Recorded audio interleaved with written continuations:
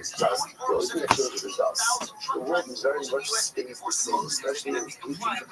So, it's overwhelming. Next court case. Who else now from the Alexander the Great? Egypt. I don't know. Sorry, Omer, Hashem Nassan Sina Alma Bene Shaiva to move on the president was actually talking to him. So the Egyptians got the money and was like, it's actually a great decree, right? So the Pasuk said, when we left Mitzrayim, the Pasuk says, in the Yom coming up to Pesach, the Pasuk says, Hashem gave the favor of Klal Yisrael in the eyes of the Egyptians by Yashilum. Now, by Yashilum literally means they borrowed. Now, there's different ways to interpret that word. Some say they asked, but others say it means borrowed. Now, the Egyptians are clearly coming with the idea that it means borrowed, which means Klal Yisrael borrowed a whole lot of silver and gold from the Egyptians, which the Egyptians say, so happy to have lent it to you, right? We'd like our stuff back. We like our stuff back. Okay. So the Gemara says, I'm going to read about the Sisa. So the read about the Sisa says, look, I'm going to the initial Svein of the other line. The Alexander, so the read about the Sisa says, do me a favor. It says the rabbis, I'll deal with this. Give me the shows, I'll deal with it. Maybe that's really once again, Amru Lahan, Hagyo Shemachan Mitzachtem. Say if I'm successful, I'm sorry, if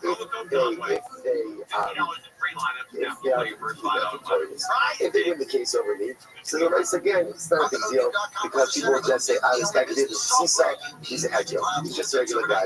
Like the Imani and Seichel, son, but if I'm successful, Amru Lahem, tell us to make sure I be in exactly.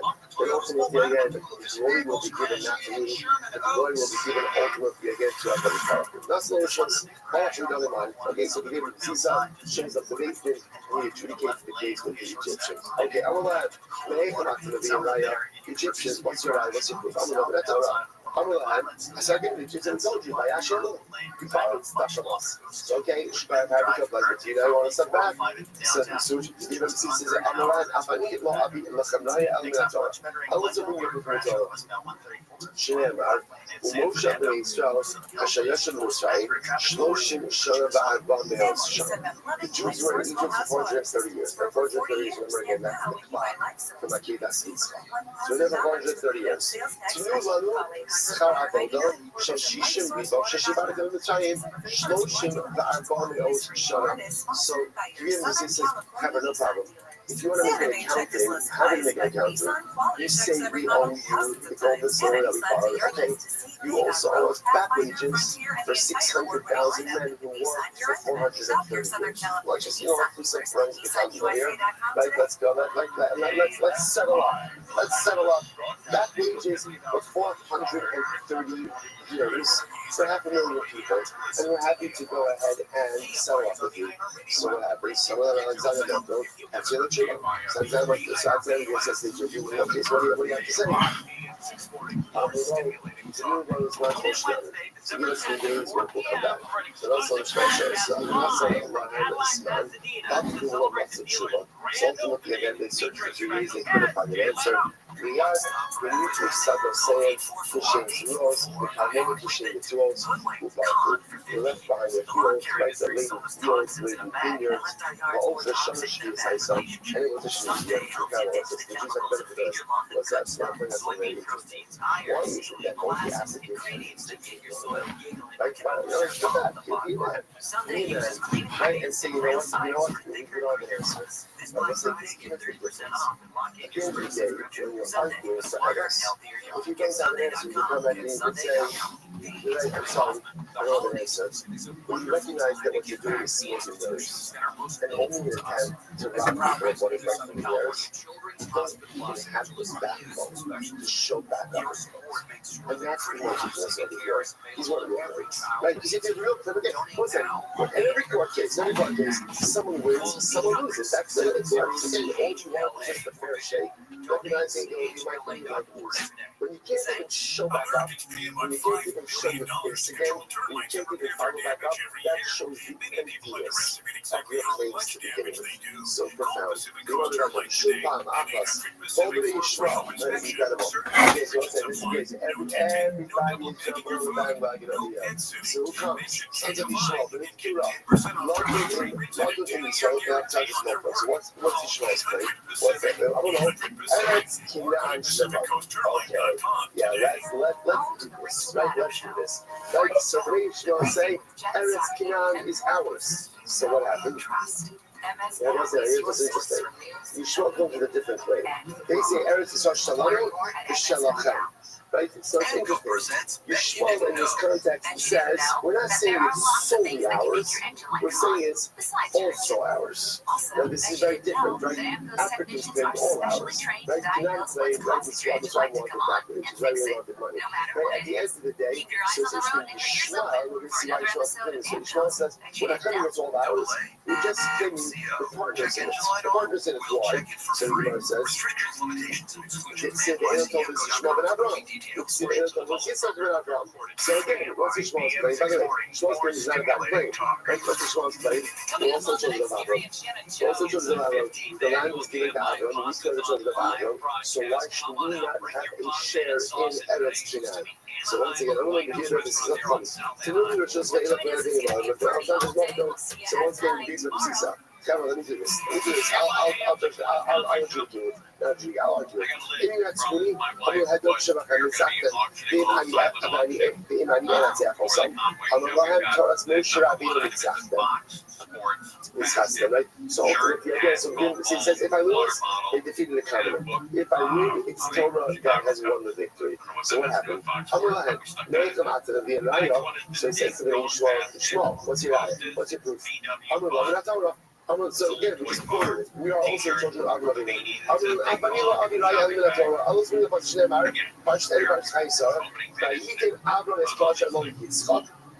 gave everything he owed to Yitzchak. And the miraculous Shema showing Abraham, the son Abraham Matanos, and Abraham gave the children of his concubines, the naked Torah, he gave them Matanos. And then it says, he sent them away. He sent them away.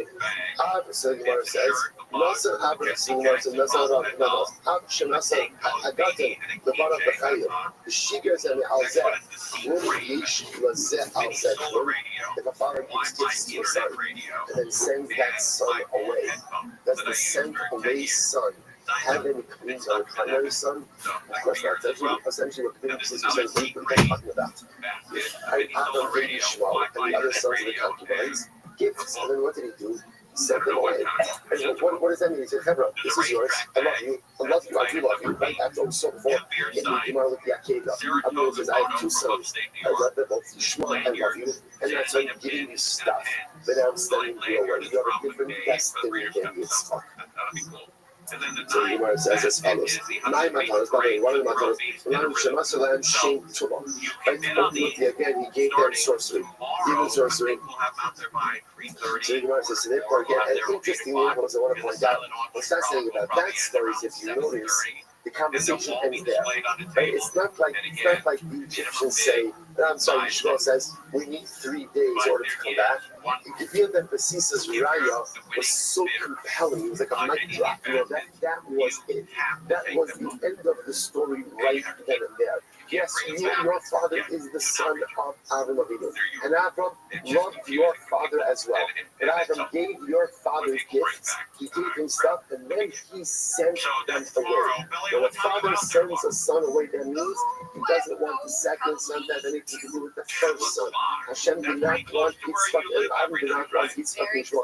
Actually, Avraham did want Yitzchak and Yishmael to grow up together. Some of them, Hashem said to Avraham, listen to Sarah. So therefore, again, to give the Basisa says, you have no Caleb in Yishmael. You have Yishmael. You have no Caleb in Eretz Yisrael. That's the end of the story. If you notice that it's according to this version of the story, Yishmael accepts it. There's no, let us get back to you, and the story is over. Absolutely incredible. All right, folks, we'll have to... So we'll be out there all day. This might be a new record. We're fine. We're going to stop over here for today. Again, can we possibly go any faster? We can't go any faster. There's too much we can stop over here. I said, I'll stop over here for today. Going up, we'll pick up a Miracle on the bottom of Tzaddik tomorrow. more incredible, dramatic, and overwhelming Gemara. Carry on. And that's a wrap. 5 a.m. to 8 p.m. 887 South Anaheim Boulevard. That is the White House Restaurant. And everything you donate is going right to those kids and to feed those children, so they don't have to, eat a bag of chips or a candy bar. He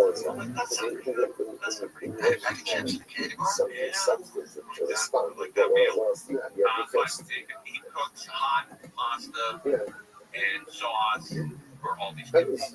25,000 meals a week. A lot. I mean, they can do it for $1. I don't know how he does it, but he can whip together a meal for $1. I think it's all donated pasta and sauce. All right, so good morning. Let us begin. Begin by thanking all of our sponsors for this morning. Sure to thank our Talmud sponsors for Afshin Day. Hey, the Tilson Shmach of Arts is dedicating all the Shurim Drushes this year as exclusive for Besoros Tovos from Israel. Talmud sponsors for the month of Adar. Abandon with Torah Terry and Steve, in loving memory of Terry's father, Dr. Harry Kahn, C. Hirsch, Ben Yosef Hakohen, and the Ziv of Levin and Vernon families in memory of Mr. William Ziv, Ziv Ben Shmuel Yisrael Zichron B'Dachiyot, and marriage of our Talmud Torah. All of the Neshama Savna Yeh, the families in the form of all those who were full Shabbat, the whole Holy Yisrael, Hashem Shemes Hashem brings all our hostages and allow our holy soldiers to be successful in the whole Maaseh. With that, let us begin. Today's daf is Tzaddik out of the Dog, I had this dream that Michael Jordan was trying to shake me down for $10,000. He was chasing me everywhere. And I was doing a really good job of hiding. It was great. So again, let's just remember again. Did Michael Jordan, those fucking yellow eyes. I know there's yellow eyes from anywhere.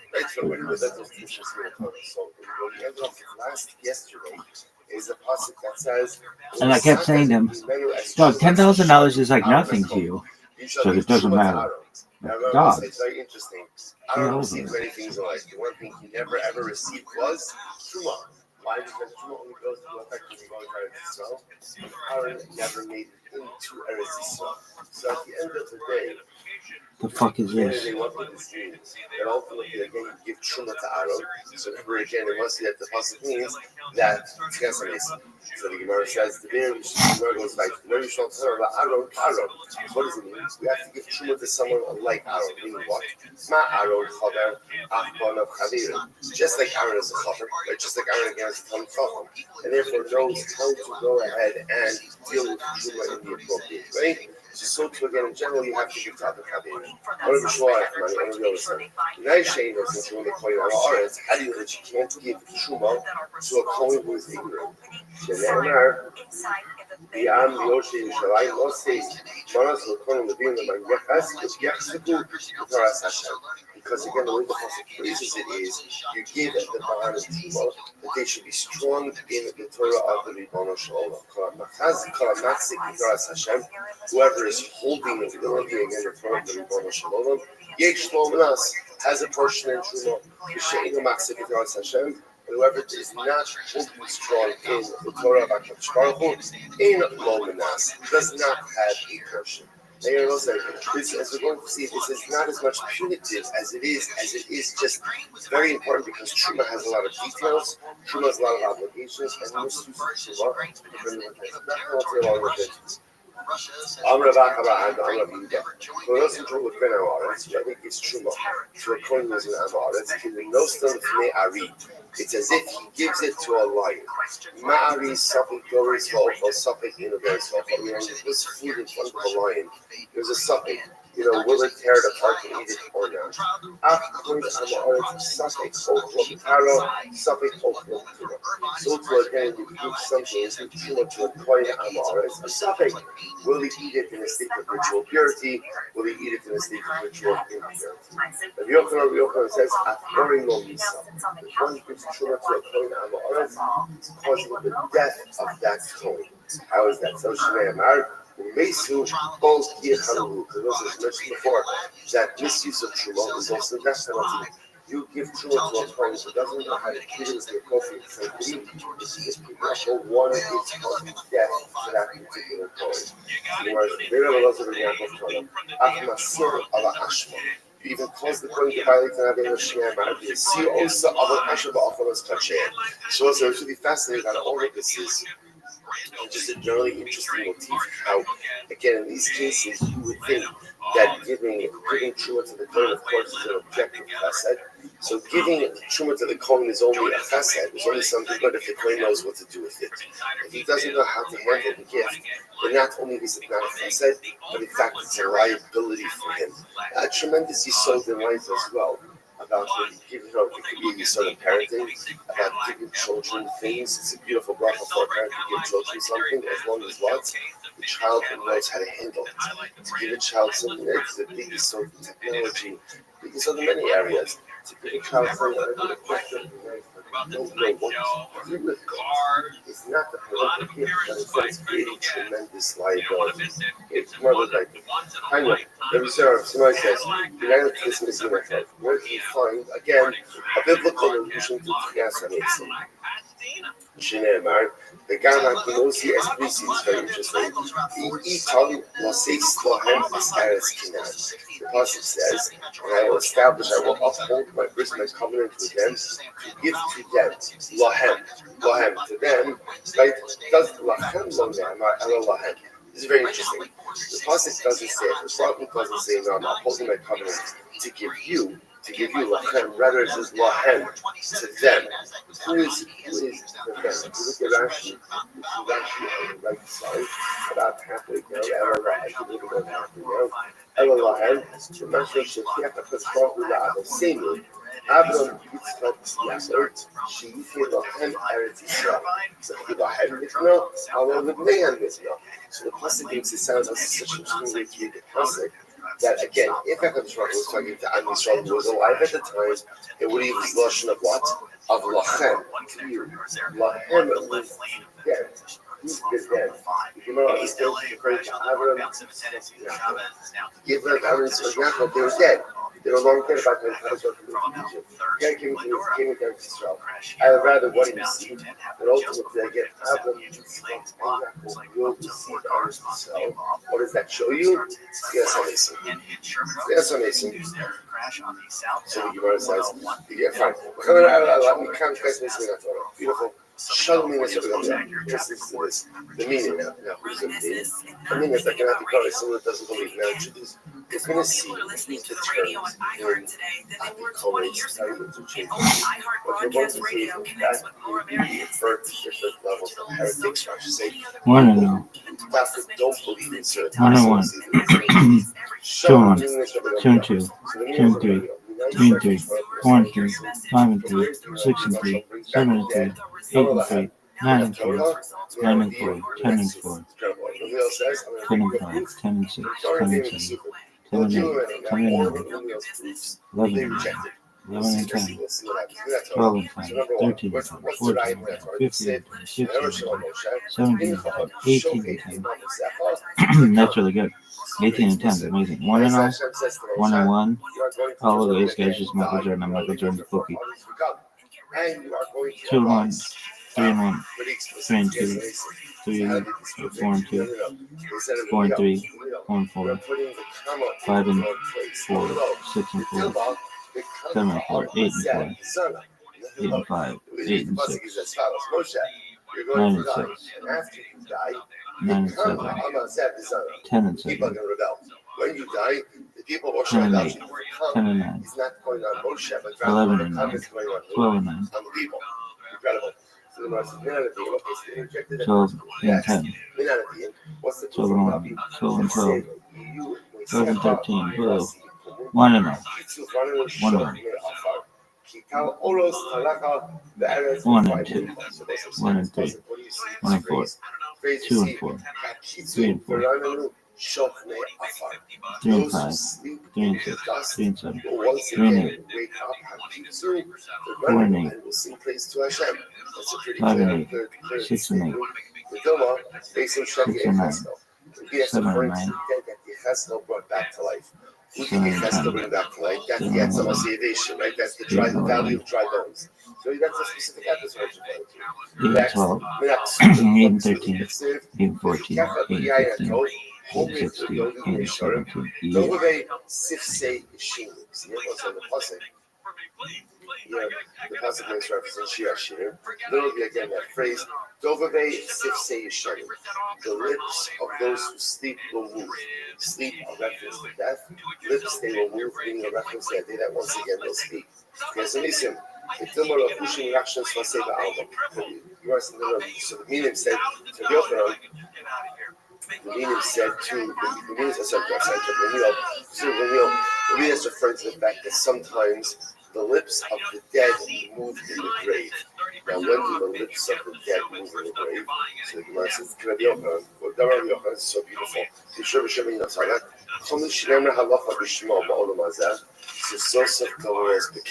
So beautiful. Whenever a person dies, if someone says over a halacha, now by the way, halacha doesn't just have to be a halacha. What that means is when a person dies and someone says over a piece of their Torah in this world, the deceased's lips move in the grave. So where it says, I'm sorry.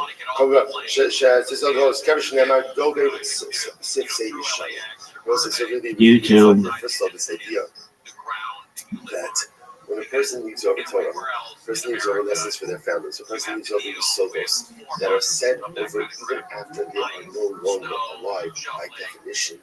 It gives them a continued key, a continued life, a continued eternality in this world. So a person dies, someone says over the Torah, someone says over the saying, someone says over the so the lips moving the grave. Incredible.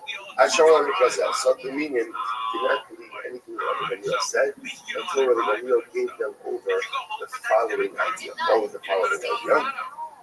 Our search engine cheddar is held to a standard as high as your No one gives a shit. You can taste over 70 years of our family commitment. That sounds disgusting. Now, to actually say to them, it doesn't say Hashem is giving it over to you.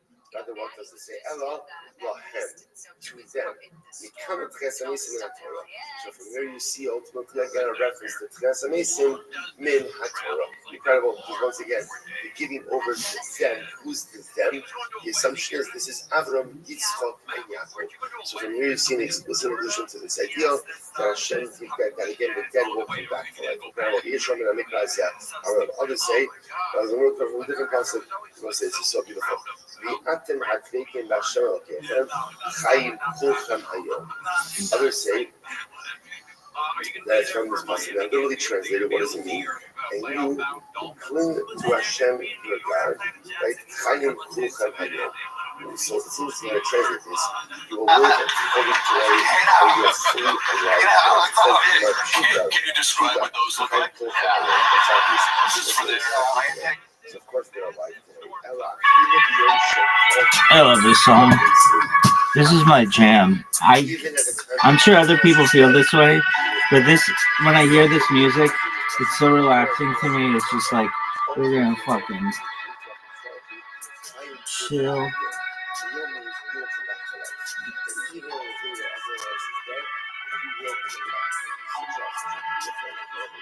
Really?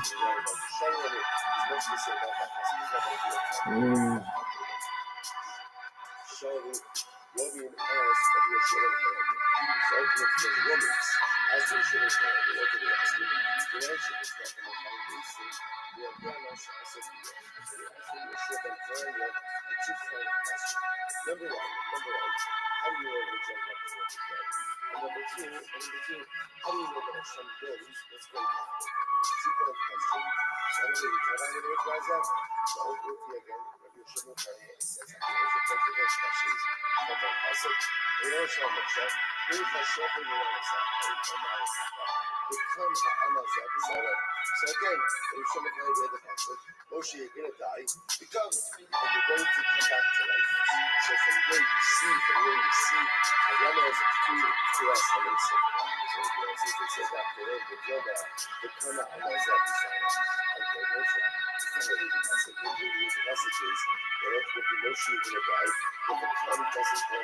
Resurrection. Rather, what does the come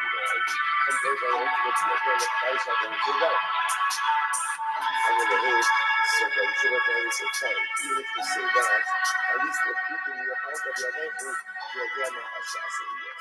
So again, even if you're not going to use this principle in the resolution, you can at least use it for that as a well as a scripture that can know that it's going to happen. Right? Because again, here I'm going to say too much emotion, you're going to die.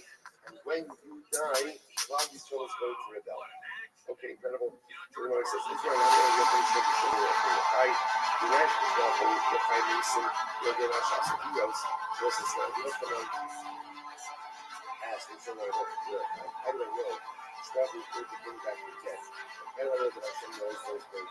So they're not info, show Facebook, like a Safa, ultimately, again, I think that's the most important. You are going to die, but you want to incredible. So you know, like the time last, I'm not really asking that. We see the covers that, see, yes, 6 things. But you also say that it's the heretics,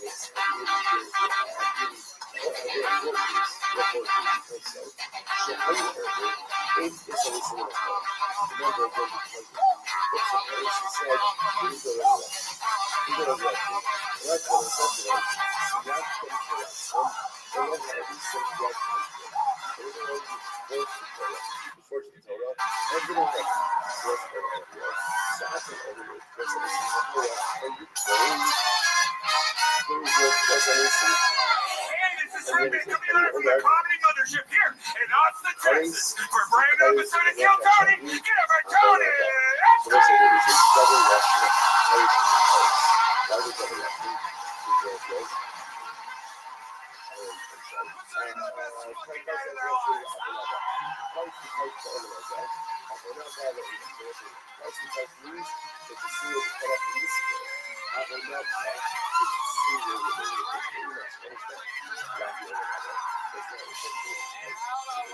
For the best damn man in all the land, Raul Valero, Anacosio, Carlos Sosa, Michael Gonzalez, Matt Fielding, John Dees, and that is Deep Madness. On the bass guitar, this is Kill Tony, brought to you by Blue Chew and Quo.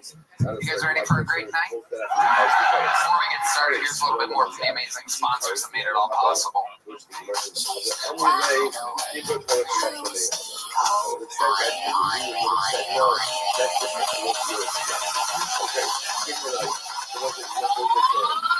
guys ready to start tonight's fucking show or what? Here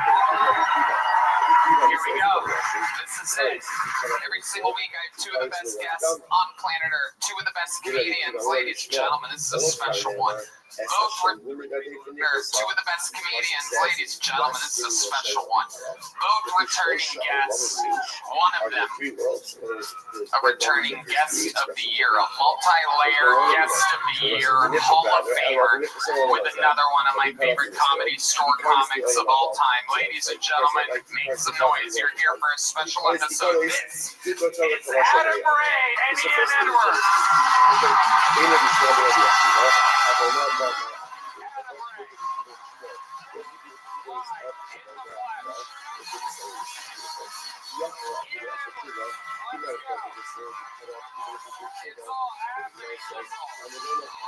Ian Edwards' new special Untitled is now on YouTube under Ian Edwards Stand Up. You must check it out. Ian is a legend, comedy store super regular, and I mean, him and I have been doing the thing goddamn forever. The old bookers of the comedy store used to have us side by side all the time, 10:15, 10:30, 10:45, 11, 9:45, 10. So we are brothers. Yes, welcome back, Ian. Make sure you check out this one. What can I say? This guy reminds me of Dr. Phil. He reminds me of Elaine. He reminds me of Jeremy. He reminds me of me.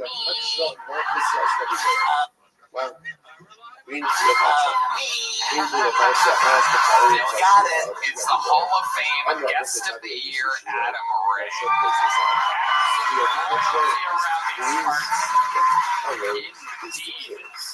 So this is not unarguably one of the greatest guests of all time. Love the show. Thanks for the intro. Got it today. Shaved Red Band's back an hour before the show. And just fired up to be here, man. What a night. It is going down. The Who Is Me Theater Tour. Adam Ray's first giant theater tour, January through April. Get tickets at AdamRayComedy.com. And the final ever. I know that the last ever Dr. Phil Live is happening December 16th. That's a real way to do it. You're like Floyd Mayweather Jr. You're like, this is my last fight. Yeah, you're going to have to get it. It's like the big Rich. The big Rich is never coming back after this. You're going to be putting on that fucking bald cap for the rest of your life. I'm probably going to die. That's going to be the last one for a bit until you come call. Until what? Until you come call. That's right. Yeah, absolutely. No doubt about it. Wow, one more time for Adam Ray and Anna. Two of the best guests to ever do it, and so they know how it works. Over 300 innocent souls signed up for the chance to get 60 seconds on this show. You know how it works. Their time is up. You hear the sound of a kitten. I mean, how it works. Their time is up. You hear the sound of a kitten. I mean, they have to wrap it up then, or else they bring out the angry West Hollywood. Oh, yes. How exciting. I'm going to let this gentleman with a drawn-on hairline first name of the I night. didn't want to say anything. Oh, yeah, this guy's got a Sharpie of a haircut. Welcome, sir. Looks dangerous. He looks like he has a snappable weapon in his pocket. It's going to be fun. While we go wrangle that first bucket full, we have one of the greatest golden ticket winners in the history of the show here to start it off. Ladies and gentlemen, this is a brand new minute from golden ticket winner Martin Phillips, everybody. And like that, the show has begun.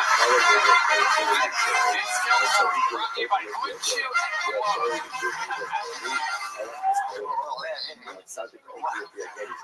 Once your profiles are complete, Tunnel, we will have you apply with the following recruiting terms. When people play poker, everyone has their tell. My tell is when I accidentally draw all my cards and it goes, don't let nobody like that.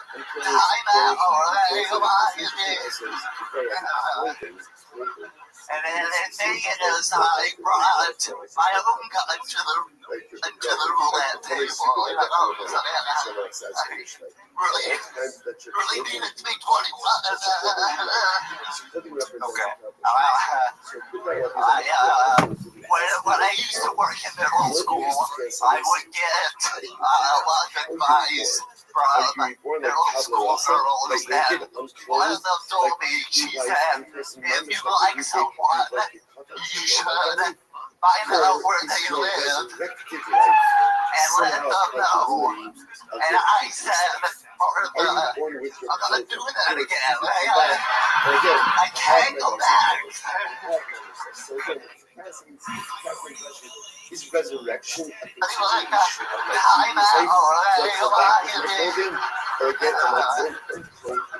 then as I brought my own gun to the roulette table, really needed to be 21.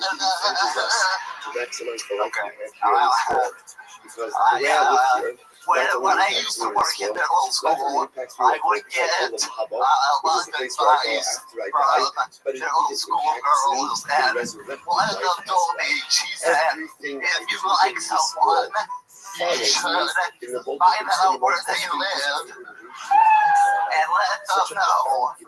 And I said, I'm gonna do that again. I can't go back. And we see the shot in fire. Martin I hope that you guys say that the getting us started. Is that true, Martin? Do you play poker sometimes? No, I just had some questions about it. We went to get us that, like, what the fuck, how we doing? I don't say, you guys say, you guys say, the shock me high. See what happens. They'll have rules on the table that ain't smart young people. Again, ultimately, again, becomes dust. Right? And dust. Yeah, I would love to play poker with you. I don't even play, but this will be the first time I win. Beginner's luck. Have you played craps before? Oh, of course, baby. The daughter of the Caesar. Set over the I knew the answer to that. I just wanted to see you do that. Hell yeah. So she says, So what's your favorite game in Vegas? What do you tend to do with second line, second line, second line. What's that supposed to Yeah, what is that supposed to mean? Fashionists. Martin. Years of stuff. Is that true about the what do you do at the middle school thing? every day you would ask me, oh, Mr. Phillips, you have a girlfriend, and I was always like, shut the fuck up. That's not her business. And get this, her boyfriend, she said, she had a boyfriend, but he went to a different school. And I was like, bitch, I heard that before. You made that shit up. How's your current love life going? You're a big superstar now. You're easily recognizable from your face and your walk. I have a very distinct figure, you know. Yeah. It's hard to hide, you know. You have a lot of fangirls coming up to you. Not too many, nothing crazy. Yeah. It's never the one-to-one, you know. For water, certainly go ahead. Can you describe what those look like? And then you can imagine. Okay, I didn't say that. Come on. But I mean, you must get lucky sometimes, right? Once in a blue, I love keeping,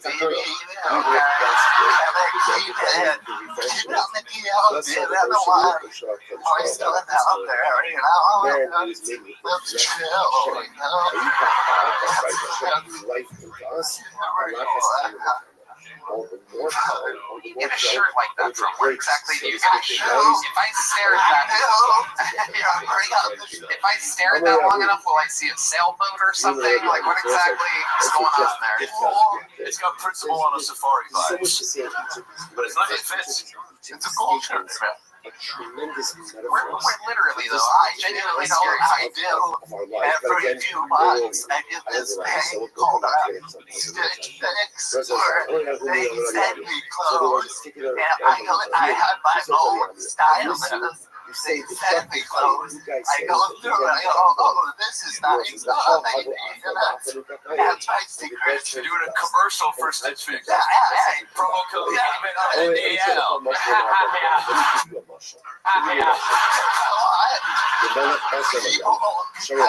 asking for you to do me.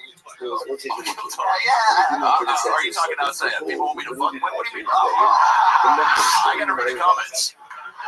So You're in between the lines.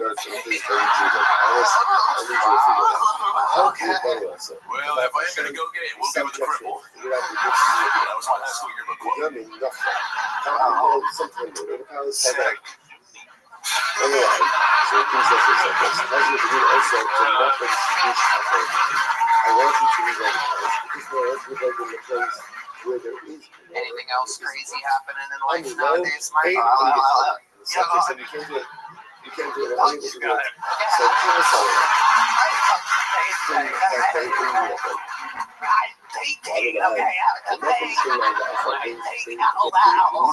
It's the noise when he's processing. It's like old internet dial-up.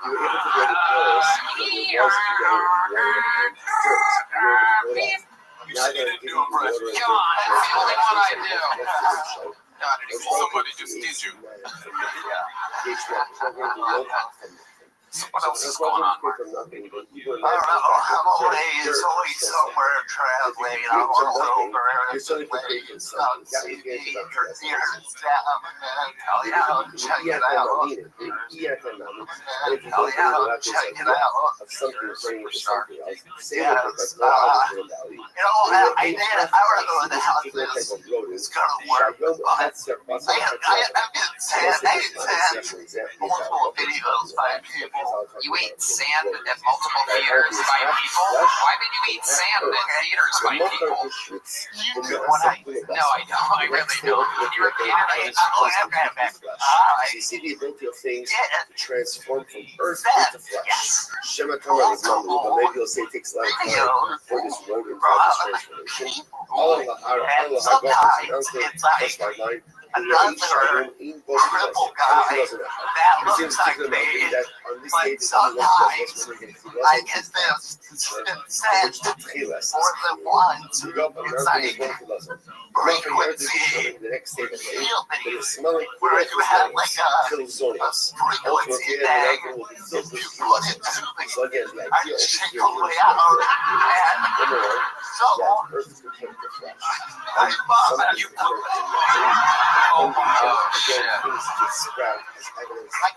Time for the frequency thing and Martin Phillips.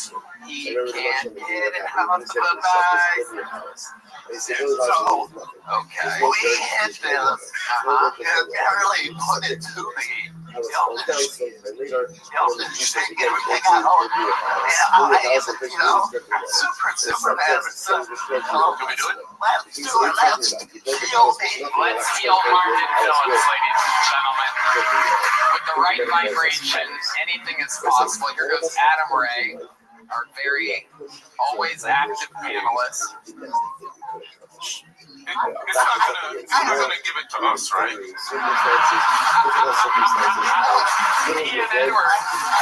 I don't want all of us leaving here. You don't know where the frequency waves are gonna go, I have no idea how it works, but I tell myself, I can't do it. I can't do it. Wait, hold on. Put it up to the microphone. Put it up to the microphone. Here we go. Do you remember that incredibly stressful circumstance? Oh, he looks calm. Will he stop shaking? Whoa. If you could succeed in difficult, virtually impossible circumstances, if you could build the personalistic Paris, if you know what it's going for, then allow this time of a time of day to day, in circumstances like that. Oh my God, you seem still. But listen, we all have situations like this. No more eating sand outside of theaters for you. No more eating sand outside of theaters for you. I thought you'd never ask. Someone could perform in day-to-day life. If I can make things happen where there was no order, feel better? This is quite the side. This is great. I was told I wouldn't be doing this on tonight's episode.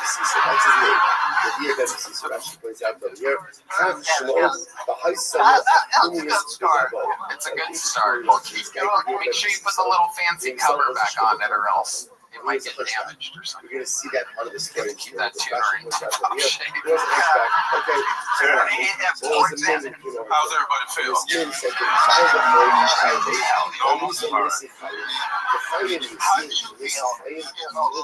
I feel like you need to take off your glasses.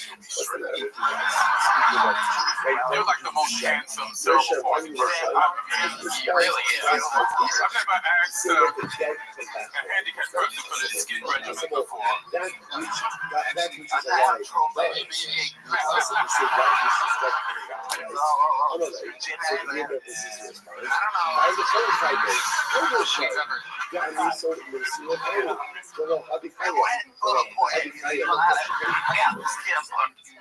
Yeah.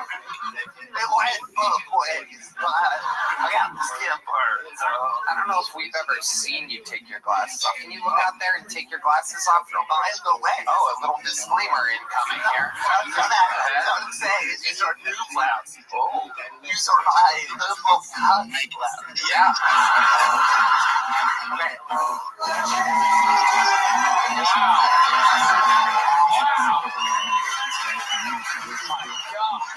Unbelievable. Martin, you've done it again. You got the show started for us. It's not easy opening this show, and you did it yet again. One of the greatest golden ticket winners in the history of the show, Martin Phillips. And now, ladies and gentlemen, this is where things get interesting as we make the switch over to the big bucket of destiny here. Some of these people are completely insane. Some of them are the next greatest talent in all of comedy, waiting to be discovered. Some people sign up once they get up. Some people have been signing up for months and months with no luck. Anything can happen. You're watching it all live. Your first bucket pull of the night is John Chaney with an uninterrupted minute. John Chaney, here we go. 2004, I married a Pakistani woman while I was in the military. I said, keep your friends close, enemies closer. Can't get any closer than inside of them. That didn't pay off, and I can't get any closer than inside of them. No way. That didn't pay off, I ran some close also. So please do the same. Google, share, we are helping you. So please support them and please follow me also. I have a subscribe option also. Please subscribe me too. And if anybody wants to subscribe, then I'm ready to get it. Okay. So please, if anybody want to subscribe, so please DM me. I'm subscribing too. Okay. So anybody. Okay. Thank you so much for giving this opportunity. Please visit my timeline and see my pin post. And it's a beautiful pin post on December. Please give some comments, like repost somebody. And those persons are coming into my timeline. I'm also coming on this timeline also. So I'm 100% agree with you. I'm support each other. And support also to you. Thank you so much, my dear brother Kuboshe and Rich and Tare for this.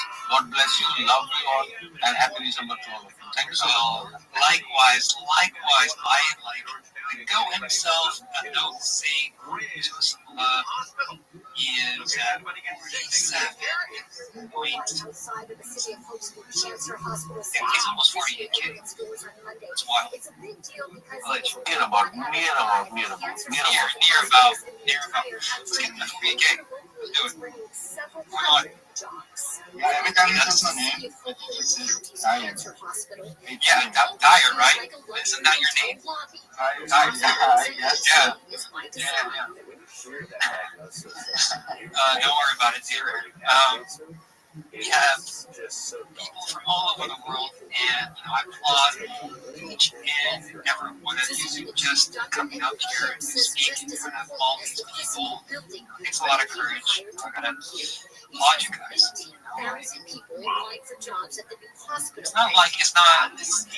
It's easy, but like some people have issues talking to people. They get butterflies in their stomach, they might get frightened, age fright. But don't worry, just request. You don't even have to talk. I'll just announce what they do from the description, and I'll just show you some love. That's boring, man. That's boring. We actually want What are you gonna do, Carrier? You just gonna bully them? No, I'm not gonna bully them. I'm gonna show them the way, man. The proper way. Show them the here. way. You just have to free your mind. Free your mind. All right. Yes. Tell us how to get your mind. Listen. Go to the Indonesia. Go to the I gotta show some out on here. So you guys must free your mind, okay? I've come to these spaces the past 2 weeks, I think, and the first time I hopped in this space, and God learned the mic. He was terrible, man. I felt so nervous. I think I was. Yo, what up? I sounded a bit like this. I've heard a lot. What up, Cyrus? Because it means that you are I'm just about to speak on a space, so just bear with me. from that chain that is keeping you down. You want to rise in this space, man. You want to confront your fears and just make it out of the fucking dark tunnel into that light. So never fear, doubt of you, man. If you're doubting today, just throw some water on your face, go hug a tree, get naked on the grass, man. Just hop into a pool of water, whatever you need, man, to just get comfortable with yourself and be happy about what you know and that is super important. Never underestimate yourself. And so, come on, request for the mic because we want to hear you. We want to voice that PSP out. Let's go. That is my dear. That is my dear brother. Cool.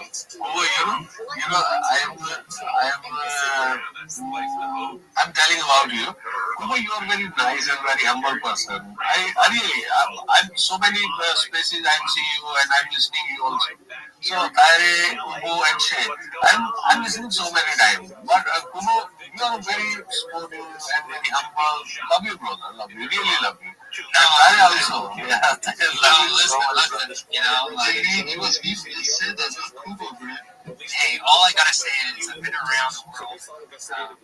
I've been to India, so I actually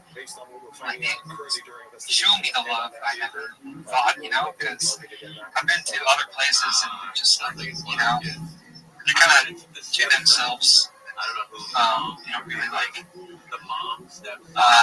interact with you in a sense, but obviously, I do stick out like a sore thumb. So yeah, they come up and like, hey, you're from China, right? Like, very friendly, very down to earth. Yeah, enough about me. Let's move on. Like you say, Rabbi Rothschild, what is up? Every day's a holiday, every meal's a feast. Thank you for allowing me to be here. I'm Rabbi Rothschild. If you don't know who I am, you will. I stream my life 24 hours a day, 7 days a week, 365 days a year for world peace. I've been doing so for more than 4 years. My streams go back to the pandemic. We've seen the death of a queen, the birth of AI, the coronation of a king, and everything in between. This is a real-life Truman Show, a real-life Big Brother. This is a timeline and a time capsule of human achievement. In the 1990s, Bill Gates coined the phrase, content is king, and I'm making it true today. I'm king of the internet. This is the biggest event in global history, and here's why. In 2018, The Economist magazine stated that data had overtaken petroleum as Earth's #1 resource, and I have more data archived on the internet than anyone ever, which is making me a very influential person.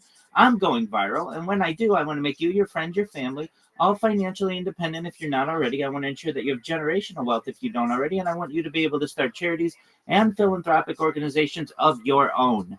I'm unlike any influencer you're ever going to meet. I'm not live on one YouTube stream nor 2 YouTube streams. I'm live on over 20 simultaneous YouTube streams 24 hours a day. You can view my life in 360 degrees. I even have a ceiling camera. If you want to view these cameras on my YouTube, the link is in my profile. Additionally, the link to my YouTube is in my pinned post. You'll also find in my pinned post a link to my Linktree. I dare you to look at my Linktree. No one dares you to look at their Linktree, but I do, because I have more social media than any person ever. I have more content than any person ever. You'll also find a link to my Discord, discord.me/rabbi. We invite you to join us. We have over 2,500 people in the community and grow larger every day. I want you all to know that in addition to making you wealthy and wanting to promote world peace, I want to help end world hunger through the use of technology, such as agricultural drones, floating greenhouses, saltwater greenhouses, hydroponics, vertical farming, cloud seeding. I want to help end world thirst. I'm sponsored by a cryptocurrency that's worth about $100 million, and one of the things that we do is we build wells and water towers in developing nations such as Nigeria for the benefit of the less fortunate.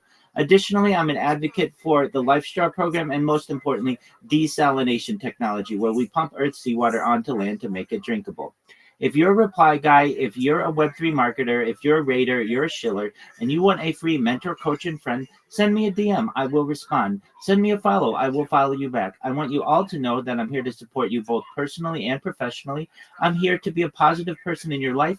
I'm here to be optimistic on the future. And most importantly, I want to give people hope. And with that, I sincerely appreciate the opportunity to share. Wow, that was crazy, man. This guy has speechless. Yeah, It bro. always comes through. You know, That's it all, bro. delivers, and he always shows love back. So honestly, guys, just love the rabbi. Follow him, and he will follow you right back. And I do have just in like Yuki Dust is having a space that is going to pump the Jumbotron. 32 Dreams is in there, hey rare, and vibes. I know. No, you do? Well, now you know. An hour ago, I saw the notification and I was like, oh my god, we were just talking about her. Well, It's so crazy. that's what happens. You just speak it into existence. That's what we do, man. We materialize dreams. That's So what we do. are you saying I should drop there and just, maximize? Absolutely. You know, I'm going to be closing this space here in about 15 minutes. Go ahead and show some love to Yuki Ducks. They are doing Shield and Spill. They're doing giveaways all the things and networking. That's perfect. I'm hopping there right now, bro. So I'm gonna just say bye-bye. No. It's all good. You know, it's all good. I'd actually want everybody to go ahead and rate that. You know, just love. Maybe with some giveaways. I don't know what Thanksgiving. And then I'll have more time to pick the winners for the giveaway. And I'm in the Discord. Yes, I am giving away 4 NFTs. I already given away 2. How to participate? You have to join the Discord. It's Big Step as FNF profile. You know, here it's on my profile. Yes. There's the link discord.gg/bigsteppers, and also you have to join that X community that is super good. And I'll make sure that they're in there, and I'll be here. Yes. Let's just say anything about your badge over there. Are you still driving? I think you might be driving me, man. You know what? I'm gonna drive you nuts because I'm gonna just go with Max Engage with the Jockey Nuts Ghost Outpost in the Jumbotron. That's good, bro. I wanna hear it, man. I wanna put what's up here. I think we have not spoken that much. Ourselves for more details, but have not yet heard back. Reporting live in Covina, Macy Jenkins, NBC 4 News. Unbelievable. It is unbelievable. We live in a society like this. It really is. I mean, you know, it doesn't make sense. It just doesn't make sense. Poor woman. God, away. It just is baffling. And you put yourself in that position. You know, I mean, we're all vulnerable to people like this. And every day you go home and your home's not ransacked, your dog's not killed. Good day for you. Horrible day for this woman. Just the worst. We're live on KFI more now. Here is the latest. An advocate for an Afghan man accused of killing a National Guard member near the White House in D.C. says he had been struggling with isolation, couldn't keep a job, and sometimes disappeared on cross-country drives. And EV drivers can now get a nearly $500 ticket if they drive solo in those carpool lanes after the 60-day grace period to adjust their habits of not driving solo there. We'll check the 605 freeway next. All right, tune in Wednesday, December 10th. That's a week from the day after tomorrow. And we'll be in Pasadena, Cadillac, Pasadena. Tuning exclusive broadcast live from Cadillac, Pasadena to celebrate the dealership's grand opening, featuring special guest Jay Leno. So join us as we explore the exciting future of Cadillac, from insider details on the brand's cutting-edge lineup, including the ultra-luxurious Cadillac Celeste. It's an incredible car. Plus, we'll have an inside look at the 2026 Cadillac F1T. We'll celebrate Cadillac's legendary past with a showcase of vintage Cadillacs that highlight the brand's timeless craftsmanship and innovation. So come on out, maybe if you're in the area or you just listen on the radio. It's going to be December 10th, 4 p.m. on December 10th, a week from the day after tomorrow, next Wednesday, a week from Wednesday. So we'll be out there, Cadillac Pasadena, celebrating the big opening out there. Cadillac Pasadena. From the Southern California Toyota Dealer Traffic Center, they board the pump with Toyota's full lineup of fuel-efficient vehicles. Crash in Santa Fe Springs.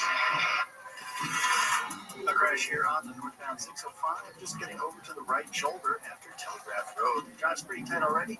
It's not helping out. You will hit a crunch in the Firestone. In Linwood on the 105, the eastbound side is slow with a crash at Garfield. Look for that slow down to start around the 405 in Vernon. Crash on the southbound 710 off ramp to Atlantic Boulevard has that ramp blocked. Heavy traffic from Cesar Chavez. Way over in West LA, a small crash on the southbound 405 is in the shoulder. The south of the 10 is red from Santa Monica. The Southern California's most accurate traffic reports are Rich and Sullivan. This is Doug Allen. Here's what's trending for the iHeart Sports Network. Presented by Mercedes-Benz. UCLA has its next head football coach, hiring James Madison's Bob Chesney after leading the Deuce to the brink of the college football playoff. Chargers quarterback Justin Herbert doesn't expect to miss time after surgery for a broken non-throwing hand. The Colts host Philly at Week 1 tonight. Week 13 of the NFL season wraps up with the AFC East leading Patriots hosting the Giants on Monday Night Football. I'm Frank Darren.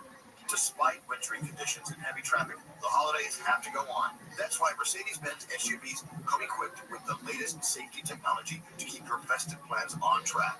Discover the incredible offers for yourself at the Mercedes-Benz Holiday Love Celebration. This report is sponsored by LifeSource Water System. Families have been loving LifeSource Whole House Water systems for over 40 years. And now when you buy LifeSource, you can save up to $1,000 with the no sales tax special. Call 800-WATER-99 or visit LifeSourceWater.com. Ends December 31st. So much. Let's see, what else do we want to talk about tonight? I'm nervous as hell. Y'all did bad on this last time a few years ago. I know you're not supposed to talk bad about your ex, but let's just put it this way. My ex, if she was a cross between breed of dogs, she'd be a mix of dachshund and a pit bull. Nobody? Nobody? A wiener pit? Nobody? Nobody got that? Okay. Speaking of kids, I got 3 of them. When my oldest was 4. Kids, I got 3 of them. When my oldest was 4, a long time ago, he's in college now. But for Halloween, I dressed him up as a suicide bomber. Because what's scarier knocking on your door? 15th Spider-Man of the evening, or a 4-year-old Pakistani kid in a suicide vest? But instead of saying trick or treat, it's yelling, "Allah snack bar!" Allah snack bar there at the end. John Cheney. Good punchline. You have 3 kids, John? Yes, I do. And it appears as though you have triplets on the way as well. At least. I love it. You were on this show a few years ago, you said? Yeah. And it didn't go good. Well, the interview went well. Okay. Big joke. What did we talk about in the interview? Your Pakistani ex-wife? No, not like a little bit, but Are you still with her? oh, Okay. That didn't last long. How long did that last? 12 years. 12 painful years. Okay. But no, we talked about watching a guy fuck a goat. That was the highlight of it. Saw a guy fuck a goat? Yeah, in Iraq. Yeah. Oh, okay. The bad guy. Well, The bad guy's fucking wasn't an American soldier. no. Right. I hope not. Yeah. That'd be weird. So what's been going on since then, John? How old are you? I am 43. How long you been doing stand-up? It's like my 4th or 5th time. 4th or 5th time ever on stage? Yeah. And you were on years ago? Stage? And you were on years ago? Yeah, I was living in Northwest Tennessee in the middle of nowhere. I just spent the last 2 years trying to sell my house so I could move here. I had to go to court to get permission to move my daughter with me. Okay. Made it happen and moved here this past Saturday. Congratulations. Look at you, John Cheney. Good job. All right, John. Hell yeah. Ian? I think you're funny. You're just nervous. You're shaking more than the first guest. Yeah, it is true. It is true. That's bad. That's bad. You are very nervous right now. Very nervous, yeah. You watch the show regularly? Yes. And you're in it right now. So now you're in the interview portion. Right. What do you think? You didn't tell us last time you were on that we would find interesting in the interview portion this time. You've had years to think about it. Let's see. I don't know if you'll find it interesting. Talk right into the tip. I spent some time in where you're from, Youngstown. What were you doing in Youngstown? You know, Lincoln Place. Yeah. Was there for a while. What were you doing at Lincoln Place? Just got put in there by the court. Wait, what is Lincoln Place? That was at. It's like a shopping mall, but no. No. It was a rehabilitation center for kids, for teens. Why were you put there? The courts put me there. They put you in a rehabilitation center for teens. Yeah. So when you were a teen, this happened. Yeah, I was 17. Okay. I was a runaway. All right. Like what? I was a runaway. All right. Like, what have you done in the last few years, John? You got time to know? I got sent to a teen rehabilitation center. That'd be fun. I bet it would be, you creepazoid. Look at this guy. Kill the kids. Sure, you weren't the guy who fucked the goat? Not that high. You said you're 43, right? Yes. I'm 43. Okay. You look like my dad. Yeah. What? 2 trips to Iraq will do that to you. Yeah, for sure. Okay. So yeah, just life is weathered me down. Yeah. 3 kids, bad marriage. Yeah. Dude, enough said. Destroy it. Yeah. 3. Hell yeah. Hell yeah. You're like Bert Kreischer if he was called the sleep apnea machine. That checks out. Definitely checks out. That was funny. You look like Bert if all of his potatoes were fully loaded. Alright. John, what are you doing for work nowadays? Retired military. Retired military. And tell us, what else did you see in Iraq? Tell us what it's like being an American hero. By that I mean the sandwich. Not a hero. It's boring most of the time. Yeah. It's not action every day, so. What exactly did you do in the military? I was artillery. Okay. You ever shoot anybody? Well, I mean, we shoot at it. Okay. You ever shoot anybody? Well, I mean, we shoot at it. Well, it's artillery. It's kind of shooting in the general direction and trying to take out the place. Trying to talk to me like I'm an asshole. So what'd you do, miss, motherfucker? I shot at people. I fucking sucked. We don't choose where we shoot. They tell us where to shoot. We just shoot that general direction. Were you shaking like this when you were shooting? Sometimes. No wonder the war took this long. You missed. Yeah. We talked about it last time. I was a drill sergeant also. Oh, okay. I wasn't always like. I look like I hate myself. That's a good point. You do look like you ate yourself, John. Are your kids big too? Normal? Not at all. Healthy kids? Very, very much so. All straight A students, nerds. It's weird. I don't know what. What's so? Do they seem Pakistani? My oldest does. The other 2 not so much. My daughter tans really well though. Wow. Oop, all right. So they're 50. Did you see how everybody was trying to decide how they felt about that? 50-50, you and Pakistani, so that makes them snack packs. Am I correct? Sure. All right, John. Well, fun times. Welcome back. You're getting there. You got a little joke book last time, I'm guessing, right? You got a big one? Yep. Getting there. You got a little joke book last time, I'm guessing, right? You got a big one? Yep. Well, this time you're getting a medium one. I was in the giving mode last time, John. John Chaney. Oh my God, this guy was fighting for our country overseas. Many years ago. Oh, okay. There he goes. How about a hand for John Chaney? Just moved here this week. That's what we're talking about. Some of these people sign up for a year straight, they don't get on. Oh my God. There she is, the lovely Heidi, ladies and gentlemen. Her show, Love on the Line, is at HeidiRegina.com. Hi! This podcast is sponsored by Talkspace. Talkspace is the #1 rated online therapy, bringing you professional support from licensed therapists and psychiatrists that you can access anytime, anywhere. Talkspace therapy and psychiatry is covered by most insurers, and most insured members pay a copay of $0. Find the licensed provider that's the right fit for your needs. We all know therapy can be costly, but part of the mission of Talkspace is to provide quality care that is accessible and affordable. Whether or not you are insured, Talkspace makes getting the help you need easy, accessible, and affordable.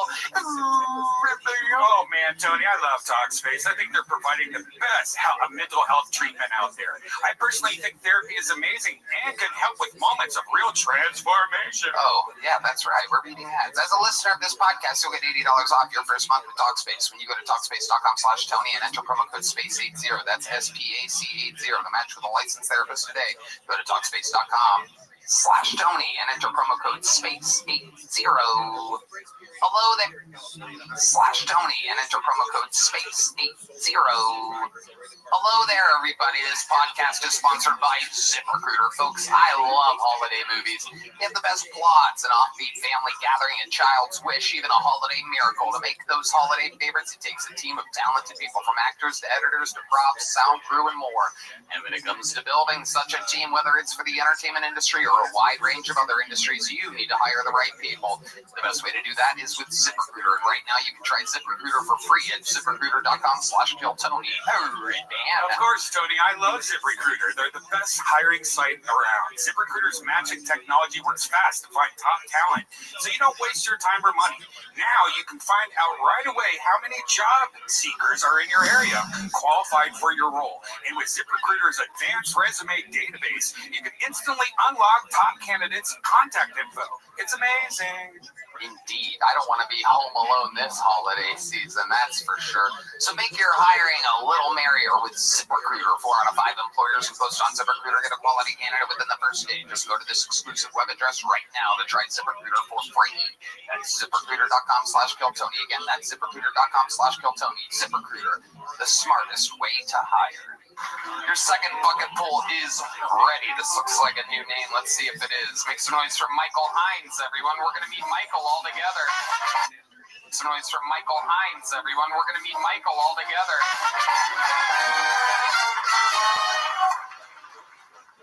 I want to be the strong, silent type like John Wayne, but I'm really more of a fat, gay clown like John Wayne Gacy. I'm polyamorous, just not by choice.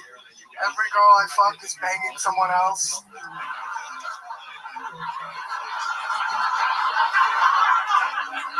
The two things taking jobs in this country are AI and hola. I think marriage is a lot like hitting women.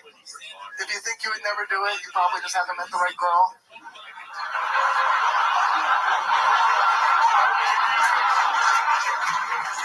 My opinion on abortion is you probably shouldn't, unless it's mine, because I'm just really not ready to be a dad yet.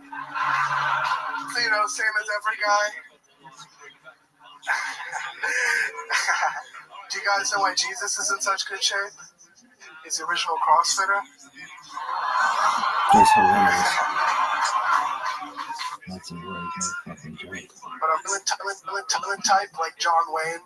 But I'm really more of a fat gay clown like John Wayne Gacy. I'm polyamorous, just not by choice. Every girl I fuck is banging someone else.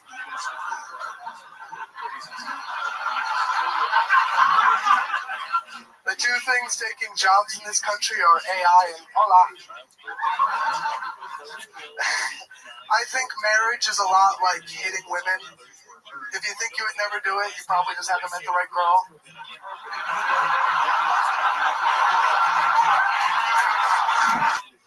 It's a lot like hitting women. If you think you would never do it, you probably just haven't met the right girl.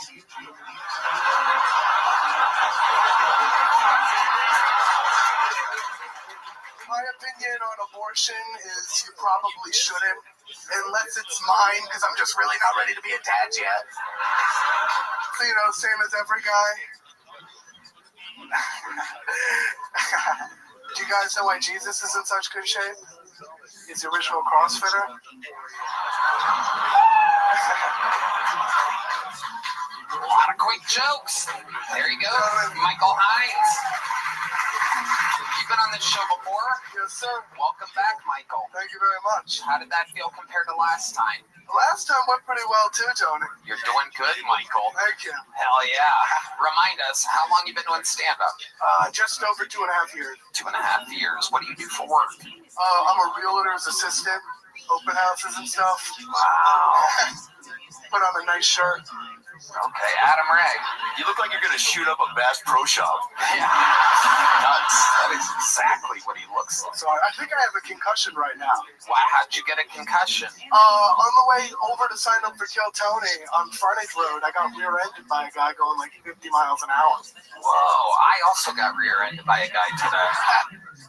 Whoa, I also got rear-ended by a guy today. Okay. What ethnicity was the guy that hit you? Take a guess, Tony. No, I'm gonna let you just say it. Welcome back to America's most racist game show. Yeah. Take a guess, Tony. No way. I just asked the great questions, and that leaves you with the responsibility to be the racist. Hey, man, that's not my fault. If anything, it's on that guy. He's not doing a good job. I'm gonna ask you again. What ethnicity was the guy that hit you, Michael? The world wants to know. He was white. No, I'm not staying out of this one. He was, no, let's, we all... Michael, answer the fucking question, you He was idiot. Mexican, Tony. There you go. He knows it. No, I didn't know that, Michael. It could have been Asian, too. Let me ask you this. He wouldn't have run. Okay. Did he... Wow. Where's Martin's fucking tranquilizer thing? Did he run? He rear-ended you and then took off? Well, he apologized first, and then he got out of He got out of his car, apologized. He rolled his window down. I got out of my car. He said, "My bad, bro," and whipped out of that. Wow. Damn. Was your car damaged? Fuck yeah, it's damaged. It's going 50 miles an hour. How do you know it was exactly 50? You keep saying 50. I mean, it's going 50 miles an hour. How do you know it was exactly 50? You keep saying 50. Well, I think he was going faster than the speed limit. The speed limit's 40. Gas, goddamn. Ian Edwards. I think the guy's here. He just didn't want to miss Kill Tony. Yeah, he may have signed up well. We're going to find out later. He's going to be like, hey, I rear-ended a guy. I had to get here. It's been a crazy day. I rear-ended some bitch-ass nerd before I got here. Interesting.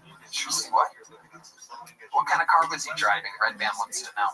Some silver shitty 1990 something. I don't know. I don't know cars, Tony. Do I sound like I know cars to you? No, you just Rain Man guessed the miles per hour 3 times. I think you have some idea. Fair enough. Jokes are really funny. Thank you. Yeah, very funny, Michael. What else is going on in life? Tell us more about your private, personal life. We want to know. You know, I've just been trying to lose weight, Tony. I'm a pretty big fat pig right now. Well, again, compared to the last guy, you're a fucking... Well, I don't want to be compared to the last guy, Tony. Okay, Michael. How have you been trying to lose weight? Just working out and stuff, but my knees are pretty shot from the Marine Corps, so I used to like run and do hard shit. Well, I got good news for you from my friends at Advanced Hair. They're incredible yet simple. One-day treatment starts regrowing your own natural hair the very next day, and it's all guaranteed to grow for life. It sure works for me. Now we've all seen pills and lotions that come with a monthly subscription. Dog, see if you can do the thing and then work time travel into it. Alright. Thank you for everything.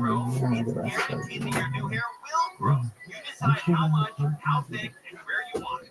Advanced Hair has changed tens of thousands of lives, including mine, and I personally recommend them to everyone. For your free consultation, $250 off, 250 free hair grafts, call 844-333-HAIR, 844-333-HAIR, or advancedhair.com, advancedhair.com. They say love is the greatest gift of all, but straight up cash works too. Now you've top reasons to visit Orlando. Our Gift a Day giveaway has begun. Earn 500 points on your rewards card and get that day's gift weekdays through the 19th. Number 2. Get your sugar cookie lattes and peppermint cake all month long at Pink Coffee. And the number 1 reason. Jackpot Palooza. We're We're giving away $25,000 on the 13th at 7 p.m. Morongo, good times. Do you know the difference between a HELOC and an HEI? Spelling? No. A HELOC means monthly payments. A Splatero HEI doesn't.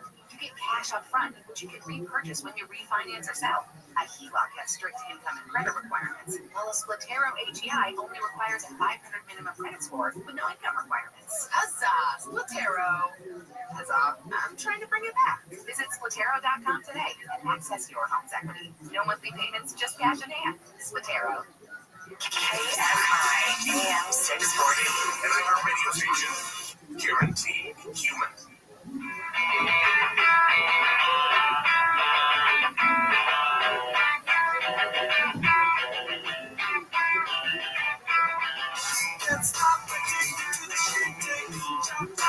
KFI AM 640. We're live here on the iHeartRadio app just after 7 o'clock here on this first day of December 2025. It's a Monday.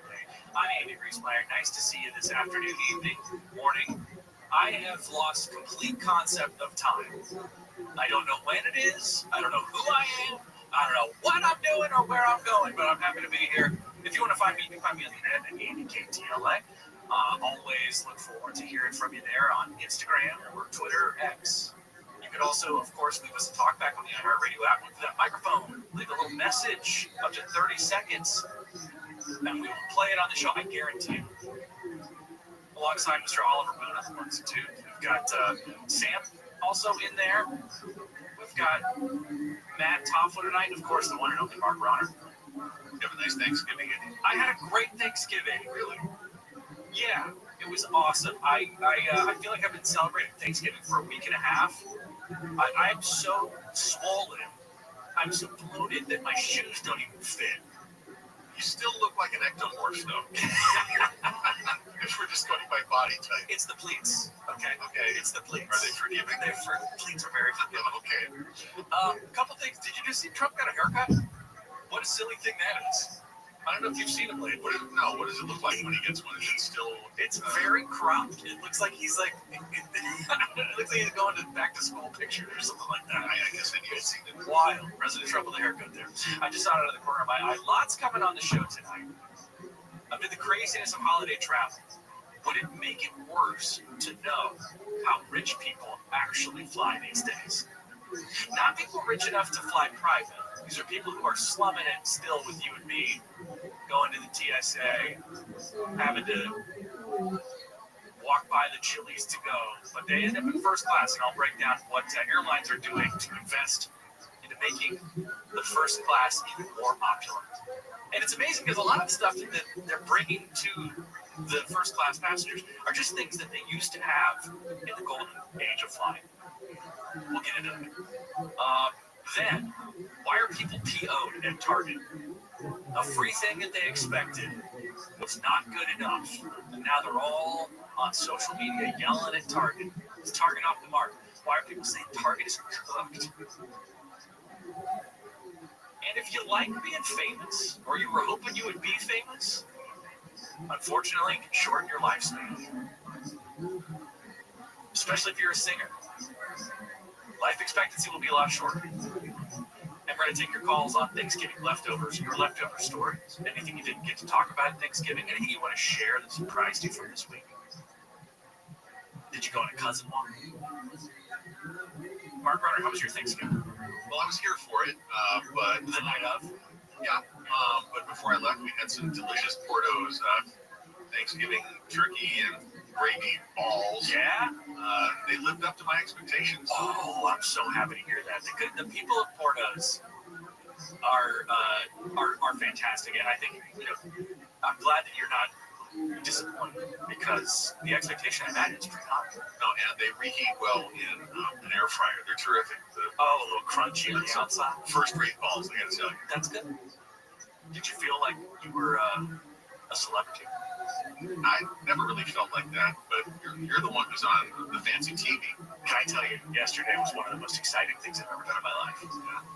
I got to be in the Hollywood Christmas parade. And people throw beads at you. They threw all the beads. I took it all off, Ronner. Okay. The Hollywood Christmas Parade is a fantastic thing. It's like been going for 93 years. The only 2 years that it hasn't happened was like World War II and I think maybe COVID. So they've been doing it pretty well, pretty consistent. There's not a lot of other things in Los Angeles that have been going on for that long. Here's a little breakdown of what the experience was like yesterday. Well, last night I did something that I never thought that I would ever get to do, and I never knew I would love it so much. I got to take a ride in the Hollywood Christmas Parade. On board a 1965 Chevy Impala lowrider, we went, JTLA, Samantha Cortez, Robert Puente, and me. They made Bobby work last night. Isn't that the craziest thing in the world? I do this little show on the weekend. I love it very much. It's called Do It Live. It's a little talk show where we talk about stuff that's going on in the news. There's a video component that is literally the only thing that makes it different than radio. But Bobby Gonzalez, Robert Puente, Samantha Cortez, and myself have been doing some version of this show for like 7 years for KTLA. A long time. And we finally, I feel like, got the recognition and the appreciation that we've always deserved. We always used to say 5 Live was the show that KTLA didn't want you to see because, well, it was a little rough around the edges. Nothing's new. There wasn't a ton of promotion for it, that's for dang sure. But we finally got an opportunity to ride in the parade. And would you believe, Bobby Gonzalez, who also produces the Weekend Evening News, as one of the producers, could not get his shift covered to go ride in the parade. Isn't that the craziest thing? Like, what are we doing here? The man could have been in the parade, and we couldn't find somebody for him. Along Hollywood and then standing on Sunset Boulevard floats marching band. They took to the parade, real shiny. Yeah. It was a sparkly number, Bronner. I'm a sucker for a Krampus sweater. Oh, yeah. Krampus is very festive. Can you let the babies know about Krampus? It's kind of a Christmas demon that hauls away children and spanks them and punishes them while they shriek and cry. Eastern European, yet festive. A great thing that I think more people need to celebrate these days. The Christmas demon that steals their children. Tiny? Yeah. Marching bands, balloons, movie cars, and more. Look at the celebrities. There's one right there. This year's Grand Marshal was a very newly blonde Luke Wilson.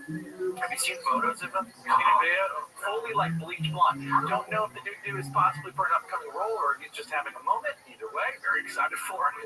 The parade was hosted by Eric Estrada of Chips, of course. Elizabeth Stanton and Laura McKenzie were out there as well. We were there waving. Some even waved back and said, "Hey, it's the tech guy." It's the tech guy. Yeah. A lot of people think I'm Rich DeMiro. Listen, that's a handsome man. If I'm going to be confused with anybody, I'd rather be him than many people. People seem to like him. Yes, he's very likable.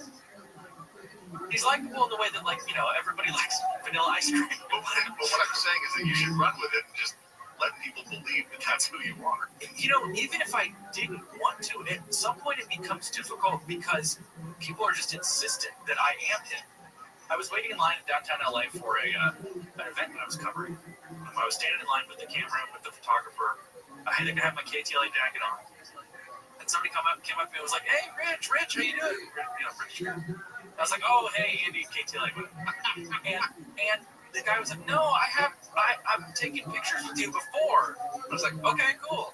And he gets on his phone and he shows me pictures of him with Rich. Hey, the customer's always right. And I was just like, well, whatever.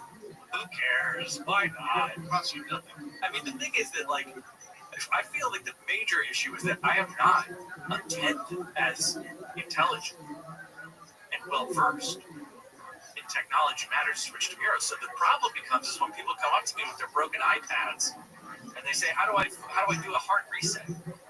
How do I clear my cache? How do I check my cookies? I don't know what to do. Like, how about that Game Boy? I like, open up your Venmo, put in this phone number, it's my phone. Send him $150 and fix all your problems. Shout out to Kubo. Thank you, man.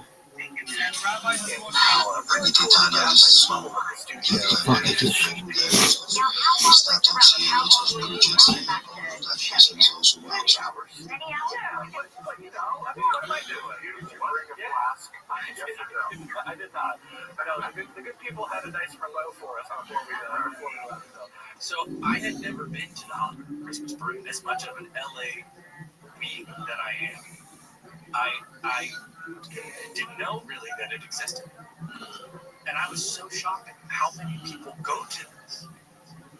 I was thinking if I was invited, if I'm going to go to it, they could probably won't be well. Just based on my own history. I tried to be a fan. You know, I think the expectation was set pretty low. But we got there, it was really happening. They take you upstairs with this like holding room where they got, you know, little glasses of wine and some petit fours. It was very fancy. It was much fancier than anything I'd ever been a part of. So you got all liquored up? I had a glass of red wine. I don't know what your tolerance is. That could just make you sloppy, drunk. That's true. As an ectomorph with pleated pants.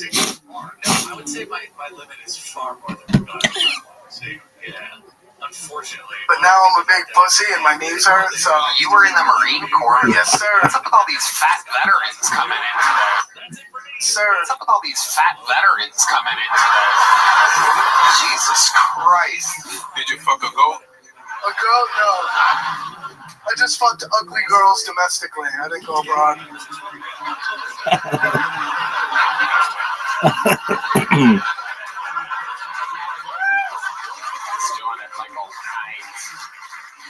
Tell us about your time in the military. What'd you do? Thank you for your service.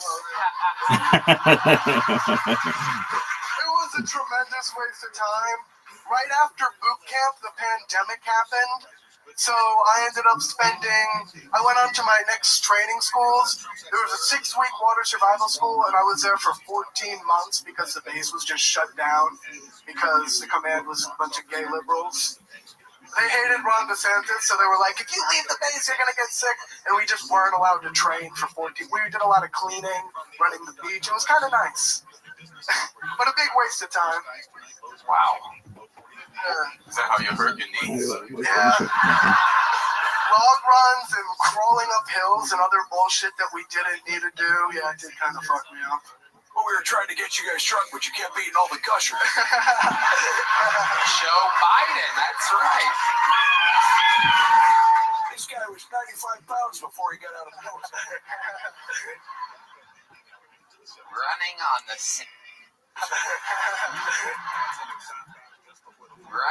the sandy beaches of Florida. What an unbelievable hero you are, Michael. Thank you, guys. I appreciate it. Tell us about your real personal life before we get you out of here. What's your love life like right now, Michael? You seem like a real fucking creep. I got laid like 3 weeks ago. Girls don't really like me for more than a day or two, so it's more of a one and done kind of deal. Okay. And they're not that good looking either, so I'm not bragging. Right. It's just what it is. Welcome to another episode of The Girls I Hook Up With Aren't Good Looking, starring everyone. So this girl 3 weeks ago, where'd you meet her at? At a show at the Narbar Con. Wow, okay. So what exactly happened? She came up to you after your set? Yeah, she was she was actually not that bad looking as far as for me goes. She probably could have lost 10 pounds, but who's talking? She was a beautiful Latina, Tony, down by the border, and I raw dogged her. Okay. That was pretty cool. Wow. Where did this take place at? You took her back to your place? Oh, hell yeah, Tony. I don't got no roommates. And then, so what happens? You walk her in. What do you do? Do you offer her a drink or something? Take us through the exact order of events at your home. Well, what's it like getting raw dogged by Michael Hines? What's it like getting raw dogged by Michael Hines? I'm getting word that the world wants to know. Can I be the girl? Yeah. All right, so let's set the scene. I'm the girl. Give me some romantic music, guys. Wow, Michael, this is such a cool, I guess, apartment. Is that what you call it? Yes, I do. What? Yes, I do call it an apartment. Oh. Remember earlier at the restaurant when you said you can't eat your food all the way if I'm gonna fuck you because you don't want to fart? I do remember saying this. By the way, you crushed at the Narbar comedy show. Thank you. I appreciate it. I'm gonna finish that burger and then I'm gonna plow you. Okay, but don't record me like you did the whole Uber ride over here. Well, you gave me your consent on camera, so we're good with that, you know? Yeah, but only after you gave me that pill. Which was my plan B that I dropped, so it's on me. Perfect, yeah. Where do you want to go, by the way? Like, do you have a bedroom or just this futon? Well, I do have a bedroom with a mattress on the floor. What a weird way to say you have a bed. The girl acknowledges the unframed posters on the wall. Oh my god. I didn't know there was a Goonies 2. Where the was a Goonies 2? Where the fuck did you get that? You must mean business. He tries to distract her from the Goonies 2 poster. Girl, let's get real loud and wake up my downstairs neighbor. She's a bitch. Wait, whoa. I don't like that type of language unless you're fucking... Actually, you do. Oh, okay. Am I a practical joke or something? So, you said you had something to drink. What sort of beverages are in your fridge, Mike? Hill Country Farm Diet Root Beer. Wow. Someone's trying to lose 10 pounds. Got something to drink. What sort of beverages are in your fridge, Mike? Hill Country Farm Diet Root Beer. Wow. Someone's trying to lose 10 pounds. Ooh, that's just my favorite type of Hillcrest soda. It's a guilty pleasure. You're a guilty pleasure. Can I ask you a personal question, Mike? Okay. Do you have any condoms? No. I knew that. I knew that by the poster next to the Goonies poster that says, I raw dog everything. So, I guess I'll take my pants off? Better. Wow. Well, in a loving and affectionate way, after consent. Very cover your bases. Good job, Michael. Boy, I guess I'll lay down because it looks like your knees are in pretty bad shape. You're going to have to get on top and do most of this, to be honest, because a lot of me's in really bad shape. I hope my fupa doesn't bother you. I'm going to lick that fupa, girl. Bring it over here. Wow. All right. This is out of control. This party's crazy. I don't know how... What do you say after you finish? Thank you. Wow. Right. Wow. Ladies and gentlemen, Michael Hines. Only on Netflix can you see something like Michael Hines raw dogging a Latina fan from Narbar. Do you mind if my black friend watches? Do you mind if my black friend watches? Girl, I thought we both knew he was. I left halfway through. It's the worst porn I ever heard in my life. So did you ever spend the night, or did she leave that night? I Ubered her out of there, Tony. Wow, Michael. UberX? No, I don't know. I can't afford that. The cheapest one. That is UberX. Very good. Yeah, I guess so. You gave her a lift? Yeah, I got her out of there, Tony. It was over. All right, Michael. You got a big joke book last time you were on? Yes, sir. You still have it? I do. Is it It's filled full. up? Yeah. Is it really filled? Yeah, it's full. All right, then you get a new one. There you go. Wow. Still not a caught joke book tonight. How exciting is that? Good job, dude. Thank you, Tony.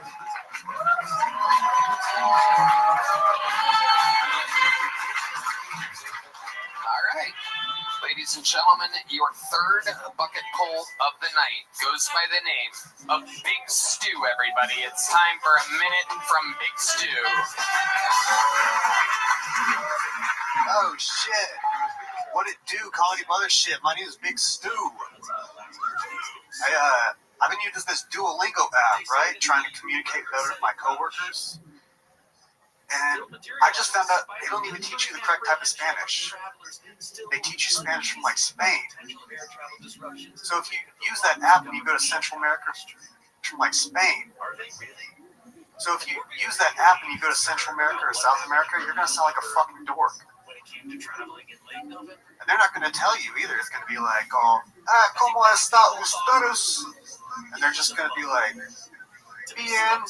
But in parentheses, they're going to be like, this guy's a piece of shit. They thought they were going to die? But that begs the question that if a Mexican dude learned English on Duolingo, would he come to America all like, Boy, it's cheese day, isn't it?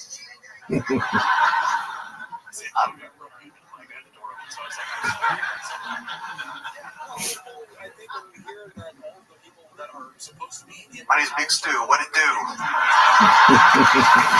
Hell yeah, filling in the last 5 seconds of time there perfectly with a catchphrase that nobody needed. Big Stu. Is this your first time on the show?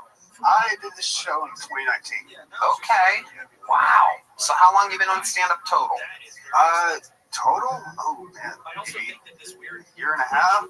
Well, that was 6 years ago, so Yeah. how could you be I'm doing talking about all of them if you add them all together, because I would do it for a couple months, quit for a couple years. Why do you quit for a couple of years every couple months?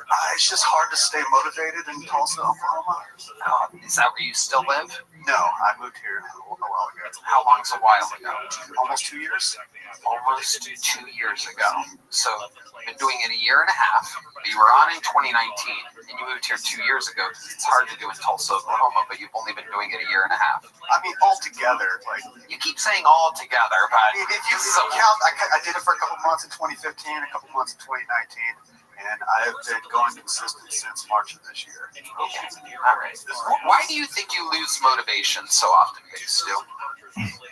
By the way, you have big in your name, and you're the smallest guy that's been on this show tonight. Just so Well, I was like 40 pounds heavier in January. Okay. How'd you lose the weight? The last 4 comedians want to know. And Red Band. Diet and exercise. Diet and exercise. Have you tried Hill Country Diet root beer? No, I haven't. I don't know because I don't fly first class.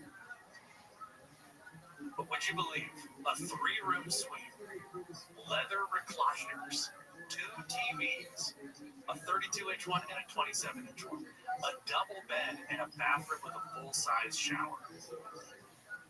What are you drinking? Champagne. What are you eating? Caviar. Beef tenderloin, heirloom carrots, scallops, pan-seared salmon, poached lobster. I don't eat this nice on Earth, let alone in the air. Billions of dollars is being spent by airlines, or are being spent by airlines, going into improving the experience for people who are shelling out $15,000, $17,000, $25,000 for one ticket. 15 to 20 times the cost of an economy ticket. Chief Executive Officer of, is it Etihad?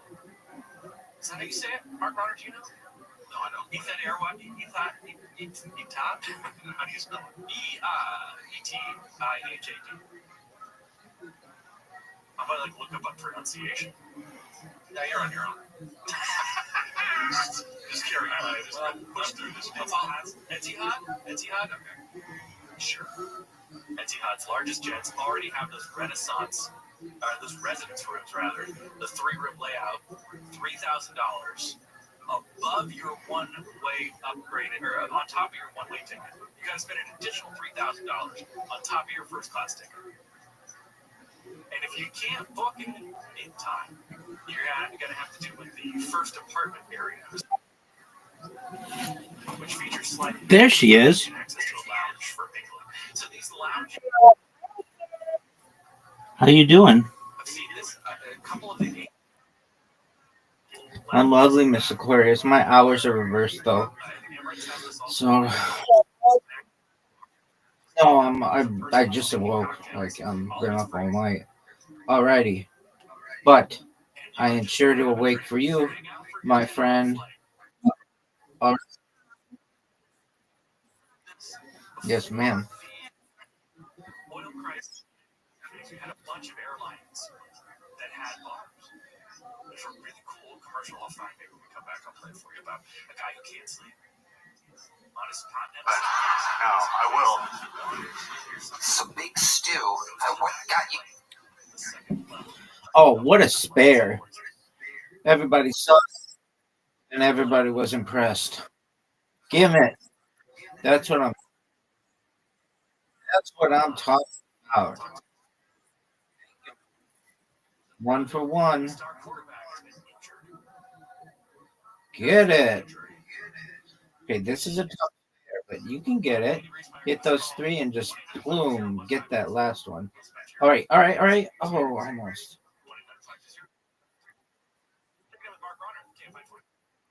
No doubt. That's what I'm talking about. Thank you, ma'am. Get it.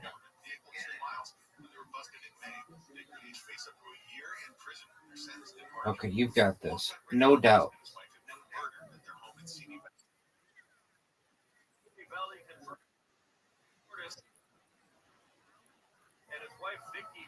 Oh boy.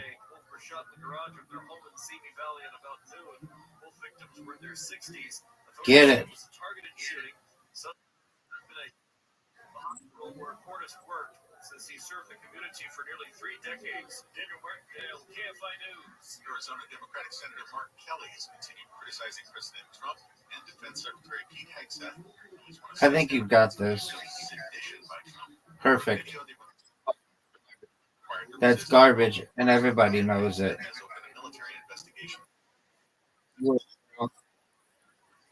Word.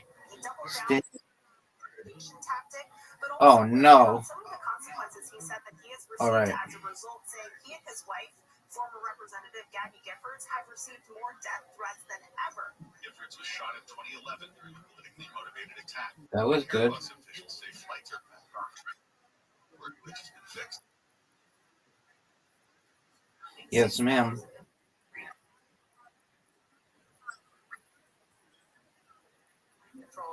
Oh, those are tough ones.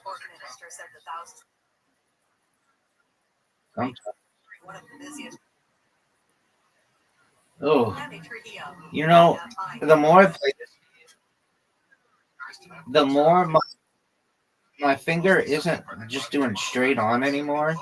It like curves, and that's throwing me off. All right, Mr. Aquarius, got this. No doubt.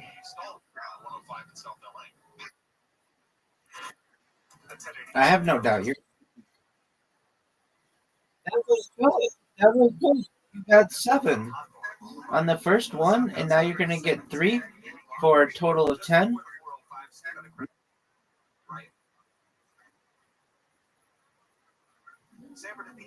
It glitch on you?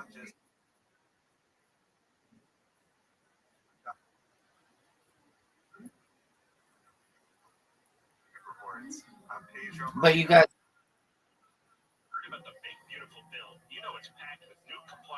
But you got.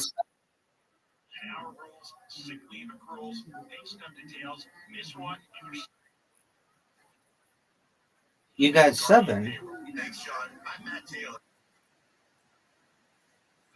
So if I am clarifying, it went in the gutter on your side, but then it showed that you got 7.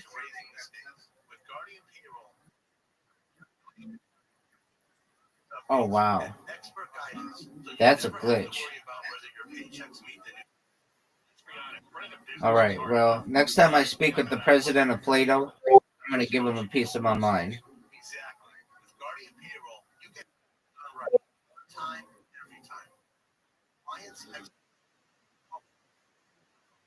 Hi, Zoot. Zoot, how did stand-up comedy go? Excellent. Okay. What joke did you tell?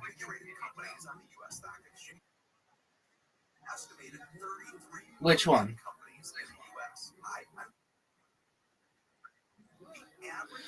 Okay. What's the joke?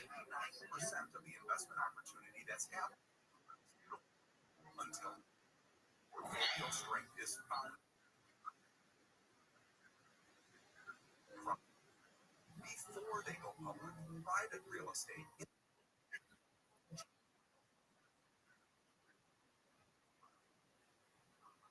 is historic.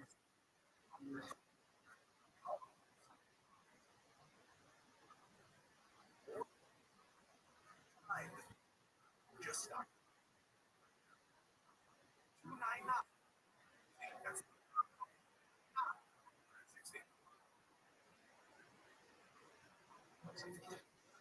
Okay. And they thought that was funny? Okay, great. Did anybody talk to you afterward? All right. Were they cool? All right. Well, that's cool. What were you going to say, Zoo?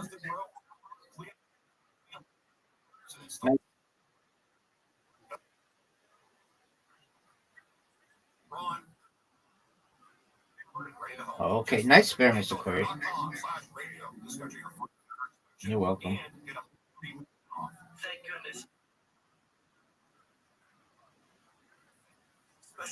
Why were there why were there only 14 people there? Thank you, ma'am. I felt like disconnecting. I asked my doctor about treatment. And I win, Miss Aquarius. Undefeated in bowling, undefeated in friendship. Great job. Sweet dreams.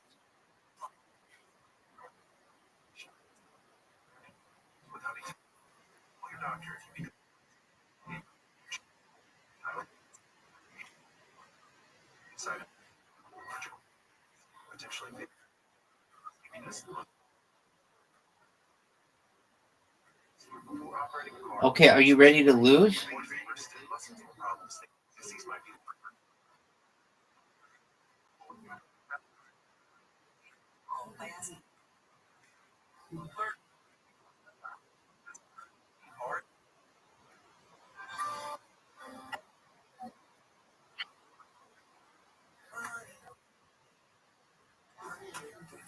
All right. Do they teach you in South Australia how to accept an invitation to mini golf? Okay, well, not very well, obviously. Dog, I've sent you the invitation.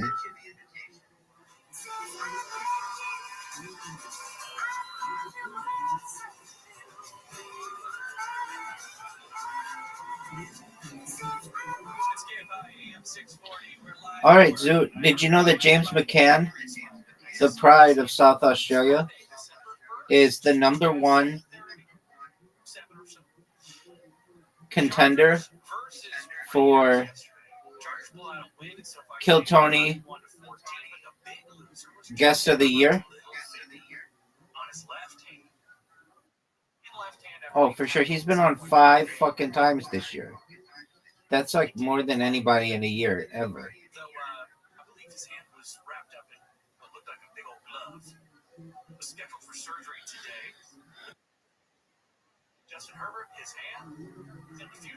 And you didn't know who he was before I told you.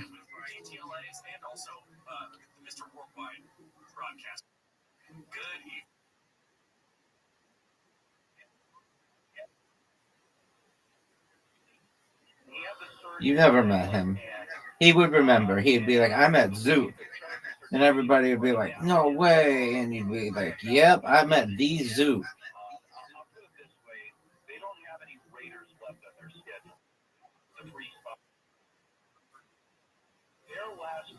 I don't know if that's true.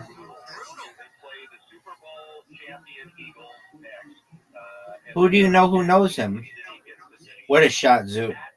What an incredible shot. That was great, dude.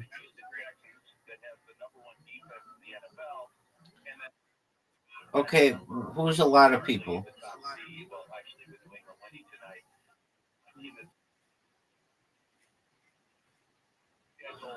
Is that his home club? And you still didn't know who he was before I had to teach you?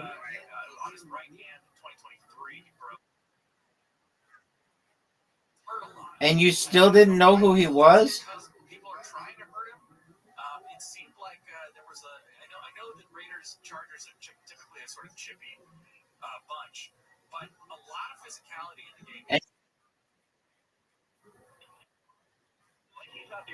Before you started going recently?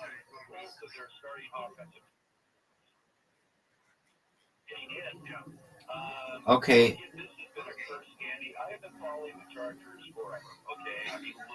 Why haven't you asked your cousin, who is a famous comedian, for advice?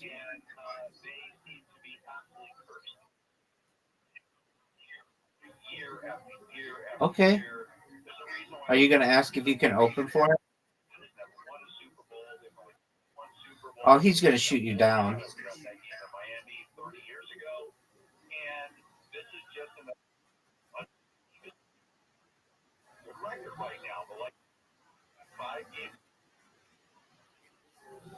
That's pretty big. This is your first. Yeah, I think so. This is your first cousin? Oh, okay. And you think your step cousin's going to let you open for him? Not in a million years, Don.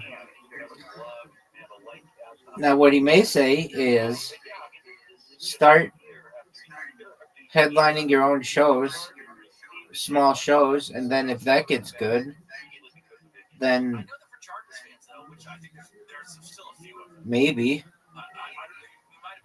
Watching SoFi last night, it's like every time it was like a home game for the Rams almost, because anytime they have this extra game they play, This is the honest truth about this, Andy, and I'm going to be as honest as I possibly can. You got what? Nobody wanted the Chargers in LA. From stand up? But this is your passion.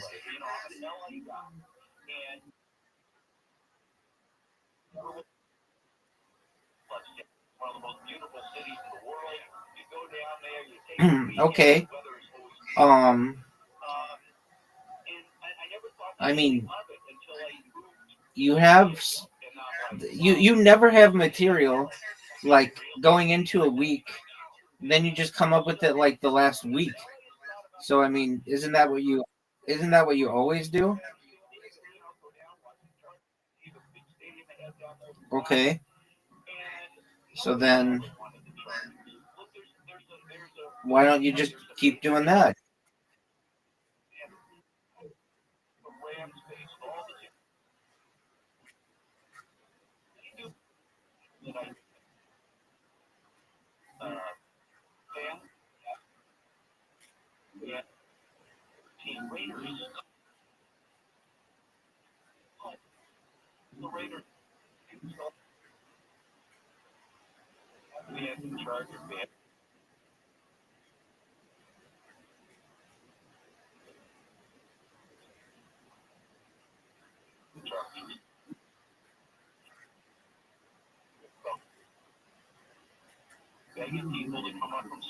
What does it mean?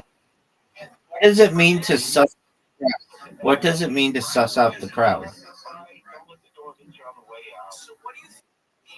You just said I'll suss the crowd out. These franchises.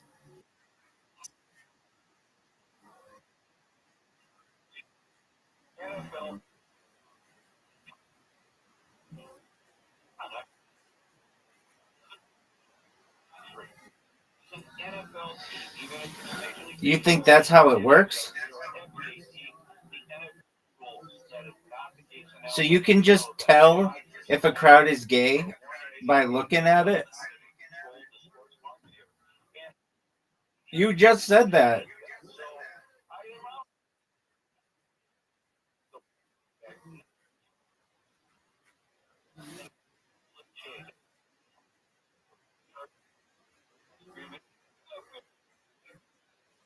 What are the odds that a comedian beforehand is going to ask a very personal question, are you gay, to a big group of people? Like, what are the odds of that?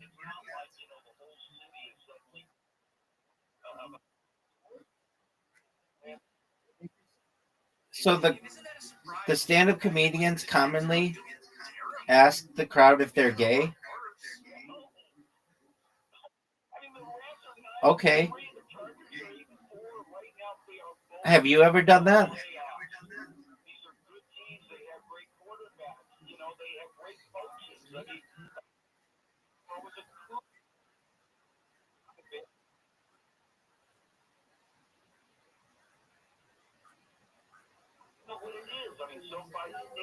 Okay, but so you've never asked the crowd if they're gay.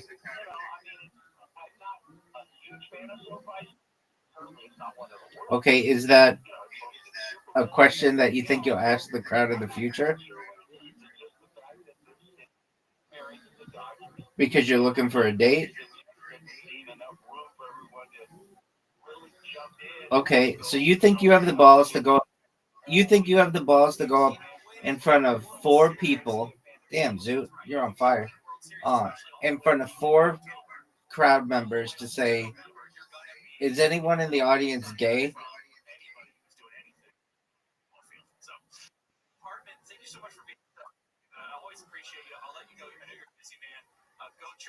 And you don't think that's awkward?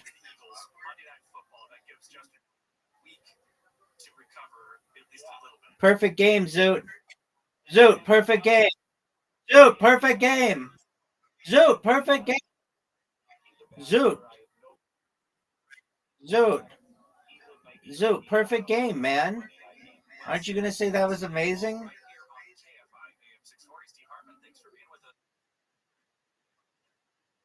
Zoot, perfect game. Zoot, aren't you going to say that was amazing?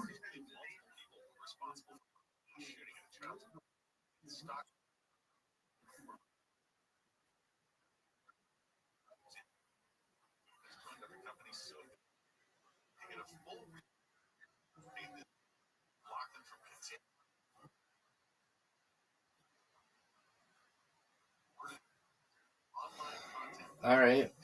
Would you ask people if they're transsexual or transgender?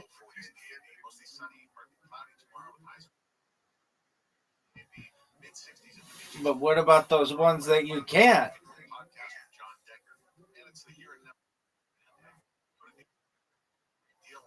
Not necessarily.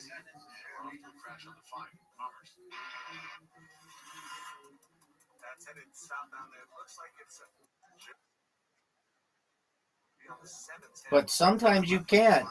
And that's where the interesting line is drawn.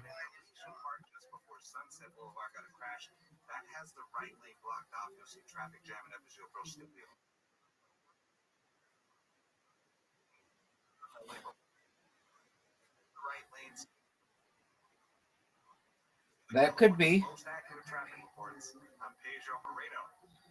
But not necessarily. There could be like a small framed individual. You're always looking over your shoulder for the next lawsuit. That's why I trust Guardian Angel. Here's founder Michael Goldfarb. Thanks, John. I spent days defending California employers. Not a lot. I've seen firsthand how overwhelming it can be. Guardian HR. And I don't know, like, I'm trying to think if I've met cross-dressers. I think I've met trans people, but they're, I generally just don't say anything and let them live their lives.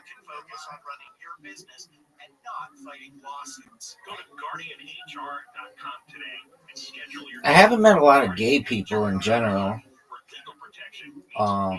Some, but like, I would say, at least to my knowledge, like 95% of every person I've met in real life is straight. Now, in online, I meet all kinds of people. And it's totally different than those people who I meet in real life. Like, they're far more diagnosed with stuff, or they're queer or non-binary or femboys, or everybody's got something online.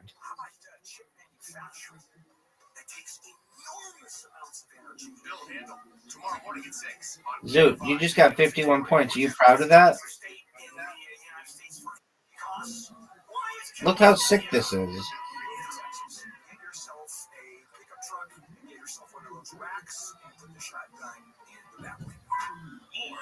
Zoot, are you going to go on Twitter anytime soon? Get this. Everybody's waiting for you to be on Twitter. Everybody's waiting for you to be on Twitter. I was in a space today, and they're like, "Where's Zoot?" And I was like, "Oh, he's doing stand up." And they were like, "Oh, no way. Does he know James McCann?" And I was like, "He says that they were friends when he was a kid, but he doesn't remember meeting him." And they're like, "Oh, that's so Zoot.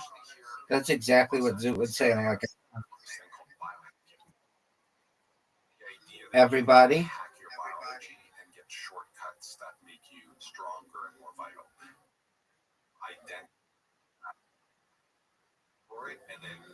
All right, maybe to some people it is. I think it's about how bored are you.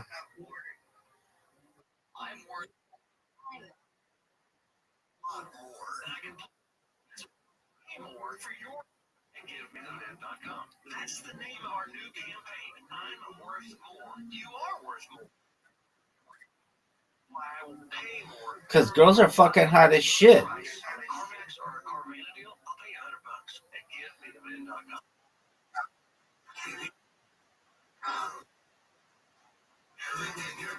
Oh no, I'm just like naturally wired that way to find beauty to be attractive.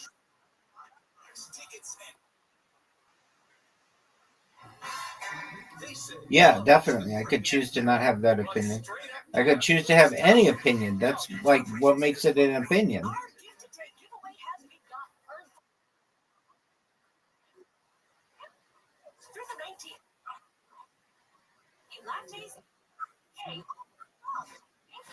All right, you really want to know what it comes down to, Zoot? When you touch the other person, do you want there to be muscle or a little bit of fat? If you want muscle, then you're gay. If you like a little bit of fat, then you're straight. At least as a man. As a woman, it's the opposite. If you like a little bit of muscle, then you're straight. And if you like a little bit of fat before the muscle, then you're gay. Because women have a little bit more fat than men do. So that's what it's about. Medicare plans change from one year to the next. And this year, it's important for you to review your coverage. All your options during Medicare open enrollment. Compare health plans. They still have muscle. See if you can save some money. And don't forget to make sure your drugs are covered. Open enrollment. Zoot, I'm gonna get my 300. I'm gonna get my 300th win against you, and then I'm taking a break. What if you like men with no muscle? All men by I think biologically have muscle. Join us. It's going to be a party all day. We'll see you at 9 tomorrow.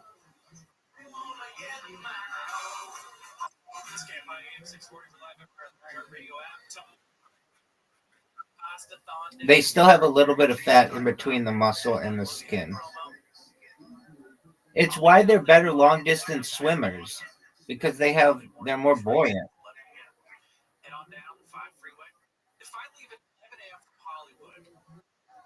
Go down to Anaheim. Will I make it by Conway's show? Maybe. I think you will. Yeah, you think so? Oh, the one time that I went, it was a bit of an odyssey getting this. Oh, buddy, because you get off the 5, it's like an apocalypse now. You never get off the boat. you tried to do a little jog around on the surface street? Yeah, and I mean, I live to tell about it. I think it's really crazy. 1000%. I'm sexy. I'm hilarious. I'm intelligent. I'm the total package, baby.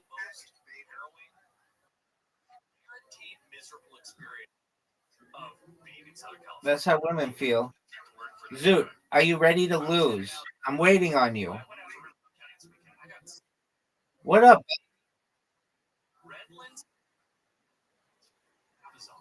I believe everybody needs a second chance. Yep. reflection. I reflected, solved all my issues, and then I created that people deserve a second chance. a lot of times, especially if you're someone who wants to be. They can be canceled, but that doesn't mean 20 years down the line they can't be given another chance if they're sorry for what they did. A new study found that being famous comes at a cost, a higher risk of death.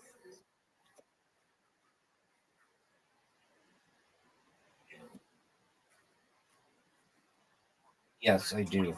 It's an excellent question. All right, $2.99. This could be our last game for the time being.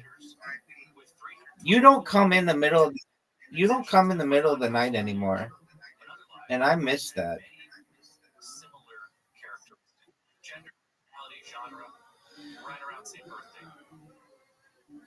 Zoo, you're up, baby. Oh, that was not good. That was not good. You're giving me a huge opportunity here. Maybe one of the biggest opportunities in the history of the game.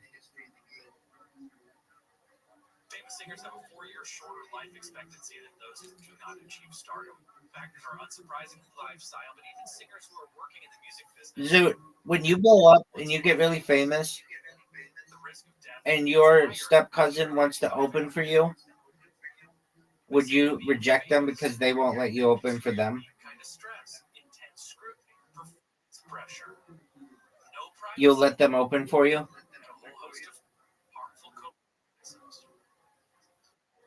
Would you let James McCann open for you?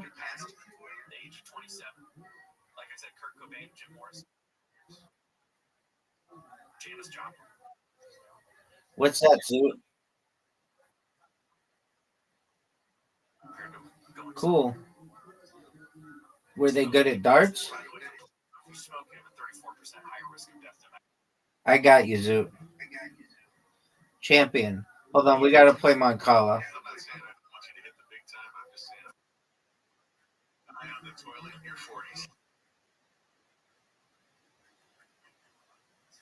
Dude, it's perfect weather.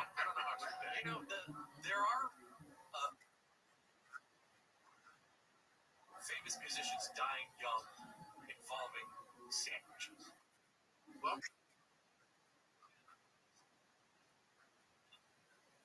yeah, it's hard to mess those up. But easier. Right. Zoot, are you gonna go ask me questions?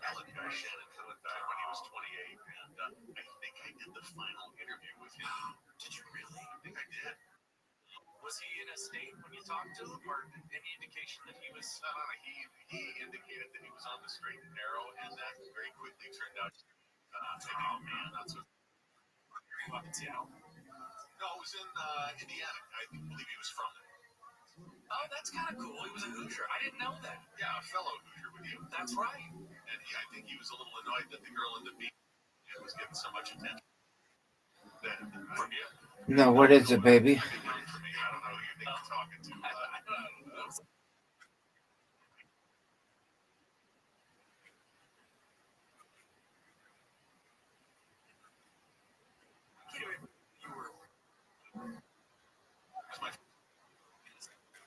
Yeah, what are your thoughts? So, you get thrown into these situations, but Yeah. I'm sure you've interviewed lots of celebrities.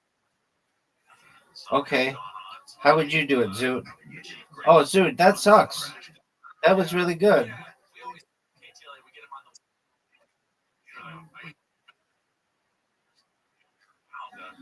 Okay. Are you gonna go? Oh, Zoot.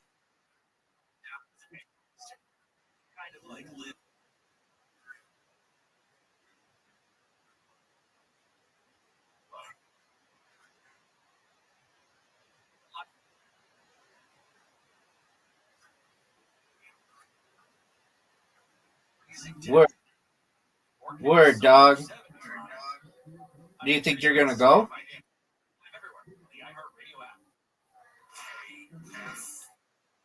I asked you if you think you're gonna go. Did you watch Stranger Things? Did you like it? ABC's Melissa Adan says authorities think there could have been more than one shooter. Oh, for sure, dog. No doubt, baby. It's over.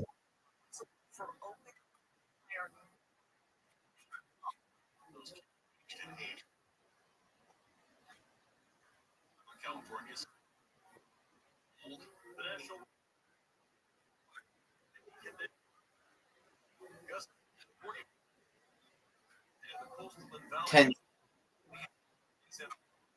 10 years. Dude, this bitch has been going for 10 years. Okay, whatever.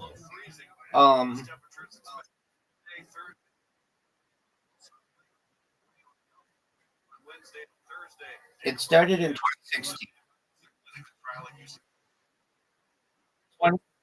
26.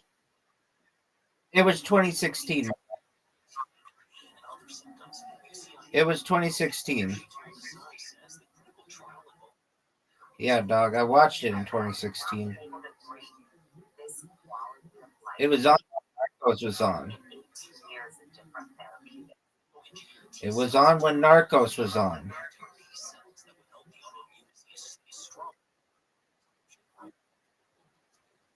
It was 2016, dog.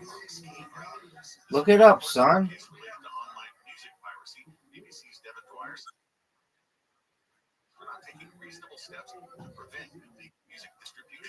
Maybe in Australia it was 2017, but in the United States it was fall of 2016. That bitch was available.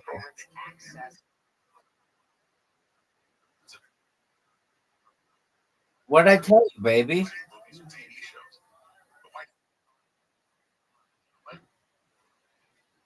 All right. F you for doing that. That was a good shot. You're up, baby. You're fucked. It's over for you, son. It's over for you, son. No way. Maybe. Oh, fuck. It's over, baby. You're done, son. You're done, son.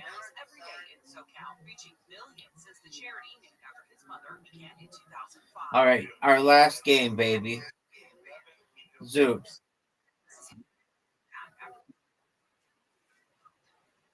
Okay.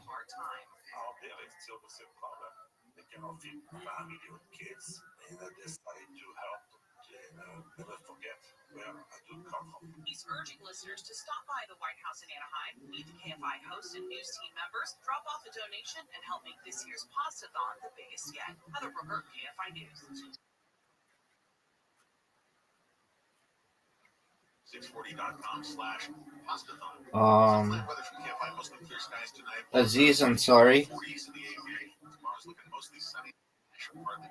Did you ever watch Parks and Recreation? Why didn't you watch Parks and Recreation?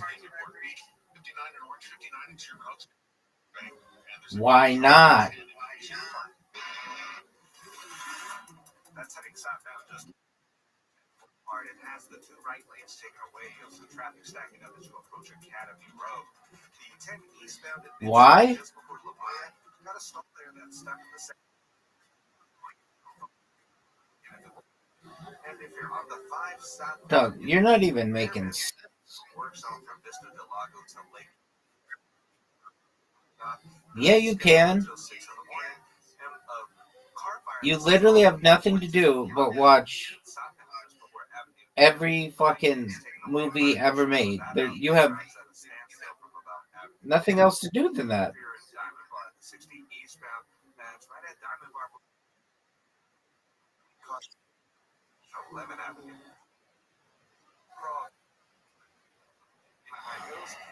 That would take you a long time.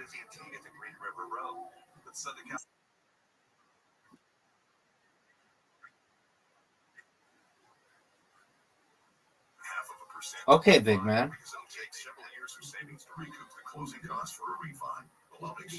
Zoot. This could be a close match. That's right. Lower your rate with no cost, and your balance doesn't go up.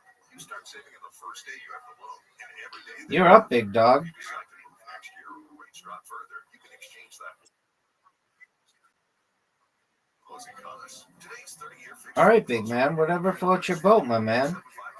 So if your current mortgage rate is higher than 5.875%, give the loan exchange a call at 855-752-9944. I just tied for the lead. Exchange.com. It won't cost you a thing. NMLS 1637539. Loan subject to credit approval. See website. Oh, Zoot.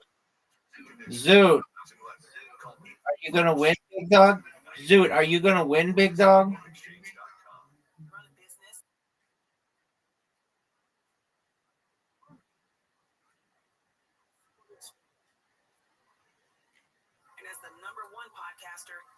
There are only like, of like big budget movies, there are only like 200 made a year. So you could do it.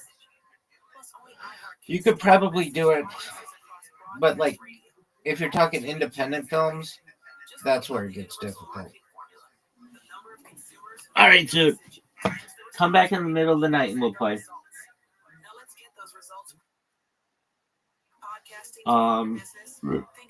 Theatrical release.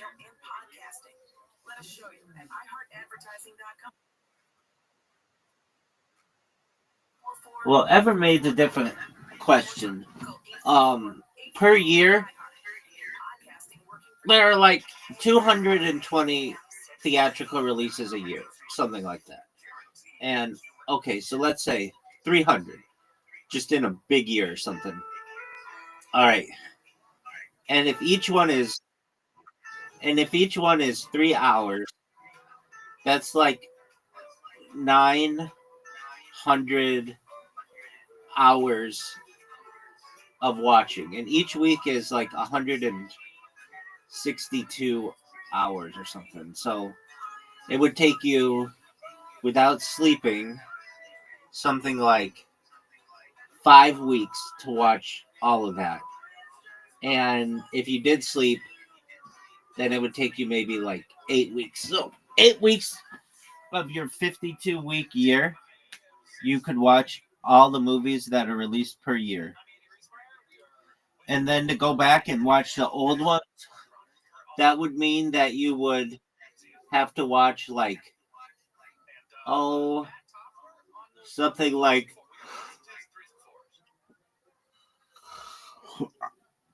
you'd get done like four years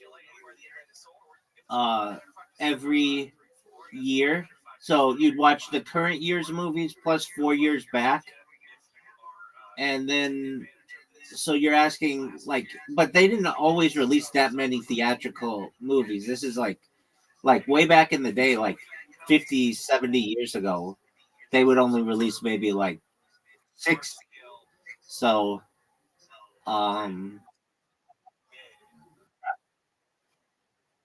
it would probably take you like 10 or 15 years.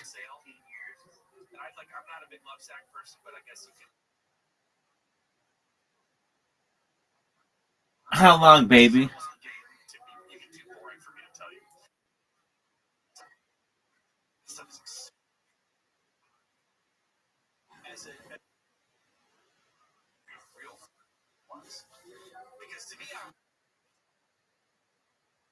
That's how many there've been. Well, wait, are we talking globally?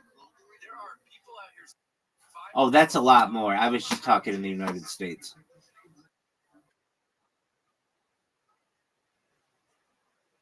Yeah, that's okay.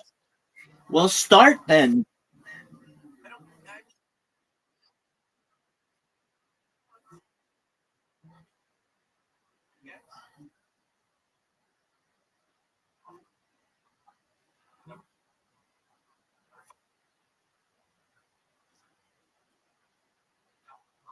All right, what do you want me to do about it, baby?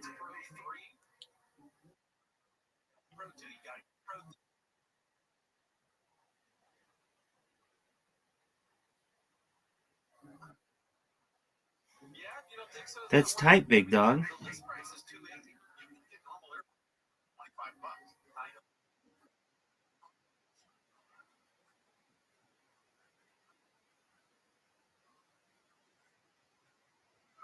Probably less. Oh, for sure, dog. You're way underestimating transfer speeds.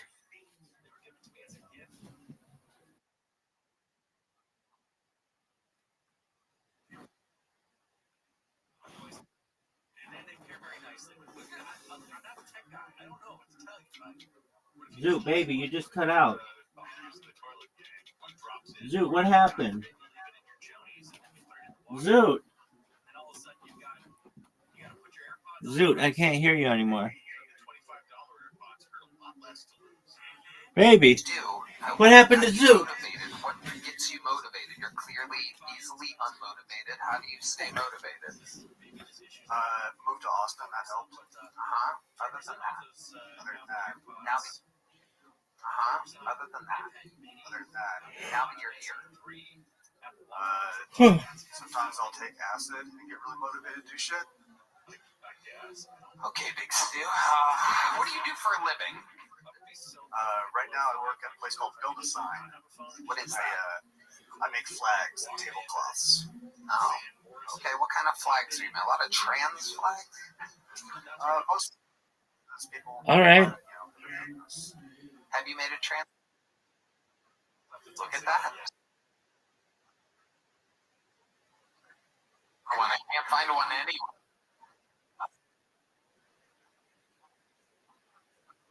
Any special skill? All right, Zoot, why don't you watch Kill Tony? We definitely need to see this. It's starting to all make sense, ladies and gentlemen. That is how you end up.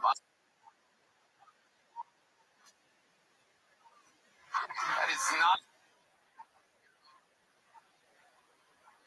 true. To make you better?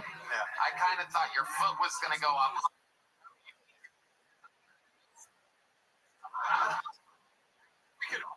By the way, just how many? Yeah, right.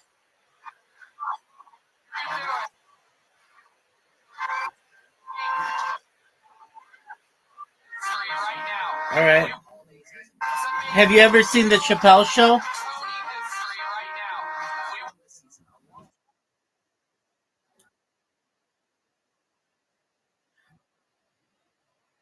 Dude, what is better than the Chappelle Show? I'll wait.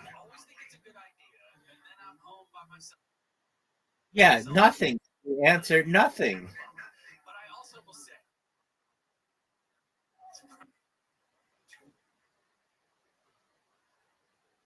Okay.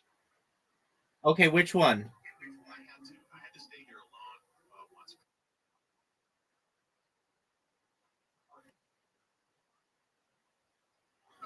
All his shit's in the early 2000s.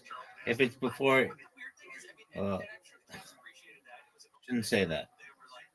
What comedy stand-up special? What stand-up special of his is your favorite?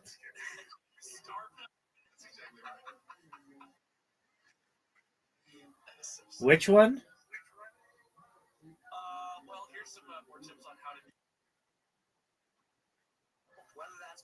I don't know. I don't remember which one. I know the bit. I get the bit where he holds up the whole bus like a hostage situation. Yeah. Killing him softly is the answer.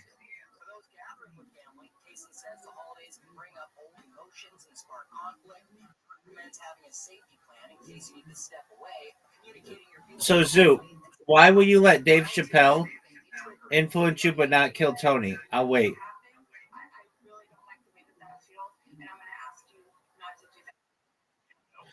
Yeah, why? Somebody who's been having a fight for 70 years.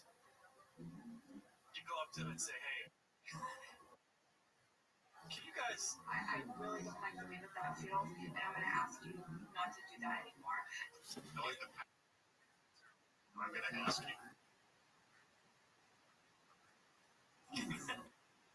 Okay, but I mean, doesn't that mean it still influences you?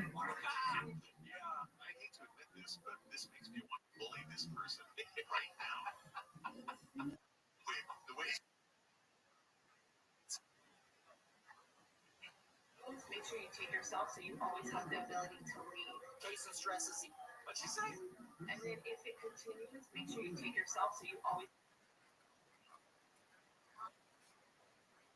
yourself. I thought you said that was like what you were great at. Drive by yourself. Okay. Okay, then why is all your stand-up comedy stories?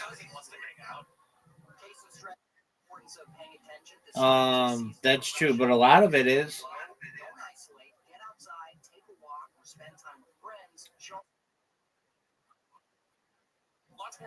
All right, Big Doug, you're starting to cut out.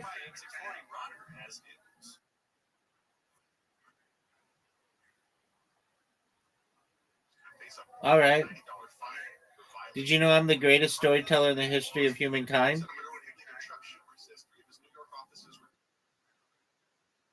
There you go, Zoot. That's what I'm talking about, Zoot. Zoot gets it. Zoot gets it.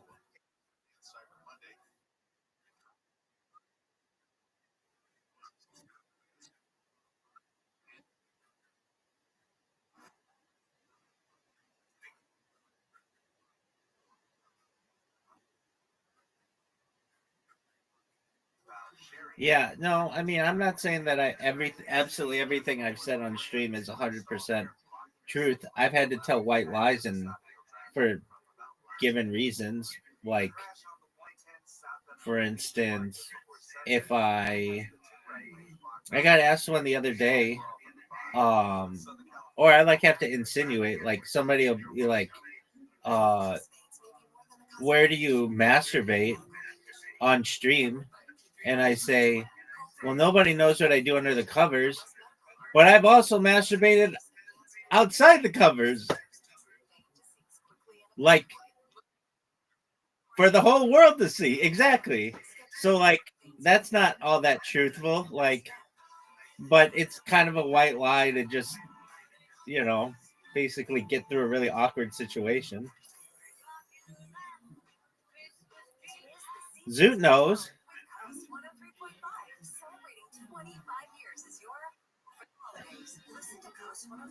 I had a chick ask me that yesterday. What do you have to do when you have to, how did she put it? Crank the hog. And I said, well, nobody knows what I do under the covers. But if I were being honest, I would say I even do it on top of the covers. more than 12% of the US population food stamps. Is there a Big Brother Australia?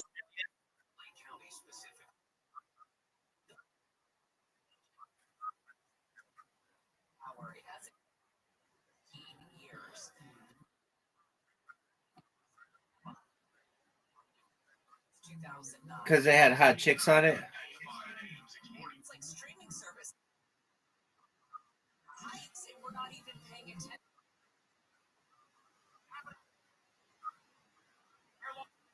Of our identity.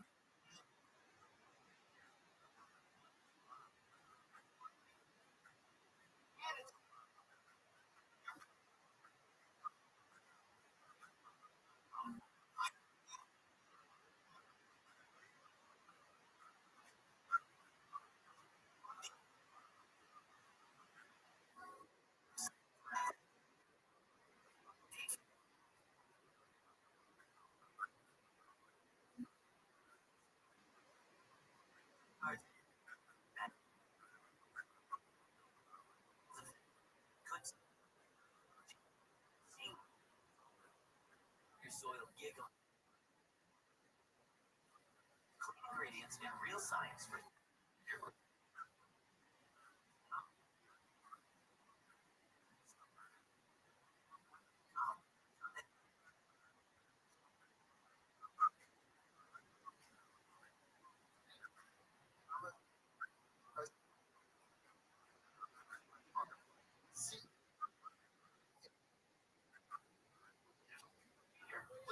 Okay.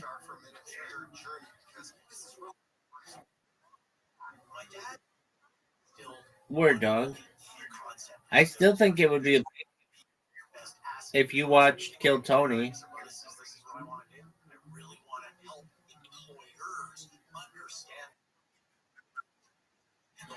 Yeah, at one time it was like the second biggest reality television show. Number one was Survivor. Big Brother was like the second one. And then like I believe it started in England. But I could be wrong about that.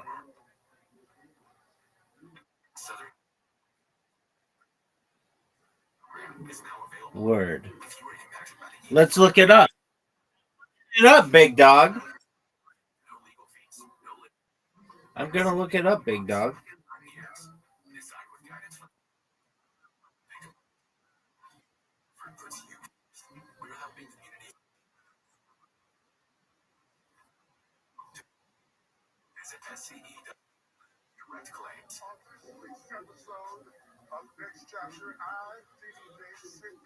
Um, it looks like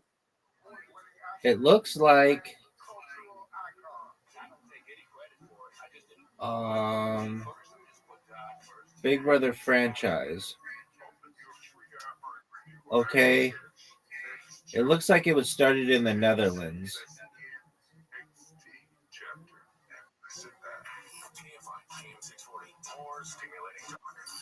Dog, what are your thoughts about it starting in the Netherlands?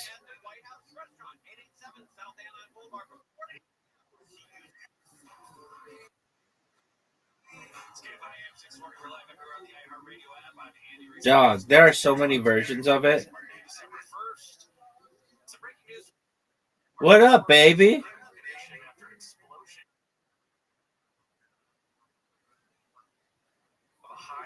Okay, I can name some of them. There's ABC. There's ABC, which is Australian Broadcasting Corporation. That's the only one I think I know. Is Sky one?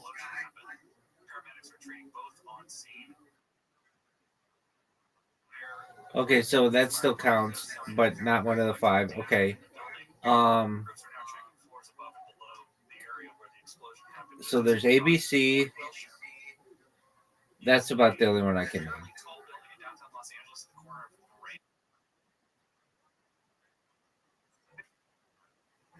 Okay. Wait, hold on. Does it count if I say the one that would be owned by Rupert Murdoch? So you don't have, they're all okay. So what are they?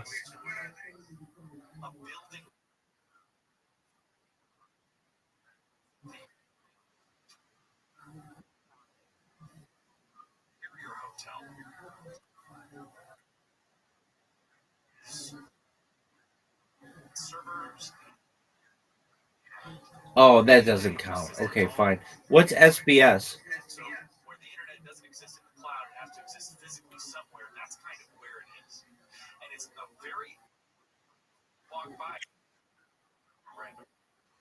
I'm looking it up, dog.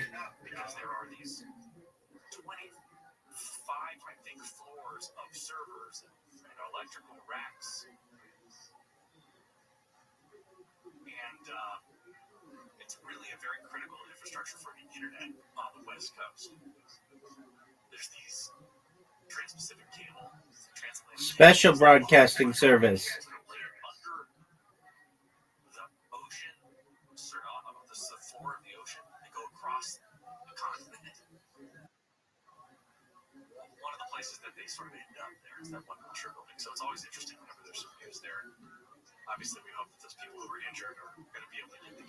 Special Broadcasting Service. What are your thoughts, Zoot?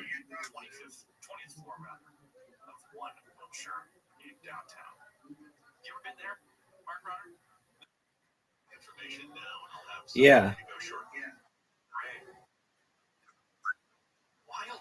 All right.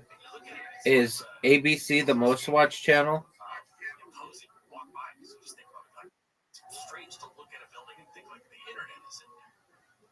It's sort of a simplification.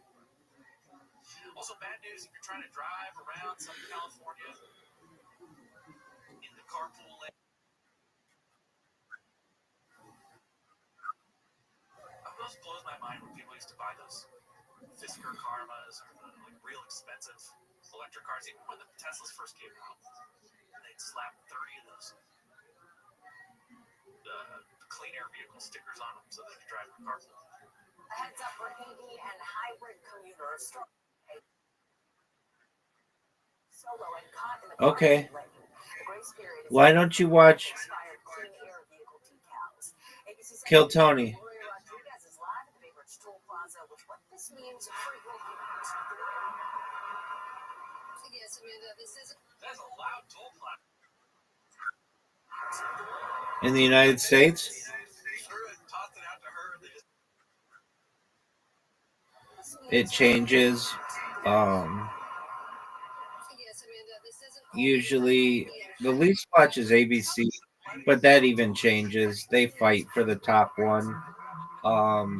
CBS is watched a lot. NBC is watched a lot. Even Fox, but that's because of the NFL. The NFL helps them to dominate ratings.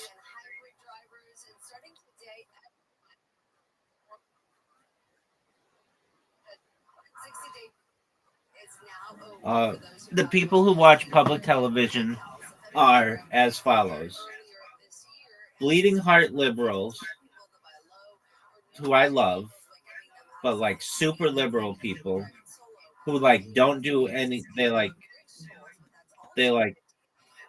are just really, really, really liberal people.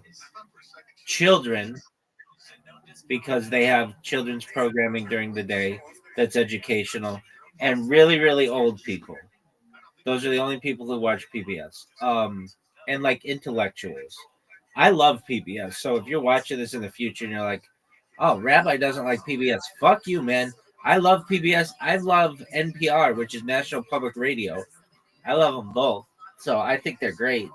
But in general, PBS is not very highly watched, and it's lost its funding recently, which has really hurt it. And then when it comes to like cable channels, ESPN's the biggest. At least it costs the most amount of money, and then from there, like your news stations are pretty big. But those fluctuate. Which one dominates the ratings, depending on who the president is. If it's a really conservative president, Fox News usually dominates. If it's a more liberal president, CNN usually dominates. That's basically how that works. But I mean, they're dead. Those stations are dead. Like they're, I should say cable. Like I can watch everything that I fucking ever wanted on the internet. Why do I need cable? Like even if there's a really good show, like I don't know, something that was on cable, like Breaking Bad. I can watch all the Breaking Bad episodes I want, and I don't ever have to have the cable channel. Like you can just, there are so many options that the internet basically killed cable television.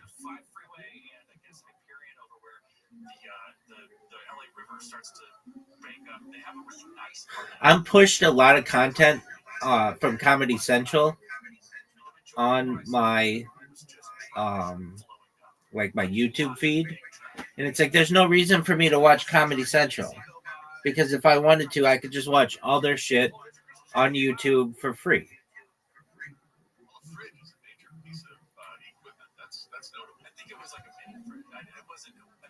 And the commercials that they show on, especially just on TV, but on cable television are they're very scammy.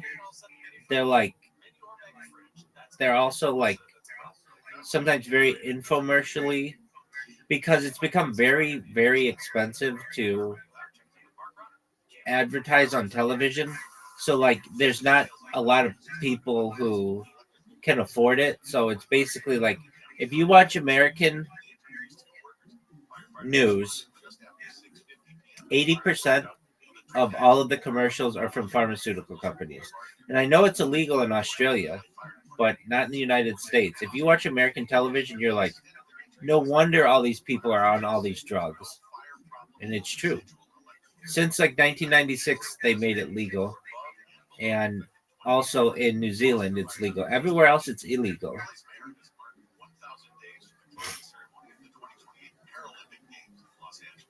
We are 1,000 days away from the Paralympics, and it was just a few weeks ago we were celebrating and acknowledging 1,000 days away from the Olympics. Disabilities the same. Competing. Settle a lawsuit over fair. BBC Sherry Preston says dozens of complaints. Starbucks violated employees' rights. Zoo, do you know that it's less than 1,000 days until the Los Angeles Olympics? And I'm stoked. Of anything that I might live stream, I've thought about the World Cup, but I might. I would like to do. I would like to go to at least. Yeah, I hope so. But even if I'm not, I think I would want to go and at least to less than 6 months. I think it'll happen in the spring.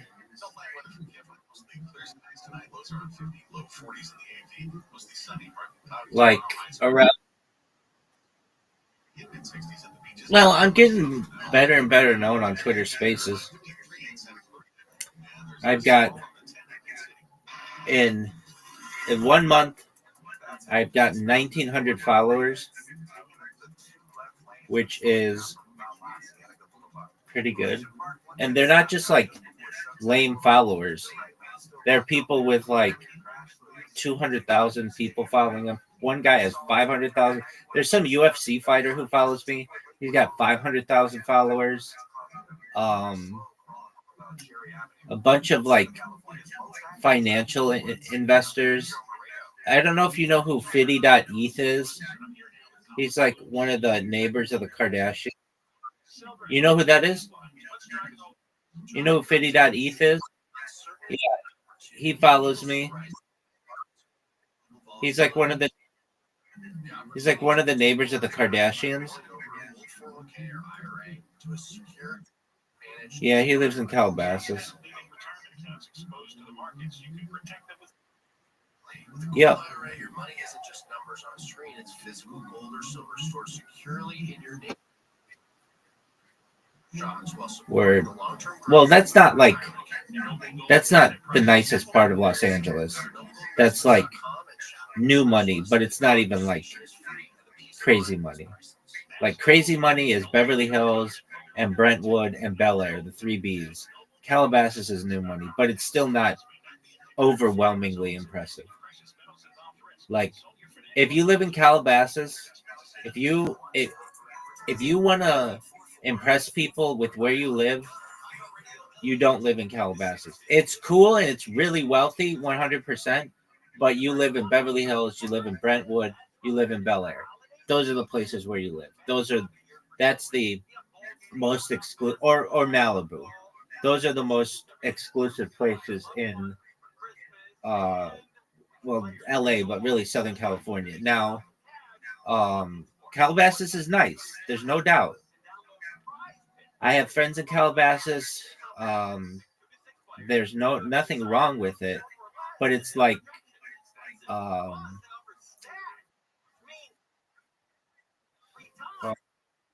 yeah. So it's known as Watts. Usually, it's considered. Well, Uh, yeah, but that's usually considered the roughest part.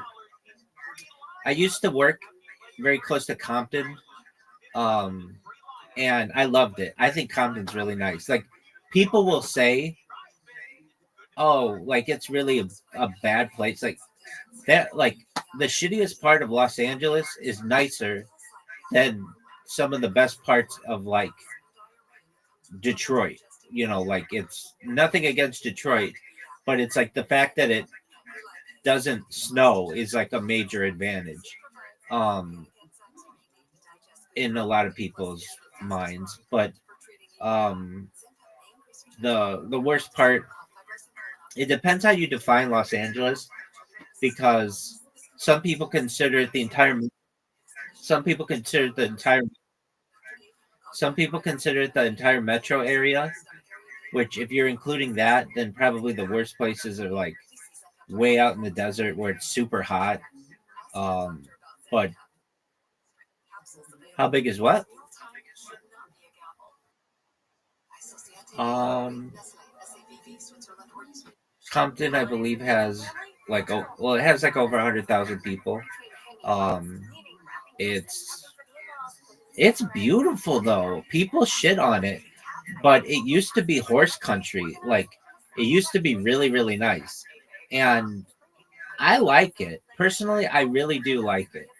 Um, I worked in a neighboring city called Bellflower, and Bellflower is gorgeous too. I mean, gorgeous, like really, really pretty. And then, like Compton's only like a maybe a 15-minute drive to the beach. I mean, to the Pacific Ocean. It's not that far. If you take the freeway, it's in my opinion like it's just it's people who already live in nice areas need a place on which to shit, and so they find little places. And the reason why Compton is chosen is because it's its own city. Like I could say, oh, such and such part of Los Angeles sucks, but people don't really know that well. But they have the town or the city of Compton associated with it. But it is not bad. I mean, I I looked at buying property in Compton, and it was still very expensive, but that was the only place that I could like afford that was within Los Angeles, and I couldn't afford it now. It's like the housing the housing market just increased. What about Beverly Hills? Hollywood Hills are nice. They are not the most exclusive place in Los Angeles. The most exclusive place in Los Angeles is uh, Bel Air or Malibu, but really, one of those two. What up, Miss Aquarius?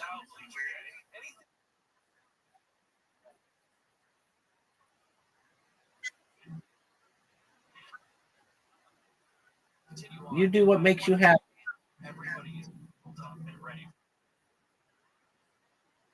Hey, Miss Aquarius, Miss Aquarius, do you know you can play lo-fi in here on a video?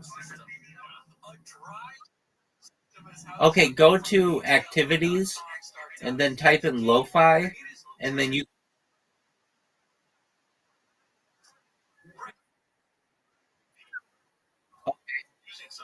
What were you asking?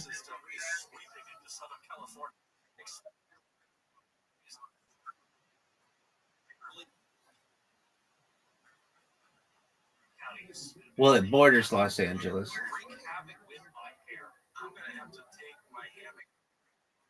Yeah. Uh, it's southeast.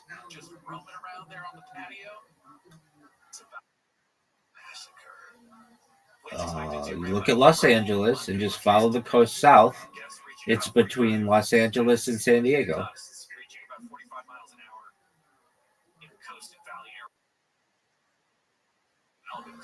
Laguna Beach is in Orange County.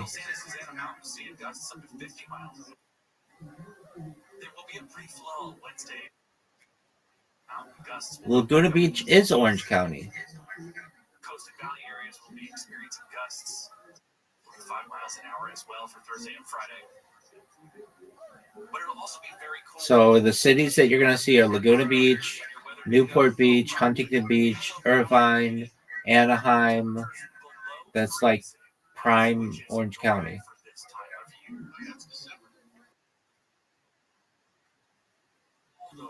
Yeah, they border. This is about the time when we're going to see a montage on Jimmy Kimmel, the local newscasters going, can you believe it's December already? Los Angeles. Los Angeles is giant. Los Angeles is Los Angeles County is bigger than some states. I haven't been able to motivate myself to write it yet, but I think that it's a funny idea enough to be like, well, this week weather is off the top 5 because we haven't had but Thanksgiving. What did you say? Are coming in at number 2. Downey? Oh, Downey's nice. It's more middle class, but it's the home of a lot of like engineering companies used to be there. It's known as one of the Harbor Gateway cities, or just the gateway cities. So Downey, Norwalk, you'll find there. Whittier, places like Bellflower, Santa Fe Springs. You're gonna find things like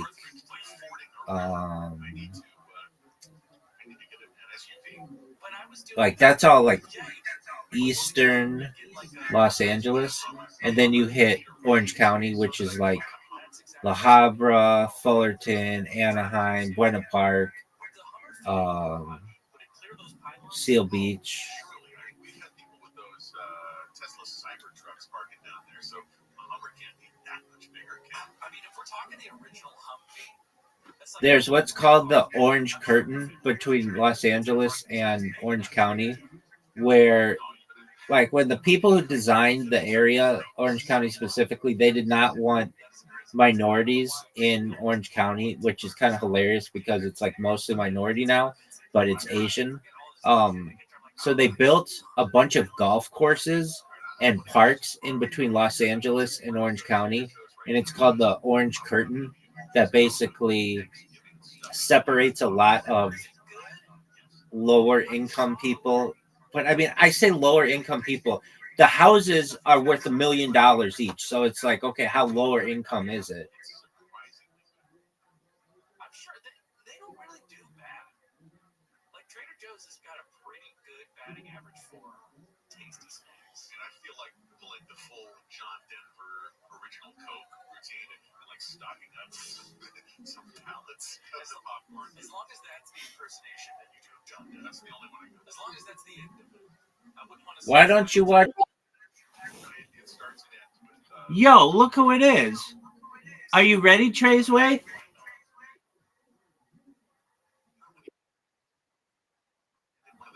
Wow, you are always. It's like a 50-50 chance if you're going to be in good medical status. Okay, I understand. Traceway, you let me know when you want to play, okay? Excellent. Well, I'm glad you're here.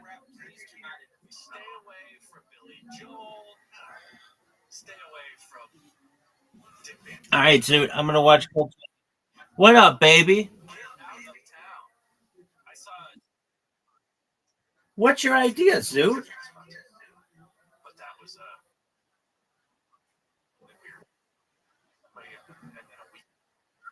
What would be?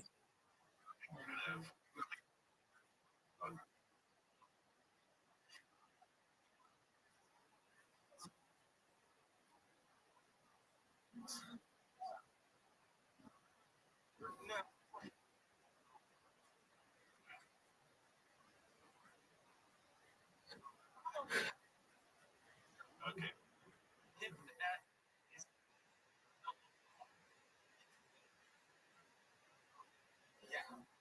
Yeah, I like it. I think that's funny.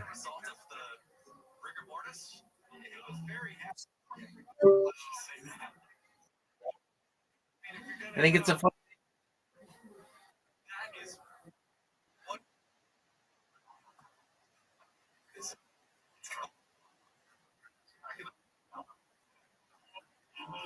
I get it. I like it.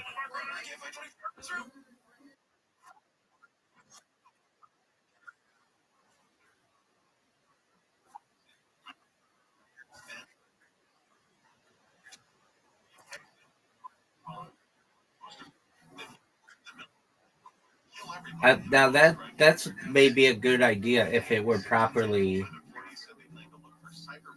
like properly um, organized.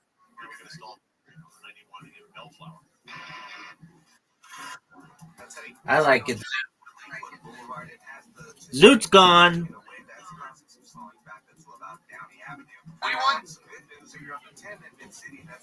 We put the mic in the mic stand. We definitely need to see this. It's starting to all make sense, ladies and gentlemen. That is how you end up on. Oh my god. Oh my god, it counts. That is not how I expected that to go. That was a true sidekick to the head, direct to the forehead. Yeah. I kind of thought your foot was going to go up high, but no, you leaned your head down and kind of just sidekicked yourself. I think we could all do that, by the way. Just how many of you want to see Red Band try that right now? Come on, Red Band, you can do it. He's here to make kill Tony history right now. We once saw him try to suck his own dick.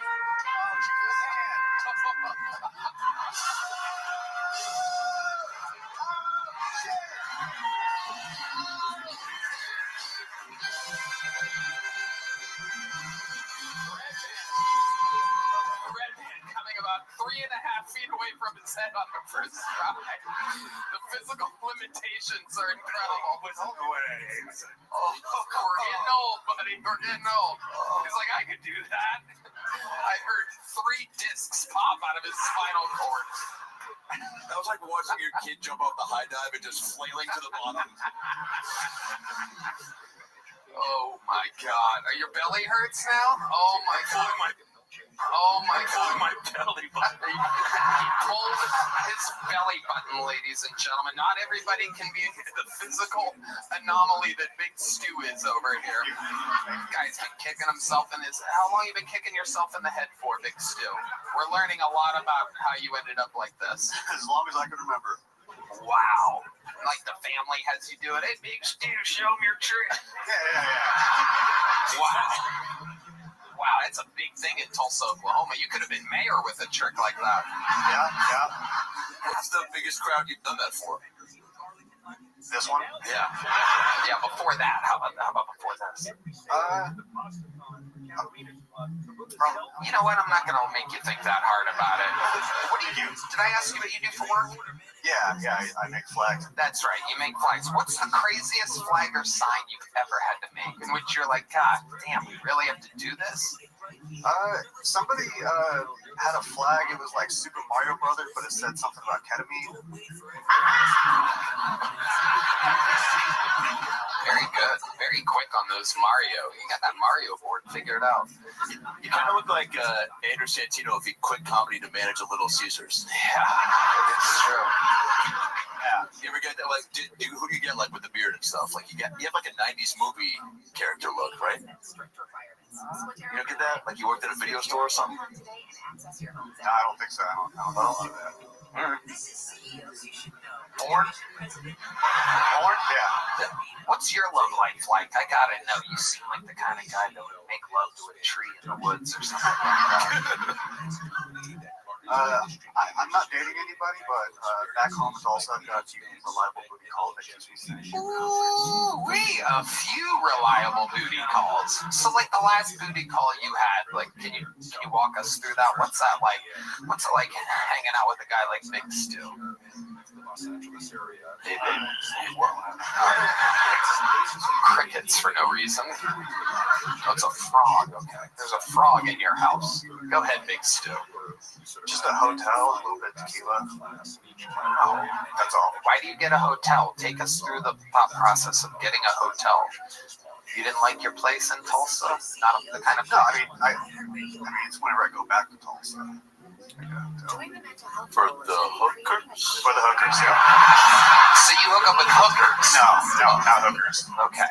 How about here in Austin? Have you hooked up with a girl in Austin since you got here in March? Okay, so like where'd you find that girl at? It was whenever I was living across the street and working as a door guy. So kind of. Where were you a door guy at? I was a door guy at Peckerheads and Burnside. This is all here on 6th Street. So how did this happen with the girl? Let me guess. You did a show at Narbar, and a thick Latina comes up to you. Clearly, she will fuck anything. Yeah. No, I'd seen her around a few times, and then one of my off days, I had cocaine. I asked her if she wanted some. Only if you kick yourself in the head. Yeah. Was it a thick Latina? No. Oh, it was a white girl. Black. Whoa! I would not have expected that, Big Stu. You look like a racist. No, quite the opposite. Quite the opposite. Is that that's your style? That's your flavor? I do like black. What do you love about black? What do you prefer? Why do you prefer black women over whites? Take us through the process. It tastes like honey. Ooh, damn. All right. Look at that. We'll be right back. Ian Edwards, what do you think about this analysis that black women taste like honey? It's not the worst thing that's been said about black women. But the fact that it's coming from a guy named Big Stu. But so you like black women? I do. Is it because you're like a redhead and you feel like being rejected by your own kind? No, I'm just asking. Redheads like me too. Redheads like you too. Redheads like you too. How often do you see a redhead? Once a week.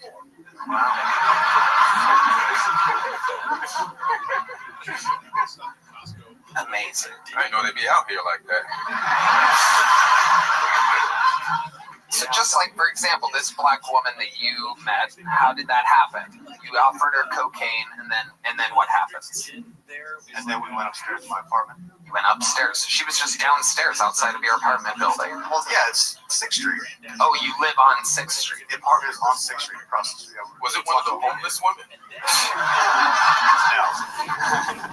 And so you take her up to your place. Let's reenact it. Adam Ray is now a black woman. Yeah.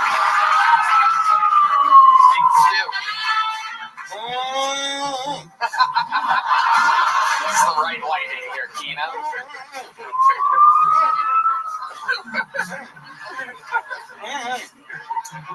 I didn't know Big Stu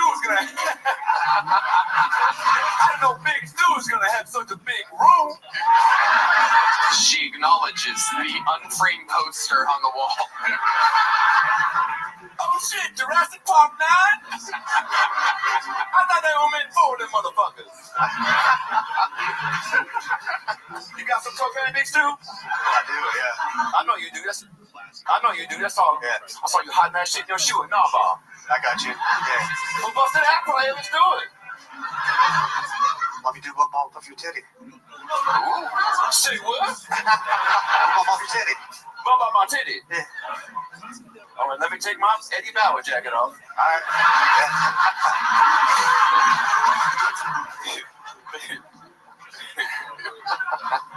Which titty you want to do? I had surgery, so the left one was smaller than the right one. Which one you pointing to? Be definitive, motherfucker. This side. Huh? This is on this side. As your roommate, I'm leaving.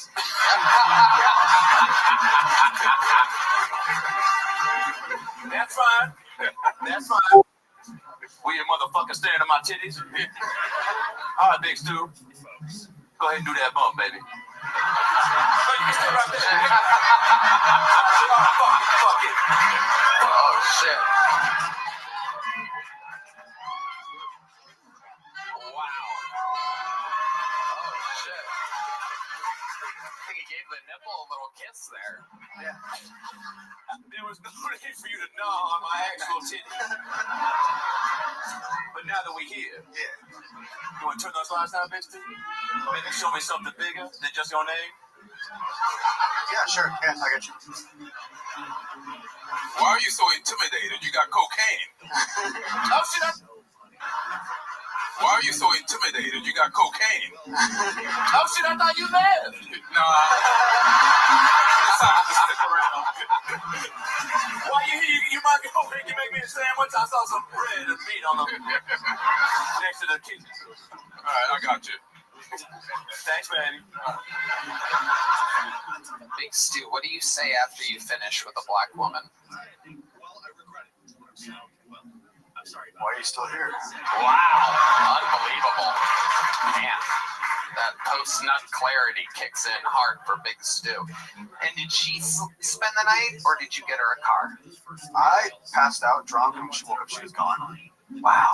You nailed it, Big Stu. Good job. You checked her house, make sure everything was there still, or? Does he look like he got something to steal? There's nothing worth stealing. Exactly. All I walked out with was a Game Boy and some Werther's Originals. D-Madness is going to find that woman right now. Man, if this guy can get pussy, then I'll get definitely fuck this bitch too. All right, Big Stu. All right, here's a medium-sized joke book. Good job. There you go. Yee-hoo! This podcast is sponsored by Tecovas. Anywhere worth going is worth going in good boots. That's why you need to find your perfect pair with Tecovas. Tecovas crafts quality Western boots for everyone, from generational ranchers to lifelong cowboys to first-time boot buyers. Not to mention, their boots are handcrafted with over 200 meticulous steps for broken in comfort right out of the box. I know I feel more confident when I'm wearing my Tecovas. Tony, I love my Tecovas. I wear them all the time. I strut around the city. They're seriously the most comfortable boots on the market. Wow, totally believable. Bring it home this holiday season with a gift from the West. At Tecovas, you'll find comfort and joy in their exact size, from cowhide to goat to exotic leathers like ostrich and cayman. Whether it's their first pair or their 50th pair, Tecovas has already put plenty of stars under the tree. And beyond boots, Tecovas also offers a wide selection of men's and women's apparel, bags, and fine leather goods like belts, wallets, and more. Right now, get 10% off at tecovas.com/Keltoni when you sign up for email and text. That's 10% off at tecovas.com/Keltoni. Tecovas.com/Keltoni. See site for details. Tecovas, point your toes west. Hi there. This podcast is sponsored by ExpressVPN. Going online without ExpressVPN is like leaving your laptop unattended at the coffee shop while you run to the bathroom. Most of the time, you're probably fine, but what if one day you come out of the bathroom and your laptop is gone? Every time you connect to an unencrypted network in cafes, hotels, airports, etc., your online data is not secure. Any hacker on the same network can gain access to and steal your personal data. It doesn't take much technical knowledge. Access to and steal your personal data. It doesn't take much technical knowledge to hack someone. A smart 12-year-old could do it. ExpressVPN stops hackers from stealing your data by creating a secure encrypted tunnel between your device and the internet.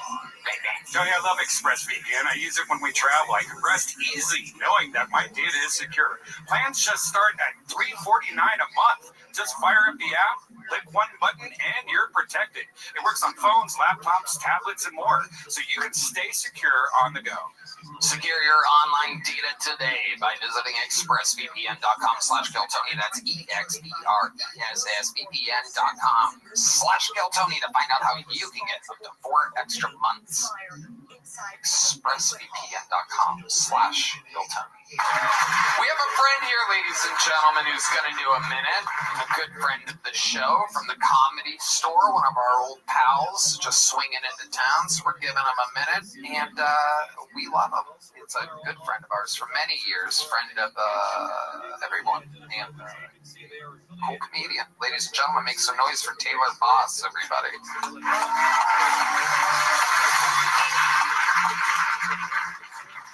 I used to be addicted to drugs, but then I got off of them because I found a woman.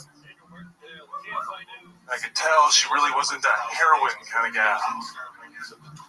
Class. Growing up, though, my parents probably should have known I was going to have an issue with addiction just by how I used to eat my food by the foot. Because my brother, you would eat his like a real nerd. It would take it forever. Just little piece by little piece. Fucking nerd. And there's how I would eat my food by the foot. Now, let me know if you would eat it the same way, okay? What I would do, I would open up the package, just take the whole thing out immediately. Anybody else take the whole thing out immediately? I'd roll it up to a little ball, yeah. Roll it up to a little ball. Parents probably should have known I was going to have an issue with addiction because my food by the foot. I would take the whole thing out. I'd roll it up into a little ball. I'd put it on a spoon and melt it down. And I would inject it into my last remaining good vein. I was 10. Anybody else? Thank you. Taylor Fox. Hell yeah. Melting down your fruit roll up. Welcome, Taylor. How's life going? Great, Tony. Thank you very much. I've been out here for about almost a week. Yeah. Been having fun. Tell us about it. What can someone expect their first week? A lot of walking, a lot of eating. I ate too much. I almost Terry Blacked in my pants. Yeah. A lot of eating. Yes. Yes. We do that around here, right, Red Band? Red Band's recovering from a torn belly button. It fucking hurts. Does it really hurt? Yeah, I really did pull. And we were just talking about pulling shit because we're getting old. Like I really did pull. They did pull. And we were just talking about pulling shit because we're getting old. Like I really did pull. Taylor, it's good to see you doing comedy. I mean, like, before when we used to know Taylor in LA, you weren't really doing comedy much. Not at the time, no. I mean, I've been doing it for a while. I've been doing it for like 17 years. But in the middle, I took like 5 years off to do hard drugs and paint pictures. Yes, he is one of the great painters. You can recognize his art all over Chris Roger. Rogan's studio, and you've seen it in the background of Rogan's studio and other places. What else is going on, Taylor? Tell us something crazy about your life that we don't know about you. About 13 years ago, I got admitted to the mental hospital against my will. Nice. Yeah. Why? I was using my room as my studio, and I was accidentally huffing paint 24 hours a day. I was having grandiose thoughts, telling people that I'm God. And in fact, Tony, I'm not God. Oh, I know, because I am God. No, I'm kidding. I've been huffing Sharpies for 12 and a half.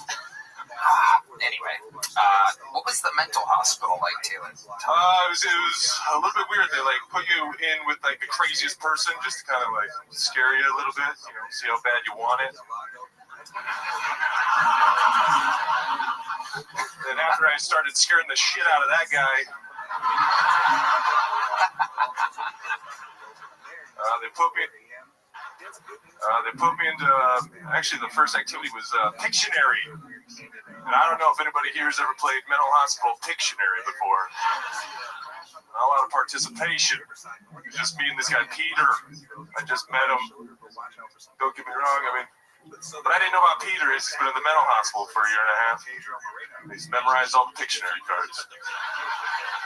So we put on a show nobody in that room will ever forget. It was crazy. And then they had us do karaoke. And then I tried to escape. I only made it to the parking lot. And they put me back in a room. And this time my room did not have any windows in it. Yeah, but I was in there for about a month. Yeah, did they give you medication? They did. Yeah, terrible. How did that make you feel? Terrible. Yeah, I got off of it. When I got out, I kept a journal so I didn't kill myself. There you go. Yeah. Look at that. Thank you. Yeah, somebody clapping for not killing myself. We're journaling. Thanks, man. Adam Ray. Taylor's hilarious. Known you for a while. He's opened for me a few times recently and crushed it. Once in Hermosa Beach, once in San Diego, ripped it. What's really cool is, and I guess this goes for most of the people you see that come through shows like this or anywhere, is just how much he's been grinding, and it's always cool to be in a position to throw some bones and to somebody, and he crushed it both times. It was awesome. So, yeah, hilarious. You were hilarious just now, so you're getting more comfy in your own skin, which is really cool to see. Yeah. I just like the second that this motherfucker. You're getting more comfy in your own skin, which is really cool to see. Yeah. I just like the second that this motherfucker's funny as shit. When I used to see him not doing comedy, I was like, what the fuck are you doing? Get back on stage. Yeah. And I also own some of his art. He does. He has a couple pieces of my hair. And I'm a little disappointed that he didn't die, so the value of it would go up. Yeah, the value skyrockets when they die. But I liked him alive. I'll take the law. So Tell people so that they can find your work. Where can they find your art? just on Instagram, Taylor Boss. What else? BOS. Correct. That is right. Taylor, you had a great set. Thank Fun you, buddy. times. Taylor Boss, ladies and gentlemen. Love you, bud. Here's a fruit by the foot. We have an actual fruit by the foot somehow. I was just handed this. You got it. Go melt it down. Eat it out of a spoon. There goes Taylor Boss. Check out his art. He is unbelievable. All right, back to the bucket we go. This looks like a fun new name.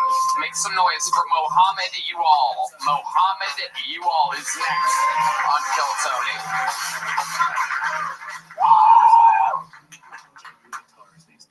Lord and Savior, Hogan got in trouble for saying, I don't have a problem with people who can afford to go to space. I don't have a problem with them saying, if you can exit the Earth's atmosphere, say, if you can exit the troposphere, stratosphere, mesosphere, thermosphere, exosphere, ionosphere, you say nigger. You're in the nigga sphere, nobody cares. I've been kissing sleeping homeless people on the forehead.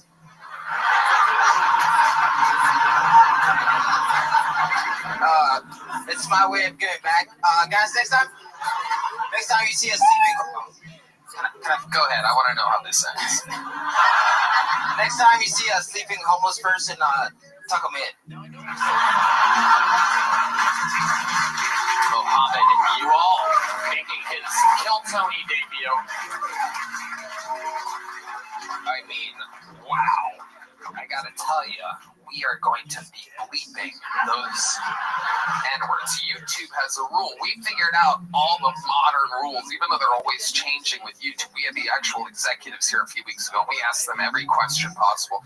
There's a limit to how many times even a black person can say the N-word. And I asked, what if they're really black? Like, what if they're like darker than pure black? Can they say the N-word? And they said, no, you have to bleep it. Than pure black. Can they say the N-word? And they said, no, you have to bleep it. And somehow, and I know because you are that guy, that we are going to have to bleep 4 times. So if you guys are wondering what he was saying during those bleeps, it was the N-word. And it is proven Ian Edwards, who looks like milk chocolate compared to this is like bunch of shades of black over here. This is the first time I've ever been light-skinned. And I appreciate it. He's white to me. I know. It is incredible. Even D Madness is like, hey, that's what I see. You're the only guy D Madness has ever seen before.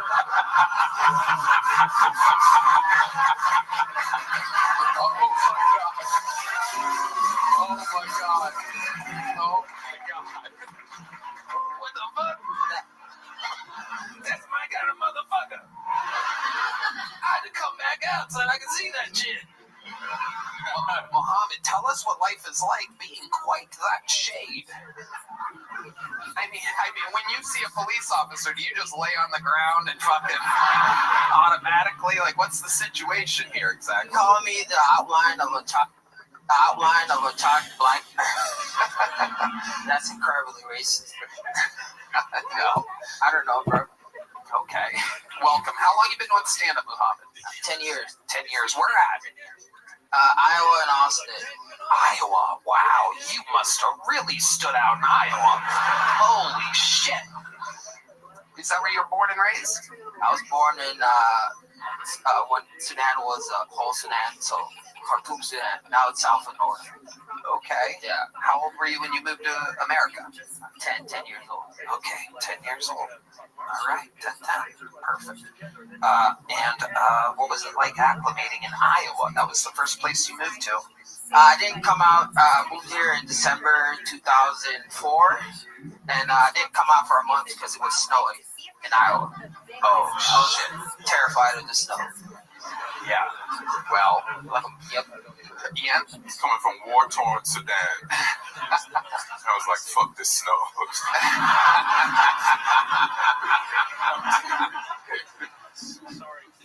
I can't imagine the contrast when you walked out in the snow for the first time.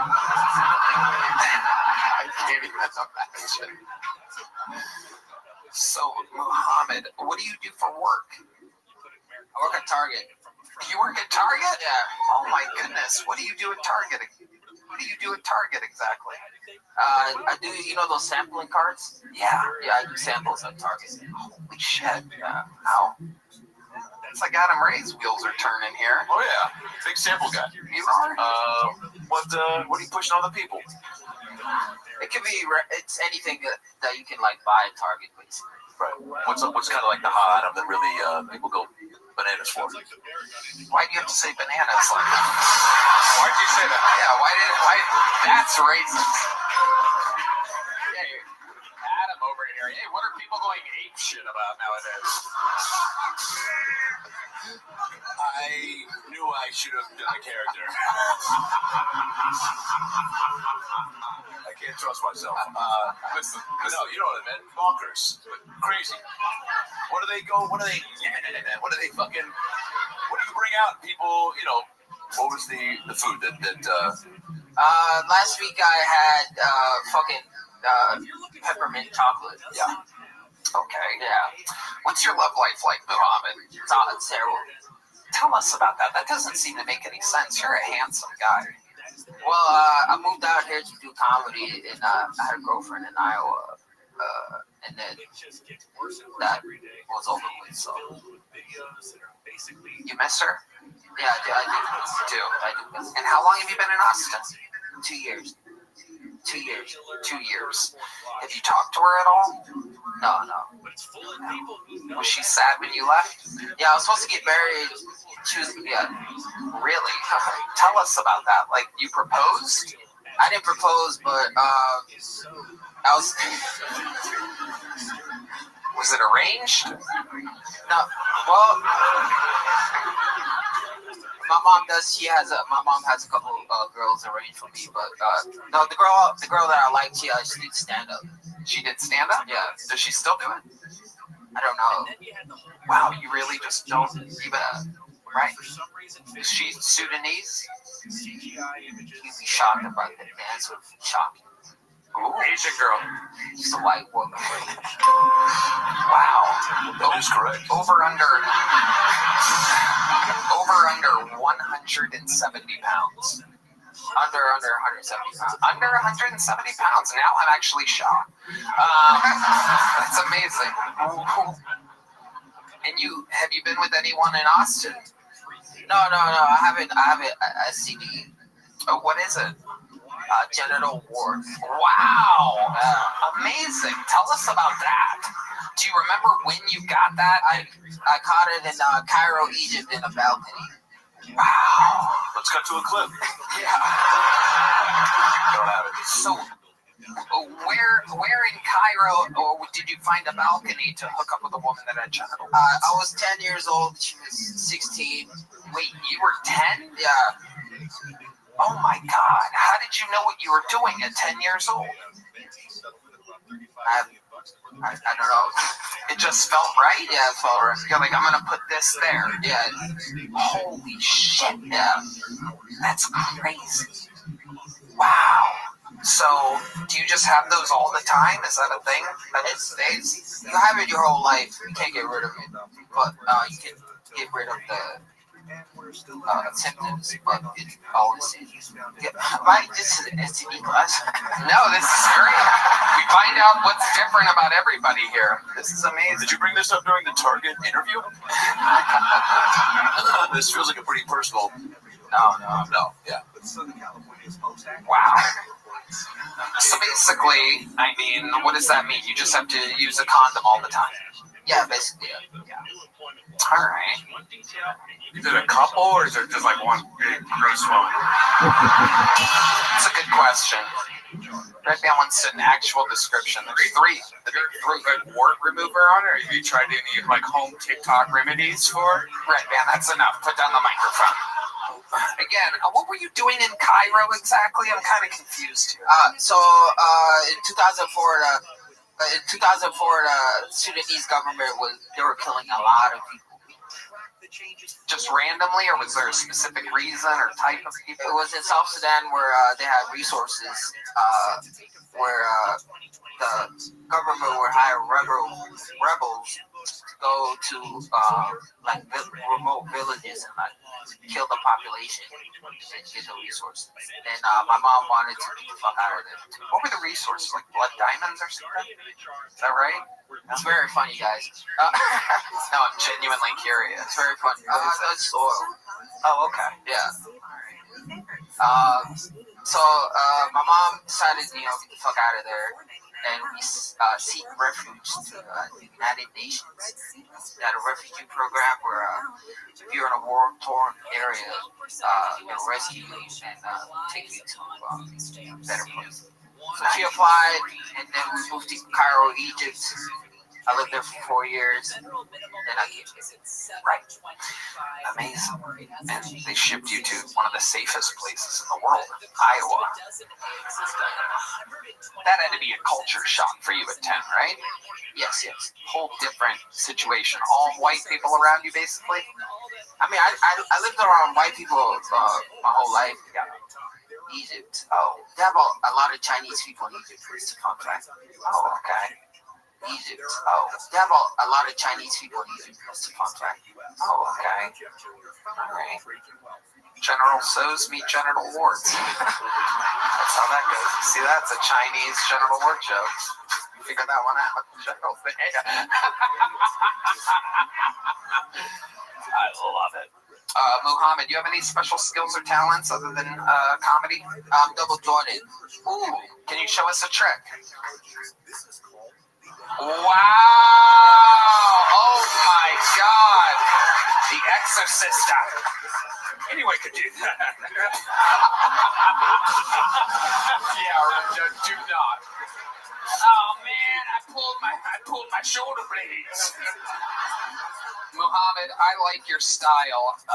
Congratulations. Thank you for signing up. Come back again. Let's do it again. There he is, Muhammad. You all, ladies and gentlemen. All right.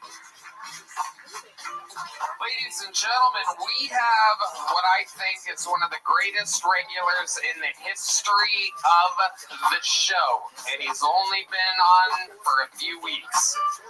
I think he is the future and the present. This is a brand new minute from the great Dedrick Flynn, ladies and gentlemen. Ladies and gentlemen.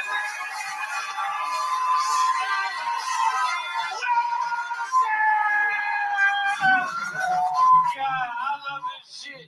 Honestly, Austin, Texas, I owe y'all an apology. I was shitting on y'all wicked online for a long time and in public. It wasn't my fault. This is the first major city I moved to where I had to count black people. Because I'm from Atlanta, I don't have the time. You know what I'm saying? To count all the black people. And then I was on then as soon as I got killed, Tony, I was like, oh shit, nigga, y'all got great sunsets. Y'all, this is the most booming city in the world, right? Ask me my favorite comedian. Tony Hinchcliffe. Tony Hinchcliffe is my fucking favorite comedian. I love being out here now. I just needed to, because the problem was I was on the bus most of the time, so I never got to see the beauty, because y'all put the homeless on the bus, and I know where they stop at. It is near where I live. But the beautiful, because this is what happened. One day I was walking up here, the first time I wanted to sign up, me and my friends was walking, and he asked all of my friends for money, and then when he got to me, he was like, keep your head up.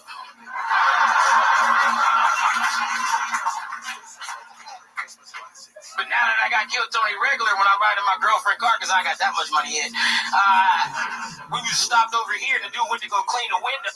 I got that much money in.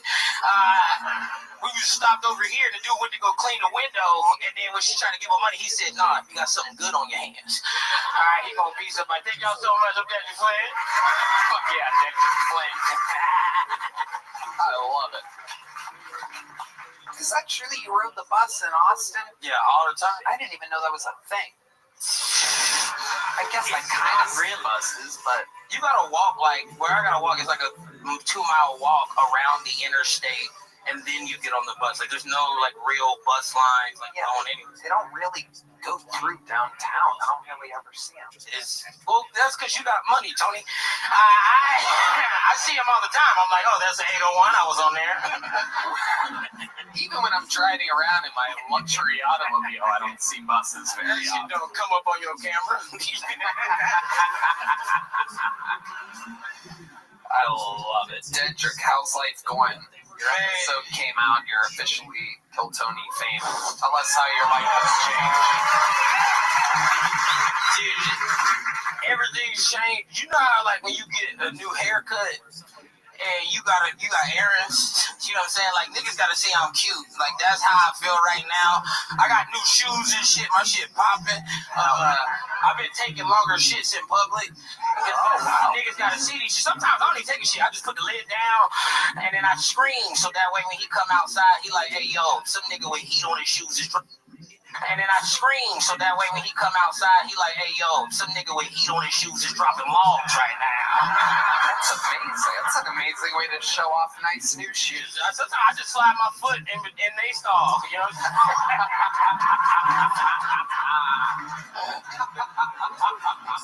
That was you? Yeah. This shit is hard, man. Yeah. I recognize him. I was going to ask you where you got him from. That is awesome. Other than new shoes, what else? You're financially secure now for the first time in a long time. Yeah, man, this shit is crazy. My phone on. I don't need the Wi-Fi no more.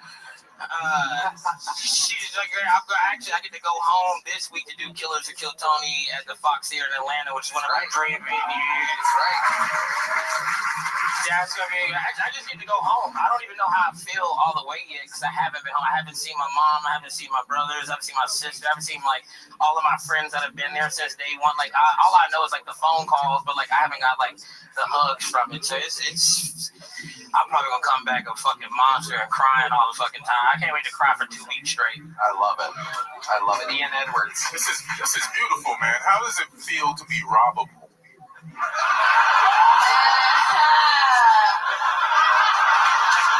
Fiona chime in on that. We got a different frame. Fiona chime in on that. We got a different frame. You bald and like you look like 5 cigarettes put together or Black and Miles. I'm not very robbable. The homies don't even look me in the eyes. Like I told you, they give me respect off rip. They know I got a gun. Tony know I got a gun. He said I could bring it in now. I'm a regular. It's true. All regulars are allowed to have guns. That's why William has 4 attached to him. I love it. Dedrick.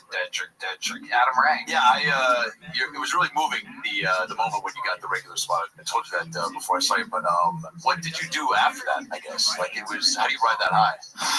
Man, I had so many people. Like it's just because the people that were waiting at Shakespeare's, they all heard my name called, so my phone was like blowing up. And then after I got the regular, I ran out of here with Jay Legend, bags and boxes. Jay Legend was singing because he was going crazy when I got called. So we're crying walking back to the Shakespeare's, and all I did was scream at the top of my lungs, "I got motherfucking regular bitch!" And then the whole crowd went crazy, and it was fucking sick as fuck. And then I've just been, I don't know, like I'm not even in the driver's seat right now. Everything's happening that I wanted to happen. All I'm saying is follow your fucking dreams. All right, follow your fucking dreams. No doubt about it. No, you're right, because not even, it must have been 4 years ago, I saw you on the street, and I kissed you on the forehead and tucked you in your Not even, it must have been 4 years ago. I saw you on the street, I kissed you on the forehead and tucked you into your skinny bag. I'm like, so now to be here, no, it's a callback, but no, I don't want to take away from your stuff. You're exactly right, dude. You said 39 times until you got called up? Yeah, 39 That's times. wild, dude. It is what's possible. He went from 39 times signing up to with nothing, to getting on, to opening for Joe Rogan 2 days later, to doing the Fox Theater 3 weeks later. And he's going to be in the arena, yes, open for Ron White. Going to be at the arena here on New Year's Eve. Come on! You got to get ready to be ready, right? Huh? So get ready to be ready. Yeah, that's it. He's been ready. He is hilarious. We've seen his longer sets. They are incredible. Find him, follow him, ladies and gentlemen. Dedrick Flynn, the Dark Storm of Atlanta has arrived. And on to the next one we go. I gotta tell you, this name looks amazing, and I hope it is anything like what it seems to be. No doubt the first time for this bucket pool. Let's see if the carpets match the drapes with this one. Make some noise for Stevie One Leg Wonder. Stevie One Leg Wonder. Okay, indeed. It is Stevie One Leg Wonder. Hey, Austin. It is Stevie One Leg Wonder. Hey, Austin. Did a 23andMe the other day and found out I'm Chinese. Yeah, I'm from China. Yeah. Oh. My bad. I didn't realize. I just lost my train of thought. I was outside last Monday. I signed up, and I was looking at the homeless guy in the street. He had a vacuum cleaner, and he was running back and forth on the line. I was just like, wow. Austin started with their homeless population to clean up these streets. Super awesome. What do you guys call a black guy that flies a plane? Call him a pilot, you fucking racist. That's all I was prepared for. There you go, Stevie One Leg Wonder. Welcome to the show, Stevie. How are you? Nervous? You're good. You're doing just fine, Stevie. How long you been on stand-up? This is my first time. I just moved to Austin 2 weeks ago. Your first time ever doing stand-up? First time. Wow. How old are you? 40 years old. 40. And what made you want to start now? I wanted to start since I was 13. And I went and fucked around at 16 and had kids and more kids until I was 21. Got a divorce and ended up raising 3 kids by myself. So. How old are the kids? 18, 20, and 22. Wow, you did it. You raised 3 grown kids. That's amazing. No felonies, all driver's licenses. No felonies, all driver's licenses. Clean records. Amazing. So, okay, let's jump right into it, shall we? Or not jump, if you're you. How did you lose the leg, Stevie? Which story do you want to hear? Because I tell like 150 different stories. Can you tell the truth? For you, Tony, I will tell the truth. It's an honor to be. Perfect. Okay, so I was working up in Denver. We were loading a pipe for a sign going up on I-70, and it just went wrong, and I was on the bad end of it. Got crushed by it. Taken to the hospital. 2 weeks later, they decided to cut my leg off.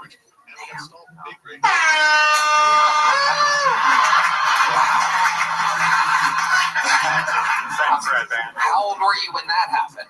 That was almost 4 years ago. Oh, okay. So that was recent. Yes. Take us through it. What are some things we'd be surprised by? Fun facts about having one leg. You get to tell a lot of one leg jokes. You get a leg up on the competition. Yeah. You put your best foot forward. Yeah. You know, all that. Yeah. So, I mean, it's good to have one leg. Yeah. Ian Edwards. This is bad. Can you kick yourself in the head? You don't even know. He could beat himself in the head with that fucking thing. Oh my God. Wow. fucking odds? What are the odds? And he didn't tear his belly button. Absolutely incredible. Wow. I don't know what it says about me, but I was genuinely like very excited when he did that. Yeah. Like I don't think I've ever seen it. Did you unscrew part of it to No, I just got to tickle my knee and then it works. Amazing. Just tickle it with this button right here. Wow. Whoa. I just got this. This is a new leg. It was I think it's about 4 or 5 weeks old. Wow. Little baby leg. Sure. A virgin. Where'd it come from? The store. Is there a leg store? Where do you get a new leg from? Amazon or what are we? Evergreen Prosthetics in North Carolina. Marvin wasn't giving out leg samples at Target? No.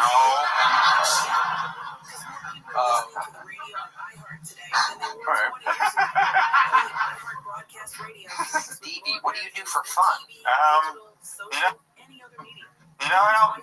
don't know. Since I lost my leg, I haven't gone out much. But what did you used to do for fun? Everything: dirt bikes, motorcycles, boats, camping, all kinds of stuff. You can still do those things, right? You just haven't tried? Yeah, but I got white boy money, so I don't have boats no more. What do you mean white boy money? I'm broke. Is that white boy? You mixed it up. Yeah. My bad. Okay. So, you still with the baby mama? No, absolutely not. I was married for 7 years, and out of that, we were together 2. Wow. And then, what the divorce cost you? An arm and a leg? Just a leg. I was really good at negotiating. Amazing. Okay. So what's dating like? Here and there. I get around. Sometimes I'll get in my wheelchair. It goes faster. You have a wheelchair? No, I got rid of it before I moved here. Right. Okay. But how long have you lived here? Thursday will be 2 weeks. Got it. 2 weeks. So you haven't been on a date or met a girl or anything here yet? Nope. Yeah. It's just funny because girl or anything here yet? Nope. Okay. Yeah. It's just funny because the blind guy feels so bad for him. Yeah. D-Man is doing his scoffing thing. Man, that's cold. Yeah. 4 years ago, shit. Are there any specs on that leg? Like when you ordered it, like can it do like you did the thing? Well, yeah, I mean, yes and no. It's more of the accessories I can put below the knee versus anything else. I can put the running leg on here. It's just like a big spring. It looks like Blade Runner, you know. But I don't run. If there's a bear, I guess I'll fight it. No, there's no bears here in Austin. Where were you at before this? Raleigh, North Carolina. How's Austin different than Raleigh? Tell us. It's got a cleaner downtown. Yeah. I was actually surprised. I've watched the show a lot, and I've seen all the comments of the homeless population down here. And I was thinking Denver, you know, like Denver's gross. You can't even walk down there. It's true.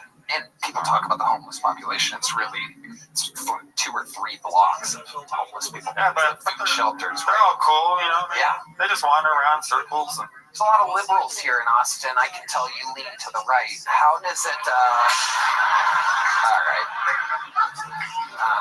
You said you've been here 2 weeks? Yes, sir. How long do you think it'll take you to land on your feet? I don't know. The plane's been canceled. Stevie, keep it. I don't know. The plane's been canceled. Stevie, keep up. Adam, go ahead. I just want to ask you. You said you're gay. Do your kids like know you do comedy? Are they like supportive? Are they? Well, my youngest daughter was supposed to move out, and that's why I decided to move to Austin. And she didn't because some shit happened. But I asked her to come with me tonight. She's like, I don't want to. So she's supportive of me being here, but she just doesn't want to be here. She said, Dad, I'm 18. I don't want to go hang out in a bar, watch drunk people get drunk. So makes sense. Yeah. All right, I'm gonna take a sip. That checks out. She's not wrong. That's a respectable answer. For my daughter, thanks. Stevie, congratulations. I'm gonna give you a big joke book, buddy. I like your style. This is amazing. Fill it up, work it out. First time you're living your dreams. Stevie One Leg Wonder has made his debut here on Kill Tony. Come back, sign up again. Break a leg. Go do me. What does that mean, Red Man? Yeah, What do you mean? his big joke. Oh, look who it is. The very controversial Pauly Shore. Is it okay? Is it okay if I give you a hug, bro? I'm so sorry. It's okay. We don't need to hug. We don't. Okay. All right. If you. I'm so sorry. It's okay. We don't need to hug. We don't. Okay. All right. If you insist. There he is, Pauly Shore, coming off a very polarizing episode of Kill Tony with Roseanne Barr. I thought we in which somehow he was the wild one. I just wanted to come out here in front of your whole audience. I know my audience is different than your audience. Very different. Yeah. And I was on. Thank you for having me on your show a couple months ago or whatever it was. But I was going through a lot of stuff, and I've been taking some meds. And I said that I got banned when.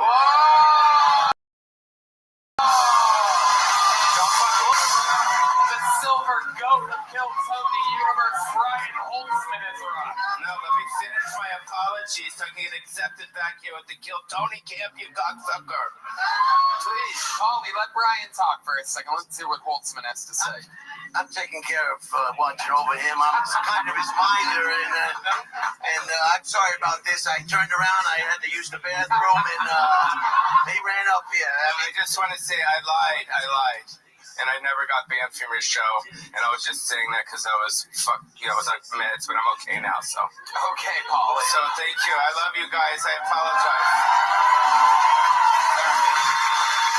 He's in good hands. His new caretaker, Brian Holtzman. He's in good hands. His new caretaker, Brian Holtzman. Wow. What a moment. A double character cameo by the great. How about one more time for Pauly Shore and Brian Holtzman?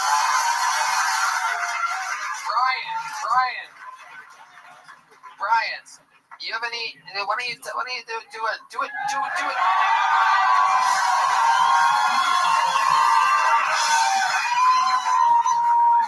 Pauly, don't do anything. Just be part of this set, Pauly. No, Pauly is going through some rough times now with the controversy that took place, and they kind of want to. His family wants me to keep an eye on him, and I hate everybody too. So I just got back from New Orleans, and my asshole is still sore. And we had a good time, and everybody's happy about that. And I'm happy about that. And everybody's excited about that. And I wasn't expected to be up here, so I don't have anything to say. But I will tell you this: a lot of retards at the airport. I tell you that. I mean, you're in the airport. Can anybody get on this plane without help? Is there anybody that can get on the fucking plane without help? Get on the fucking plane without help? Families traveling with children that need extra time? Get on the plane, you retarded family of four.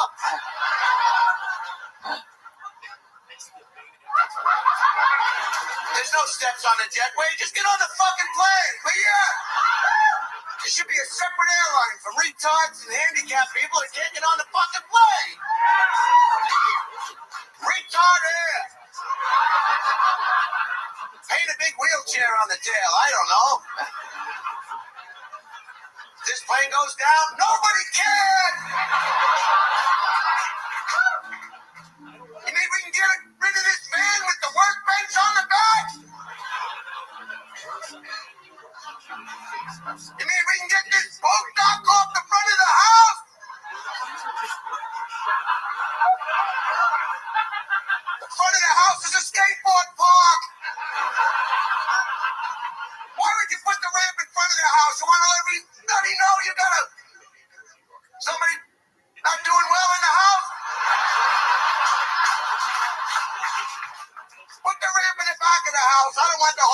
fucking neighborhood to know I'm fucking somebody who can't fuck back? Brian Holtzman, ladies and gentlemen, one of the greatest ever in the Killzone universe. How about one more time for Pauly Shore and Brian? How about one more time for Pauly Shore and Brian Holtzman, everybody?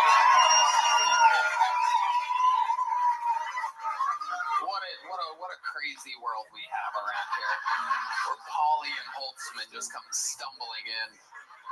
Back to the bucket we go, everybody. Who knows? The next Pauly Shore or Brian Holtzman could be this bucket pull. Anything can happen. Make some noise. This is a minute uninterrupted for Owen Gallivan, everybody. Owen Gallivan.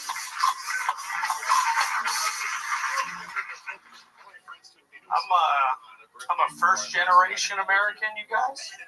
Both of my parents are from Ireland, but my grandma, she's from like a small island off the west coast of Ireland, with like 40 people on it. Didn't really dawn on me till I visited there last summer that just makes me inbred as fuck. You guys, who are they having sex with? No, I should be way uglier and way dumber than I am. I can never complain about being short again. It's a miracle that I can do math.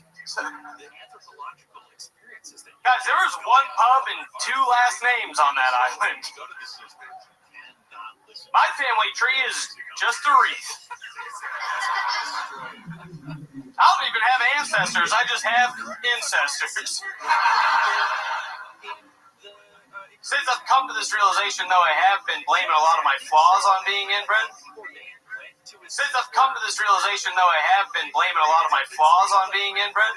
That's been fun.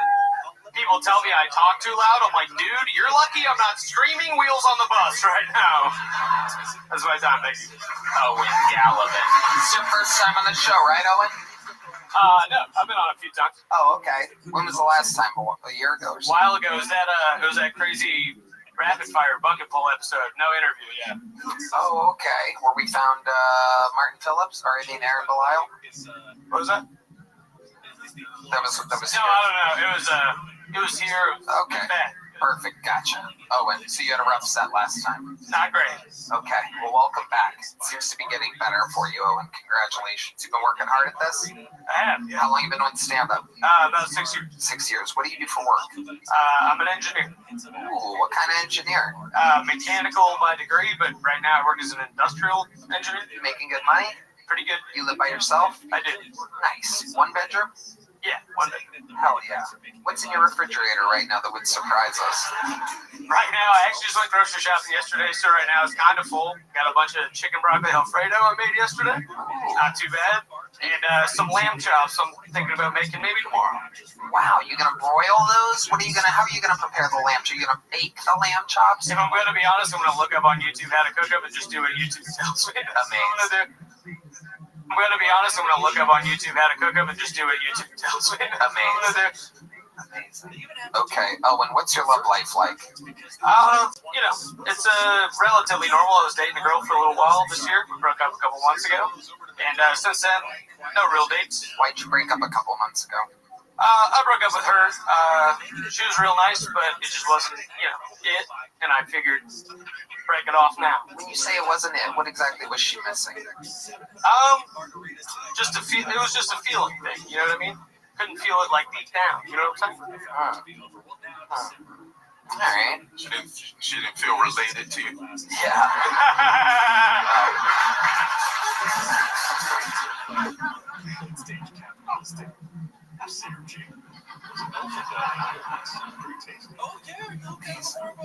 Owen, do you have any special skills or talents that would surprise us? Nothing I haven't done before on here. Last time I did a dumbass cricket noise and that guy fucking... Let's hear the cricket noise. Red band. I mean, he's literally doing a cricket noise, so you hit the sound effect. That's a lot of pressure here. Here he goes with his cricket noise. No, I can't do it. It's too much pressure. I'm sorry. I choked. Can't do it. tried it. Tried as hard as I You have can. Try one more time. Okay, here we go with this cricket noise. Can't do it. It is. Trust me. It is. Trust me. It is good when I'm not in front of 200 people staring at me. It's all right. All right, Owen. I see why I dismissed you very quickly last time. Yeah. All right. Okay, you're leaving with a medium, very black. Awesome.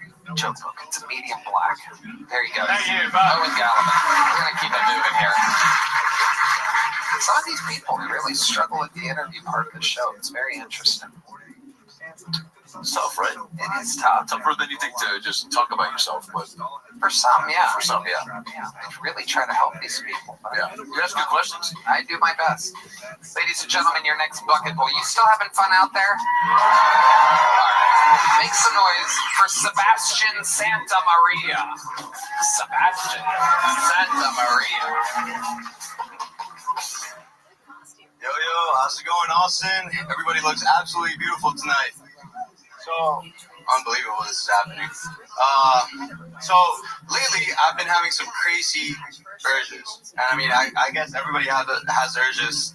And mine have been at night, you know. And it's honestly been like whether I'm going to jerk off or not. And whenever I jerk off, man, I have terrible fucking dreams. I think about, you know, like, well, I dream about, you know, like getting stabbed and bleeding out in Shrek's apartment. He's like stabbing me. It's absolutely horrible. And then if I don't jerk off, it's you know, I have epic dreams, dude. I'm like smashing Fiona. It's awesome, dude. It's awesome. And I'm not talking about the skinny bitch. I'm talking about, you know, like green, hot, like swampy puss Fiona, dude. This guy knows what I'm talking about. Hell yeah, I know you like that shit, dog. So, you know, and I wake up at 3 in the morning. I'm absolutely bricked up. And what do? I jerk off. Terrible idea. Because guess what happens, dude? I'm back with Shrek, and he knows that I just smashed his fiance or his wife, depending on what mood. Jesus Christ Almighty, Sebastian Santa Maria. What the fuck was that? Oh God, man! Holy shit, Don't do that to me, man. How long you been doing stand-up? I've been doing it for the love of sport for the past like 6 to 8 months. You know, I don't really have a handle or anything like that. You don't have a what? I like to do. You don't have a what? A handle, like, you know, like IG. I thought you meant like a handle on the craft. Yeah, a handle on the craft. I think on that second turn of the night, dude, I'm gonna have a good handle of Shrek. You know? Yeah. I always love a good. It's one of my favorite things. I think I even did it too, like starting out in comedy. Every new comic does it, where like they do a joke, and it's maybe not what they thought they wanted to say or how it was supposed to go, and they go, "This guy knows what I'm talking about." Like you suck this guy into your Shrek swamp pussy joke, and he was like, "I do know. I'm sorry, I don't, but I'm saying I do because I don't want you to kill yourself." Yeah. I can see what sex is when I see it. Yeah. Sebastian. Yes, sir. How old are you? I'm 26. 26. Wow. What made you want to start stand-up now? Dude, why not, man? I'm in the oil field. I can't do any drugs anymore, so I figured, you know, I have to get a rush somehow. Like gambling, getting killed, Tony. Why not? Well, I mean, it's not really like gambling. What up, baby? It's not like the better odds. Kicking in.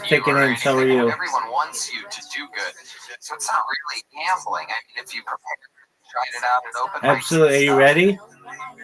Yeah. Okay. Do you have any other special skills? What have you been good at in your life? You're 26. You're a good-looking guy. Thank you, sir. All right. Question. Jesus. Just fell in love after that. Good, guys don't get that many compliments, so I have to take a little breather, dude. That is the one compliment anyone could give you. You do look handsome. Once you start talking, all the pussies dry up. All the hard cocks go soft. No swamp pussy in here, I can see. What other? I've been doing that for a while. What'd you say? These engineers can. Doug, can you speak English? Engineers cannot engineer a joke, huh? Hold on a second, because like you could keep a soccer ball up in the I don't know. Yeah, totally. I'm out here with the. Are you ready? I'm Argentinian, so number one. What is that? So no, you're not ready? You are a fucking tease. You are a fucking cock tease.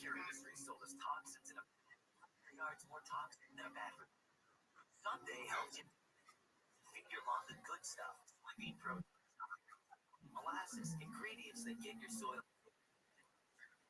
on fire. Sunday uses clean ingredients in real size for thicker, greener grass. This Black Friday, get 30% off and lock in your spring subscription. Sunday, a smarter, healthier yard. GetSunday.com. GetSunday.com. iHeartRadio LA Jingle Ball, December 5th. Into a Dome. Tickets at Ticketmaster.com. The free iHeartRadio app. Pure audio awesomeness. Most live radio stations and the most podcasts. And you can access them instantly by making them a preset. And it's all 100% free. Join the millions who already have it on their smartphone. The free iHeartRadio app. The #1 app for radio. AMR. AM 6. Anaheim Restaurant. South Anaheim Boulevard. 4 to 8 p.m. We'll see you there. Stay by AM 640. I'm Andy Reesmeyer. Coming up in about 10 minutes, we're going to hand it off to Mr. George Norrie, who joins us now with a preview for what's coming on tonight's Coast to Coast.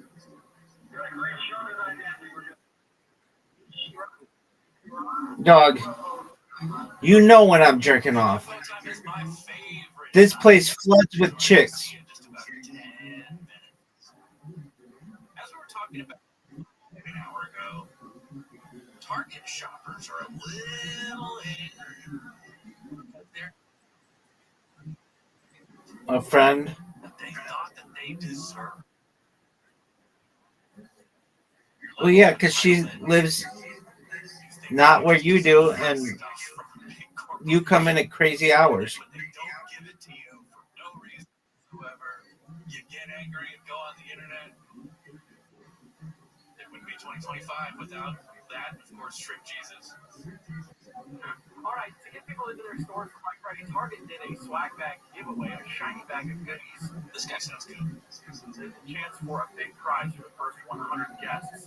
Friday up in Fresno at 5 a.m., hundreds huddled while temperatures hung in the low 40s. Well, you probably already know what happens next. Actually, it's so sad. This is a man. I'll just... Baby, what did you do to Trey's weight? He hasn't been the same. He's not feeling well. What happened?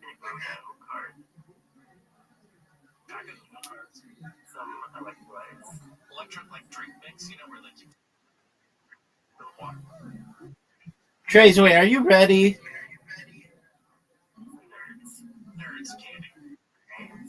Okay, that's respectable.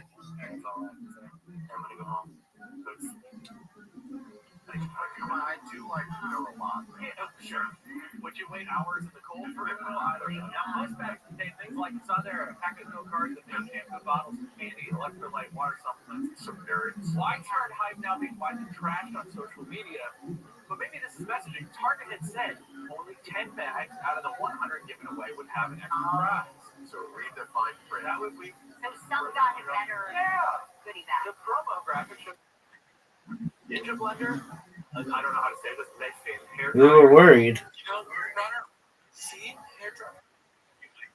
Did you ask your man how he's feeling? Oh, not sure. I just cruised down the 101 with the top. Did you say? Flop it in the way. Way too fancy for me. Or part of a pair of Beats head. 1 of 10 got something expensive, which 90 people at each store's bellyache swag bag. Have you guys ever played wiffle ball? I asked you a question. Have you ever played wiffle ball? All right. You like the bellyache? You've already tracked them. I think the bellyache signifies punching down. You're not biased, huh? Yeah, I think there's some beggars can be choosers or don't. My favorite phrase, by the way. No, stay away from it. I found out with a quick Google search that comes from, and I think a listener actually messaged me and said, the reason that they say don't look a gift horse in the mouth is because when a horse was given as a gift, if you want to inspect a horse to see how healthy or young it is, you check their teeth. Exactly. Now, you said exactly. I don't know this stuff. Even though I grew up in Indiana, horses were never given as gifts. Yeah, but you've dated a lot. You're single. Are you trying to tell me you've never, just on the first date, taken a flashlight and shined it into a nice lady's mouth? Well, I haven't.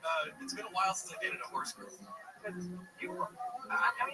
feel bad that people did this, but no one forced them to. Exactly. Like, targeting your friend, they don't owe you anything. Yeah, and I don't want to sound more of a skeptic, but never expect anything good to be in the free. Yes, and I think that's like. Right.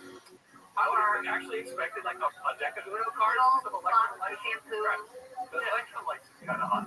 It's kind of hot. You're like, it's kind of hot. What if like promoting a brand? Yeah, and they got it for free. Right. It goes into the bag. Right. I mean, that's the thing. It's like, and I don't know if I'm jaded because I've done like 5 red carpets before, but you always see like, unless it's the Oscars, the swag bag is never stuff that people like really want you to have. Right. Anyway, time to check the DMs. I stand by this. I was a little hot this morning. I'm a little heated about this, but I do think that there's something very unsettling about the relationship between people and their brands that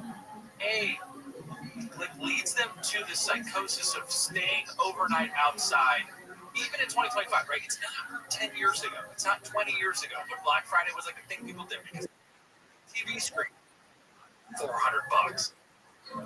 But we always think like the black needs until someone who's that because you're struggling, you don't have much money. I think that's also terrible.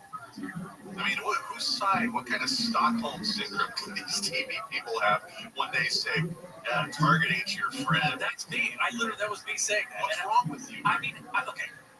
My point is, if you've reached a point where you feel like that you're disappointed because the relationship that you have with an inanimate corporate object, which, by the way, exists solely to just sell you stuff, reaches that you have given up your evening with your family, or you're mad and you're about it on social media, like I understand what you're saying, and I'm on the side of the people who want the stuff, and yet you're making a stripper doesn't really like you argument. Is that a bad argument to make? I don't know. But that's a realistic. But it's also a realist perspective. I've got a limited experience on that front. You people better get out of this. You people are going to plead limited experience on this. I got one more thing to say before we get out of here, which is thank you guys so much for being part of the show. I'll see you next Sunday here on KFI. I will not be here Friday. But I am going to be doing something fun tomorrow on the KTLA Morning News. Stanley Simmons is a music group. It is the son of Gene Simmons and Paul Stanley, the boys from Kiss. The boys from Kiss Boys have a band. It's not a boy band, but it's a good band. And we're going to be previewing their brand new debut single, which was recorded by on the KTLA Morning News at 8:30. Don't it comes out on Friday, but we're previewing it on the KTLA Morning News tomorrow.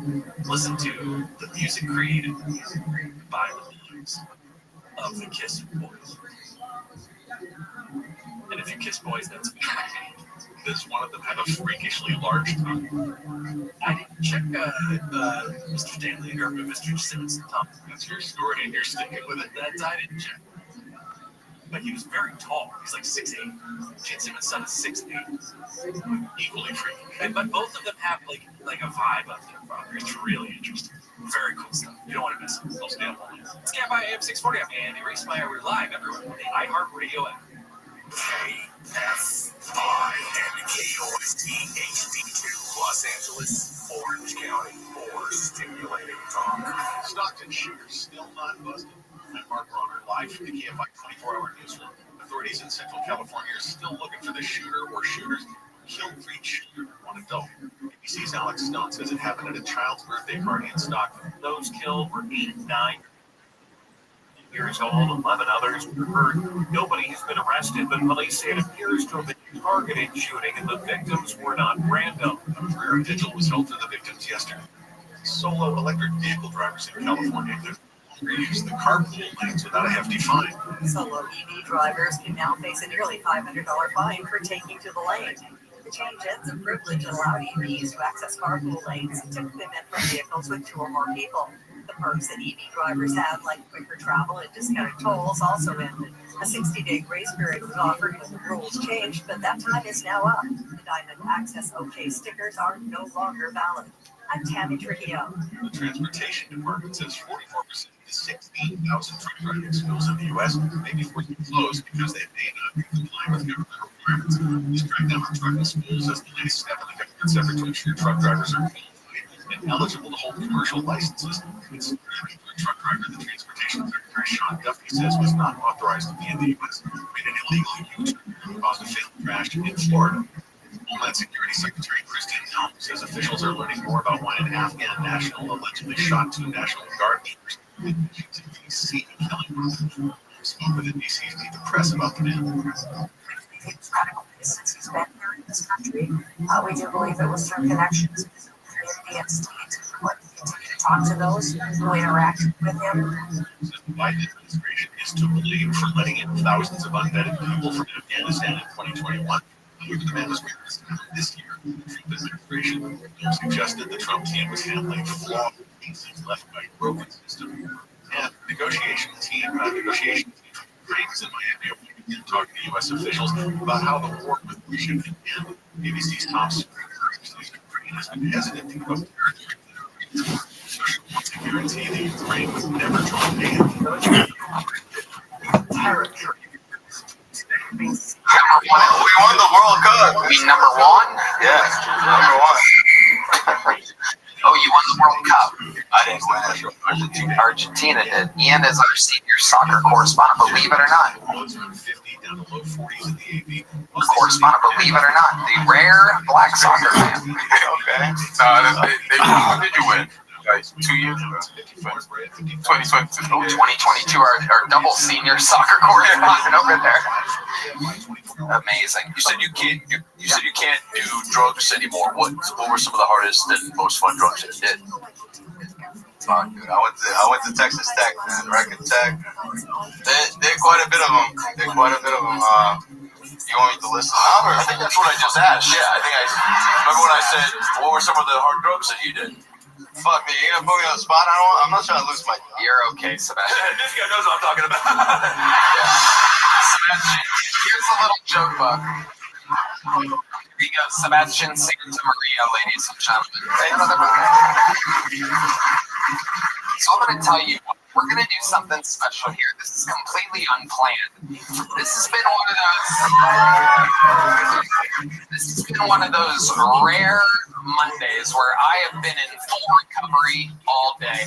We are coming off of Skankfest weekend. I flew in yesterday with Shane Gillis and Joe DeRosa, and we drank all fucking day yesterday, starting with screwdrivers on the plane. We landed, went to a fucking bar, and drank for 10 hours straight. I was sick in the middle of the night. I got a night drinking water, coffee, this, that, to repair myself. Today, been drinking water, coffee, this, that, to repair myself. So I have to pee so badly that I'm basically out of my eyes. So what I think we should do, if the crowd wants to do it, and if Adam wants to do it, why don't we do a little Tony Hinchcliffe, and I'll let you call up this bucket full. Does that sound fun to you guys? Ladies and gentlemen, hosting for me while I step out to the bathroom for a couple minutes. Make some noise for Tony Hinchcliffe, everybody.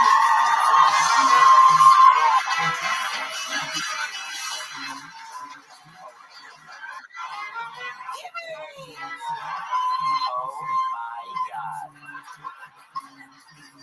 One more time. Thanks. We're really doing it, Red Man. Oh my God. best fucking night of their lives right now, by the way. Unbelievable. Don't play that monkey noise anymore, Red Band. Your next fucking poll? I don't believe he's been on the show before. But he goes, he has a name, and I'm going to read it right now. Here on Kill Tony. Oh. He goes by the name of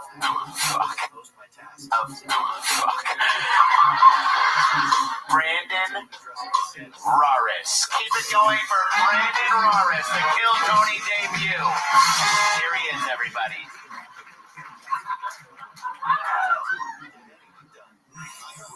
Disney adult, am I right? Ew. My kids dressed me. I have an excuse, okay, guys? Chill. Just celebrated 15 years of marriage. It's the same energy I gave that last 15 years. Thanks, guys.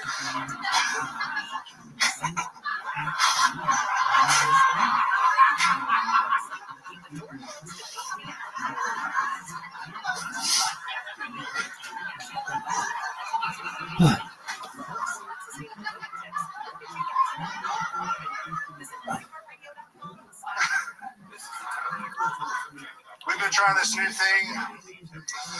My wife's love language is quality time. We're like trapped in a room, trying to escape. It's an argument in the car, that's right. Just one argument away from winning.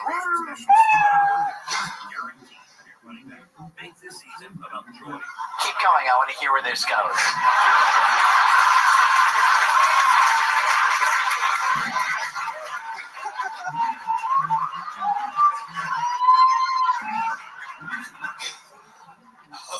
We'll be right back.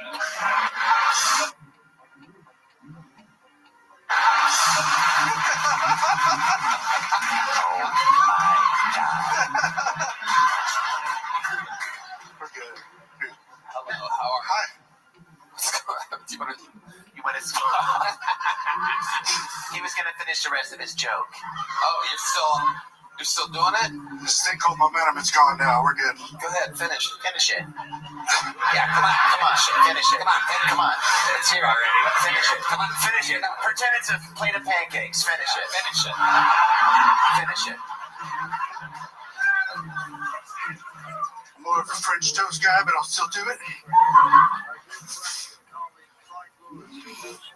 There we go. Okay. Sorry. Look at that ash.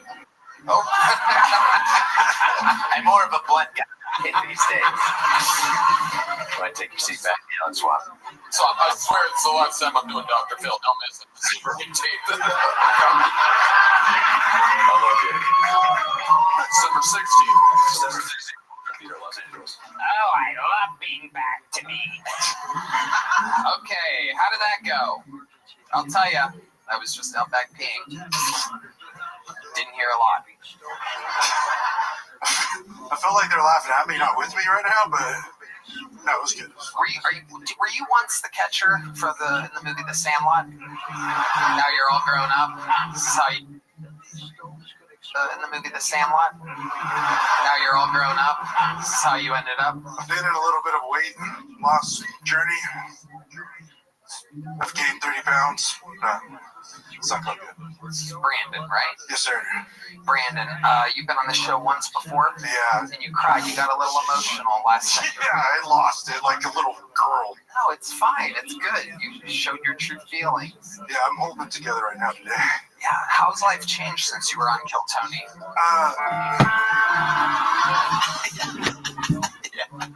Go ahead, Brandon. Yeah, answer the question, Brandon. I don't want to be known as the crying guy, but it's been great. I'm a huge fan of the show. Love the community.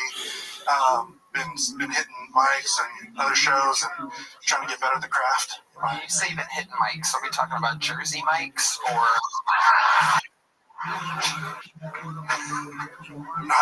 Yeah. What else has been going on in life, Brandon? I've been doing VR comedy. So, like, I actually won a $1,000 contest and got paid to do comedy in VR. Won a $1,000 doing VR comedy? Yeah. Wow. Red Band is our senior VR correspondent. Yes. Cool. Okay, there you go. Keyword being fee there. In actual reality, not much.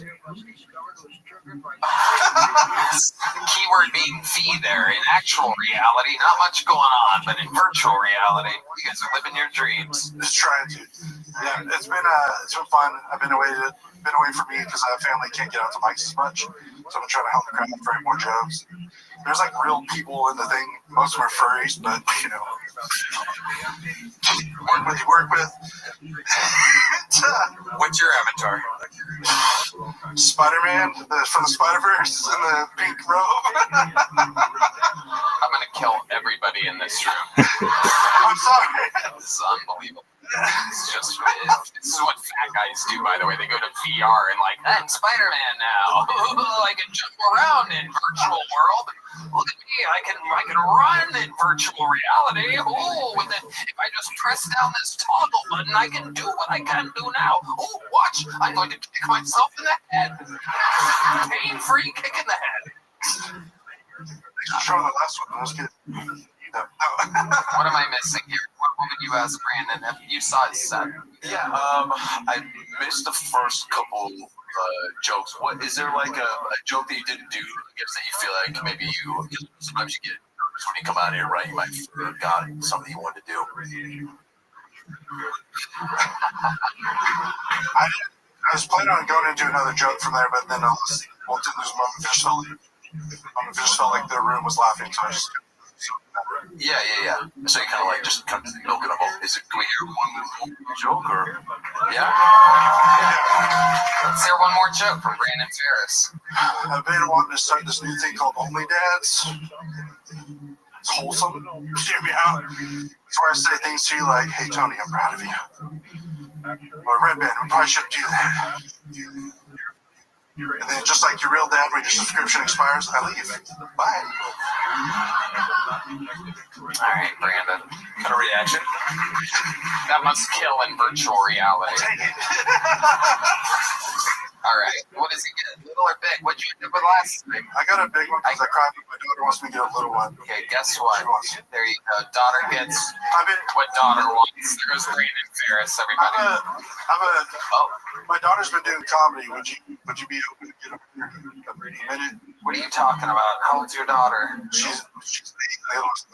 We can't. We're not allowed to have people. Not at this venue because it serves so much alcohol. It's a secret show, Red Band. Whoa, Red Band.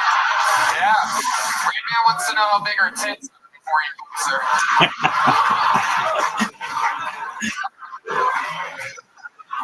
Still flat, or is there a little something there? She might get the spot. What's your avatar? Huge. She's got a huge knocker. There you go. Brandon Ferris. I was just kidding. We don't really want to know. Knockers. There you go. It's Brandon Ferris. I was just kidding. We don't really want to know what your daughter's tits are like. It's Brandon. Final bucket bowl of the night, ladies and gentlemen, goes with the name of Kendall Jr. Everybody, here we go. Kendall Jr. So violent hand job from an Indian lady named Shiva. Many hands.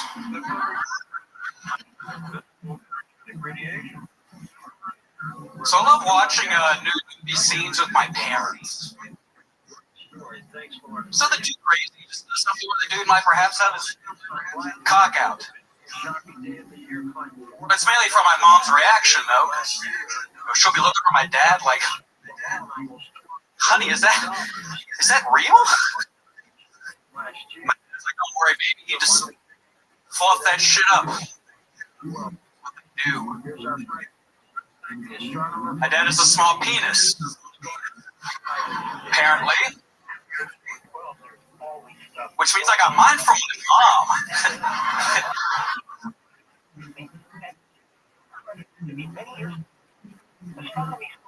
I've been thinking about they made a gay porn parody of Men in Black, but they just called it Men in Black. Man.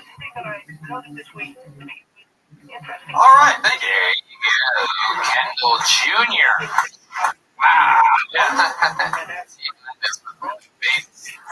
Drift that says, how long have you been doing stand-up comedy? This is $1 million question here. 1 year. 1 year, okay. Yeah, last October. Okay, you work hard at it? Do you do it like a few times a week? Yeah. Every week, like 2 to 4. How many times have you signed up for this show? 5. This is my 5th. Your first on the show, correct? Yes. Okay. What do you do for work? I'm disabled. What's disabled about you? I had like bad back surgeries like since I was 18. Why? What was wrong with your back? I had kyphosis, scoliosis, so they had to do the spinal fusion, top to bottom type of thing. Yeah, it's a little. Okay. You're on disability. Yeah. Okay. Yeah, it gives me a unique opportunity to kind of dive in. I had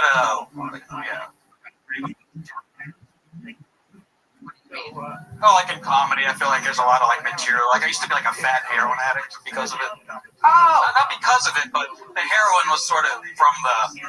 So like there's a lot of material. Sure. How did you stumble into heroin? Well, it was like prescriptions, overprescribing, and it feels really good. And I have a bad back. I could just kind of, but no, it. So it started as a pain pill addiction. Yeah, pain pill addiction. You kind of, and then it got out of control. It got out of control. And then someone's like, "Hey, this was like 2015. Yeah. Try this." Who recommended heroin to you? A buddy of mine was a good friend. He's dead now. How did he die? No, I think his soul died long ago. These guys knows what I'm talking about. Sorry. All right. No, he's still out there. I don't know, man. A couple of people have died. Yeah, but neither here nor there. I got out after 7 years, clean and feel. Yeah. That felt better than heroin. Let's say that. Wow. When the doctor put you out for your back surgery, was he like, "You'll be right back"? Pointing to your back. Pointing to the back. Yeah, you'll be right back. See what I'm trying to? All right, it's not easy. It's not easy doing back jokes. You'll be right back. Well, I kind of was. Like 4 hours later, I had to do emergency surgery, so he was like. Your arms are big.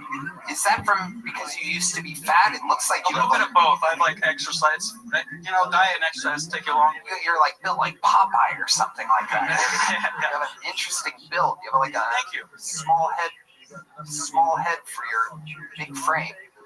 Yeah, it's okay. We're working on it slowly. It used to be rounder, they had to like roll me around. Where are you from? I'm getting like West Virginia vibe, somewhere around there. Houston. Oh yeah, the West Virginia of Texas. Perfect. That's fun. Okay, so disability all the way. You don't make money anyway? You don't have a gambling problem? Or? No, I try to stay away from it. This is only adrenaline type of, wise. How old are you? 34. What's your love life like? I have a girlfriend. She's kind. She's awesome. She's kind. Yeah. Wow. Nothing gets me quite as excited as kindness. Yeah, no, she's, yeah. I have on a scale of 1 to 10, how kind is she? Great question, Ian. Spinal tap. It goes to 11. So, what's the scale? Oh, she used to be heavy. She used to be heavier, but no, she's like. Did you guys lose weight together? No. This I met her a few months back. Are you on heroin now? No. How heavy were you at one point? I was almost 360. I say 355. Wow. I know. I say 3 because it's like. I'm on my fat week. I'm a little fluffy this week. I gotcha. So you were 360. What was she at one point? She was, I think, like 260. She's like she's well under that now. But I didn't meet her then. I would have been. Wow. No, I know what it takes. I know what it takes to get out of the gutter. Yeah. Do you guys sometimes get your loose skin tangled up with each other? Hers is no. All right. Kendall, before I let you go, craziest thing about you or your life?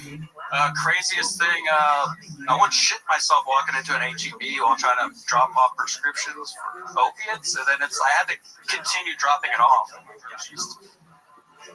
Yeah, I had boots on though and jeans, so it's. Now was it because you knew you were about to get the opiates? Like you get excited? To the doctor already? Oh no, it was a hard opiate. It was Opana. I suggest they stopped it. It was stronger than heroin, so it led me to kind of I was like, oh, heroin, this is it. So it relaxed your sphincter, and that's why you could say that. You could say that. Well, I mean, I could say that. I did say that, but I'm asking you. Did say that. Was it because of the prescription or? It's the withdrawals. The withdrawals just make everything fucking. It was like diarrhea plus you're probably relaxed. Yeah. Yeah. But then you're uptight, so it's Sounds like a red band bit on a Thursday night at the Secret Chat. Diarrhea mixed with. All right. What was the Secret Chat? Diarrhea mixed with. All right. What was the? The heroin is when you do it. It's not like fucking Xbox. When you do heroin, it's activity. I've cleaned. It's like one of those things where it's after a while it gives you energy, makes you normal. But at first you're just put on a film or something. What film? I used to too. No, I used to Rushmore. You look like me if I started doing heroin. Yeah. Don't. Yeah. Well, don't tell me how to live my life, but yeah. Well, Kendall, you did it. Here's a little joke book. There he goes. Kendall Jr., ladies and gentlemen. Well, what an episode it's been. Who can forget Martin Phillips' amazing opening? And then a lot of fat military people. Amy, give us your definition of stress. Exactly what is it? It's a great question because so many of us fundamentally get it wrong. So stress, by definition, is a reaction. It's a physiological reaction to something that requires a change. So stress, by definition, isn't always bad. There's really good stress. There's stress that helps you meet a deadline or stress that helps you reach a goal. But the kind of stress I'm writing about is the chronic stress, the kind that lingers, the kind that wears on you and has really detrimental outcomes for our health. Now, you've got a book called Cheers to Monday, which is going to come out sometime next year, right? It is on March 24th. Tell me about the title, Cheers to Monday. I wanted it to be a title where people paused and said, wait a minute, did she really just say cheers to Monday? Because I'll ask you, when you think about Monday, what do you typically think about, or what do you often associate with Mondays? My week is underway. And then the darkest man in the history of the show, Muhammad Ual, Derek Flynn. History of the show, Muhammad Ual, Derek Flynn, Stevie One Leg Wonder. So much happened. There's only one way to end an episode like this, ladies and gentlemen, and it is with the Hall of Famer with the record for most appearances ever on this show, most interviews ever on this show, the reigning, defending, super regular of Kill Tony. Some people call him the Vanilla Gorilla, the Memphis Strangler, the Prince of Pancakes, the Big Red Machine. This is William Montgomery.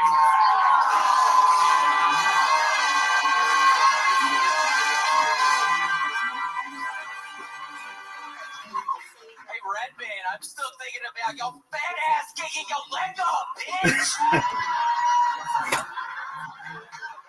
Just in case anybody was wondering, I still haven't heard back from medical school yet. So coming out to Smokey and the Bandit remake, but the truckers are all wearing turbans and sideswiping minivans and cutting illegal U-turns going 75 miles an hour. Hey, Redman, I saw that you got a colonoscopy recently. I'm wondering, did it hurt when they put the tube in your nose?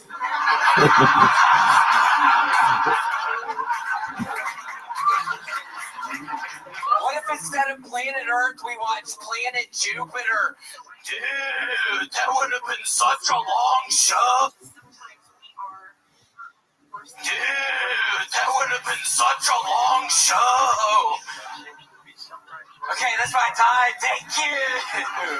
Wow, William Montgomery gracing us with not one but two red band jokes. And tonight, I couldn't believe this fucking crazy ass. I can't believe you were able to do that, Red Band. Kick your fucking head. Well, he wasn't. Yeah. Toward his belly button at one point. Can you imagine that? Can you imagine what Red Band's belly button must look like? What do you think that looks like, William? I think it probably has a bunch of purpley veins in the inside once you get through the hair on the inside, because I've seen his ass naked many times. I believe Boba Fett fell into it in episode 3 of Star Wars in Return of the Jedi. What is that? The Snarlack? What is it? The Sarlacc pit. Sarlacc. That's what many people describe his belly button. Just now torn. William, let's talk about it. You are 2 weeks out of being super viral now. The world is talking about it. I basically think it's a lot of people, and it was heavily talked about at Skankfest. You were talked about. What did people say? Everybody there, every comedian there thinks it is the funniest thing they've ever seen in their entire life. They think that's the way to enjoy William Montgomery. They think that's the way to enjoy William Montgomery. People are saying, the comedians are like, that's a brilliant special, is do your stuff in front of a hip alt, audience that's literally there to see something else.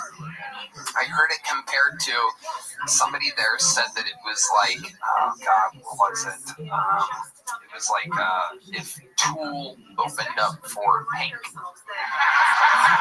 Somebody said something like that. And it makes perfect sense.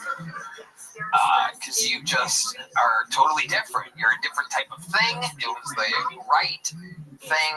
Yeah, at the beginning, Tony, it was kind of hurting my feelings, but I've been good. I don't really look at anything. It doesn't really matter. But I start thinking about it, Tony. I'm thinking, well, what is the problem? So what? If I do comedy, I'm not allowed to bomb. People just never bomb. That's all I didn't understand. And then that confused me just because, I don't know, it doesn't matter. Bomb, William. That audience bomb. You didn't bomb, William. God! Red Man, seriously, you're the last person I want to hear anything nice from. Seriously, you're the last fucking idiot I want to hear anything from right now. I'm not feeling real great right now. Just generally speaking, so I don't really want to hear you right now. Seriously. Kind of been feeling down today, so seriously, I don't want to hear. I've kind of been feeling down today, so seriously, I don't want to hear you again. Thank you, though. Thank you. It's very great. I think you mean well. Wow. I love it. But yeah, Tony, I ended up doing a show in Jackson, Mississippi on Thursday, and thank God it felt good. So I was able to get the other set out of my head. And then I ended up going to the Grove to Oxford on Saturday, and Ole Miss was playing Florida. And I was doing Florida stuff, and Tony, I walked down, felt like I was back at the show where everybody was booing me so bad. All the fraternity people are lining up on the side of the fence, and they're all screaming. Okay. Enjoy yourself. Enjoy yourself. They were talking about my mom. Yeah, they were spending money on that hurt me for some reason. They were just screaming at me, and then this one guy recognized me in the midst of all of this chaos, and then the guy next to him, he also goes, and then he pulls his hand up, and they all laugh real loud. I'm thinking, okay, I just gotta keep moving forward through this fucking horrible situation. I felt literally like a Jewish person going to a say it. But no, I mean, that's really what I was thinking. Like, he's like the one buddy I see in the crowd, and he's like helping me kind of, but then he can't because everybody else hates me. Wow. This guy knows what I'm talking about right now. fuck them, dude. First of all, I saw that clip. It made me so happy because I adore you, and you stayed in the pocket, you stayed you committed, you powered through, and yeah, you don't get better when you crush all the time, but just fucking that audience didn't pick up on it. Yeah. It's their fault. Yeah, fuck them. Yeah, I don't dude. give a You know how many shit. people you bring joy to all the time? Yeah, I don't give a shit. Oh, you hurt yourself? No. Oh. So what else you been doing this week? You wrote a new Smokey and the Bandit joke in between two Red Band jokes. Yes, did that, wrote that. What makes you write a Smokey and the Bandit joke? I watched Smokey and the Bandit this past week down in Mississippi. Oh. And I'm thinking, okay, it's for the people. Let's think turbans, just saying people with turbans, I think is funny. And I was like, okay, what's something dangerous you do in a car? Okay, sideswiping people, 75 miles an hour, stuff like that. So that's the process. Yeah. Wow. Smoking a bunch of weed. Is there anything that you like to snack on when you're writing? Snack on or drink? Well, I haven't been able to do the row machine in 3 weeks now, Tony. I think that's why today I was feeling a little down. And Red Band, don't shake your head yes at that. Seriously, don't even look at me right now. Seriously, don't even look at me right now. I've been feeling down today. I'm not even kidding. Don't look now. Seriously, don't even look at me right now. I've been feeling down today. I'm not even kidding. Don't look at me right now.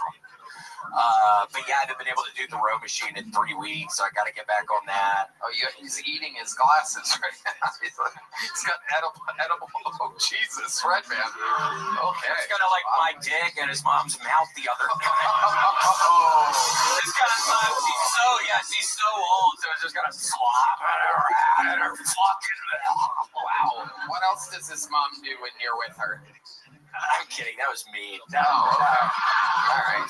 Red Band's gonna go to me crying after this. So that's why I thought I should get off on him on that one.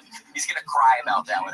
You think so? From the KFI 24-hour. Yeah, you're so funny. Oh my God. I love it.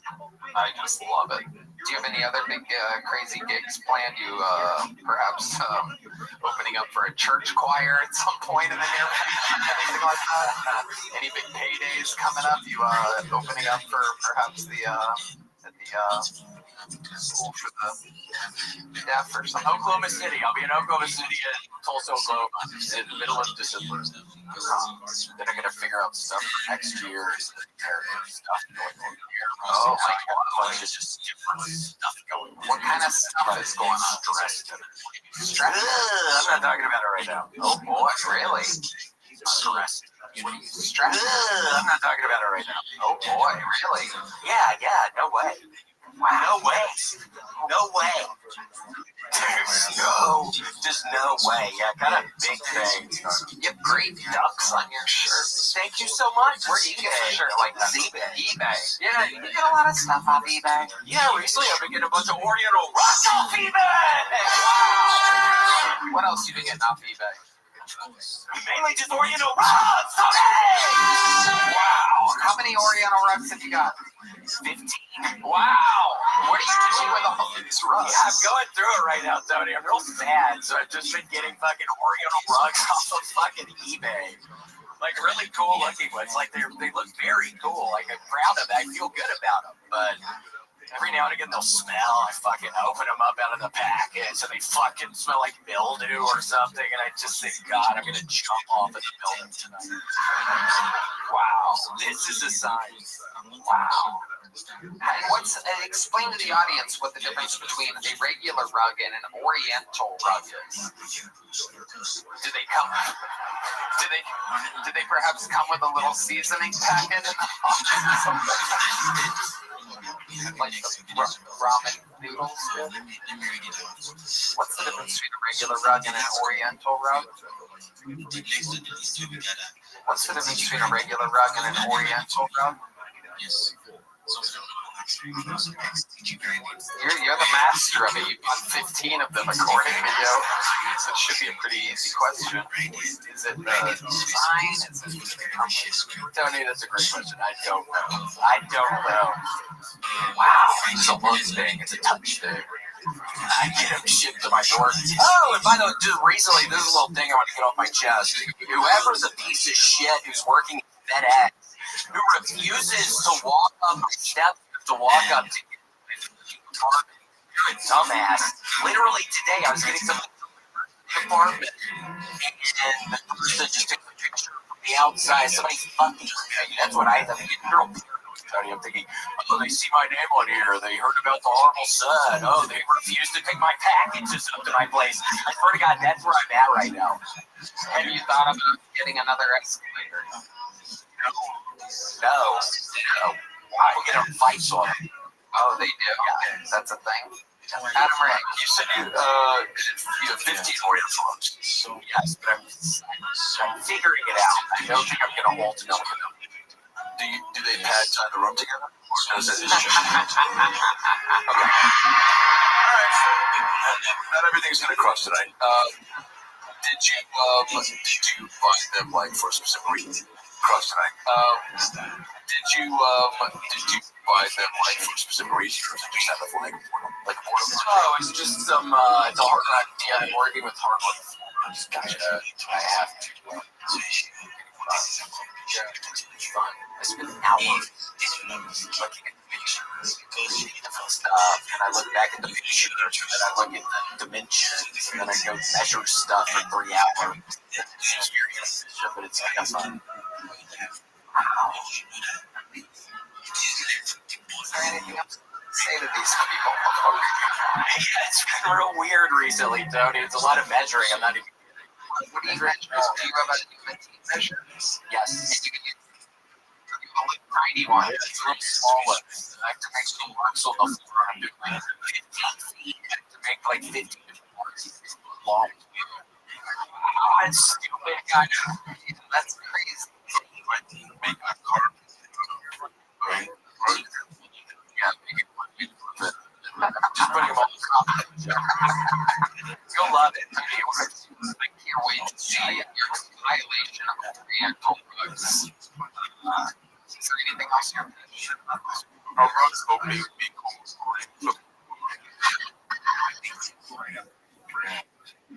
Let's look at real rugs.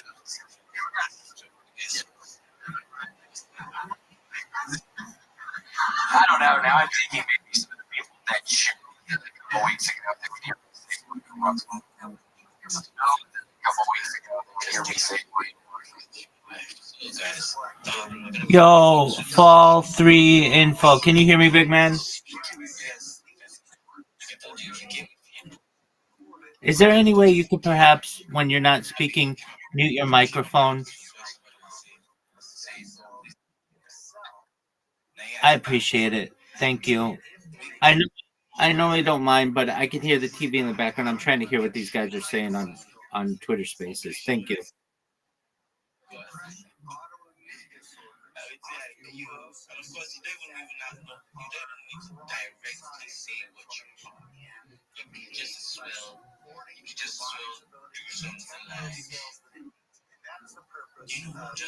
Talking about what you do, the space where you are.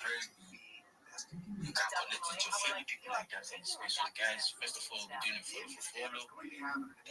what do you call that? It's like nothing. I mean, nothing time. And it's not going to be saying Oriental. I think you're right.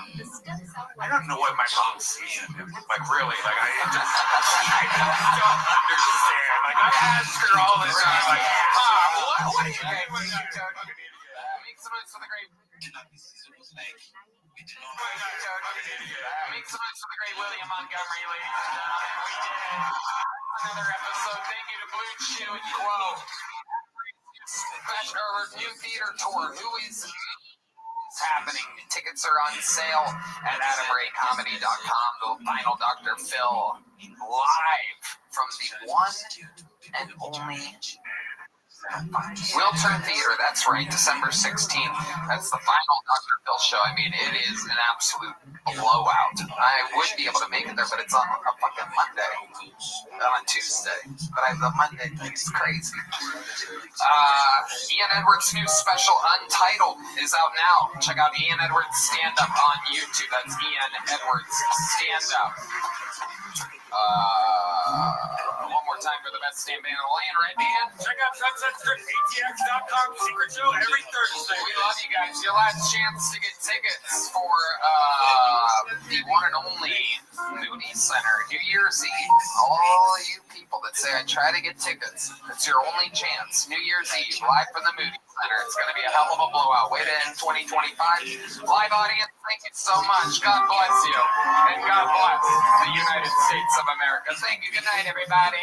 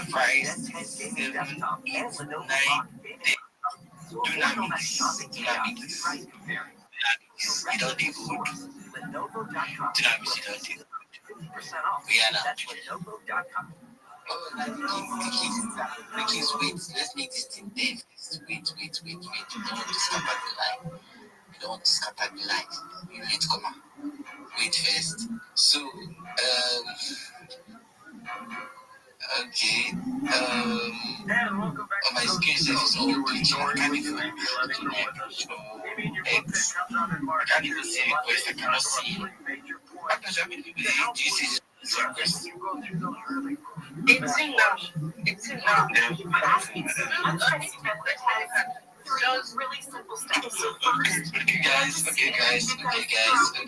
we're just going to get started. Then second, we have to sort it. And there are 5 times. So once we sort it into those actionable categories, then we can move on to step number 3, which is to solve it. And we can solve it using a really simple matrix. So no matter where your stressor lands, you've got a next action item of what you can do. And then there's a 4th step, which is to celebrate, because when you start shifting out of a constant stress mode, everything feels a little bit better. Everything feels a little lighter. Can people get out of their stress mode on their own, or do they need professional help? I think it depends. I think some folks are able to, I think some are not. And I don't think that one way is better than another. I think whatever can get you where you're trying to go. Especially if you're stuck in burnout, because burnout is preventable, and if you're not, it's reversible. So if you tried everything on your own and it's not working, absolutely surround yourself with support and resources, the better. Do not sound too shitty about yourself in nature. Take this step because, let's see if I can take in some names today. Let's go. Okay, yeah, okay. Even just 5 minutes of quiet. I see something flip. It's almost like the light switch turns on, and then suddenly now all of the stressors are full because they're able to really identify what is the issue. So I don't think it is that difficult. I think if folks have just a few minutes to breathe and some time to think about it, then usually they can identify the stressors pretty easily. And stress. Can it hurt you physically? Stress kills, doesn't it? Absolutely. Absolutely. The Occupational Safety and Health Administration talks about the number of injuries or deaths that are caused every year from occupational stress. So 100%, and for some people it is a life or death issue. Absolutely. Amy, you talk a lot about loneliness as well. Tell me about that, because let me tell you something here, coast to coast. We broadcast live on holidays. I mean, sure, we'd love to be with our friends and family and take the night off and stuff like that, but I think it's more important to be with the family of Coast listeners from a lot of people who don't have family. That they're lonely people. And it's whether it's Thanksgiving, Christmas, New Year's Eve, you name it. We cast live on the program. Most talk show hosts, albeit for them, they will run a tape because they just want to be with their family, which I understand. Let's get to it. It's a new year, a new month. You know, we're going to begin new month by staying in the listener section. It's uncultured. Why not speak English? But we tell you, that's not listening to talk. It's just uncultured. So just make me feel like that sometimes. You understand? I'll give a shout out to a legend in the building. The one out the likes of Rabbi in the building. Rabbi, you're welcome. Man, that's when I'm doing engagement money today. That's not that's when I'm you around. So yeah, that's joining us, you know, as they be. I know what to do, guys. Let's get to the space. We're getting off over here. Let's get to the space. Let's get in. We need to be around something, yeah. But first of all, let's get to the space. Let me tell you guys, there's something about to do now. Market space. We are getting on the space. Market space. It's kind of just for you understand. So we just made everybody people will join us. So let's get to where people are really wanting to have a different level of yes, how you did now? Sorry, see, I know please come up. And I was actually doing something too. I just had to like join this place so that at least you guys know that I'm here. Then maybe when I'm done with the thing, I can able to request for the mic. But I got the year. Basically, baby. We're gonna say my device to this one. When I see this money, and this one will do I be $30 a bread.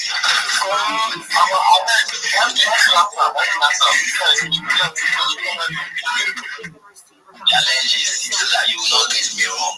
I want to buy a device this Christmas. I want to buy a laptop. You get? I don't have a laptop. You get? And then the laptop I had in mind, the price was 1.8 million naira. You get? And who am I? Do you know what that amount is? You know who am I? So based on my intels, my friend who is a vendor, that same device is up for 220k. Do you understand? 220k, my brother. And then he called me maybe this morning. He said, Alpha, that device deal. So at this point now, bro, I need all the 220k now to get that device so that I will not be spending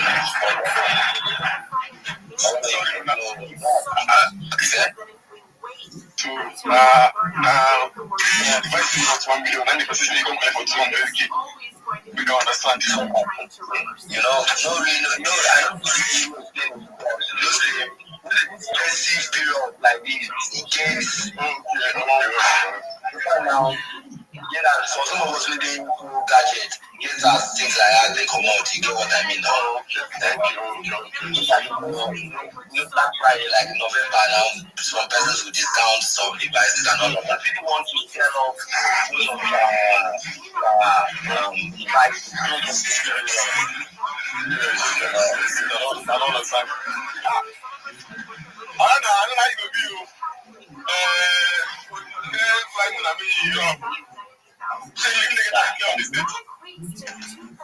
Warriors are people to tell. I know people that I'll meet Nena, Alma, and those are the people I'll meet. They will know what to do. All right, I see Rabbi in the building. GM to you, Rabbi. How you doing today? What's going on? Talk to me. Absolutely, GM, everyone. Every day's a holiday. Every meal's a feast. I usually shill in here, and I wanted to know, I have a longer shill that I'd like to do for you all. It's not too much longer, but it involves a lot of futuristic technology. Do you mind if I share it? Do you say we mind? Go for it, brother.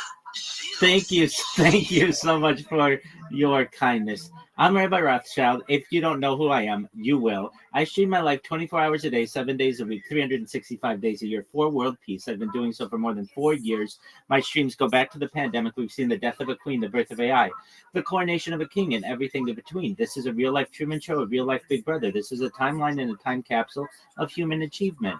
In the 1990s, Bill Gates coined the phrase content is king, and I'm making it true today. I'm king of the internet. This is the biggest event in global history, and here's why. In 2018, The Economist magazine stated that data had overtaken petroleum as Earth's #1 resource, and I have more data archived on the internet than any person ever, which is making me a very influential person. I'm going viral, and when I do, I want to make you, your friends, your family, all financially independent if you're not already. I want to ensure that you have generational wealth if you don't already, and I want you to be able to start charities and philanthropic organizations of your own. I'm unlike any influencer you're ever going to meet. I'm not live on one YouTube stream nor 2 YouTube streams. I'm live on over 20 simultaneous YouTube streams. You can watch my life on 360 degrees. I even have a ceiling camera. If you want to view these cameras, the links to my YouTubes are in my profile. Additionally, they're in my pinned post. You can also find a link to my Linktree in my pinned post. I dare you to look at my Linktree. No one dares you to look at their Linktree, but I do, because I have more social media than any person ever. I have more content than any person ever. You'll also have the opportunity to join my Discord. We have over 2,500 people in the community and grow larger every day. In addition to making you all rich and wanting to promote world peace, I'm an advocate for ending world hunger through the use of technology such as agricultural drones, floating greenhouses, saltwater greenhouses, hydroponics, vertical farming, cloud seeding. I want to help end world thirst. I'm sponsored by a cryptocurrency that's worth about $100 million, and one of the things that we do is we build wells and water towers in developing nations for the benefit of the less fortunate. Additionally, I'm an advocate for the Life Straw program, and most importantly, desalination technology, where we pump earth seawater onto land to make it drinkable. In addition to being a live streamer, I'm a futurist. I'm someone who likes to study the future. I like to have conversations about things like anti-gravity, antimatter, faster than light travel, faster than light communication, artificial narrow intelligence, artificial general intelligence, artificial superintelligence, things like space elevators, space tourism, terraforming of other planets, things like interstellar travel. I like to talk about things like Santa Claus machines, replicators, things like certainly cryptocurrency and quantum computing. Things like invisibility cloaks are all fascinating to me. Other things that are fascinating to me are things like de-extinction. People don't know this, but the first successful de-extinction took place in the year 2003 with the Pyrenean ibex, which was a goat located in northern Spain, southern France. Fast forward to the year 2021, a company out of Dallas, Texas is founded known as Colossal Bioscientific. They've made it their goal that within the next 3 years, or by the year 2028, to reintroduce the woolly mammoth into the Arctic Circle utilizing Asian elephant surrogates, which I just think is a mind-blowing goal. Following the reintroduction of the woolly mammoth, they want to reintroduce the Tasmanian tiger, followed by the dodo bird, which I think will be really exciting for the world to be able to witness. In addition to talking about futurology, I like to talk about things like life extension technology. When you were all born, the average life expectancy for you all was perhaps between ages 50 and 80, and I want to increase that with your consent.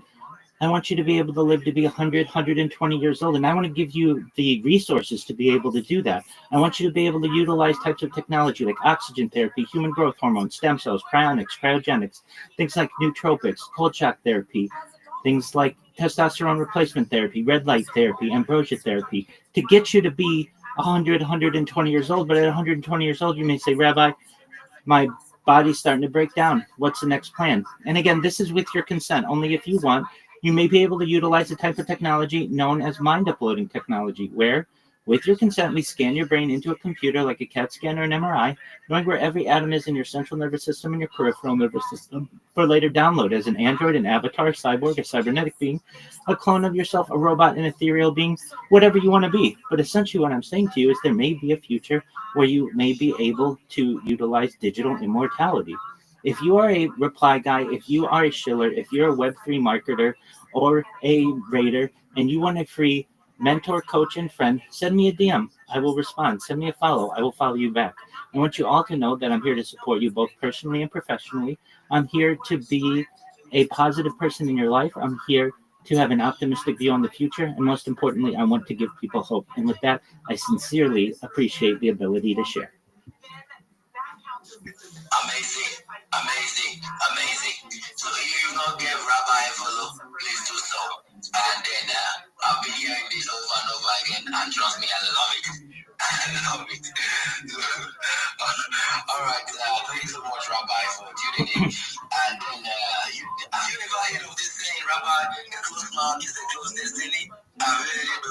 I love it. Yes, I have. Okay, so I'll be saying some things in your DMs. Yeah, I'll be saying some things in your DMs to know how to check your DMs. All right, let's go for it. My DMs are always open to you, King AB, and to anyone else. I'm here to support you in any way that I can. So feel free to send me a DM, not only if your name starts with King, but anyone else as well. They talk more about the stress of balancing family life and work life. All right, guys. You guys said what? I don't hear that as much. Yeah, go ahead. I think first had his hands up. Not to say that you can extrapolate that to a huge thing. No, go ahead. Get simply from my own coaching. First, also. Have you ever dealt with anybody who had a terminal illness? Nothing. I know it's up, man. I have. My best friend. I don't think he gave it on the C2. He done the C2 this Mamba. I understand. I can see the like of Crypto Ninja in the building. Alright, my bro, you're welcome, man. In case you're just joining us, I'm also seeing Ikwebu Sylvester. Ikwebu Sylvester. Can they sound like Igbo name? Can they sound like Cha? You're welcome, my bro. You're welcome. But I want to be going. But you're welcome, man. You're welcome. So in case you're just joining us, you know as the big guy. So let's get to it with this space. Exactly by 8 p.m. Sorry, 8 a.m. Don't mind me. 8 p.m. I will start bringing up posts to the Jumbotron guy. But before that, let's get to into this space. You understand? Yeah. Kaka will be bringing up posts. Kaka. Go and check out people the first people that stay. That we treat it as if it's one, and we behave as if it's one. So sadness, like you mentioned, Send it to me, and I will review it and tell you if it is good. And then we will work on creating titles with hashtags and descriptions with hashtags for you using Grok. For some, stress can manifest as sadness. For some, it can manifest as both, depending on the context or depending on the situation. What makes somebody suicidal? Oh, that's out of my wheelhouse. So, unfortunately, I don't have a good perspective on that for you. And that may be fortunate. My name is suicide. That may be the right answer. Yeah.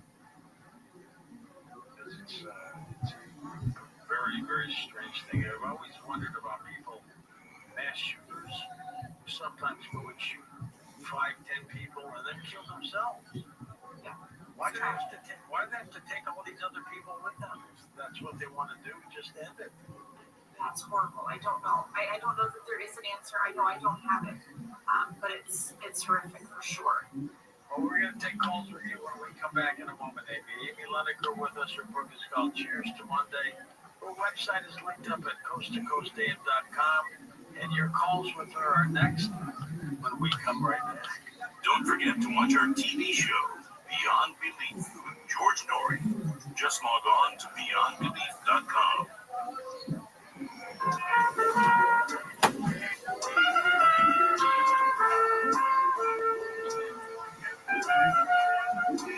I like this song.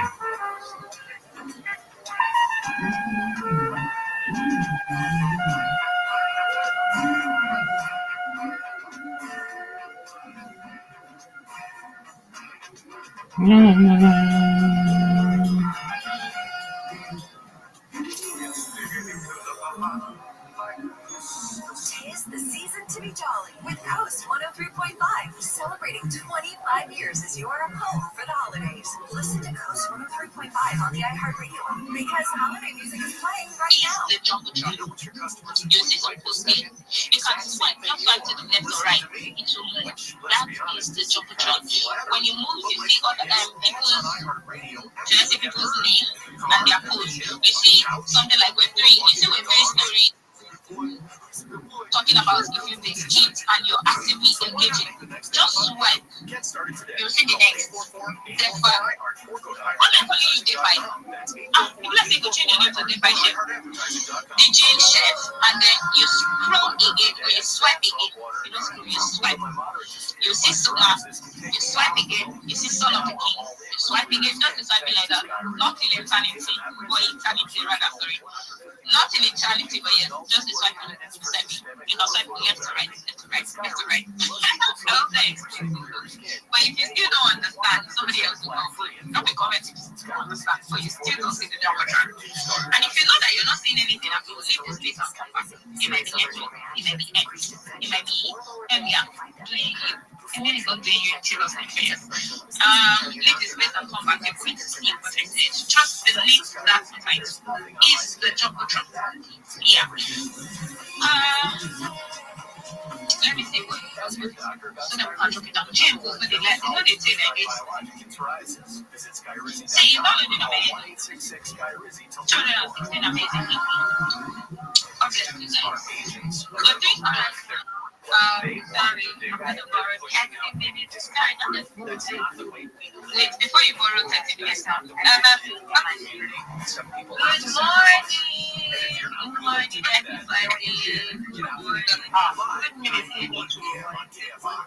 yes, actually come here with two gifts. This is the division president of iHeartMedia. Yeah, Barbara just left me. Check the Jumbo Sugar. Yeah, it's an option. No, check it. Yeah. I just think it's wrong with you. Preventative health.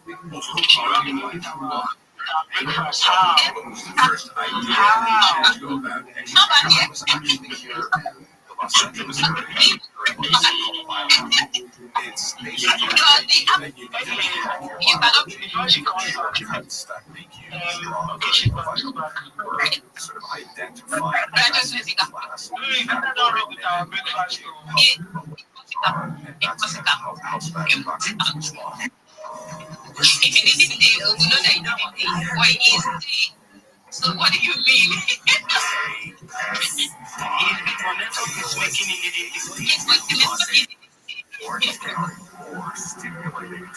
I just said, go upstairs. Yes, that's the thing. Go upstairs and anything to information that we see. Dr. Eric Morris, you look like three. Come back and go and show that alpha. You cannot run away with the alpha. Impossible. I will not allow that to happen. We're doing stories. Change the post of the replace them.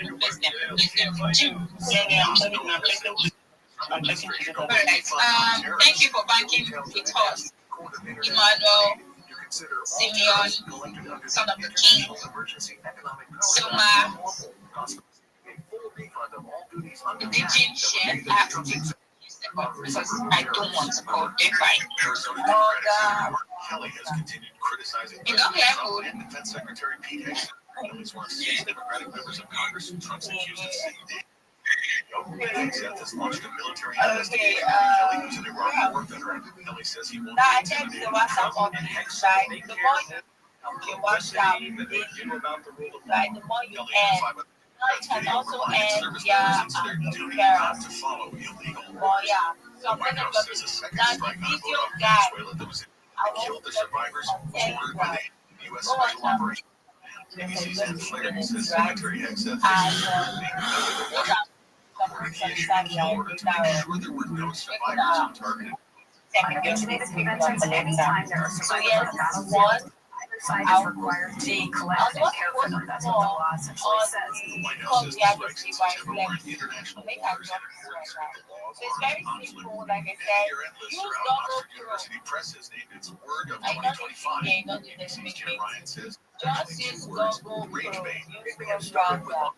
I signed up because I'm very proud of intentionally posting things. A rise out of people is now a favorite tool of influencers. Social say the goal is to get views, even if it means irritating people. I'll be back. I wanted to check about I want to partly cloudy tomorrow. Give the beach is not much. Right now it's 52 in Irvine, 52 in Brea, 50 in Burbank, and 40 in Canada. From the KFI 24-hour news, I'm Mark Ron.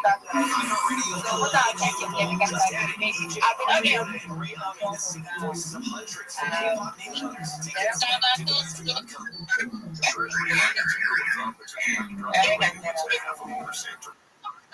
Take several years of savings to recoup closing costs for a loan exchange says the rule is non-savings with a loan exchange free. Lower your rate without paying any cost whatsoever. That's right, lower your rate with no cost and your balance double. You start saving on the first day you have the loan and every day thereafter. If you decide to move next year or the rates drop further, exchange that loan for another without losing any dollar that was tied up in closing costs. Today's 30-year fixed rate floating rate in APR is 5.875%. So if your current mortgage rate is higher than 5.875%, give a loan exchange call at 855-752-9944 or log on to theloanexchange.com. It won't cost you a thing. NMLX 16375. Now, you can connect the WhatsApp that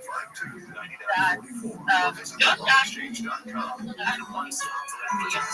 you're not so sure you can just use another WhatsApp, right? And connect to it. You don't use your main WhatsApp. You can pick your activity our board certified procedures and then quickly and effectively. Most people take less than an hour and require schedule your free vein screening today. So we asked someone sent me something now. I don't much prayer.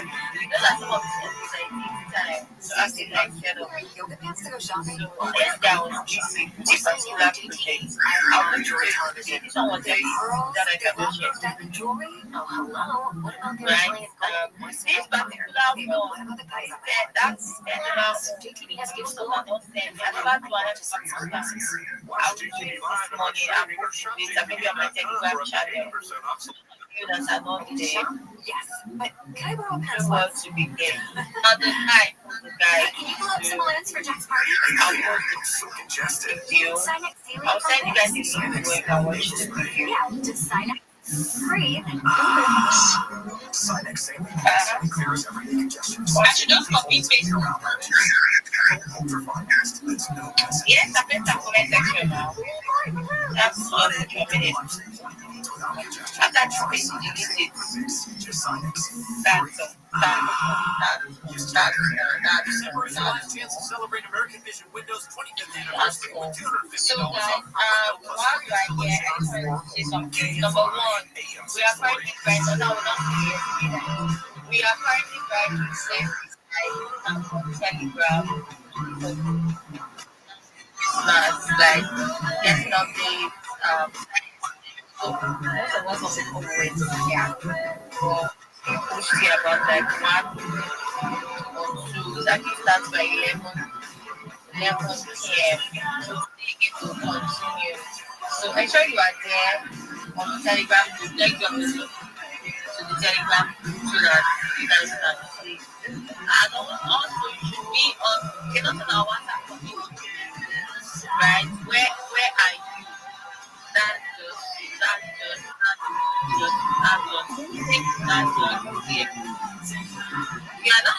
you're not on our WhatsApp community, where are you? Oh yes, I think we just make a post on this the first time caller on this. I'm gonna make this to talk toll free from East Carolina. Call 800-503. Make this, but now I'm going to explain it to you. I don't just give you that you don't know what to just but what I just posted on text you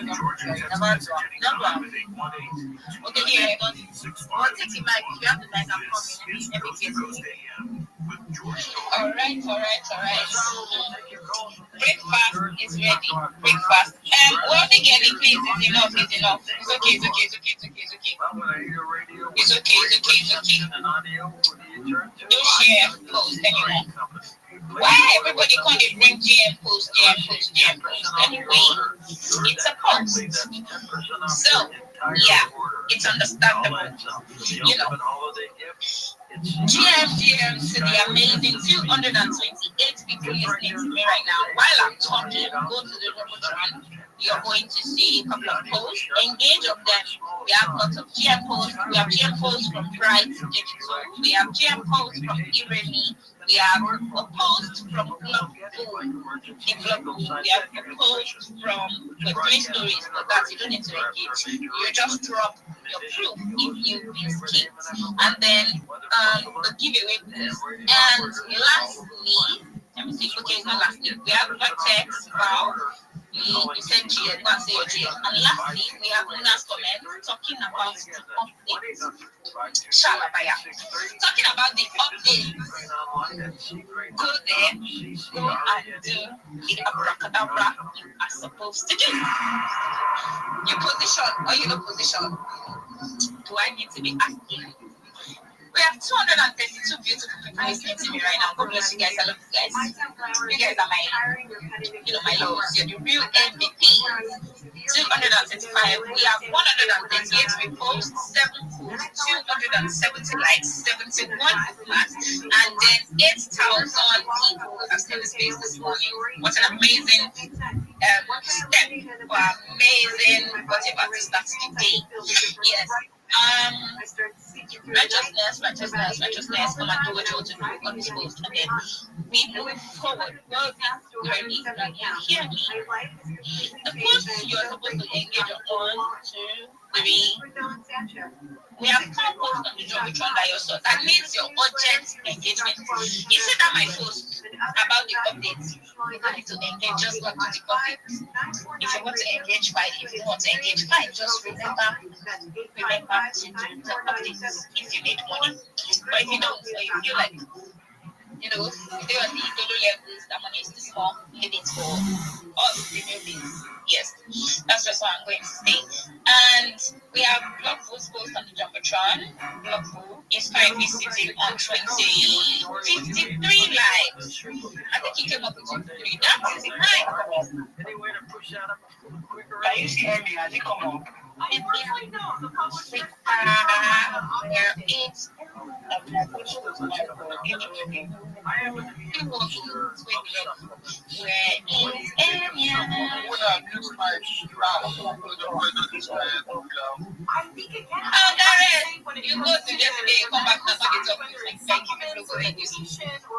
anyway, thank you, Enya, for gracing us with your presence this morning. I'm sorry. That came out wrong. I didn't mean it. We have Blog Post on the Jumbotron. It's currently on 53 likes. We have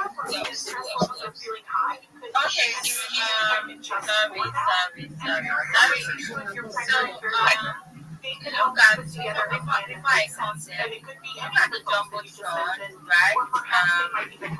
I did post that. Let's specify our post right now. Most of the people questions. We are on the challenge to Christmas, all kind of opportunities together, trying to printing. I was doing that live on found us then last night, 11 p.m. 2 a.m. every night. If you have power, to get power, sorry. If you get power, then not worst people ever. If this is where we are, how do we get out of here? How do we do something different? Does stress drain you sometimes of energy? Absolutely, and that's how you know the difference. So when we talk about eustress, which is the positive stress, that will give you energy. That will increase your performance. So if you think about the stress you might feel before you start a race, or the stress you might feel before you give a presentation that you've been planning for months, that might help you perform. The other kind of stress, the distress, it does exactly what you just said. It's exhausting, it takes our energy away, and it reduces our performance. And that's how you know the difference. Is this stress helping me, or is this stress harming me? and then you'll know which of those two types you're dealing with. I tend to work better under deadlines. I don't know if you would call it stress or not, but under pressure, under deadlines, when things are in a rush, I tend to step up a little bit more. Yeah. How would you categorize that? That would probably be acute stress. So acute stress is in short term, it's connected to something specific, and there's acute stress and then it goes away. So when you mention a deadline, that is the perfect example. So there's a deadline, maybe you're preparing for a show, you're preparing for an interview, and that additional stress is really helping you perform at your best. Well, then that interview's over or that show is over, and your stress levels go down again. Acute stress is okay. It helps us. It's when we're stressed and we're not having that relief, then it becomes chronic. When every day feels that high level of stress, now we have an issue. But when you're describing that, hey, I perform really well under pressure, if it really is short term and temporary, then that's most likely acute stress and not something to be incredibly worried about. We do 4 or 5 live stage shows around the country every year, and when I'm behind the curtain before the show starts, and the music is starting, and Tommy starts to announce that I'm ready to come out, it's not stress to me, but it just, there's something about the energy that it creates that I love. What would you categorize that as? I have heard so many speakers and athletes and other high performers describe exactly what you just did. So it's almost like this butterfly, nervous energy, like there's just some kind of emotion that happens. Then it may not necessarily feel like stress. It might feel like excitement. It might feel like anticipation. So a lot of it really comes down to how we frame it. Because that same physiological feeling that can feel like I'm nervous. I don't buy much, I buy land, bro. For longevity. On McDonald's every time I land, bro. Big J rocks in both hands, bro, and all that. Ain't no best moving forward. Yeah, tight ass on. Yeah, all that. I'm the cowboy, all that. That says you really care about what you're doing. Oh, I love it. I love the applause. It's invigorating for me. I love the laughter when I tell a joke. I mean, the worst feeling is to say something and nobody laughs. You can always count on me. I will laugh. I will always laugh. Well, as long as the joke is good. If the joke is not good, I can't promise you I'll laugh. But I get a sense you tell pretty good jokes. Well, you're on tape, so we can use it as canned laughter. That's true. That's a really good point. Yeah. Let's go to John in Wisconsin and get us started. Hi, John. Hello, George. Halloween, you put an appropriate topic for one of the more stressful times of the year, which is the holidays. I wanted to briefly share my story on stress. Anyway, guys, However, the don't forget to announce my WhatsApp community. Bring the link for them to hop in. Make them hop in.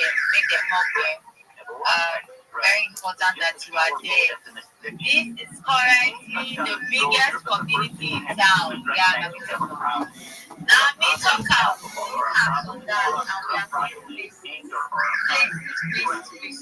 So much working within the work. So do what? Join the announcement channel. Well, they get it. Please give away announcement from the group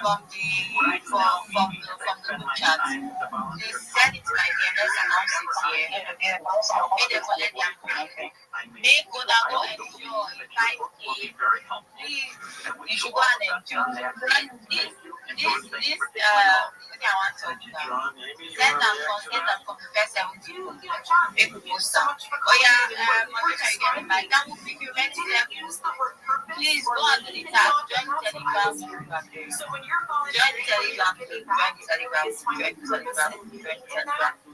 Yeah, you have to like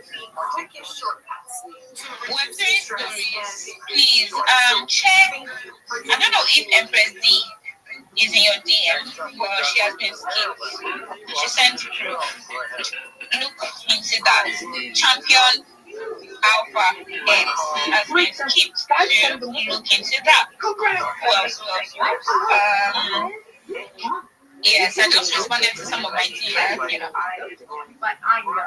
some of the messages. Let me see your message. Yeah. Before we give this week, let's just like this just like a few minutes, and then we hear from the hands of the spicy to this level. But it can't work, bro. We have blog post. Let me see. Blog post is currently on. You know the good way. Let me check on the other topic. Or what this story, if you're there, you can help me check it out. Let's know how many people. By the way, don't forget to follow the host. Follow the host, follow the co-host, follow the speakers, follow everybody. Yes, last session. Blah blah blah. Yes. Let me check.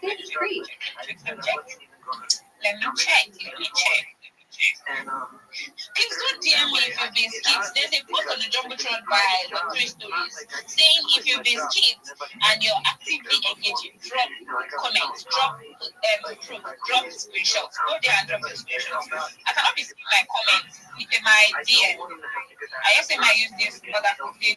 I cannot sit there. Please go there and go at it so that you will bring your post up the Jumbotron. The Jumbotron is looking so messy right now.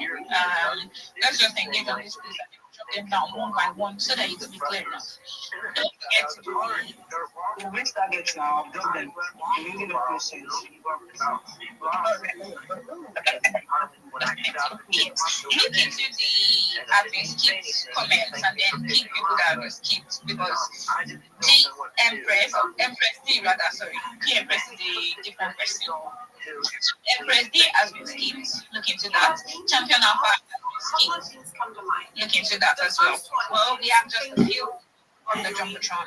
One post by very interested. The best place to find Alpha right now is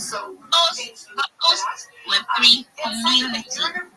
Yes, we are on a challenge to Christmas where we find opportunities that are currently printing and do them on TG call. Do you want to hear me say to join the TG? Because the link is right in the comments. So do well to help yourself by joining the TG. Let us fly together this December most objective, just like our saying. That's it, December Angel Money. Yes, I'm right. That's it, December Angel. You guys have to make money this December, unless you don't want to make money. Anyway, I'm not planning to public, but I need the money. Yes, I need the money. Let's check. We have any aspects of the Jumbotron. Here we are using power for the Jumbotron. Yes, it's supposed to stand on 33 likes, mine included. Go there and go and drop a like, drop a comment. It's a heavy as condition. It's a good first thing. Underneath this art guy is a very good clever full of good. So,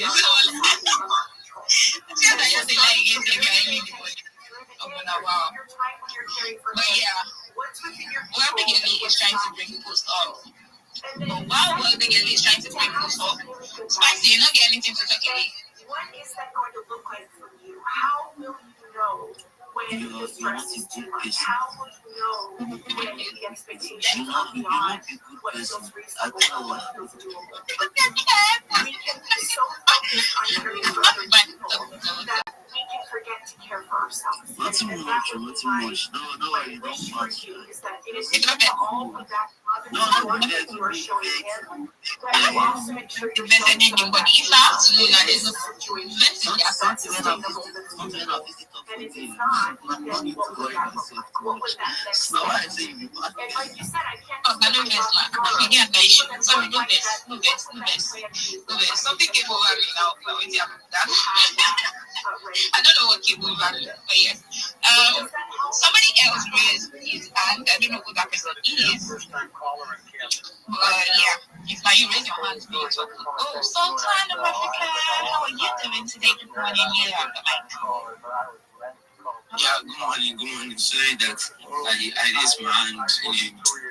I just had to raise the hand. I wanted to just ask you a question because That has been baffling me and my friends since yesterday. If you are the manager that removed me from that group yesterday, I will not mention the group. But if you are that manager, and a manager, you be good. I don't say you did this space. And then they will come back alpha, come to manager finish. Just they will give them one admin time. Now come turn the community, the dev to now God, one day. But no, the anonymous before. In the when I joined the community, the dev was anonymous. But they make you tell them make it anonymous. After because I never even copy username. I just did chat for the community. I just saw that you joined my project.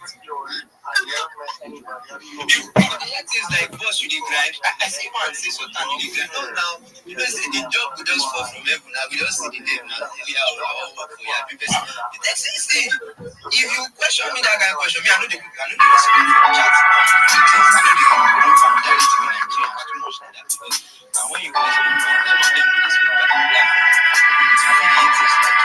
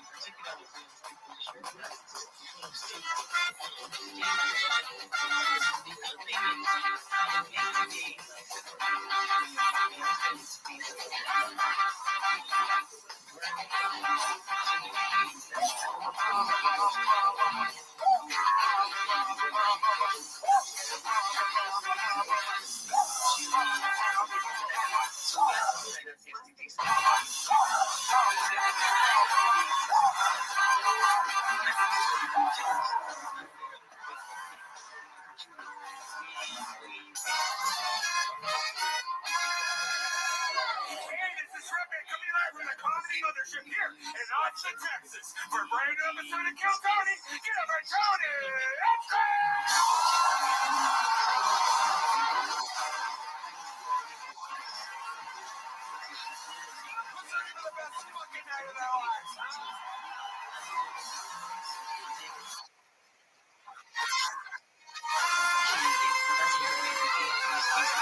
What'd you say, big dog?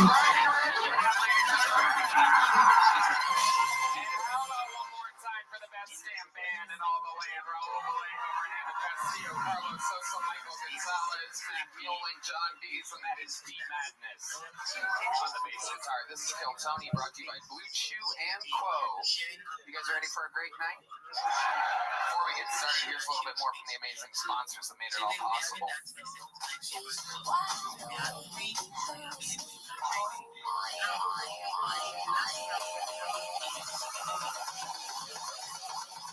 We've been eliminated, You folks. guys ready to start tonight's fucking show or what? Here we go. This is it.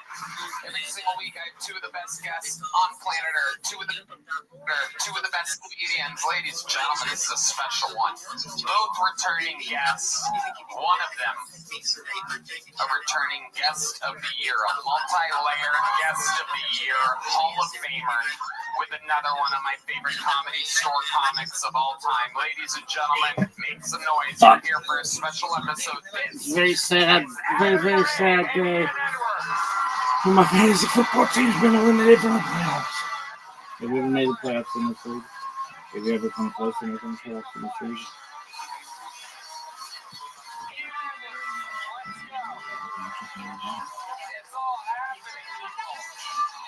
Ian Edwards' new special, Untitled, is now on YouTube under Ian Edwards Stand Up. You must check it out.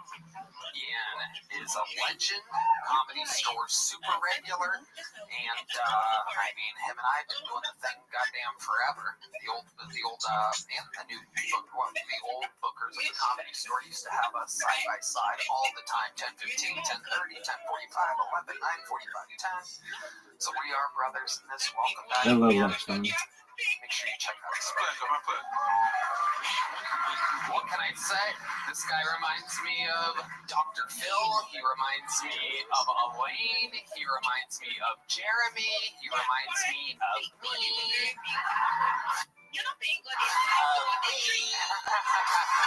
Still got it. It's the Hall of Fame guest of the year, Adam Ray.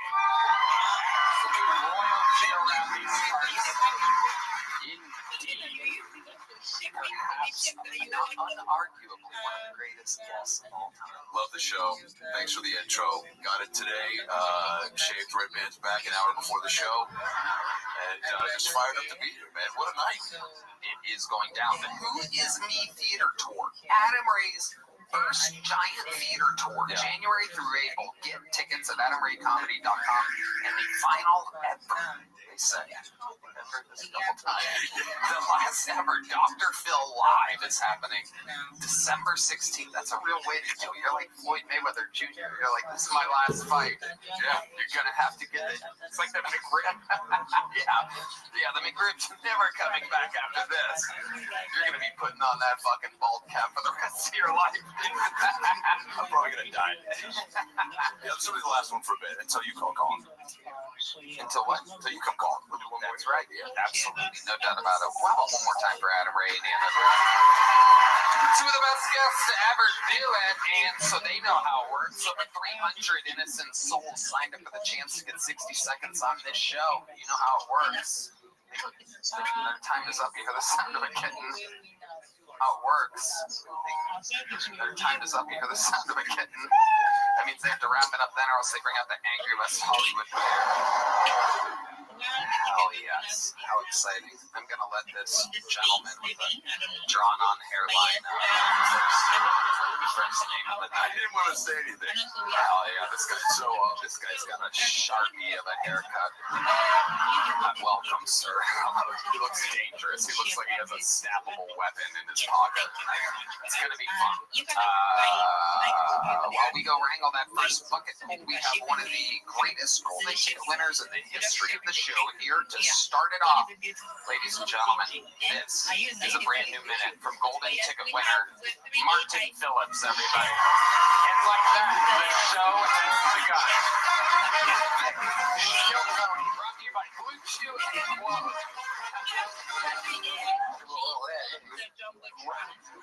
What's up? Okay, cool. I was in Vegas. When people play poker, everyone has their tell. My tell is when I accidentally drop all my cards and It goes over nobody like that. Time out, ain't nobody there. And anything is I brought my own gun to the roulette table. Really needed to be 21. Okay. Oh no, wait. Team VMU is eliminated as well. Everybody's eliminated. The last week doesn't matter. One of them told me, she said, if you like someone, you should find out where they live and let them know.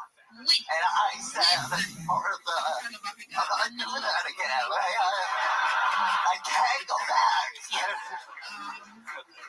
Martin Phillips getting us started with the back.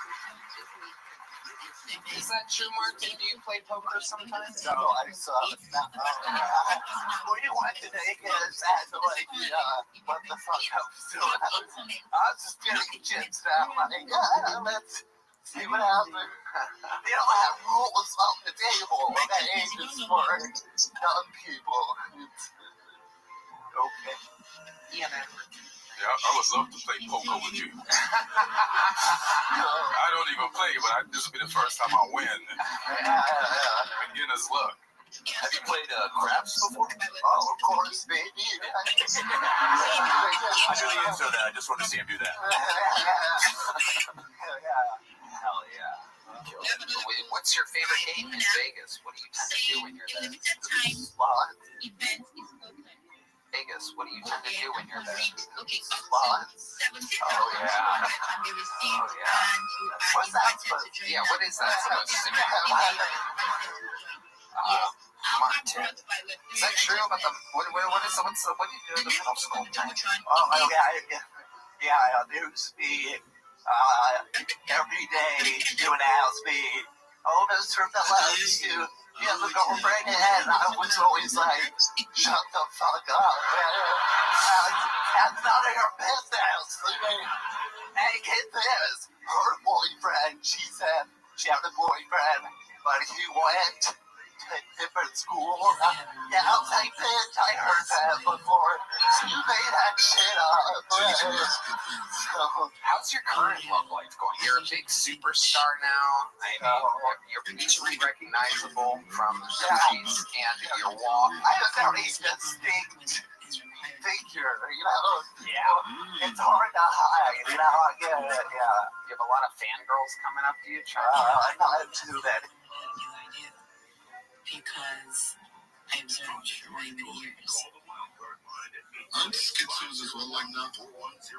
There's a category called antisocial, and then like the psychopaths are part of the antisocial category, but they have no empathy. So you have empathy, you're telling me? I do have empathy, yeah. I have a That's what they say, psychopaths and sociopaths, they kind of don't have the feelings, but see people react and be like, oh my god. From the gateway to the west, this is depends on the context of the situation. No, you just have to kick the baby in the face or a puppy dog in the face. Are you kicking in the face? Again, it depends on the context of the situation. The fate of humanity relies on that kick. You gotta punt it. You gotta punt it like a 49 field goal. Have you signed up yet to become a coast and Yikes. Well, obviously I'm gonna pick the dog. I love dogs. I mean, obviously it's a human being. Why is that wrong? Puppy in the face? Yeah, you definitely. The puppy likes it. The puppy is gonna come back to me still. Oh, he's Rabbi Rothschild up in here, because whoa, this is blasphemy. Kicking puppy in the face. Rabbi, what do you guys do? So you're saying you'd kick the baby in the face then? We actually need to hire Rabbi in Glitchcraft Studio, because he's a really good chiller, hard chiller without you even knowing. And I kind of like how he does it. And actually, I'm going to just say here, I actually told the team about this guy, to watch how he goes around in hard chills. So shout out to you, bro, for doing that. You're a genius in marketing. Okay, which one is that? Well, thank you so much for your kind words. Back to you kicking the baby in the face, King Rothschild. I need to ask a few questions on all serious. No, you deserve it, Rob. I heard you. Maybe some side stuff in the question. You took the baby in the face, right? I won't get no one in the face. Your money's gone. You have to By answer that the time, question. your money's gone. You have to answer the question. You just No, I'm not kicking no one in the face. That's the difference between me and you. About your I'll get the job done. No. Absolutely, I will admit to it. I will get the job done. Absolutely, 100%. I'll do what I got to do, and I know that about myself, and that's why I make sure I stay away from things that get me angry. I'm kicking humanity in the face for that. They are requesting that from me. I'm 100% sure I'll get the job done. That's what I was asking you. You tell humanity, hey, I ain't kicking a baby or a puppy. I'll tell them, come down here with your face, and I'm kicking every one of them, punting them, not 49, from 56 feet as well, you know? I'll go further, punt, field goal, punt, you know? Extra 2 points, whatever you want. I'll do a Roberto Carlos free kick as well, you know? Curve that baby. Make scientists fucking study how he did that. Beauty of a free kick. Yeah, I think you're kinder than me to be unfair.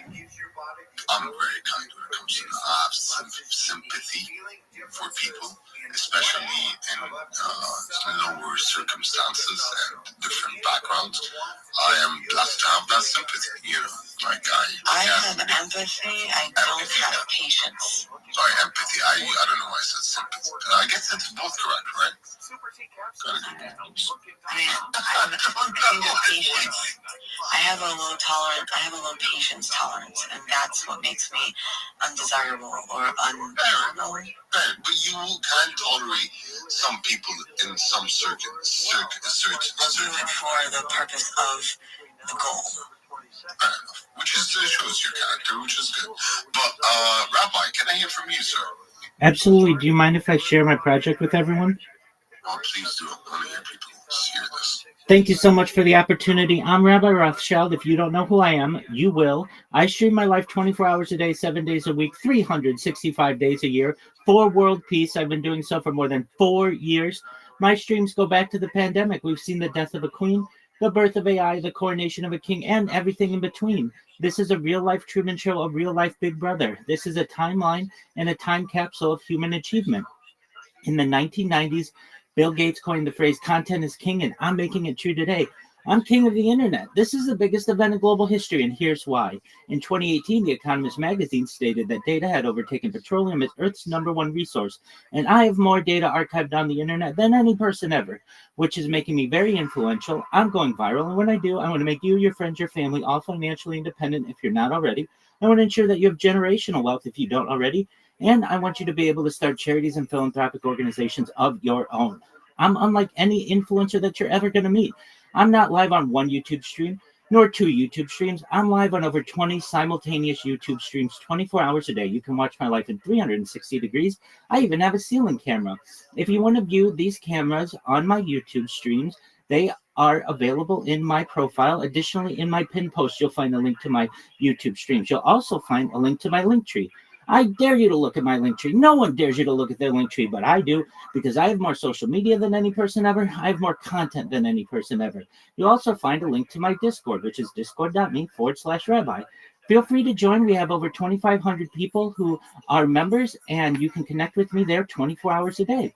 In addition to making you all very wealthy and ensuring that I promote world peace, I want to help end world hunger through the use of technology, such as agricultural drones, floating greenhouses, saltwater greenhouses, hydroponics, vertical farming, cloud seeding.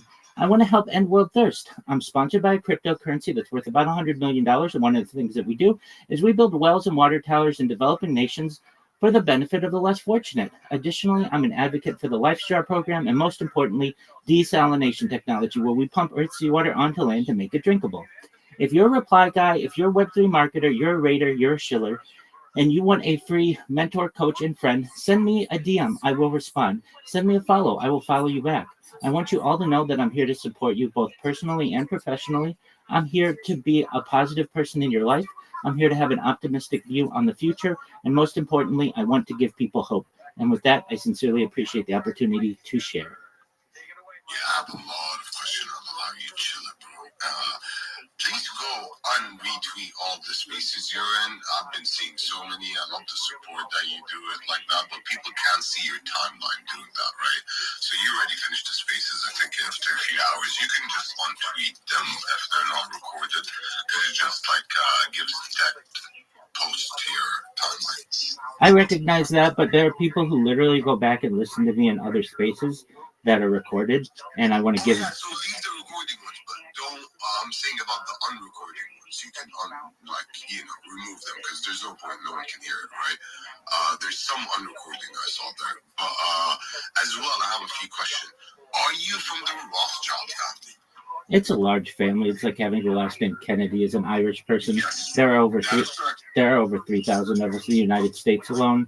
Thousands of us in the world. Yeah, that's correct. I had a friend, girlfriend, not like ex or girlfriend, but just a friend in London. She was from the family, but she was kind of like out of the family, if you know what I'm saying.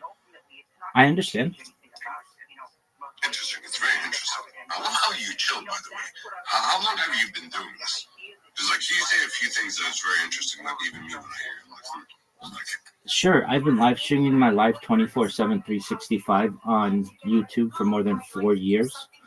Prior to live streaming my life, I had a career as a certified project management professional. I've launched apps on the App Store and Google Play, which has allowed me some financial independence to be able to undertake this project. I really like that. And shout out B, good morning, B. Good to see you up here. Robbie, how do you head up, sir? Yeah, I have a question. Without getting too in depth, how are you planning to make people independently wealthy and create generational wealth? Absolutely, Rob. This is an excellent question. I'm glad that you asked it. So I have more data archived on the internet than any person ever. And if you hear in my sharing, data is its number one resource. This is really a 4-pronged plan to make you wealthy and provide you with generational wealth. The first is the data itself. We have a huge amount of data. This is 24/7 on more than 20 different angles. And it's not just on my life, but I also keep a radio in the background that archives all of the world news events. And we're going to be able to monetize that data. What I'd like to do is essentially start a 501c3, a not-for-profit organization where all of the profits that we make from the monetization of the data go into a large trust. And all of the people who helped me along the way over the last 4 years who are recorded in my spaces or followed me as a friend or joined my Discord, we are going to essentially provide you with payments. That's one way. A second way is through my social media. I have over 100 YouTube accounts, over 200 Instagram accounts, over 500 Twitch accounts, over 1,000 TikTok accounts, over 2,000 Twitter accounts, over 5,000 Blue Sky accounts, and over 10,000 Kick accounts. I have far more social media than anyone else on earth. And we're going to be able to monetize all of the content that I have on this social media and also allow that as a revenue stream into the 501c3. Additionally, through endorsements. So I currently do endorsements for cryptocurrencies, which is something, but will be a lot more impactful when brands can essentially have me endorse their organizations 24 hours a day through the wearing of merchandise or doing live reads for them, which we will take the profits from that and put it into the 501c3.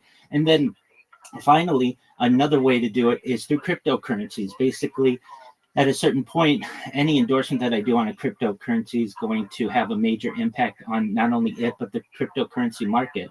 And with the opportunity that where we stand, we're in the infancy of cryptocurrencies. And with where I am in life, I have another 30, 40, 50 years perhaps to be doing endorsements for different cryptocurrencies. And we're going to take those profits and also people who are associated with our coin, or perhaps whatever coin I endorse in the future, and give you the opportunity at financial independence and generational wealth. So it's really a 4-pronged strategy, and there may be other avenues in the future as well to be able to make you wealthy. But at a certain point, I won't need the money.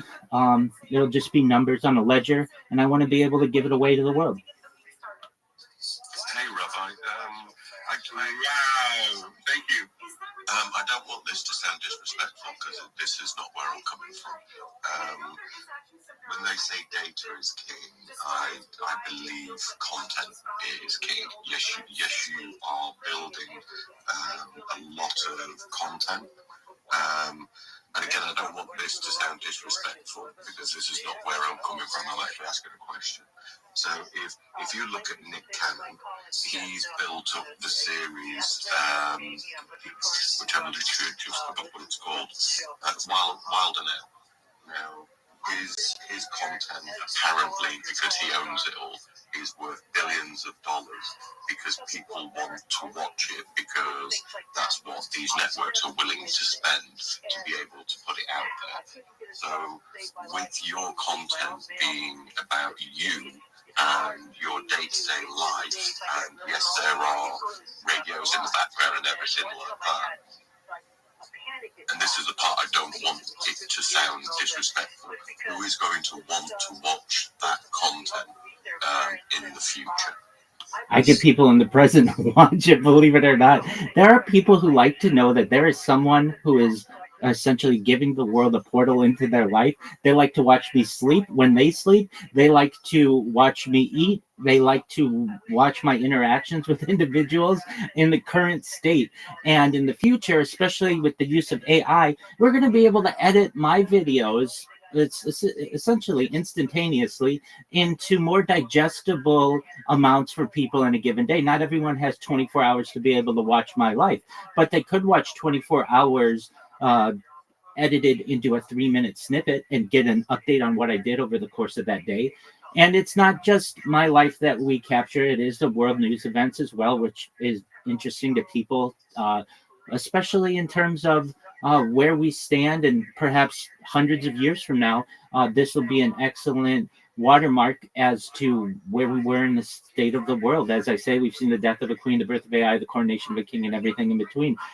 We saw the world during the pandemic. We saw the world prior to the launch of large language models in our everyday lives. I was an early adopter of ChatGPT in November 2022. I was a user when it launched November 30th, 2022. And we've seen the way that it's affected people's lives since then. That's going to be very interesting to people as well. And the opportunity for AI organizations to have all of this data on a given individual over the course of a long period of time from multiple angles. AI needs examples of humans on which to train its models. And I have more data as an example than any person ever, which may make me a very influential person in the future. So there are multiple ways. There are people who just watch me in long form content right now.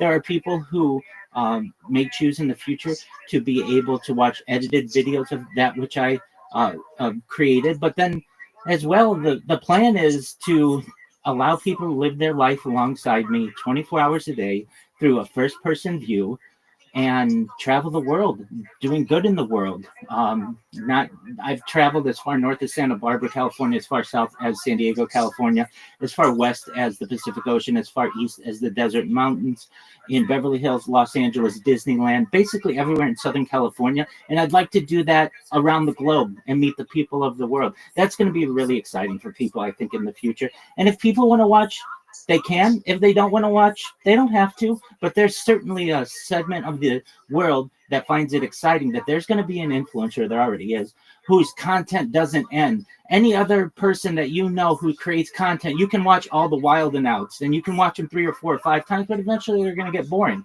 With the amount of content that I have over the course of 4 years, and perhaps the remainder of my life, it's going to be very exciting for people to have essentially an unlimited fountain of content that I'm able to provide to them.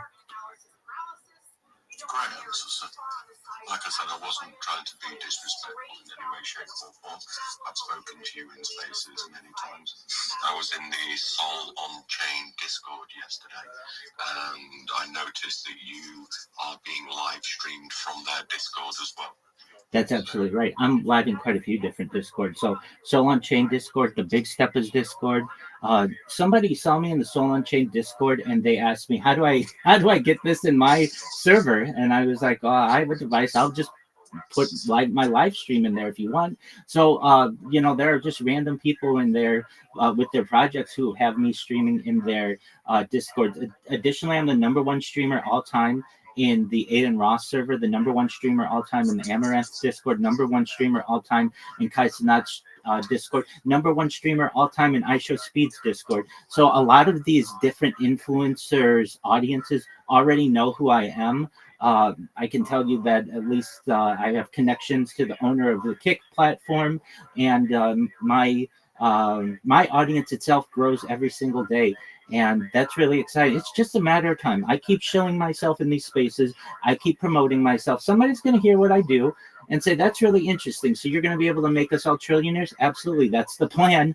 And let me say with a caveat, when I was a kid, everybody wanted to be a millionaire. Now everybody wants to be a billionaire. In a generation, because of inflation, people... Exactly.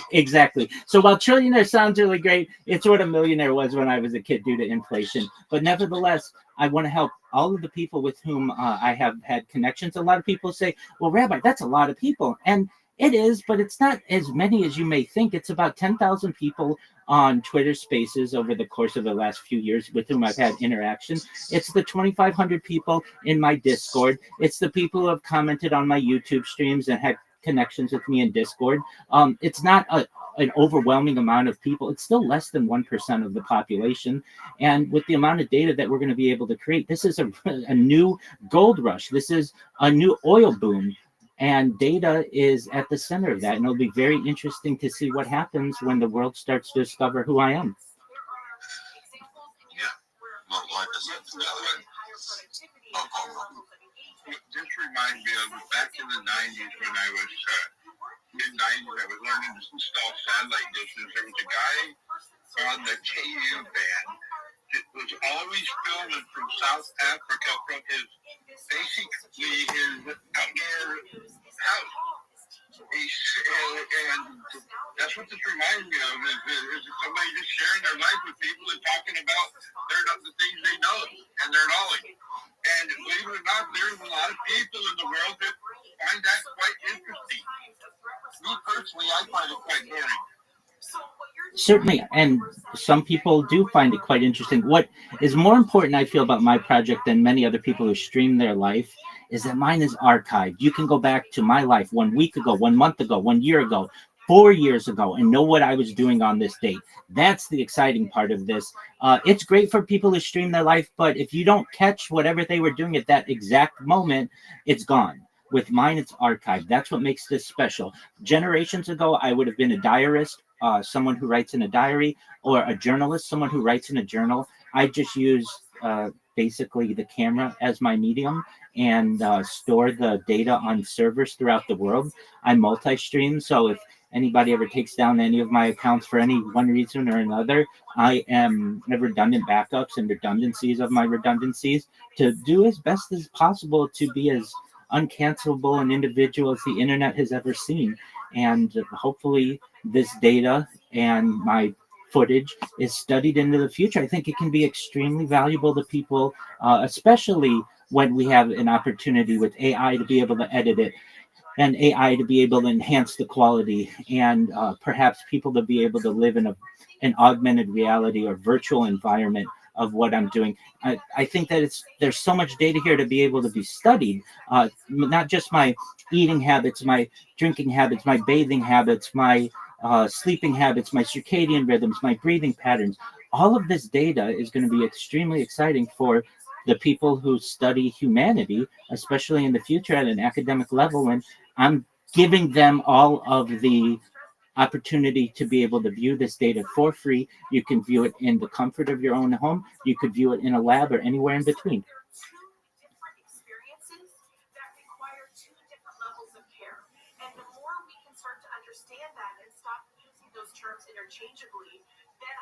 Rabbi, what was your main decision to actually start thinking about streaming yourself 24 hours a day, 7 days a week? Because to me, that's an insane commitment. And what was the inspiration, or what was the idea behind it? Excellent question. I can tell you, as a child, my parents, whenever we had like a major event, they would get out their camcorder and try to capture whatever it was we were doing.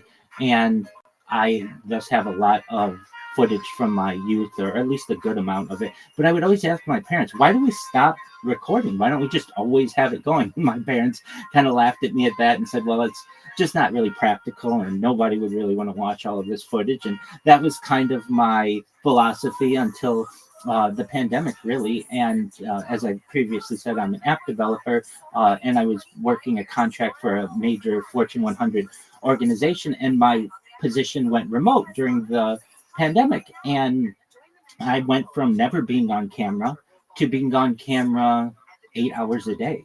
And so that lowered my camera anxiety, I would say, to some extent. And I got more comfortable being on camera. And after work, because so many things were closed, I would go to Tiger Woods' golf course in Anaheim, California, where I'm a member of the Players Club there, and hit golf balls at the driving range. And I wanted to improve my swing. So I would, with my iPhone, video my swing and try to improve it. And sometimes when I would top the ball or hit a slice or a hook or whatever it may be, I would make a joke to myself on camera. And I thought some of these jokes were pretty funny. And in the future, my family, if God willing, I have a wife and children someday, they might want to see what their dear old dad was like before they were even a glimmer in my eye. And so I started uploading that footage after work every day. And it was taking me first an hour, then 2 hours. And really, with upload limits and throttling of ISPs and cellular organizations, it just was taking me a long time to do.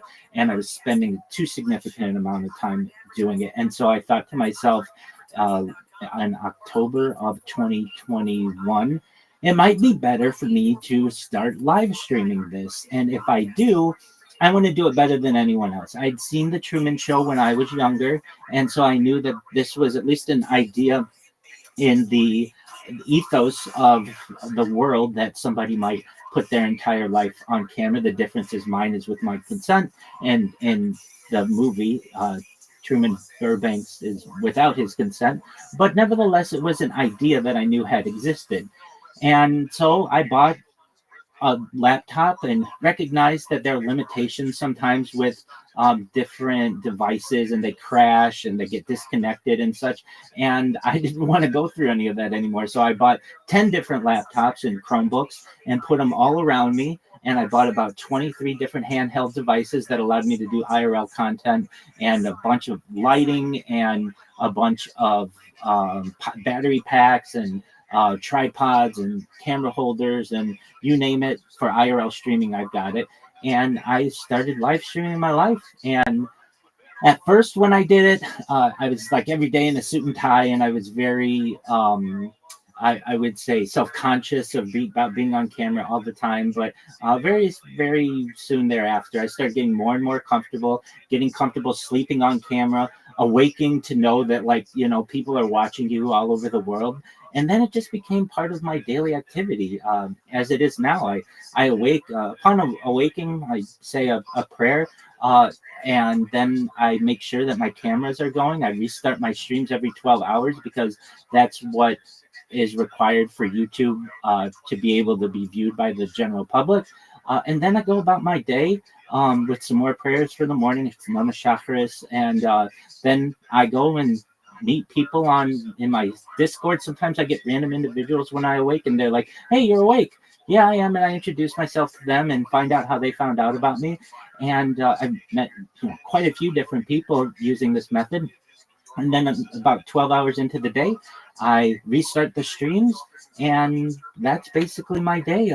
You certainly hear me sharing my project with a lot of people, and certainly the daily activities that may seem mundane to people today, but perhaps will be very interesting to people in the future. But it all started with the pandemic and me getting comfortable being on camera, and then wanting to archive my golf swing. And here we are 4 years later. As they say, the rest is history. That's awesome. And like, do you take your cameras on you even when you leave your apartment, your house to your day-to-day stuff, even when you go to the grocery store? Or is it just when you're at home?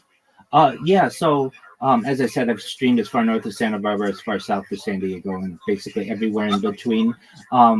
And in the car, yes, I run into a lot of issues when I do IRL streaming Phones overheat, batteries run down. You get issues when it comes to lighting and such. So it's much easier for me to archive my life in one location. I never make it though that I am in basically forced to be on camera. If I ever want to leave the cameras to go on a walk or go grab the mail or whatever it is, go in the garden, I certainly can allow myself that personal time. There are cameras around the house, security cameras that may perhaps be archiving what I'm doing as well, but I don't ever feel like I absolutely have to always be on camera. My big thing is not I have the longest stream in global history, nor do I have 100% of my life on camera. I have 99.9% of my life over the last 4 years on camera. And what is important to me is the data. I have more data than any person has ever archived to the internet. So whenever I do IRL streaming, though, I do my best. I mean, I have streams certainly at the store, certainly in restaurants. And, you know, you get certain looks of people. Why is this person videoing themselves or perhaps talking into the camera? But, you know, it's basically one of those things like if it's not their business of necessarily what I'm doing. I've had people come visit me as well, fans from as far as like 8 hours away have driven to Southern California to come visit me and toured my house. And we've done picnics in the park. So I have done some IRL events as well. That's awesome.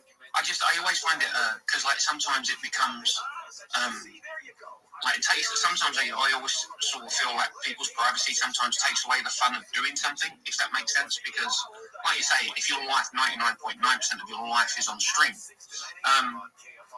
you know, like for the most basic things, like you know, breaking wind, I don't know, burping, you know, all of that, well. Absolutely.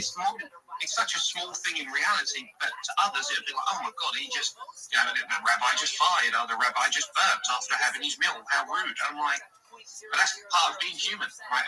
These are all things that happen on a daily basis, and I just find it intriguing that, like you said, you've spent 4 years pretty much on stream every day, and that's an incredible amount of determination. And yeah, much respect to you, sir, for putting it out. And I agree with you as well. Data is the gold of all gold on this planet. You know, data is everything now. We used to think it something or actual items that we could actually find, but it's not. It really is data.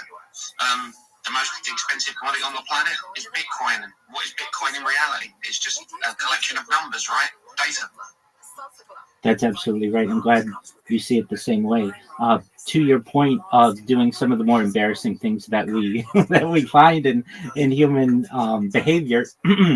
Yes, at the beginning it was embarrassing to do those kinds of things, but I think in the future those will be embraced. I know they will. Just the sheer amount of courage it takes to do any of the things that you just said. Or, you know, I vomited on stream, certainly gone number 1, number 2, all of that. I shower on stream, I bathed on stream.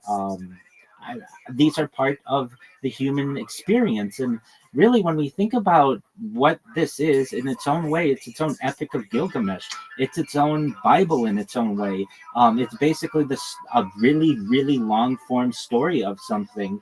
And I think in the future, people will be able to study it and know what life was like as what we currently are as Homo sapiens, and what we're evolving into, perhaps into the transhuman-like future.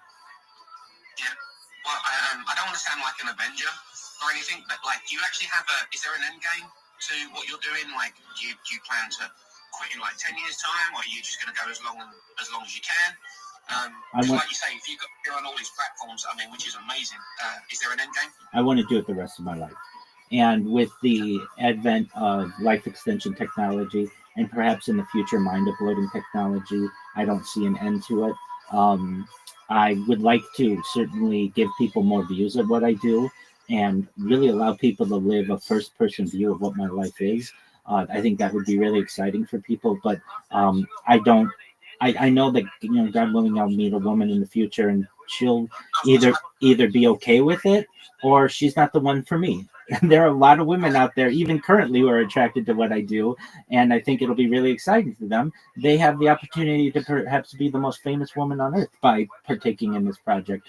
And if we are able to have the discussion, I'd like to perhaps have my children's lives archived as well. Maybe not making those all public right away, but once she and I have a conversation and we think that it's okay and they're old enough to give the world a view into what their life is. I can imagine that there are going to be parents who find out about what I do or about what similar people do and want to archive their entire child's existence. And it's just a matter of time until we have a complete life from birth to death on camera. That'll be really exciting as a project as well for people. I'm sure it would be. What do your family think of this? Like, are they cool with it? Like, is there like, oh yeah, you can come around, but as long as you don't bring your cameras? Yeah, great question. So they don't really know about it, to be honest with you. I know that may sound strange, but I'm an adult, so I don't necessarily have to have too much contact with them. And many people in my family, while I don't openly tell them about it, I think some of them have found out about it. I think I've had some cousins who might have spread the information around. But if I ever have contact with anyone I know, I just talk to them like I normally do, and we talk about what's going on in our lives and that we're healthy. And I don't necessarily feel like I need to include them in on it. They're going to find out someday. I know that, but that doesn't necessarily mean I have to include them in it immediately. And there's some embarrassment, I think, too. Perhaps in the future, they're going to find out every single thing about me. And, I don't want my family necessarily. They know that I go to the bathroom and that I shower and things like that, but that's a little too much for them to be able to digest, I think. So if I ever have contact with people who I know, I just generally don't mention it. I think they'll find out on their own. Yeah, that's all. And it's strange though how in this day and age though, there's we feel like we've got more friends and family people online or than we actually do in IRL. There's more. You almost feel you can rely on people more on Web3 or Web2, depends on what environment you want to be looking at. That you're actually closer to than people that you actually feel like that you've seen, met, touched, shared a real coffee with. Absolutely. I mean, I have people in my Discord who are there 24 hours a day. They can watch my life more than any IRL friend that I've ever had. And I do, now that I think about it, like I've streamed on Facebook and I have like thousands of friends on Facebook, and of those people with whom I grew up, some of them do know. And so that's quite interesting. They've been like, wait, so this is a real life Truman Show? You've just taken the plunge and done it. So I do have some people, and I'm sure they've spread the word, and people do know what I do. But like they all have families, and they're focused on themselves as well. In the way that I have my Discord, anybody who wants can come in and connect with me 24 hours a day.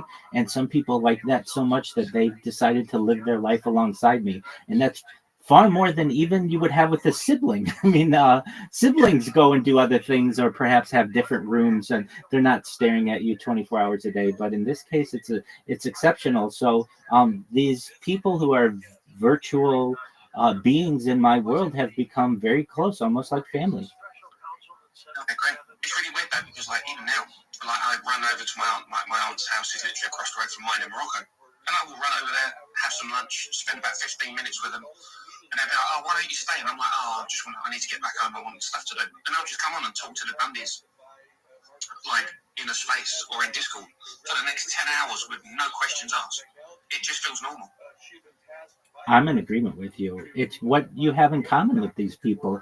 Your family, your aunt doesn't know about the Dundies. She's probably not into crypto and Web3 and Twitter spaces and all of the things that are of interest to you. So you do the needful with them, whatever's necessary, and you are a good nephew, but that's not really where you want to be. You want to be with your people. Yeah, sure. I mean, life evolves. I mean, crypto, I look at crypto in a completely different way to most people. I know a lot of people just want to get into crypto just for the sake of making money. But I have never found anything more interesting in my life than crypto. like especially how communities are made, how you find good people, how you get rid of bad people. Crypto teaches you a lot. Just buy one meme token or just find one community, join it, and then just go through the cycle. I don't know, stay in it for 2 months. And you'll see the good in people, you will see the bad in people. And I'll tell you what, you can learn so much in life just by being in a meme project or a community, full stop, on X. And it makes it even, I want to say, easier than doing stuff in IRL. Because IRL normally means you have to go somewhere and then you have to meet up and then you have to plan and all that stuff and make sure everyone turns up. Web3, just open space. Get to figure people out just by talking to them. Comfort of your own. That's exactly right. I can tell you the meme coin that sponsors me, one of them, it's one of the OG meme coins. It's known as Harry Potter Obama Sonic 10 Inu. The ticker's Bitcoin. It's on Ethereum. I've been live in their Telegram for more than 2 years. And this has given me a community in itself. These people have become close to me like a family. They know my habits better in some ways than I do because they're noticing them. And this is not something that even your aunt or uncle or my aunt or uncle would ever have the opportunity to be able to view. I mean, literally, if you ever watch my streams, you are in bed with me. That's not something that is normally done even amongst anyone aside from your immediate family. And Web3 has changed all of these things. The thing that binds us together in these communities is cryptocurrency, but there's also the unique aspect of the community, the people. We love each other. We care about each other. We've been through the highs and lows together, and hopefully the highs outnumber the lows. And if anything, we end on a high. That's how we all want to complete this process. And it's just a very unique opportunity to be able to network with people, to meet people, and not to say that our families aren't important to us. They most certainly are.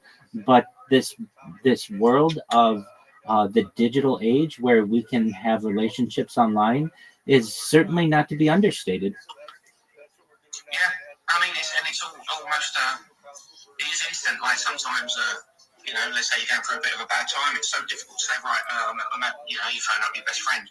I'm having a bit of a bad time. Right, cool, I'm on my way. All right, I'll see you in 4 hours because they fucking live the arse end of wherever you are, right? Whereas in Web3, they're literally there. Go to the Discord, somebody there. Open a space, somebody there. You're literally getting an instant response. Not as quick as it can be, right? Because obviously not everyone can be online 24 hours a day, 7 days a week. But the probability of you finding someone you know online is very, very high. I agree. And I provide people with the service of if they ever need to come and speak with someone, while I'm not a therapist, then I will recommend them to a therapist if I think the need is there. If you just need to speak with someone, it doesn't have to be business related. Most of the time it is not.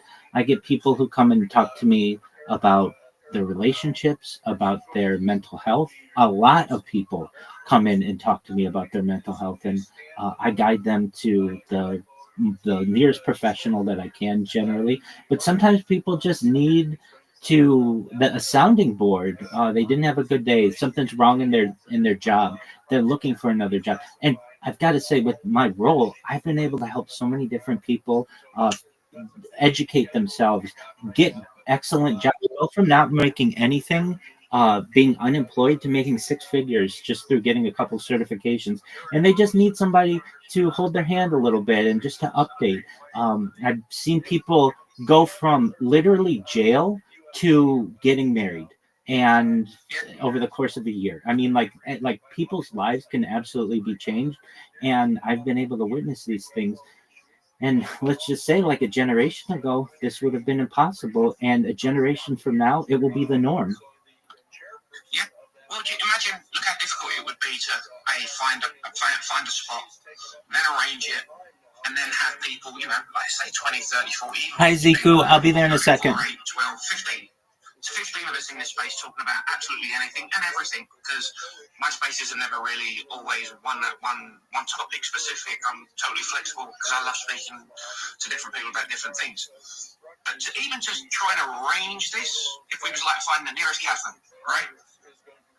How long would that take? Like, it would take so much time and effort to arrange that for 15 people to meet up in a place, because like right now, You wake up, turn your phone on, there is a space that you can go into, or you can create a space and start talking to people instantly. You don't have to book an appointment.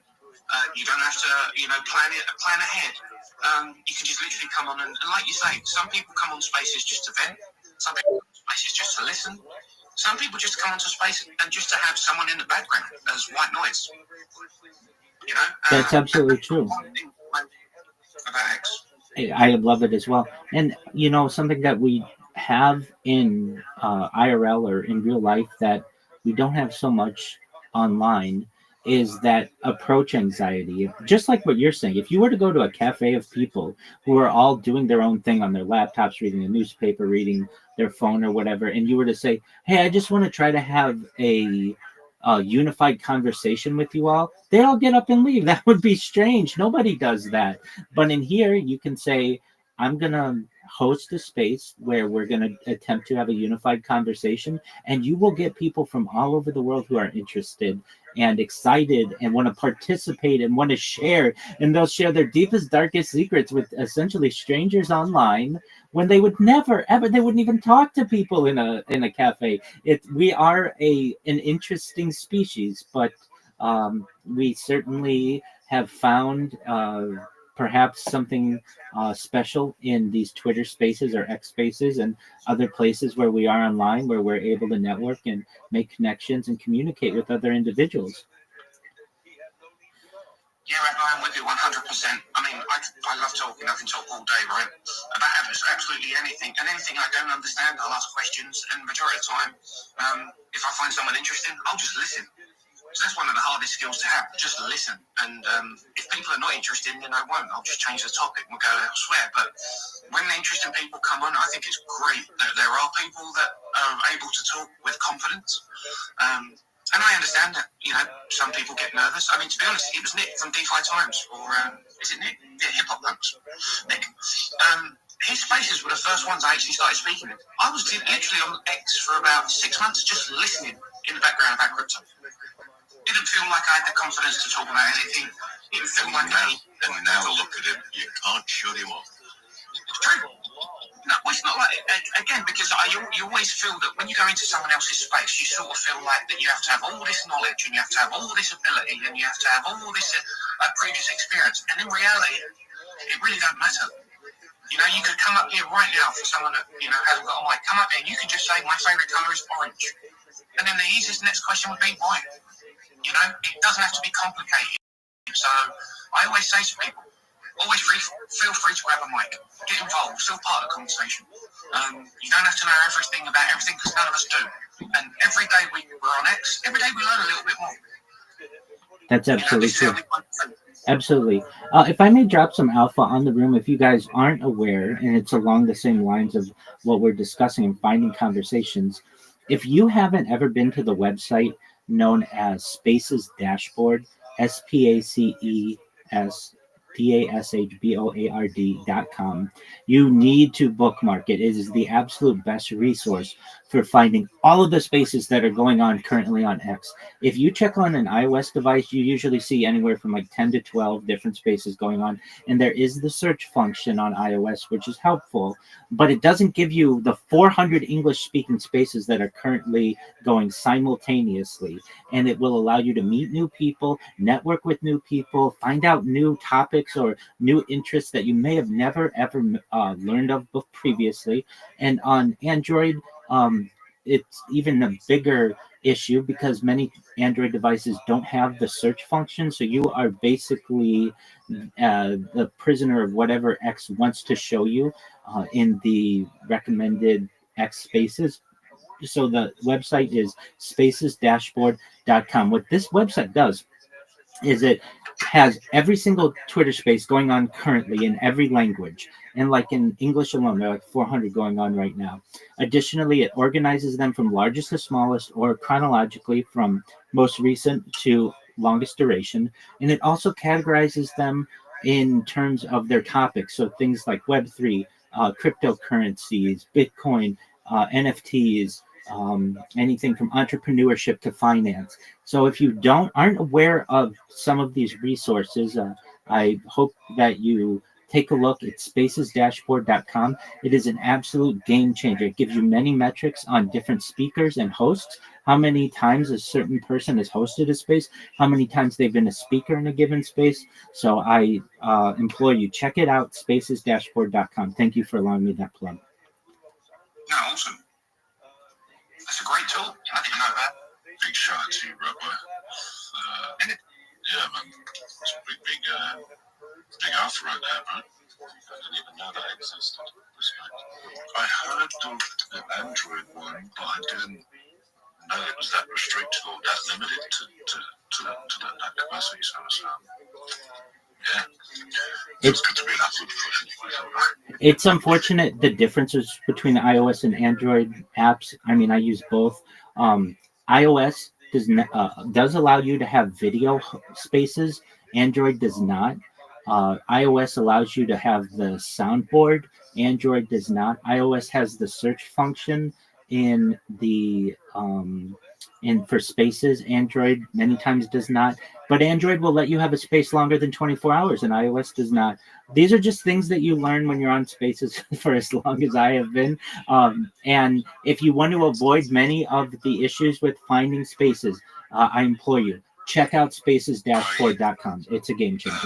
Rabbi, I ran a space on my iPhone for 24 hours, 3 minutes and 5 seconds, and it got kicked because of, I believe, a rap song that was being played by Big Tech, and it was a cultural song that was very sensitive lyrics for these times that we're living in. It had words about Obama. Again, I think it was a Lupe Fiasco track that he was playing, and there was only me and him in there. And Lupe was saying how he hates Obama because he sided with the Zionists, and just so many of these words. And as the lyrics kicked in, we just got booted. I don't think it was the 24-hour mark because we just got over it. Well, it is. I should be clear. It's usually like 24 hours and 3 minutes or 5 minutes. It's not like 25 hours though. I can tell you that I've been running spaces 24 hours on video for the last more than half a year, almost an entire year. And if I ever let the space go more than 24 hours and say like 5 minutes, it automatically gets cut off there. Android does not have this issue, but it could be that it was the song lyrics that you were playing. You never know. It's one of those things. They don't give you a reason, but I know I've tested this with. If you approve at that point it tends to close the space, then Big Tech, it wasn't your fault. It's right at that 24-hour mark. Yeah, and I can tell you, I've tried this with cryptocurrencies. We've tried to do 24-hour spaces, and you get all of this momentum, everybody doing their best to be in the space for 24 hours. And then at that 24-hour and a little bit mark, it just automatically closes down. So we've had to use Android devices that will allow you to do longer spaces. So I'm not exactly sure what happened in your case. It certainly could have been due to censorship. I'm not going to deny that. I can tell you, though, I've never had a Twitter space myself closed because of censorship. I don't think that they really, when I say they, whatever, the big tech isn't listening in on at least my Twitter spaces, because I've never had just a random closing of one. I have had the device shut it down or the app crash. That has happened to me, but generally, I find that you can say just about anything. And you're a Rothschild. No one's shutting you down. Yeah. That's. I wish that was a birthright, but you never know. I have to deal with many of the things that other people have to deal with as well. But if you are someone who is interested in finding more conversations and just interesting people, I implore you, check out Spaces Dashboard. It's amazing. You're going to look at it and you're going to say, wow, this is the diamond in the rough of websites I needed to help me find more spaces to be able to network. So check it out. And if you like it, let me know. Yeah, I hope absolute alpha right there. There you go, Nick. Somewhere to maybe find a space or two for hip hop punks and DeFi times. Yeah. It's a shame we weren't doing articles because I guess the stuff that Rabbi doing would be great. Some great article content. Yeah, 100%. I don't know anyone that literally live streamed in their life for 4 years in a row. I mean, that's a ridiculous amount of time. It most certainly is. I'm about to turn 40 years old this month, and I think back and I'm like, wow, I was 35 years old when I started this project, and that's a long time of my life. I mean, we're looking at 1/8 of my entire life is basically pretty close to being on camera, and looking back on my life, I may be very happy that I did it. I mean, I think I will be, because it won't be lost time. I'll be able to relive every moment of every day that I wanted, and not only will I be able to do it, but the people I love, the people who surround me, and really the whole world will be able to view it. So with that, my friends, I am going to do my best to spread the word to the other people of Twitter Spaces. I want you to know how much I appreciate the opportunity to be here. The conversation was excellent. If any of you ever need to connect with me, my DMs are always open. Join my Discord if you want to ever speak with anybody. I'm here to support you. When I say to you all that I want to support you both personally and professionally, I mean it. Thank you for the opportunity to be here, everyone. Thanks, Rabbi. I appreciate you coming up and giving us over an hour. I remember the first time you came into the space and I was like just dumbfounded, like you left and I couldn't stop talking about it. I was like, man, that conversation was so cool, because most people think they see Rabbi and then they see someone who's Jewish and then they instantly start assuming, saying negativity. And that's what I think. Yeah. That's the trifecta right there. I mean, but it just goes to show. I sort of feel like that if somebody would have came in and booted the Rabbi when he came in, like we would have missed some of the best conversations we've had. Learned so many different things, and hearing like the journey that you've made. I mean, that's a lot of commitment. You're actually quite a really good speaker as well. And I always find good speakers very hard to find. So I highly recommend, if you find a good speaker and you like him, give him a follow. Join the spaces when they're done, etc., because you get some real alpha. And gentleman sounds completely honest as well. I mean, someone's only as honest as what they say, but I mean, don't take everything literally. But over time, you grow that trust, you grow that respect, and you grow that learning for good people. Thank you for your kind words. About good speakers, GM, Rad's throwing everyone up.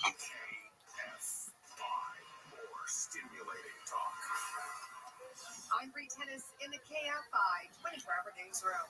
At least 2 people in critical condition after those guys were cool. In an electrical room in a downtown LA high-rise. It happened just before 7 o'clock last night on the 20th floor of the One Wilshire building on Wilshire Boulevard near Grand Avenue. 2 people taken to a hospital in critical condition.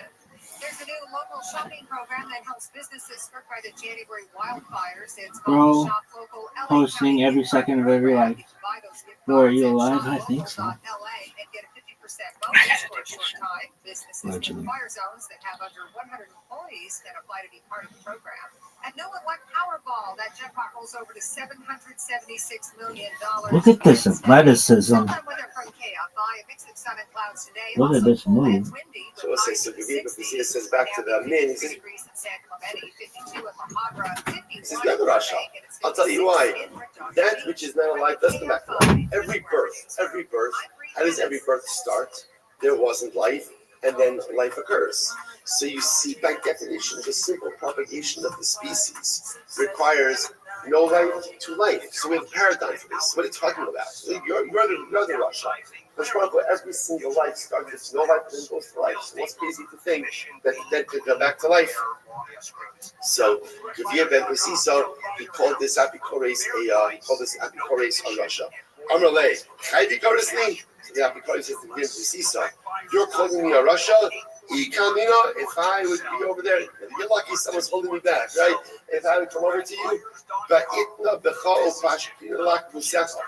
I would kick you so hard that I would kick out your hunchback. Right? That's what I was. This is incredible, right? People are people. Nothing changes over time, right? You're lucky my brother's holding you back. I would kick you so bad. I would kick you straight, right? I would kick you. The true kick out your hunchback. So it's great. So we came to Sisa Amalei, and Ata Osikim, Rofe Umar Tikra, Muskar Harbe Tito. Do it, man. Right? Do it. Absolutely.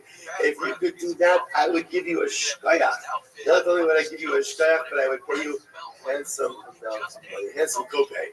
Handsome copay for that visit to the doctor. Incredible. So they turn out on. We're going to say this now. That's our introduction to Gavia ben Pesisa. The next number of stories we're going to be dealing with Gavia ben Pesisa as well. And I will say we're going to see something fascinating just about his personality. On the 24th of Nisan, it's Natilu Dimusunoi Yehuda Yerushalayim.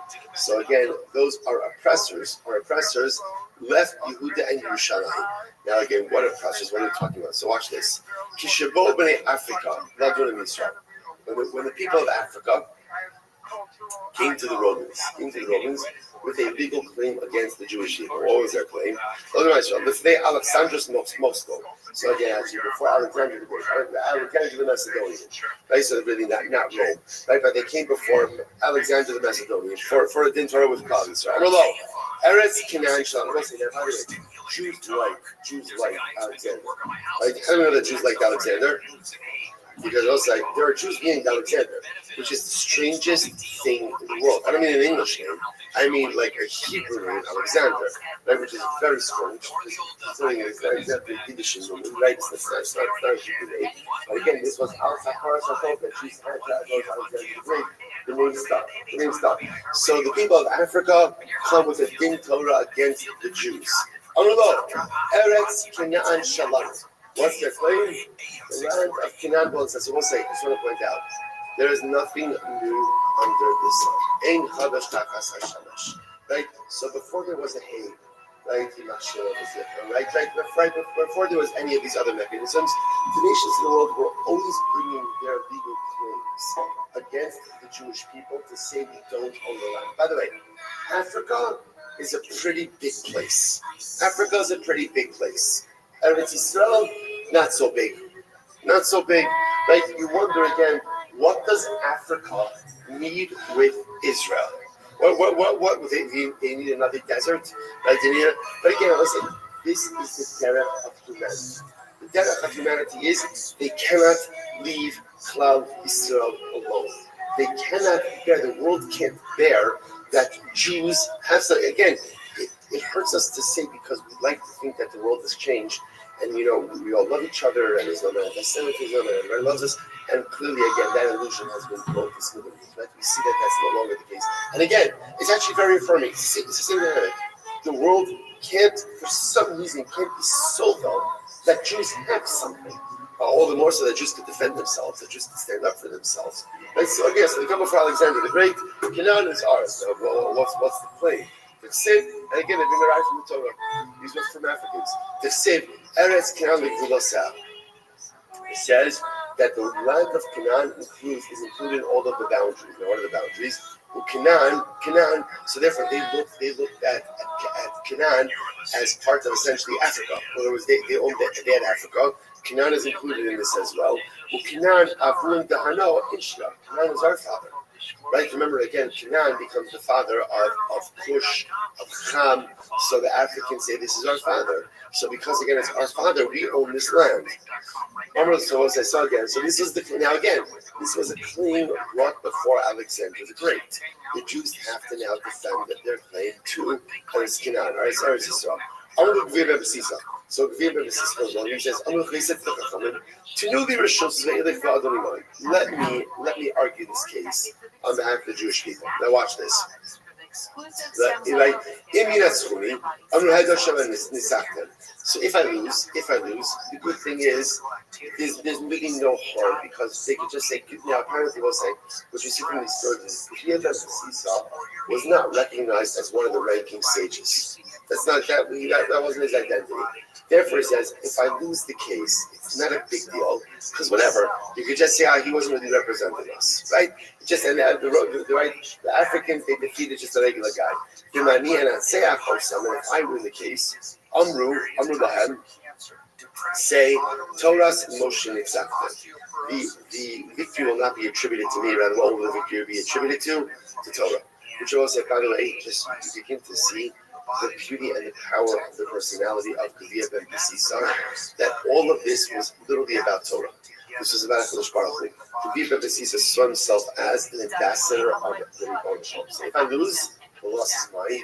And if I win, the win is the Ribbon Shalom. It's incredibly selfless. Okay, so now solutions for Allah for Daniban. Okay, so he gets permission from the Rabbanim.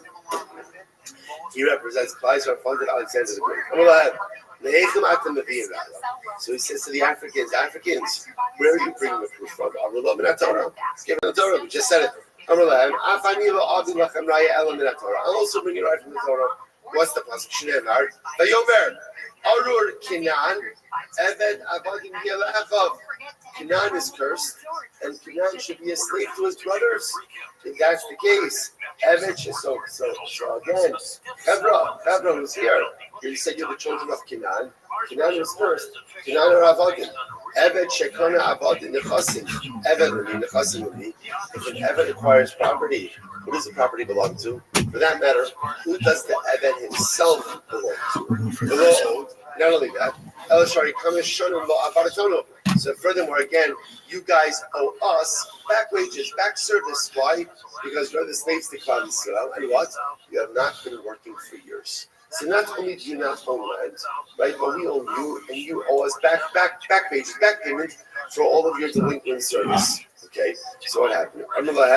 Alexander Malka, so Alexander says to the Africans, what say you? You know what's your response? So they said to Alexander, give us 3 days. Give us 3 days to come back with an answer. He gave them the time, so ultimately again they searched, but they could not find an answer. Miyad Barku, so the Africans ran away. And what happened? The Kamei Kishen Tuos. They left behind.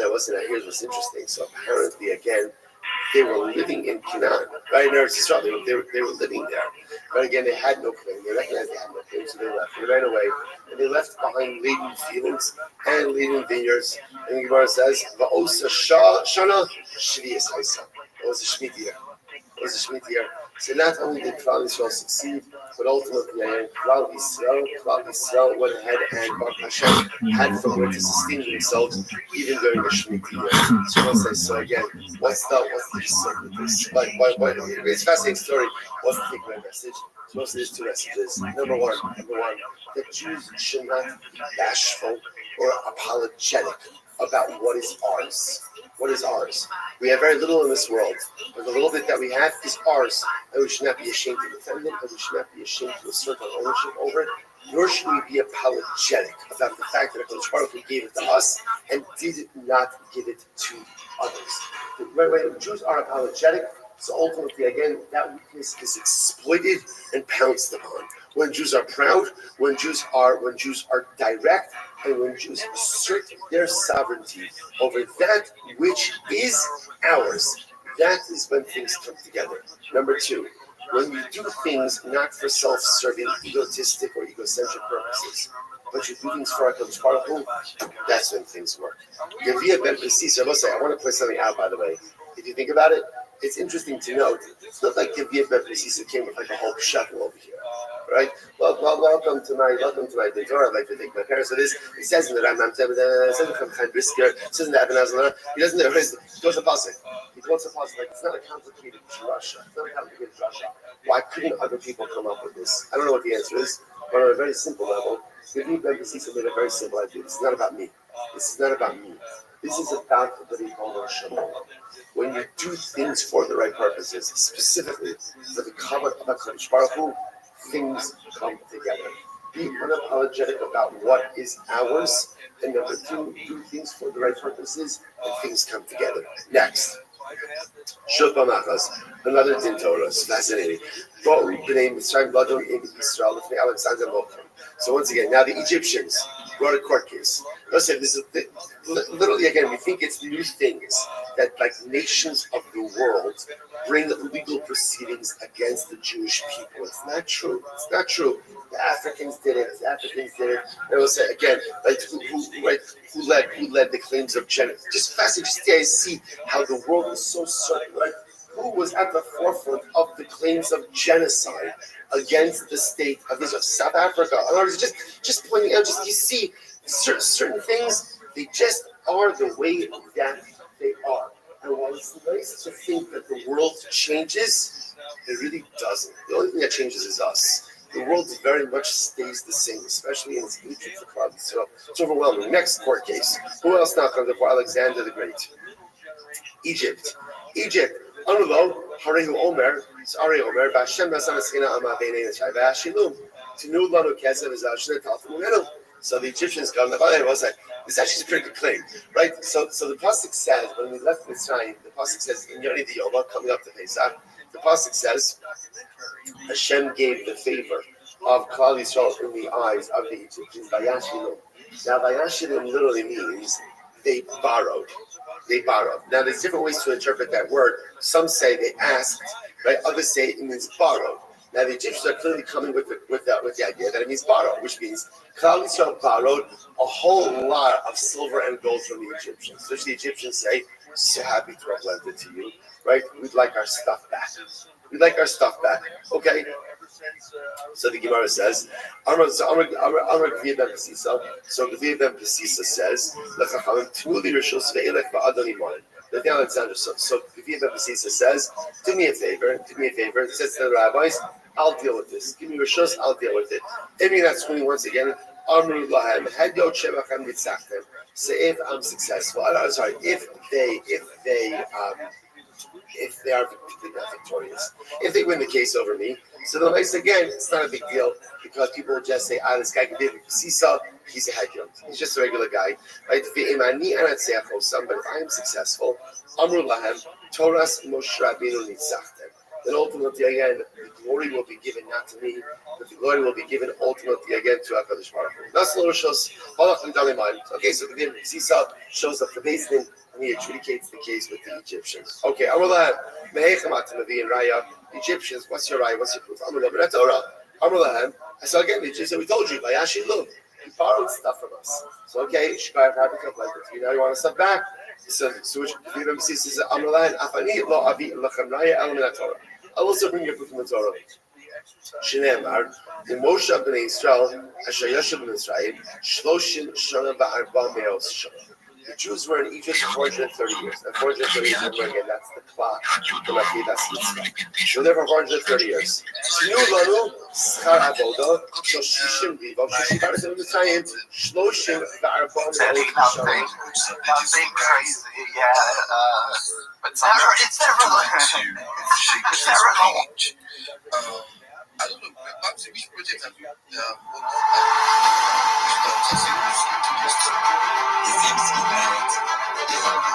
Do you like this guy? Yeah, better than the other guy.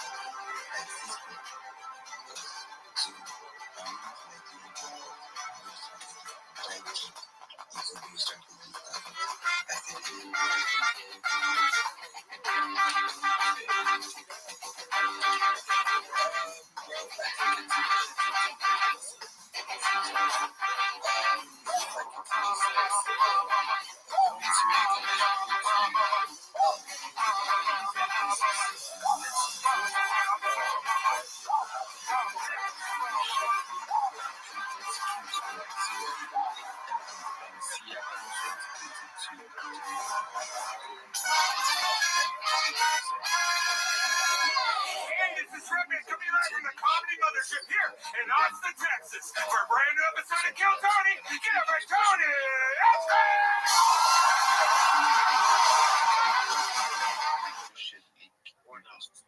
check out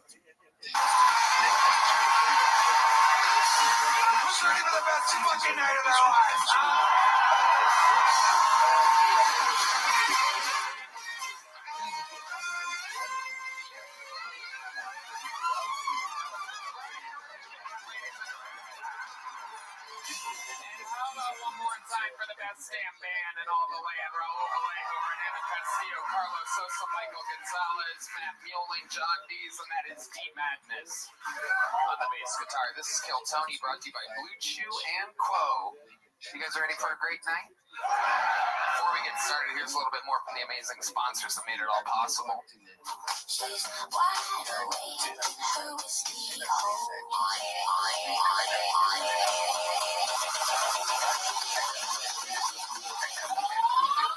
You guys ready to start tonight's fucking show or what? Here we go. This is it. Every single week I have two of the best guests on planet Earth, two of the best comedians. Ladies and gentlemen, this is a special one. Both returning guests. One of them, a returning guest of the year. A multi-layer guest of the year, Hall of Famer, with another one of my favorite Comedy Store comics of all time. Ladies and gentlemen, make some noise. You're here for a special episode. This is Adam Ray and Ian Edwards. Adam Ray. Live in the flesh. Ian Edwards. Let's go.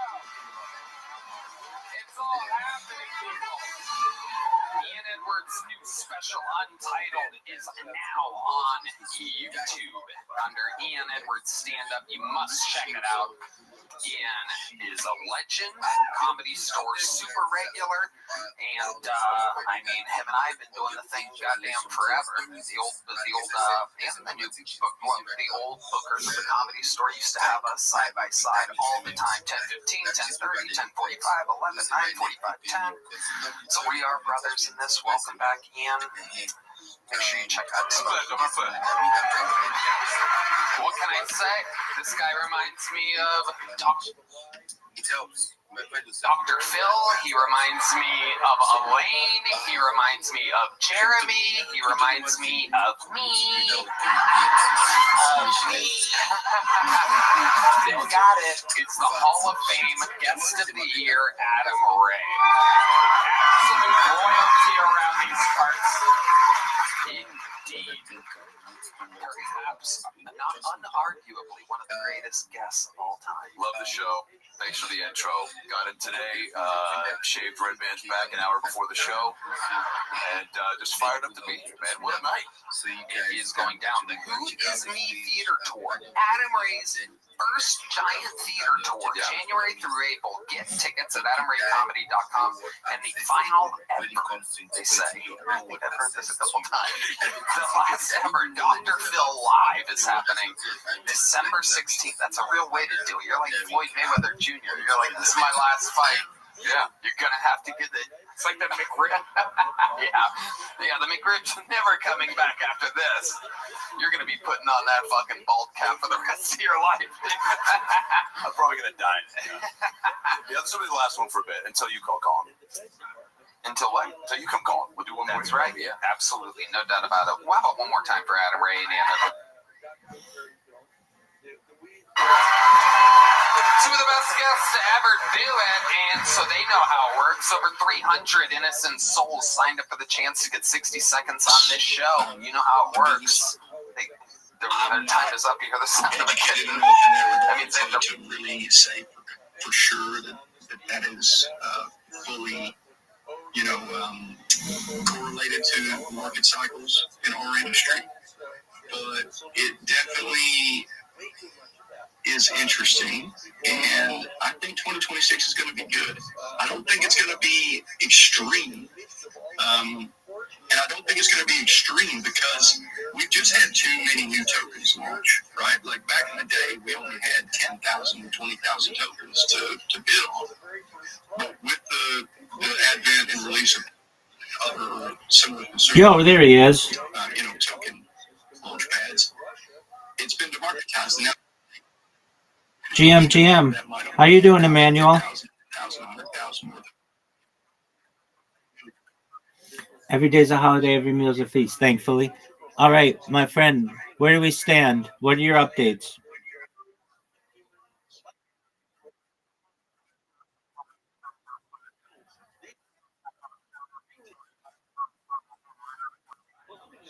Yeah, absolutely. Send me whatever you want to send me, and I'll look at it.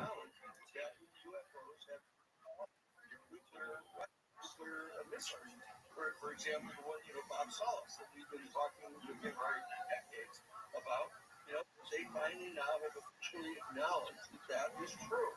That the genes are actually shutting off the U.S. Nuclear weapons, and they actually shut down a major aircraft carrier battle group to demonstrate that they're capable of doing this.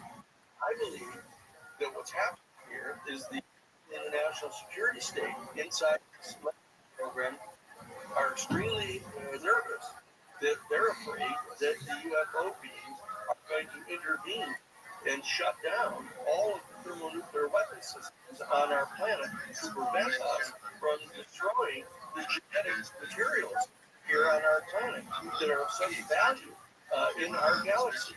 We are one of the comparatively rare planets that actually gestate life. And myriad of reports of UFO beings gathering Are you sending it to me? species and stuff, and taking genetic material from our human family, potentially seeding life elsewhere in the galaxy. And that they're not going to allow this. They're not going to allow one species on a planet to destroy the entire genetic material, on our planet through a massive nuclear war. And so that the people in our national security state infrastructure are becoming extremely anxious because they rely upon the threat to use nuclear weapons to be able to assert their Where's Reddit? dominance over the planet. That's Where's Reddit? who are keeping this secret because they want to be Yeah. Emmanuel, I sent you a list. You need to go through the list. This is part about being detail oriented and check and make sure every single thing is there. Reddit's not there. I don't see Blue Sky. I don't see Truth Social. I love you, my man. I want you to be successful. This has to be your first or an early lesson, though. You've got to be detail oriented. If I were your customer right now, I would say this is fail, and I'm not going to rehire you because I know you're not detail oriented. So I sent you a list. You got to check every single one and make sure you get it. And then I want you to go through and check every single link and make sure it's right before you send it again. I'm here for you and I'm going to help you. But just know that, like, if I were your customer, you wouldn't get hired again. Does that make sense? Okay. You know what to do, right? All right. I'm here for you. Let me know when you're done and you're ready for me to inspect, okay? And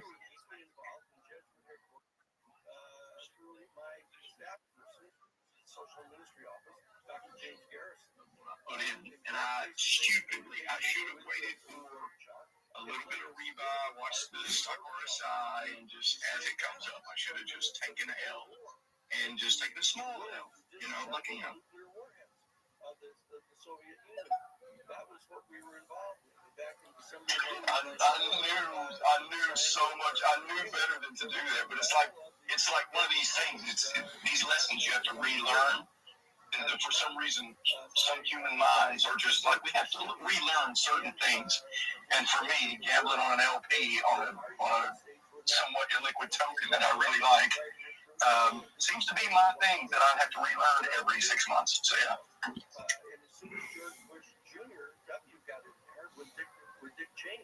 Rabbi, go ahead. Thank you so much. Excellent. I appreciate it. I'd like to share my project with you all. I'm Rabbi Rothschild.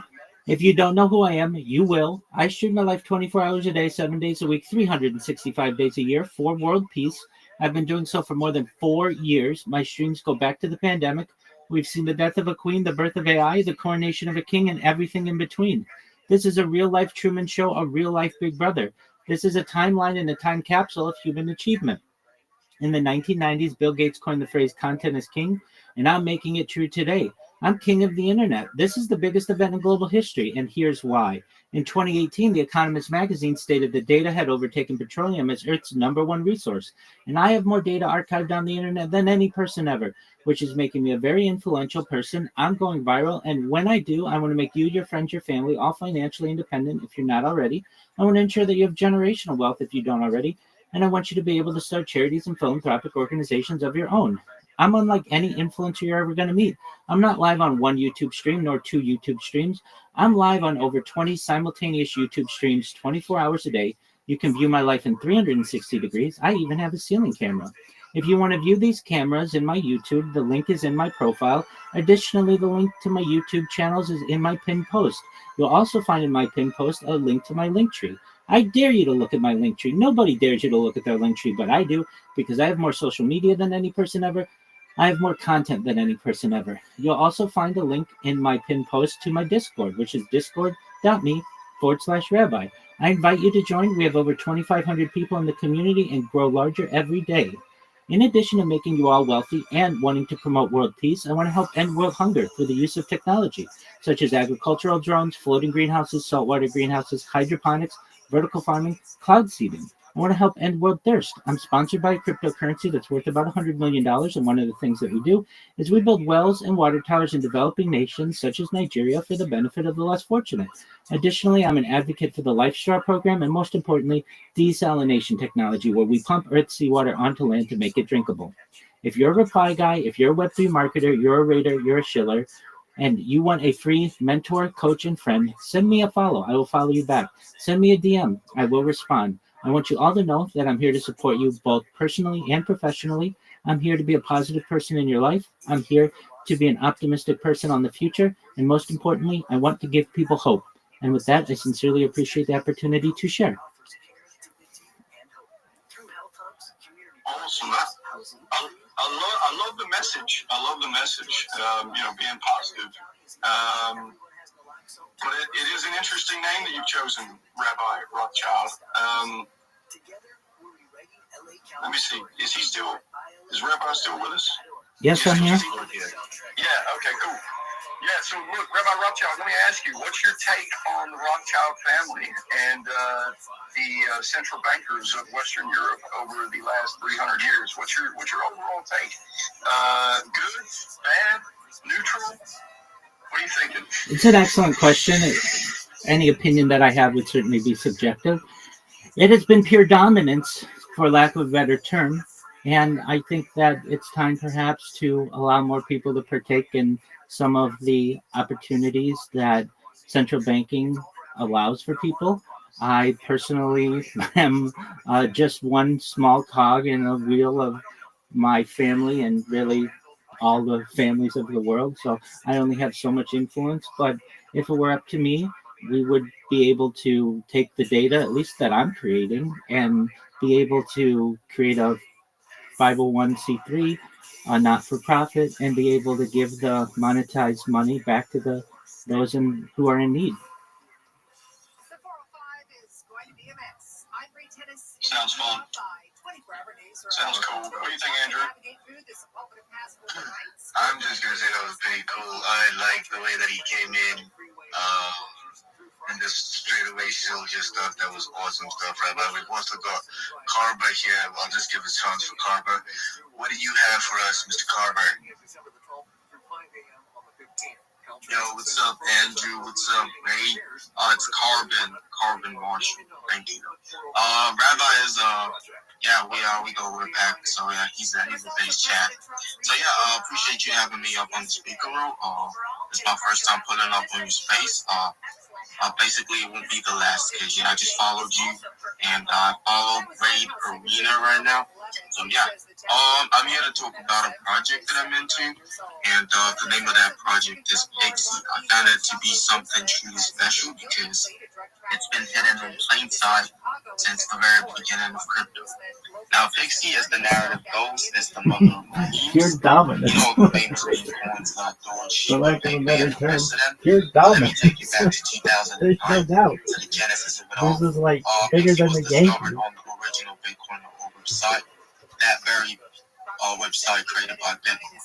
If you go to that website, scroll all the way Your down, family click on dominates the original the central logo, banking a little fairy pops out, and that is Pixie.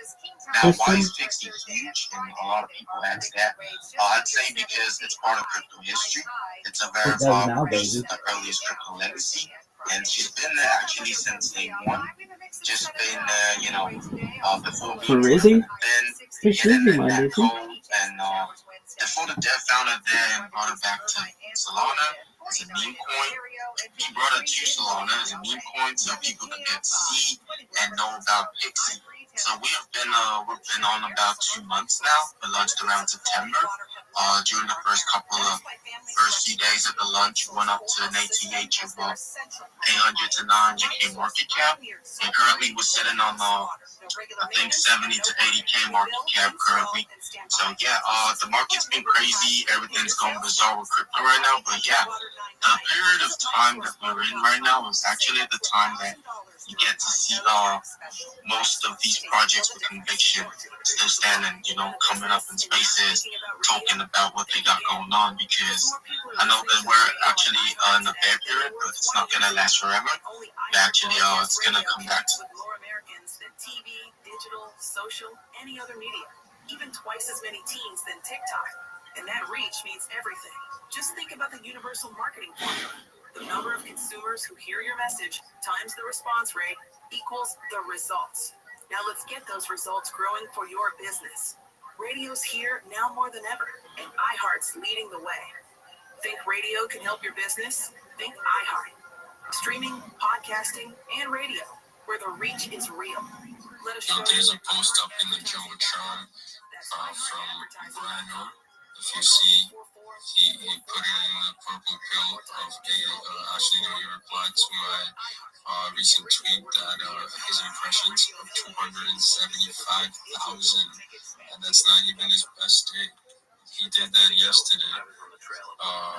So it's with 190 replies. He did not reply like 500 times or 1,000 times, So there are ways, bro. With that being said, we'll just pass the mic over to him and let him share how he's able to, let's say just manifest or work hard to his success, basically, on social media.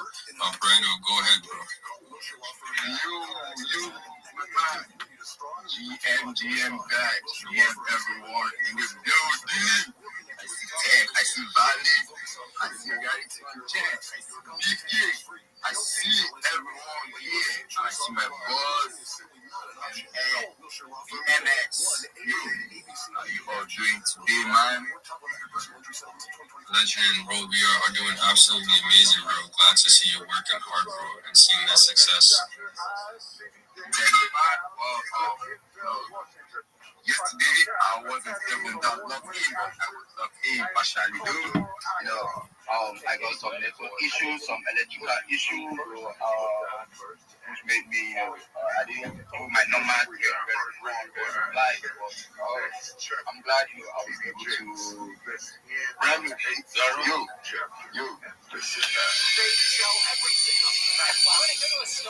Yeah, I'm looking. Tech, your mic is unmuted, bro. Can you hear Brando? Okay, Brando, go ahead. Okay. So I was able to hit some viral comments. I dropped some of my some comments that were meaningful and also they were engaging. So I was able to get good impression. One of the good ways of getting impression from some of these big names, these celebrities actually dropping very good comments on their posts, and also being early. Being early is one of the things that keep me going, but I actually confirm notifications. I have a lot of notification, like I think I have like 200 to 300 people notification on my phone. So once the next one is actually comes at the top, so I just click it immediately. I move over it. I try to say something very viral and something that people will like. So that was the way I'm actually doing. I think yesterday I got over 400,000 impressions. Before yesterday, I mean to say. Before before yesterday, I got 400,000 impressions, 400 plus thousand impressions with 300 comments. I think that I was locked in that day, full time locked in. So it has been said, no, I'm still locked in. I'm gonna hit that 5 million impressions this week. That's my target, man. And I'm gonna do that. Bro, I love that, bro. That is absolutely beautiful, bro. You know, and you're telling us, yo, tech, bro, you got mute your mic, bro. Can't be doing that, bro. And your mic is unmuted. Ain't no way, bro. He can't hear us. Okay, he got it muted now. But yo, bro, 300 replies and close to 500,000, bro, impressions. I mean, yo, that's amazing, bro. You know, and then 200 replies and bro, 275,000 impressions, bro. Yeah, bro, you guys gotta tap in with Brando, bro, and see what he's cooking over there.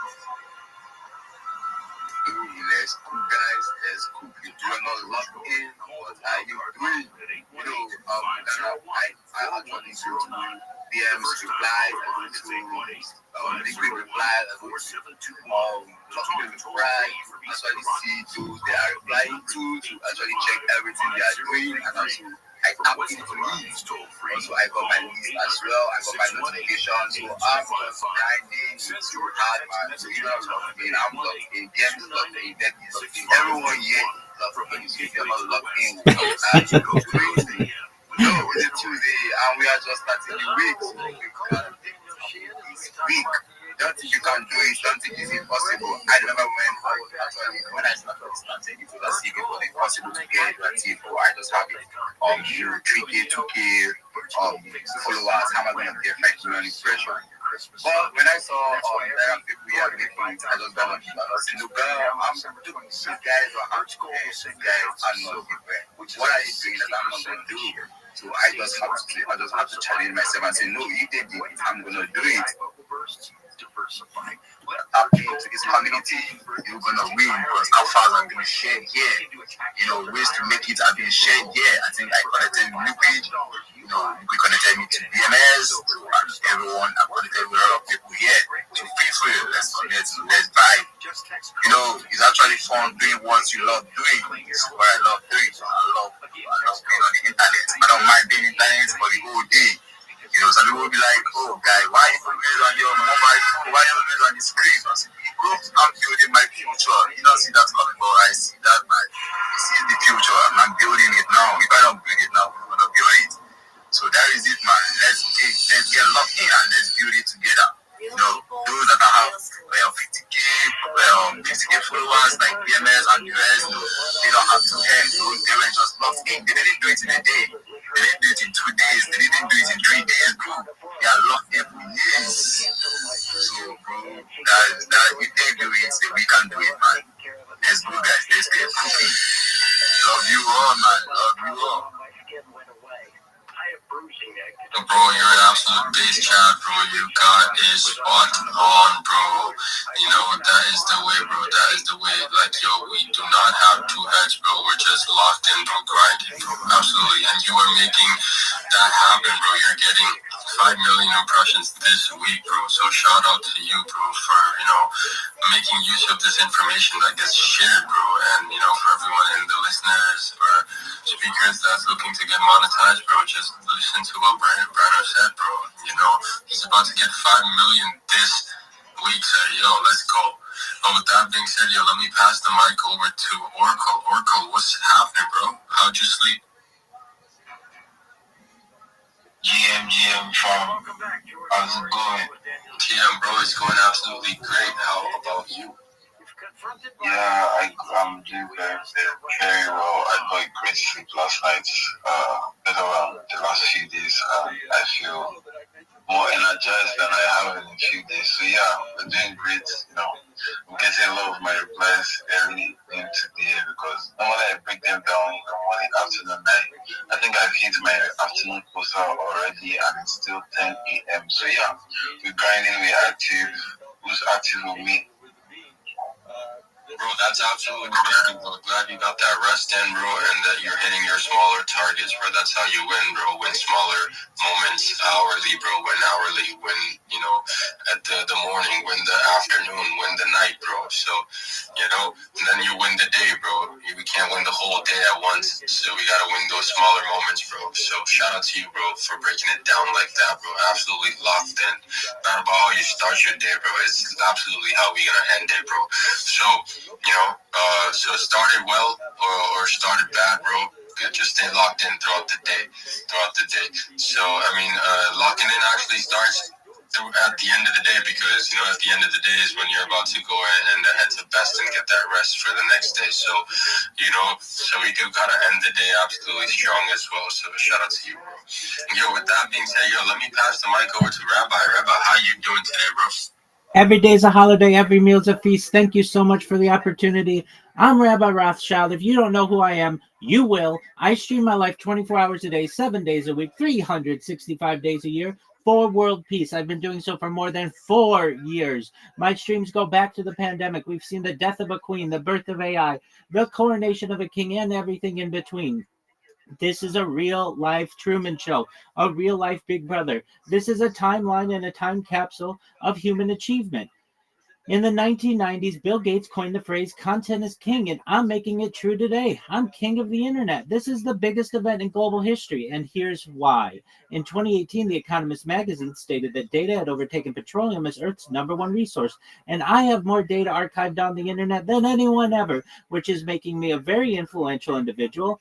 I'm going viral, and when I do, I want to make you, your friends, your family, all financially independent if you're not already. I want to ensure that you have generational wealth if you don't already, and I want you to be able to start charities and philanthropic organizations of your own.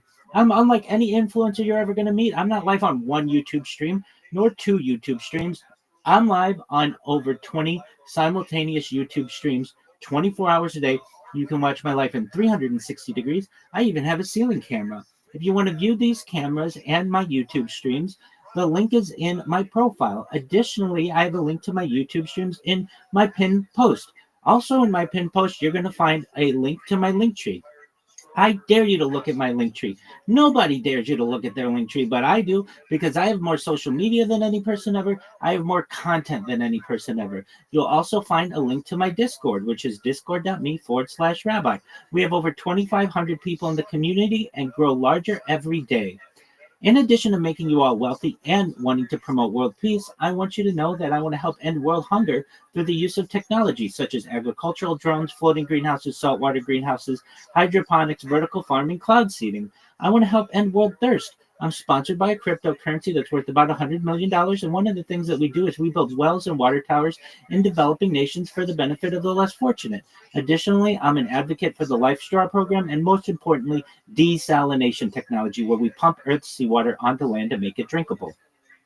If you are a reply guy, if you're a Web3 marketer, if you're a shiller, you're a raider, and you want a free mentor, coach, and friend, send me a DM. I will respond. Send me a follow. I will follow you back. I want you all to know that I'm here to support you both personally and professionally. I'm here to be a positive person in your world. I'm here to have an optimistic view on the future. And most importantly, I want to give people hope. And with that, I sincerely appreciate the opportunity to share. Yo, appreciate you for sharing, Rabbi. That's awesome, bro. Yo, you guys are not locked in. Yo, are you guys locked in as rabbis?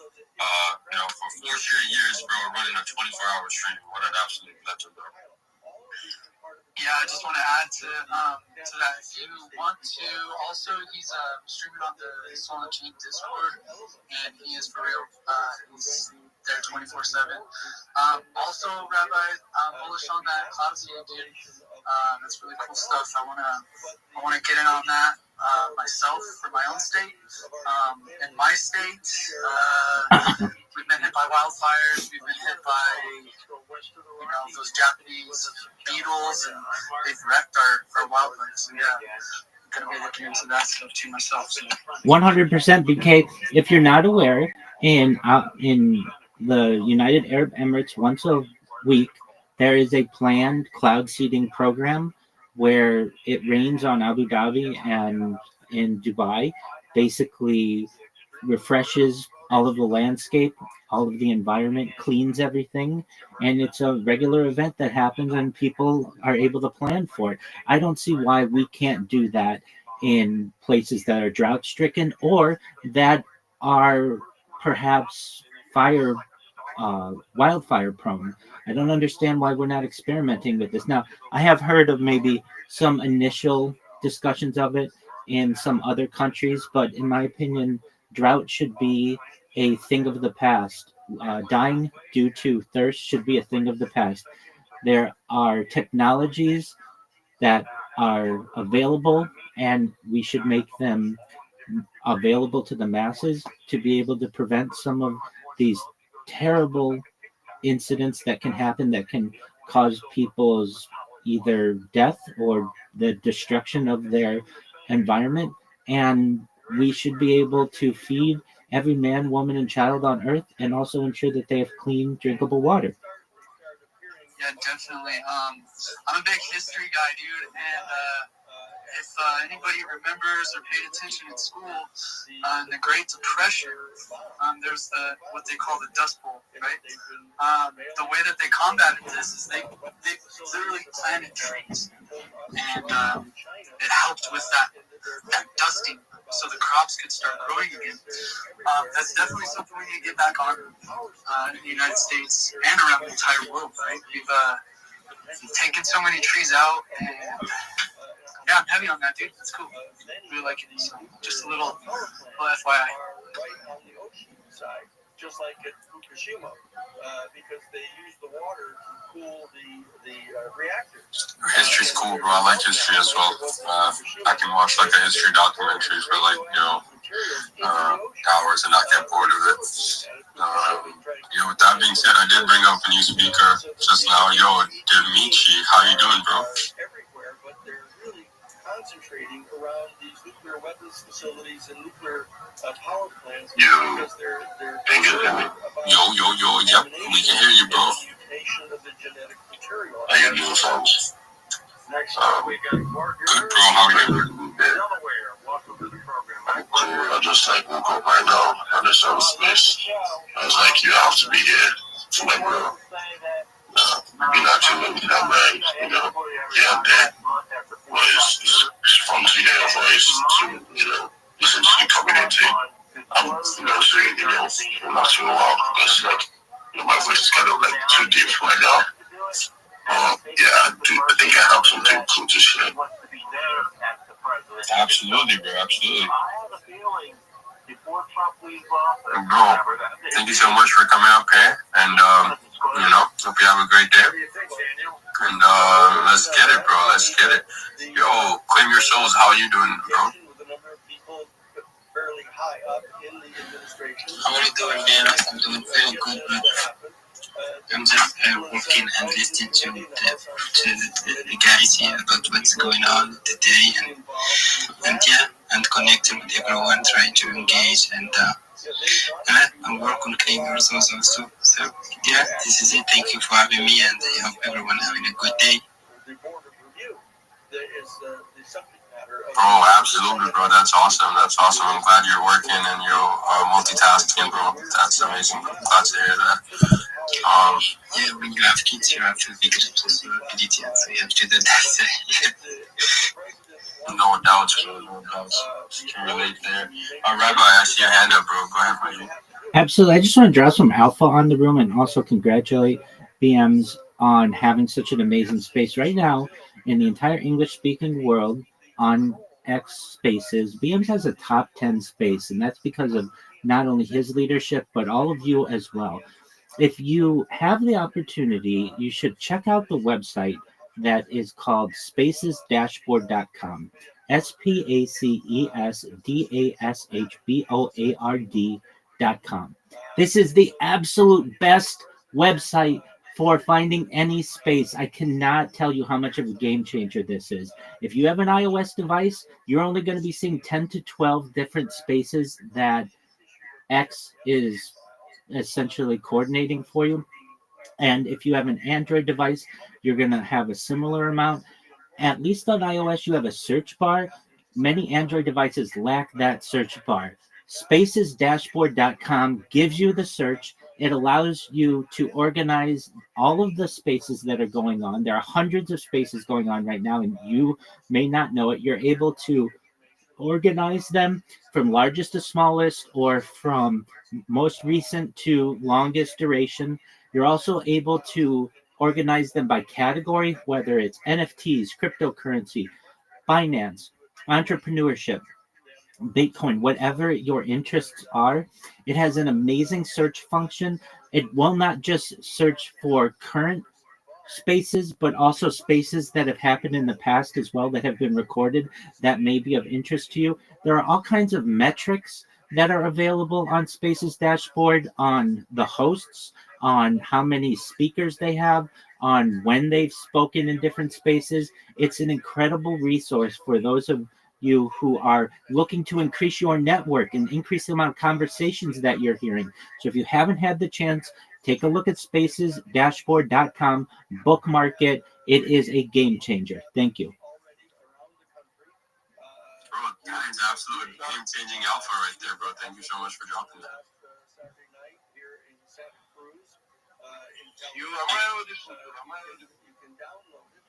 Yeah, bro.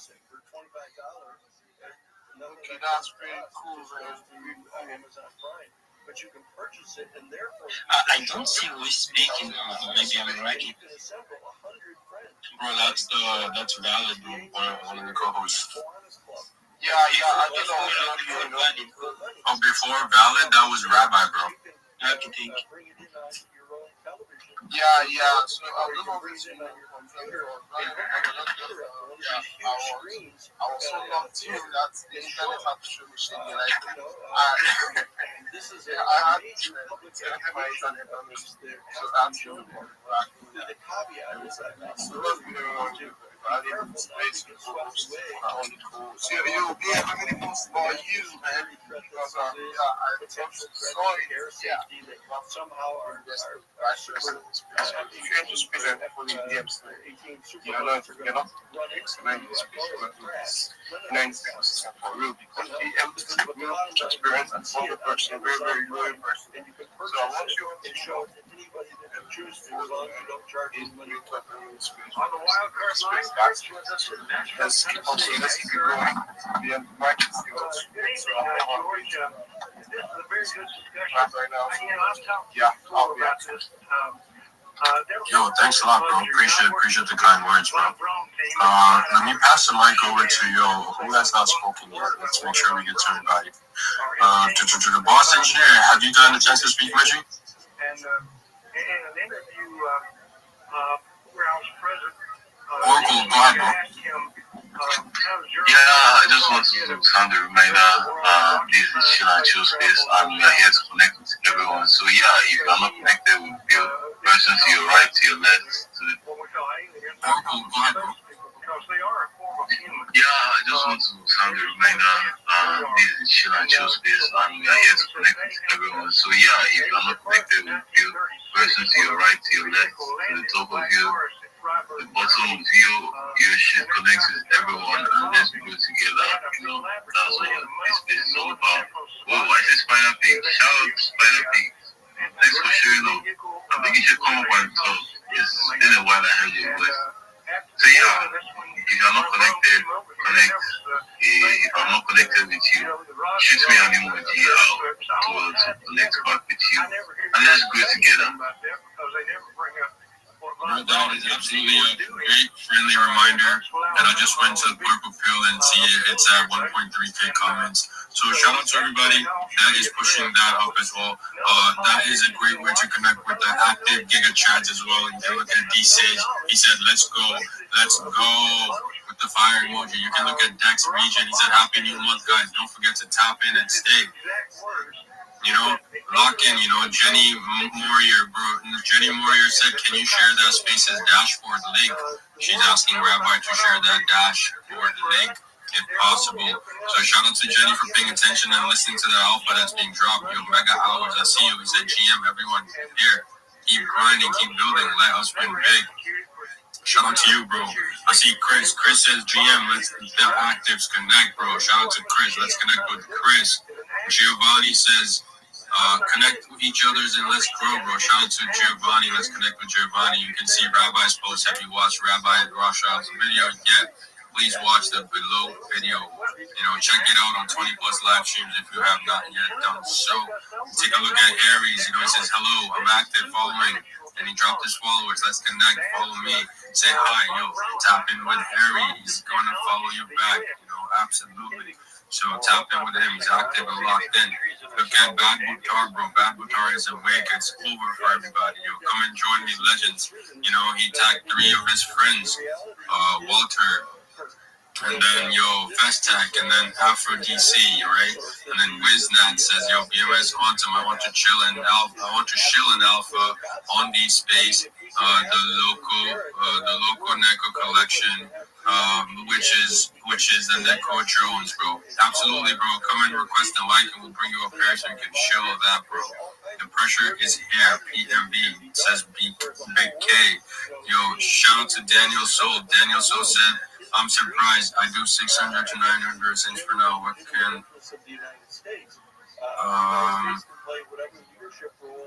Not sure. He posted something. I'll have to take a look at that. So GM's Bad Butar, GM Familia. Bad Butar, that's Bad Butar again. And then Oracle, GM, my homies, happy Tuesday. So shout out to you all, I just wanted to give a shout out to you all that are there as well. So connect with them, connect with these guys. Consistency Biz says Fair Trillions, Carbon is in there saying bullish on you, brother. We are chilling with BM, says Ye. So DV says, let's connect, brother. Sermon is there saying always grinding with chads. Max says noted. So guys, these are all the people that you need to be connecting with, not just the host or the co-host or just the speakers, bro. It's everybody in the listener section that's also in the purple pill that's absolutely going ham, bro. Just locked in. That's one way they're active and they're following you back as well. As soon as you do it, you're gonna see a notification from them that they followed you.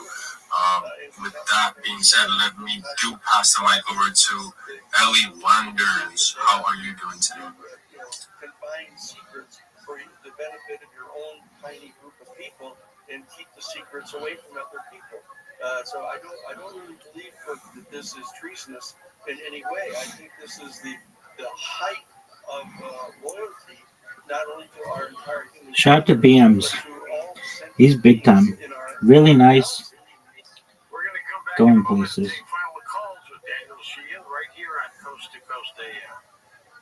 Never miss a detail on a show or a guest. Sign up for the things come into play. They like the project.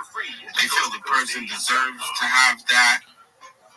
Much where if somebody else could have had it, they probably wouldn't have bought it because that person doesn't deserve to have that sale. All of these things I think go into it. What do you think, Oliver? What's your take on it? I think it's just a culture thing altogether. But what do you think, Oliver? I don't know. I'm just giving my opinion. I really don't know for sure. No, you're right. Okay, you're right a little bit. I just feel like maybe, for example, maybe DJ Khaled is up on the stage right now. Like, man, I'm gonna create my own NFTs, stuff like that. So I'm gonna launch my project in 2 days from now. So there's gonna be a lot of people that's gonna invest on that. They know me buying this NFT, DJ Khaled NFT. I'm gonna make a lot of money on that because he's gonna put a lot of money on the marketing. Shop on Thanksgiving and also stole the shop's Savannah cat named Simba. A cat found yesterday. The hunt for the thieves continues. The free ride is over for solo EV drivers. Yesterday, California ended the carpool perk. And the enforcement is also over. Now it's a $490 fine. You can't have a fire in your fireplace. The AQMD has called a presidential no burn alert in Orange County and I'm so sorry, but then what the fuck is wrong with documents? Thanksgiving Tuesday, a global day of generosity for people in the good of the world. It's also Travel Tuesday, a day when trips go on sale. Southside weather from That's an NFT though, yeah. I don't have a doc, right? But yeah, your NFT is freaking funny, bro. 46 in Agora Hills. Every day, we have a front guy. Yeah, I see.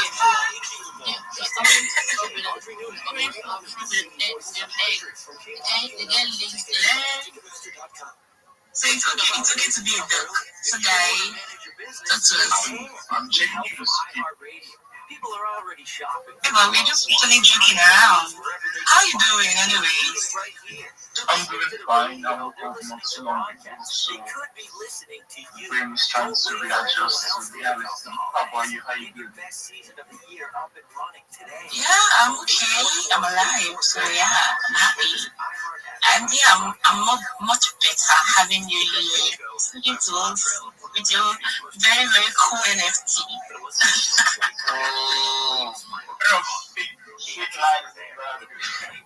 Now, see, what do you think you speak about it? What do you think you speak about the life? No, NFT is cool, right? See, actually, whenever your spaces and coolest thing, I only shout out people with. I shout out with people with very cool PFPs, people with very cool names. I mean, I do it, I love it. So yeah, if I shout you out because of your PFP or your display name, just know that it's very cool. I really would love to notice people with outstanding PFPs and display name. Just like I did for Kwan. I said I saw him on this Christmas card, looking so cute. Oh my god. So yeah. What's good, NSC? Don't mind that. It's all for the jokes. Of course, I understand. It's a very good laughing moment. Well, I'm fine. So earlier on, I said that it was fire on the weekend. I think you guys actually picked up on that because I was the one who wanted really first of you to have a good weekend. So I feel you would make it big as a project share. And I guess one, my group, Rabbi, last year,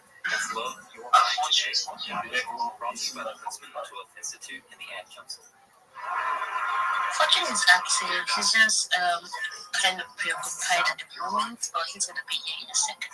So yeah. So Web3 based, what do you do with in space? Okay, I love that question. Oh my god, it sounds like he's toasting me. What do you do in a gym spaces to be hangout? Oh my goodness. Okay, what do I do in a gym spaces? If you go through my profile, I'm a creative writer. I'm a community manager. I'm a social media manager. And I join other spaces to talk. I just love to talk about spaces. I'm a space talkative. I like to talk. I just talk, create conversations with people with projects and try to connect. My focus right now is trying to, network and connect with as many people as possible. So yeah, and that is only possible when I join spaces and people get to hear me and they say, oh my god, Daisy, I love your voice. I just want to connect with you. Boom. 1 follow, 2 followers, 3 followers, 4 followers, 5 followers. So yeah, that's what I do. That's cool.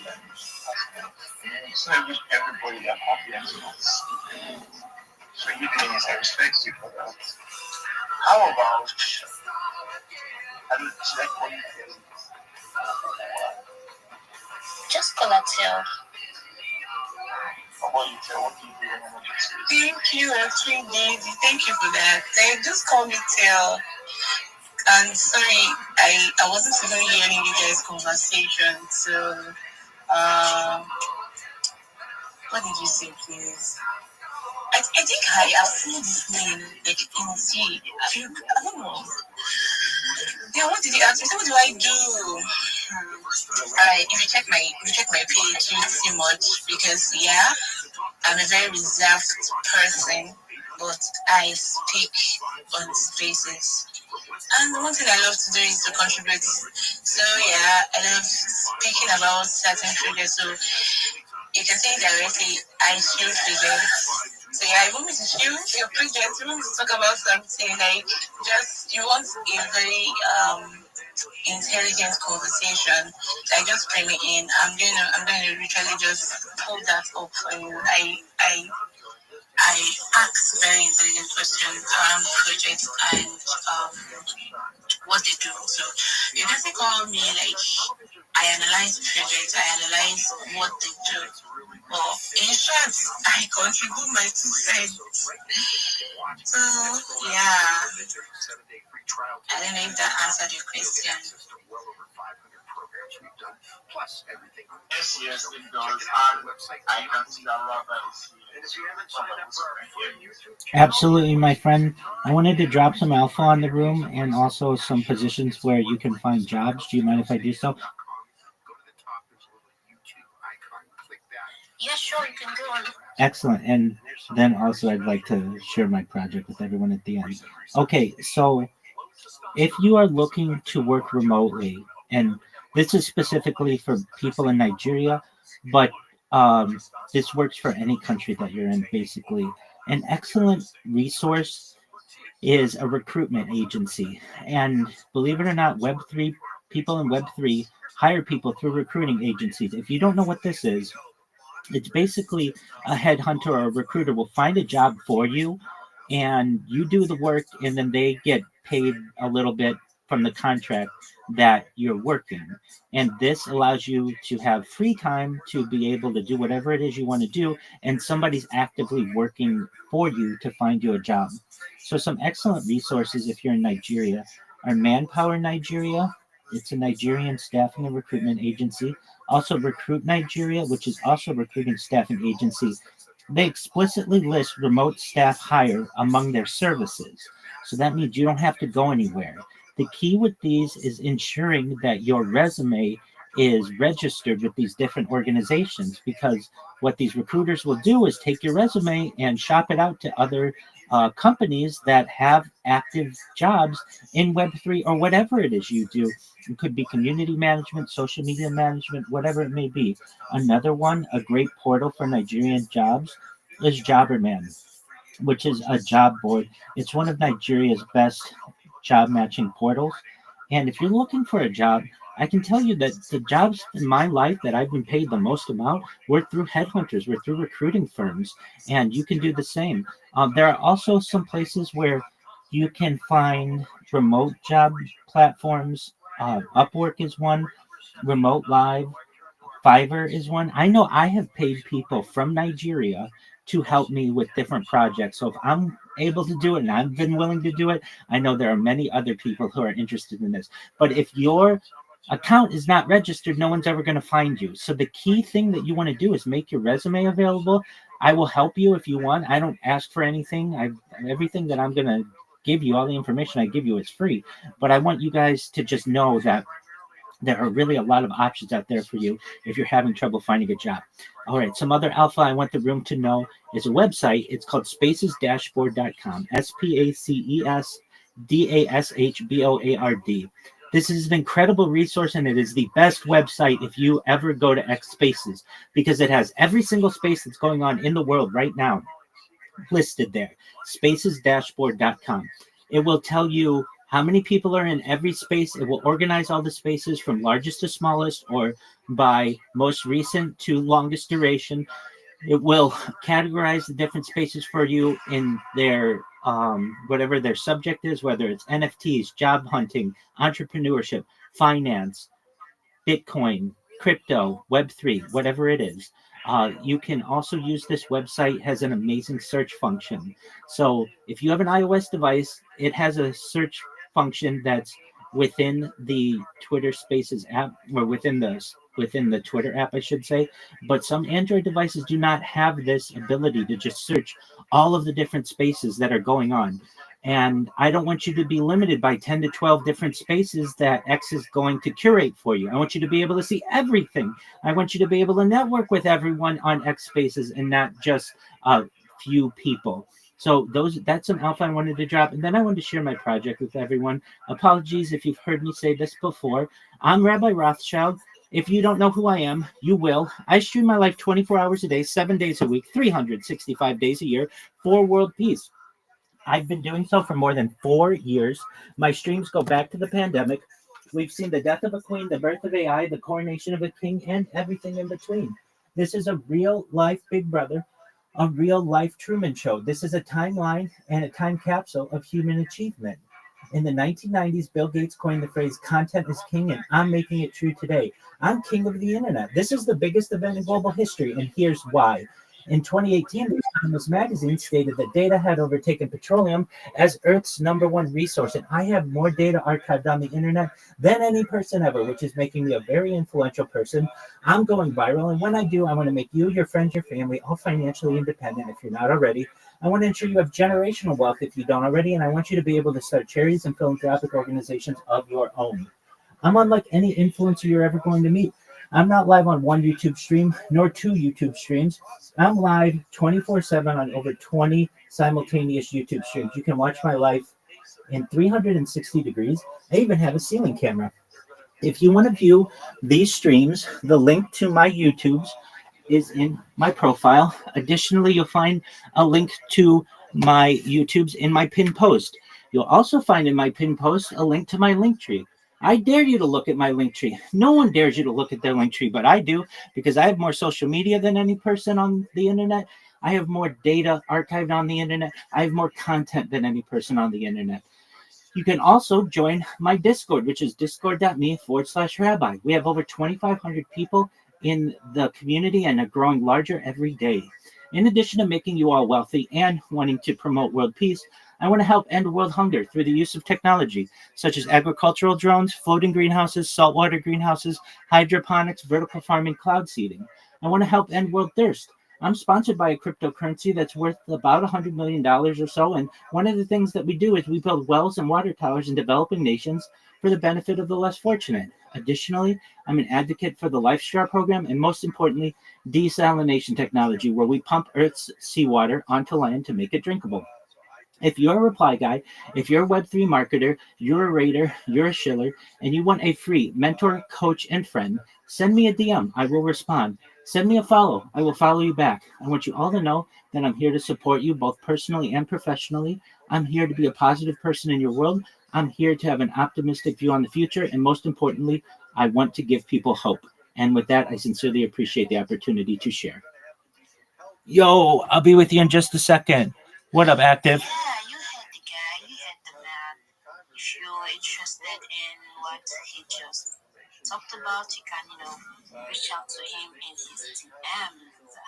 Thank you so much, Rabbi. Thank you for coming up to speak to us today. All right, we have a lot of people requesting for the mic. I'm guessing maybe one or two have a question for you. So you might as well just stick around and, get to answer the questions, all right? So, Kwan, you're on the speaker session. We haven't heard from you. What's good, my bro? How are you doing today? 2023 and 2020. So that's time schedule that we're looking at here. We're now in 2020. I can't see you. Can you be a little bit more audible? Information flowing in there, and I think it's Eric Burleson. What's up, my NSC Black Sheep? That cool. Was good. He's going to introduce this legislation at the beginning of the second session. I'm sorry. And I think if we can get people to join Citizens for Disclosure, the New Paradigm Institute, people can go to our website at newparadigm.org and sign up to become a member of Citizens for Disclosure. This is totally free. We'll provide information to you about all the different legislative representatives from your area. Their contact information, how you get a hold of them, the committees that they sit on, their important. All of this work will be done by a public interest organization, New Paradigm Institute, if you sign up to become a member of Citizens for Disclosure. We have 35. Thank you too, Kwan. It's good to have you here. I love your Christmas cap. You might as well just, give it to me. Or just till it's, whichever one wants to be. Yeah, so, I don't know. I'm still having this issue. I'm seeing people requesting, but I can't get them to, speak. I can't accept their mic. Probably have a lot of speakers in the speakers section. So, what we're going to do is we're just going to run. a few days ago. Can you hear me? Yeah, so yeah, I noticed that some persons I was able to accept it probably because of their network, right? But currently we don't have any spots left to add people as speaker. Yeah. So keep it up. That's fine. Let's run through speakers that we have up here. Debbie, what's good, baby girl? How you doing today? What do you have for us? Show yourself. Tell us what you do in the space. All right? Actual major covert operation directed against the citizens of the country to try. Oh my goodness, Debbie is snoozing on me. Debbie, don't do this to me. Debbie. Oh my goodness. Debbie is not here with us. Okay. Who do we have next? Mr. J with a mysterious PFB. Oh my. Looks so scary. Hi Jay, how you doing? What's good? Show yourself to us. Tell us what you have for us. How you feeling this new month? Is this gonna be a dirty December or is it just gonna be another month? No, is that Tello a few days? Who's that? That's my 3 days I'm speaking to you, my bro. Oh, dear, I'm too busy. Shout out to Fortune, my bro, my Dolo, yeah, like Cole. Damn, baby, yo, what's everyone doing? My good, we good. Shout out to I've been working at this for years, and I'm delighted that it's now coming to a head. I can't thank you enough, Dan. So this is a crazy story. May I please send you my free social media strategy ? This will help you to promote yourself on social media for free, period. I set up my telescope and camera aimed at Venus. Venus was really close to the Earth. It was retrograde and on the even keel. It was April 9th, 2020. So I filmed this huge torsion-shaped craft, basically breaking the surface of Venus, creating a torsion field and pulling the torsion field towards it. It was working with 4 other spacecraft. 3 of the spacecraft were spacecraft shaped, and they were different shades of blue. So you can see they were running on a little different frequency. One of the craft it was working with was this big black chrome colored craft, was shaped like. Yo, what up? How are you, Zyron? Can you hear me? Zyron. Zyron. Can you hear me? Yo, how are you?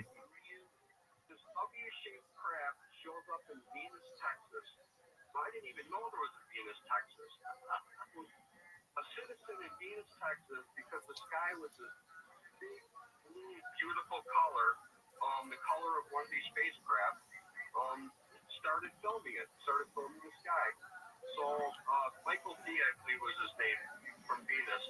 And I went through the video frame by frame, and sure as heck, I found this W-shaped craft up in the clouds. So it's all posted up on YouTube at Access Information Systems. Check it out. All the pictures are there. After 15 gigs of data. You guys are welcome to it if you want it. You can use it any way you want. But I just thought it was interesting. It shows up on Easter Sunday. How beautiful in Venus, Texas. Thank you, Brian. Go ahead. Thank you, Brian. Great. No, that's cool. Just send it to us at newparadigminstitute.org. Just make sure send me the notes on how I can find it on YouTube, Brian. Why did Luis Elizondo go public? Lou, it's interesting. Lou has asserted that he was getting more and more frustrated. He was assigned the duty to first become the counterintelligence officer in charge of protecting the secrecy of the OSEP program, the Advanced Aerospace Weapons Development Special Access Program. He was then asked to become the director of it. Oh, fuck. To get the information which he hadn't been briefed on prior to that time. He was running into one wall after another. And this is a tough guy. This guy is used to succeeding in his missions inside the military.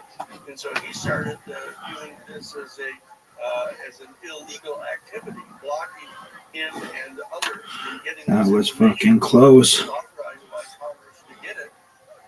So he wrote a letter to General Maddox, who was the Secretary of Defense at the time, to try to explain to him, and that letter was intercepted, and they refused to send it to him. And that was the last straw. So Lou decided that he was going to resign and he was going to participate in making all of this public. Now, then the question that arises is what degree of cooperation did he get in that process by people deeper inside the bowels of the intelligence community? Because clearly there are superiors to Lou that are telling him that there are things that he's not allowed to talk about. And now he stated that when Eric Burleson questioned Lou back on November 13th of 2024 in front of the House Oversight Committee, Congressman Burleson asked Lou, said, Lou, if you and I could get into a skit, would you be able to show me, a somewhat skeptical person about all of this, could you show me the definitive proof that would prove beyond any reasonable doubt that we are in fact in possession of one or more non-human origin extraterrestrial spacecraft and the bodies of non-human occupants? Would you be able to show that? Lou said, I would not be authorized to do that. I would have to be allowed by my superiors to give you that information, or else it would have to be someone higher than me that would share it with you. There's Lou telling the Congress right to their face that he's under orders not to reveal additional information about this. So Lou has more information. And he said in the documentary that he would love to be able to share this information, but he's under restrictions. What we've got to do is get Congress to lift those restrictions, not only on Lou Elizondo, but also on Chris Mellon, Jay Stratton, and very importantly, Hal Puthoff. Hal Puthoff has said repeatedly that he knows an extraordinary amount of important information, which he knows he's unauthorized to reveal, even to Congress. So that both Lou and Hal Puthoff and Chris Mellon, and I think Jay Stratton as well, and Eric Davis, all in Lepasky, Jim Lepasky has said over and over again that he was being interviewed by George Knapp, and he said, look, I know a lot more than I'm telling, but I would be prosecuted criminally if I tried to share any more with you. So there's people above Lou and Chris Mellon and Stratton and Hal Puthoff who are holding this information back. This is unlawful, unconstitutional, and Lou is upset about that. Lou views it as being unpatriotic that these people are violating. To wrap it up then, or else they bring out the angry West Hollywood pair. Hell yes. How exciting. I'm going to let this gentleman with a drawn-on hairline first name of the night. I didn't want to say anything. Hell yeah, this guy's got a Sharpie of a haircut. Welcome, sir. He looks dangerous. He looks like he has a stabbable weapon in his pocket. It's going to be fun. While we go wrangle that first bucket poll, we have one of the greatest golden ticket winners in the history of the show here to start it off. Ladies and gentlemen, this is a brand new minute from golden ticket winner Martin Phillips, everybody. And like that, the show has begun. This is Skill Tony, brought to you by Blue Chew and Quo.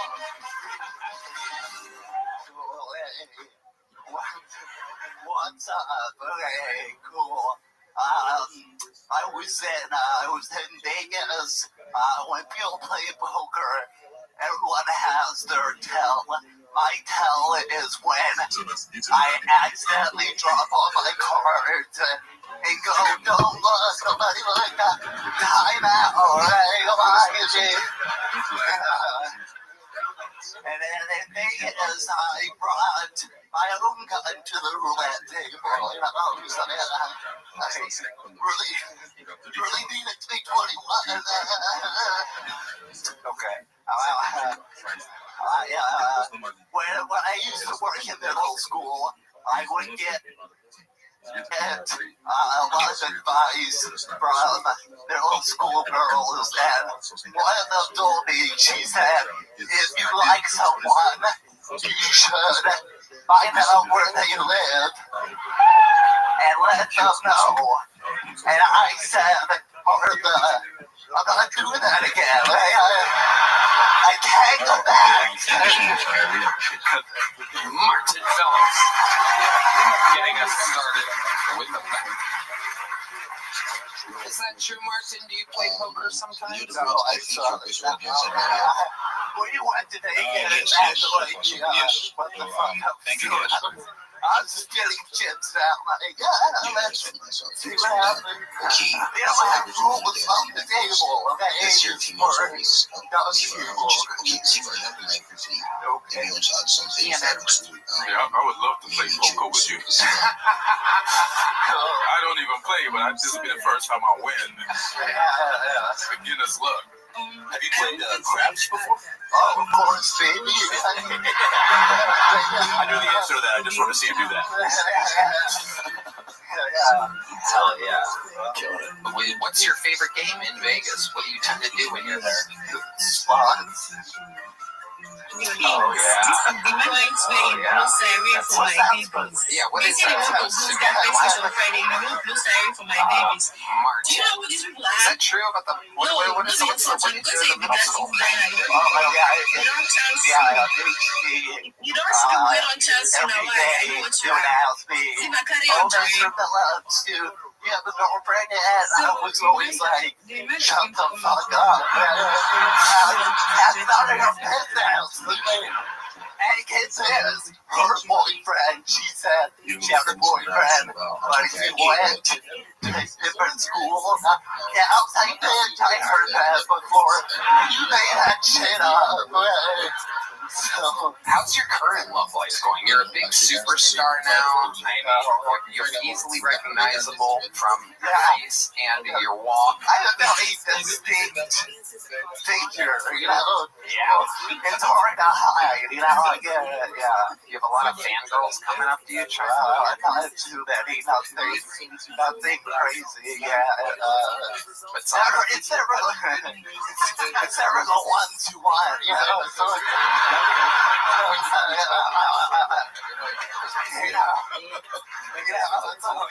Can you describe what those look like? Just for their...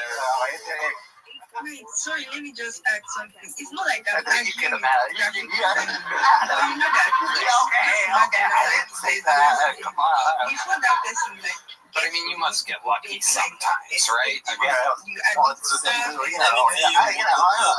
low key, baby. Okay. Keep it.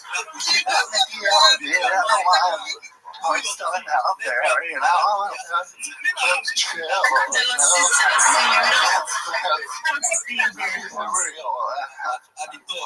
do you get a shirt like that from? Where exactly do you get a shirt? If I stare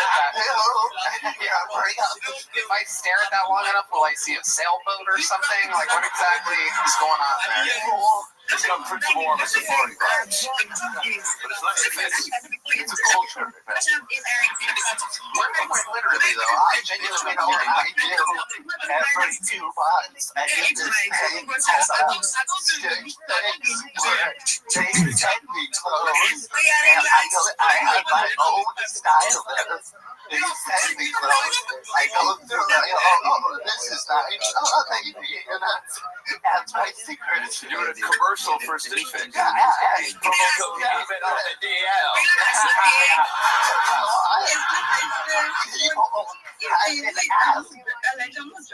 Asking for you to do me. Okay. What are you talking outside? People want me to fuck? What do you mean? I gotta read the comments. So, well,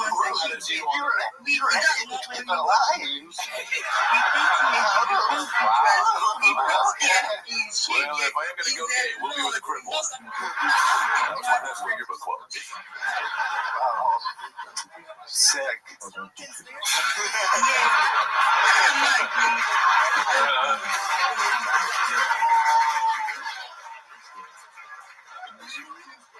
Anything else crazy happening in life nowadays, Mark? Fuck you guys.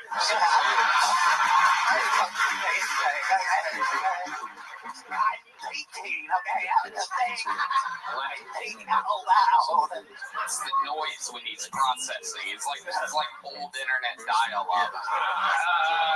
You said you didn't do impressions. God, that's the only one I do. Not anymore. Somebody just did you. So what else is going on, Mark? I don't know. I'm always somewhere traveling. I'm all over the place. On TV and your stuff. Hell yeah. Check it out. You're a superstar. Yes. I don't know how this is going to work, but I sent multiple videos by people. You ate sand at multiple theaters by people? Why did you eat sand at theaters by people? You do what I do. No, I don't. I really don't. Can you repeat it?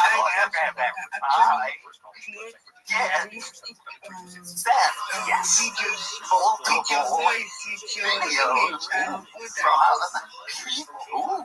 And sometimes it's like another cripple guy that looks like me, but sometimes I get this consent more than once. It's like frequency healing, where you have like a frequency thing, and if you put it to me, I just shake all the way out, and so I thought you know. Oh shit. It's time for the frequency thing, and Martin Phillips, he can't get it out of the bag. So, okay, we hit this, and barely put it to me, just shake everything out, and I am, super man. Do we do it? Let's do it, let's heal me. Let's heal Martin Phillips, ladies and gentlemen. With the right vibration, anything is possible. Here goes Adam Ray, our very always active panelist. It's not gonna give it to us, right? Ian Edwards. I don't want all of us leaving here. You don't know where the frequency waves are gonna go, I have to figure out how it works, but from what I've seen. That way. Okay, hold on. See, put it up to the microphone. Put it up to the microphone, Adam. Here we go. Oh, he looks calm. Whoa, he stopped shaking. Whoa. Oh.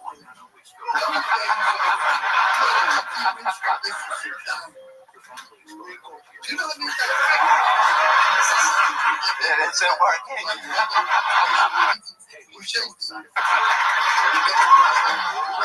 Oh my God, you seem still.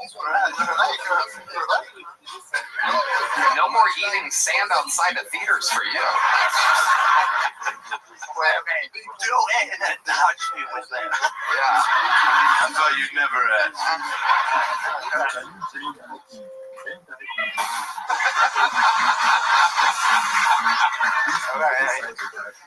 You feel better? I think. I don't know. This is quite the science experiment. Okay. This is great. I was told I wouldn't be doing this on tonight's episode.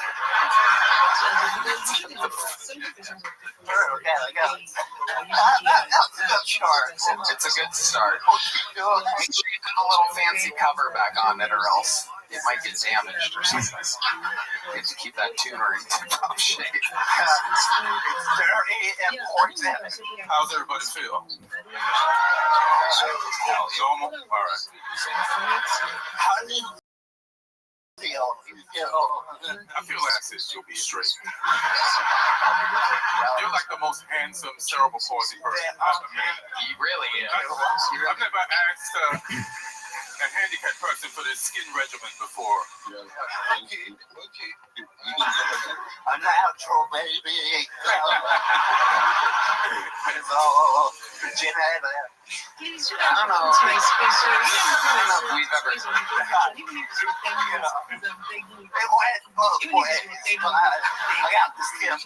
I don't know if we've ever seen you take your glasses off. Can you look out there and take your glasses off real quick? Oh, a little disclaimer incoming here. Don't say these are new glasses. Oh, these are my liberal cut glasses. Yeah.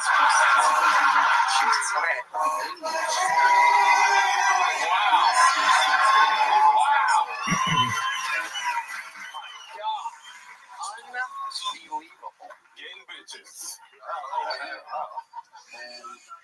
Martin, you've done it again. You got the show started for us. It's not easy opening this show, and you did it yet again. One of the greatest golden ticket winners in the history of the show, Martin Phillips. And now, ladies and gentlemen, this is where things get interesting as we make the switch over to the big bucket of destiny here. Some of these people are completely insane. Some of them are the next greatest talent in all of comedy, waiting to be discovered. Some people sign up once they get up. Some people have been signing up for months and months with no luck. Anything can happen. You're watching it all live. Your first bucket pull of the night is John Chaney with an uninterrupted minute. John Chaney, here we go. In 2004, I married a Pakistani woman when I was in the military. I said, keep your friends close and enemies closer. Can't get any closer than inside. That didn't pay off in Iraq so much. Let's see, what else I want to talk about tonight? I'm nervous as hell. I'm dependent on this last time a few years ago. I know you're not supposed to talk bad about your ex, but let's just put it this way. My ex, she was a cross breed of dogs. She'd be a mix of a dachshund and a pit bull. Nobody? Nobody? A wiener pig? Nobody? Nobody got that? Okay. Speaking of kids, I got 3 of them. When my oldest was 4 a long time ago, he's in college now, but for Halloween, I dressed him up as a suicide bomber. Because what's scarier knocking on your door? 15th Spider-Man of the evening, or a 4-year-old Pakistani kid in a man dressed in a suicide vest? But instead of saying trick or treat, yelling, Allah snack bar! Allah snack bar there at the end from John Chaney. Good punchline. You have 3 kids, John? Yes, I do. And it appears as though you have triplets on the way as well. At least. You were on the show a few years ago, you said? Yeah. And it didn't go good. The interview went well. Okay. Big joke. What did we talk about in the interview? Your Pakistani ex-wife? No, not like a little bit, but Are you still with her? No. Okay. That didn't last long. How long did that last? 12 years. 12 painful years. Okay. But no, we talked about You ever get the lyrics, you can watching something called a guy scat. fucking So he kids. says That was the highlight of it. Yeah, all right. Oh, okay. You want to scat with me? Bad Guys fucking wasn't an American soldier. So what's been going on since then, John? How old are you? I am 43. How long have you been on stand-up? Time ever on stage. And you were on years ago? Years ago. I was living in Northwest Tennessee in the middle of nowhere, and I spent the last 2 years trying to sell a house, so I couldn't keep it.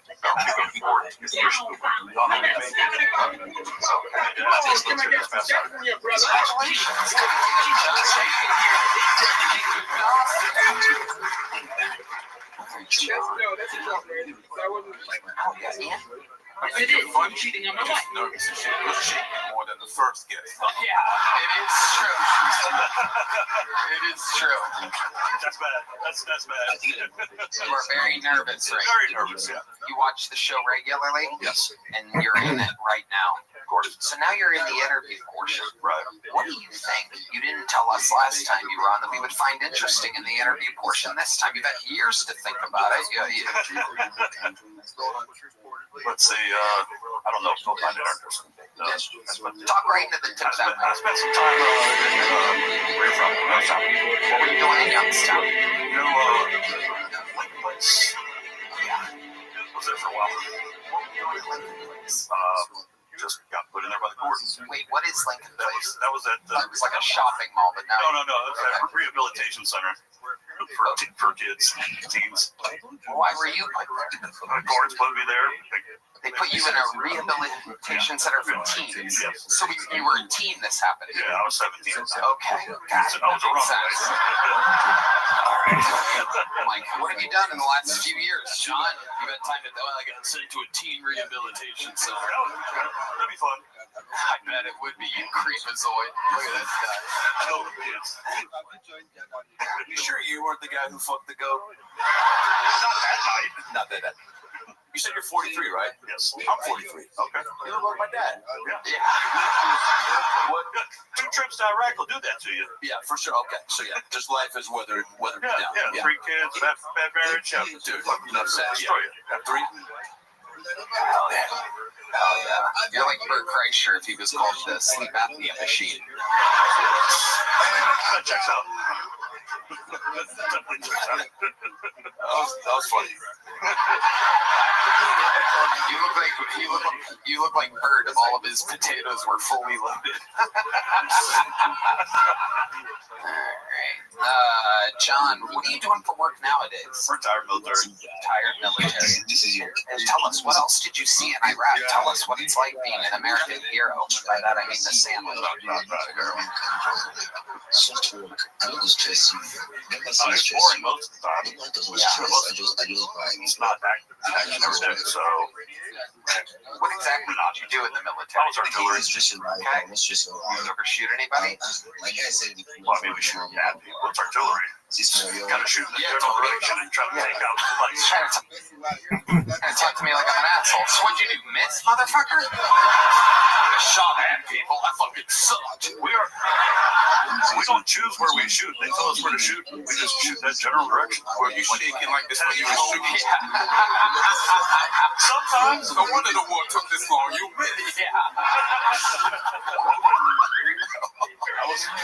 We talked about it last time. I was a drill sergeant also. Oh, okay. I wasn't always though. I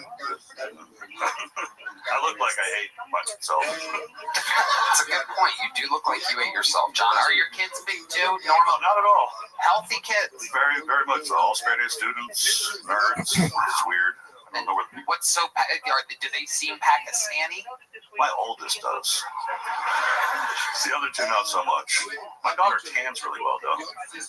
Wow. All right. So they're 50. You see how everybody was trying to decide how they felt about that? 50-50, you and Pakistanis, so that makes them snack packs. Am I correct? Sure. All right, John. Well, fun times. Welcome back. You're getting there. You got a little joke book last time, I'm guessing, right? You got a big one? Well, this time you're getting a medium one. I was in the giving mode last time, John. John Chaney. Oh my God, this guy was fighting for our country. Oh, okay. There he goes. How about a hand for John Chaney? Just moved here this week. That's what we're talking about. Some of these people sign up for a year straight. They don't get on. Oh my God. There she is. The lovely Heidi, ladies and gentlemen. Her show, Love on the Line, is at HeidiRegina.com. Hi. That's my best. Is sponsored by I don't listen to the people I'm saying, oh God, nah, the king, not my hope. So, king, I'm going to pay people now. Give you an on my mouth. This is called the celebration of our competition. Can I take one shit? I swear. You first, this money, bro. If community go drop out. Collaboration sports in his hands. Wallahi, I go there because Sky, brother, that's in no region again now. So at least my support 1 or 2 of them there. At least if something come and another thing again, please you get one contest where I want enter video contest. And today in the end, so I need people to wait for share me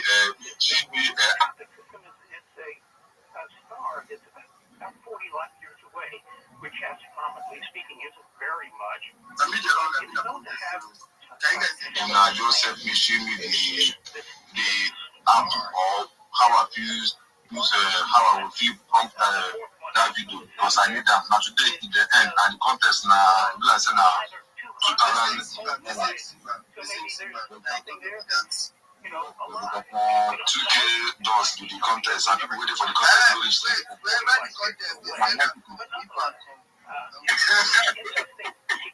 Okay, now why they this thing and I just let people now apply for the I just let people now apply for this thing and the thing they end of the day so I just like it. Don't worry, if you get any tears, would you like to reduce some stress? Coming out called Cheers to Monday. We'll talk about right here. Small young, what's say something? Yeah. I want to listen. You join that. I don't join and take this since the first day. Use your hot account. I never use my hot account to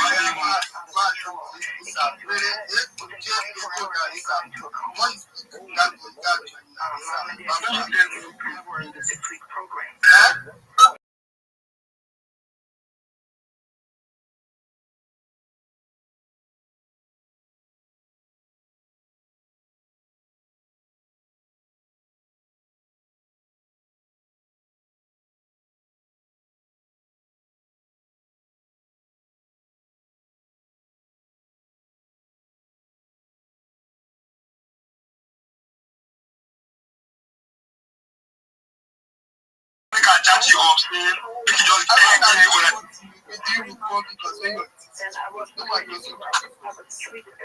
as I did this place now, I'm supposed to pay for DM for see, as in the case $10K, $20 go back and come bro. And yeah, I'm if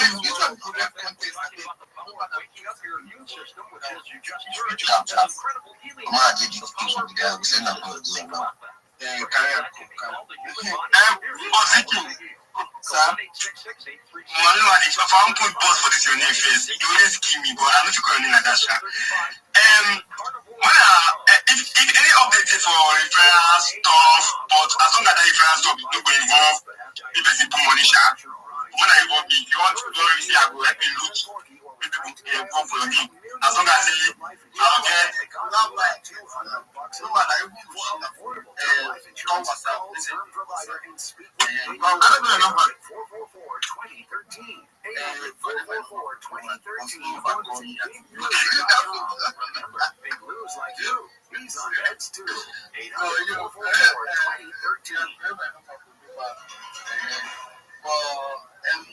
I wish I knew get one with me. Now I'm here for this day on down just to God.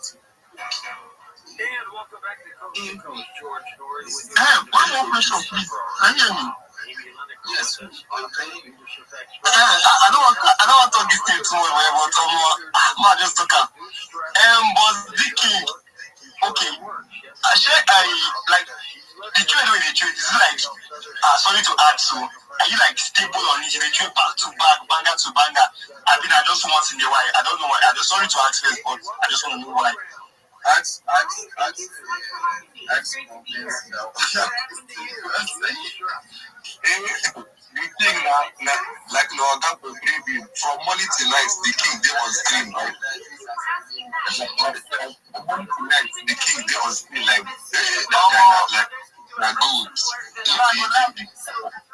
Me, I get okay. The thing is that me, let me say, I get some. I know the profitable, but So I don't know if you get any community the same. I don't get together and we drop ideas together on analysis. So I don't know if I feel join that one because I have the ideas, I have the basic idea on how all the stuff works. So I would like to involve myself more because somehow I don't treat for like so the years doesn't matter. I don't treat for like 3 years, but I don't want to be profitable, but I'm still trying my best to do more. Yeah, so check people's profile. There's a community link on that post. Scroll down, you see the community link. Join the other community. That's all you can see.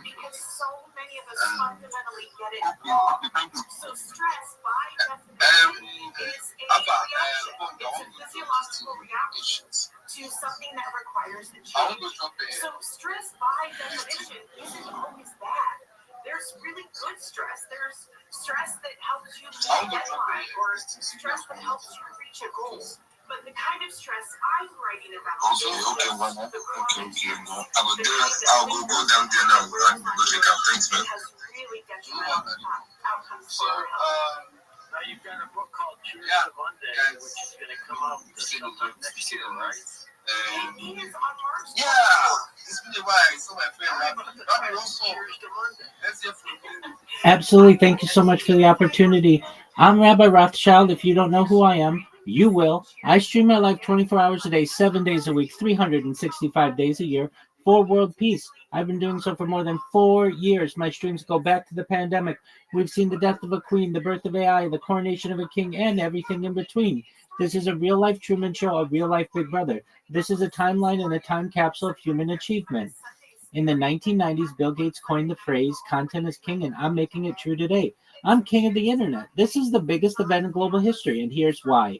In 2018, The Economist magazine stated that data had overtaken petroleum as Earth's #1 resource, and I have more data archived on the internet than any person ever, which is making me a very influential person. I'm going viral, and when I do, I want to make you, your friends, your family, all financially independent if you're not already. I want to ensure that you have generational wealth if you don't already, and I want you to be able to start charities and philanthropic organizations of your own.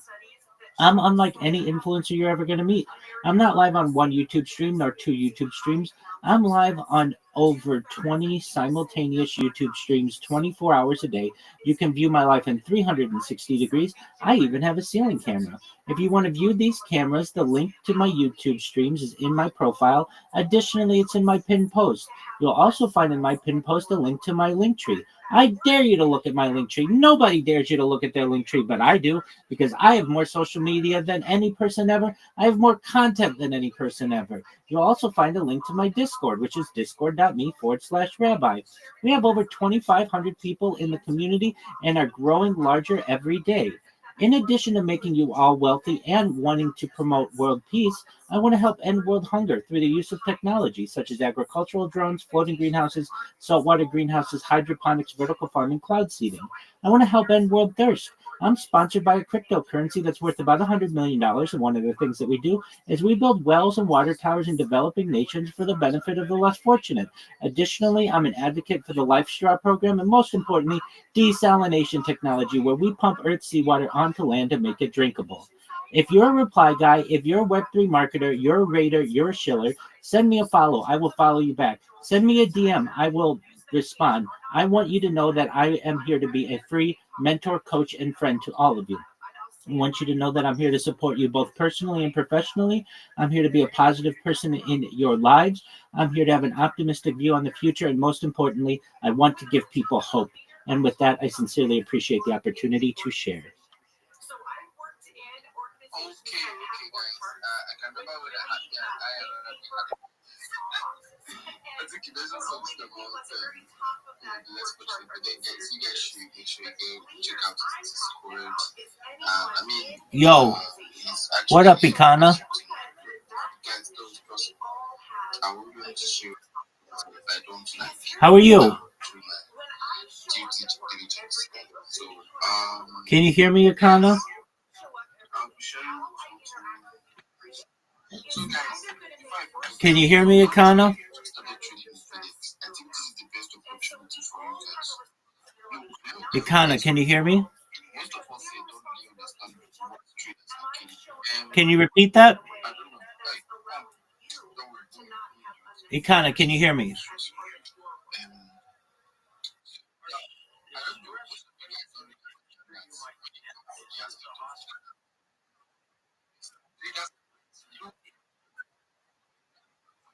Ikana, can you hear me?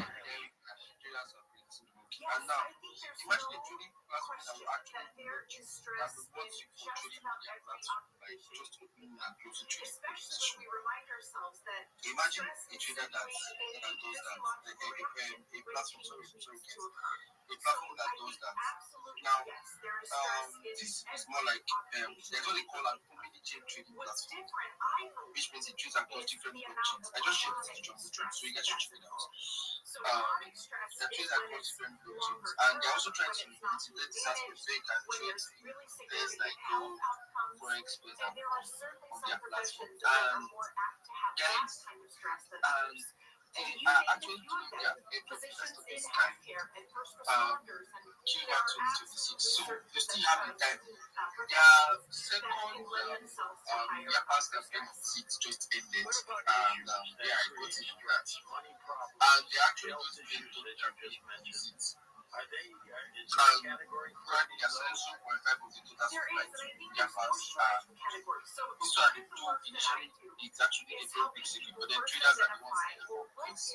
As long as you carry that interaction, then that's as $5 to $10 can generate a lot of trading for you. And trust me, I have been using this class for big secret, but then traders are because as long as you carry Listen, let us listen. Look at this itch. Look at this athleticism. Look at this footwork. Imagine the situation where you can use $2 and a 50x leverage or 40x leverage to generate a volume of over 1,000. Man, I've got to take a major league whiz. I have to put it like when I use this, like I have to open a separate account and test my own abilities. And in that separate account, I generated over 18K in under 2 days. 18K trading under 2 days. And how much did I put in? Just like so, guys, you see that this is an opportunity you don't want to actually miss out. Trust me, guys. This is an opportunity you don't want to miss out. So, okay. Then the trade is already improved. It has been there since like okay, so today on this one around the so that is still there. So yeah, so please don't receive this opportunity. Project like AI, I just someone that will end overtaking in the world. And young people, so your dreams actually, you're just Like, why would that log me out? God. If you're a Ghost Insider, you can listen to very rare, it's very hard. This is sucks. Just visit coasttocoastam.com on your iPhone or Android browser. Because of this, I even created a Yo, dog. where you can actually get this trade. This is the worst. An error occurred? Is that my fault? Just shit system. Trust me, guys, I'm saying this thing for real. So this is an opportunity for you to actually get something. All you need to do is to click on the link. If An error occurred. I mean, that's cool. That's not my fucking problem. Connect your For what are we waiting, dog? If you're listening to your connect your wallets using like the wallets that browser. This is the worst. Dog. This is the worst. An error occurred. Okay, I mean, what do you want me to do about it?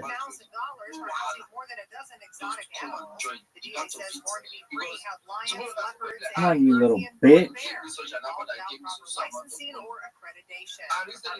You're signing back in. I know what I'm doing. Now get your shit together and fucking work, dog. Get your shit together and fucking work. I don't understand why this is such bullshit. This is the most bullshit shit I've ever seen. This is the worst. Come on, fucking work, dog. Setting the stage for you. Yeah, you're suffering. So I'm not gonna rip on it too badly. Really? It's not that bad. But it's gonna suck if this doesn't work. Dog, hurry the fuck up, dog. Setting the stage for you. What the fuck is this? A play?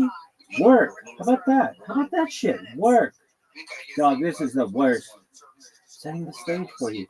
Work, dog. Are you fucking serious? There we go.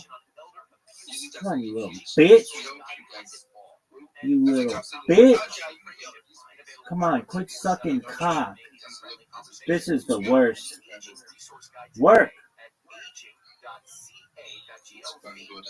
There you go.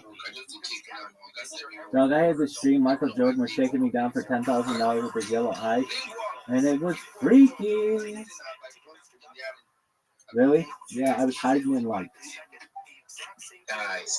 junkyards and shit. It was great by 9:33, baby. Really? Yeah, it was wild shit.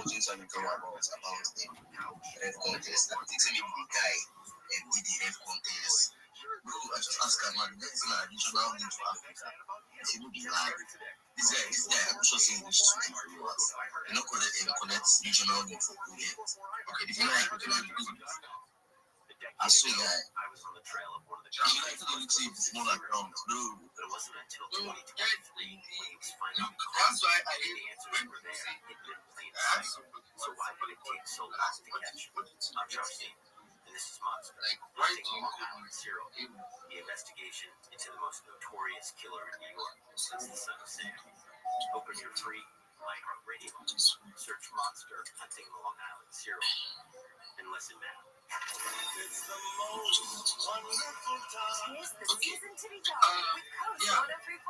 Celebrating 25 years as your home for the holidays. Listen to Coast 103.5 on the iHeartRadio because holiday music is playing right now. Thanks to you, thousands of teachers now have the tools they need to thrive, and their students do too.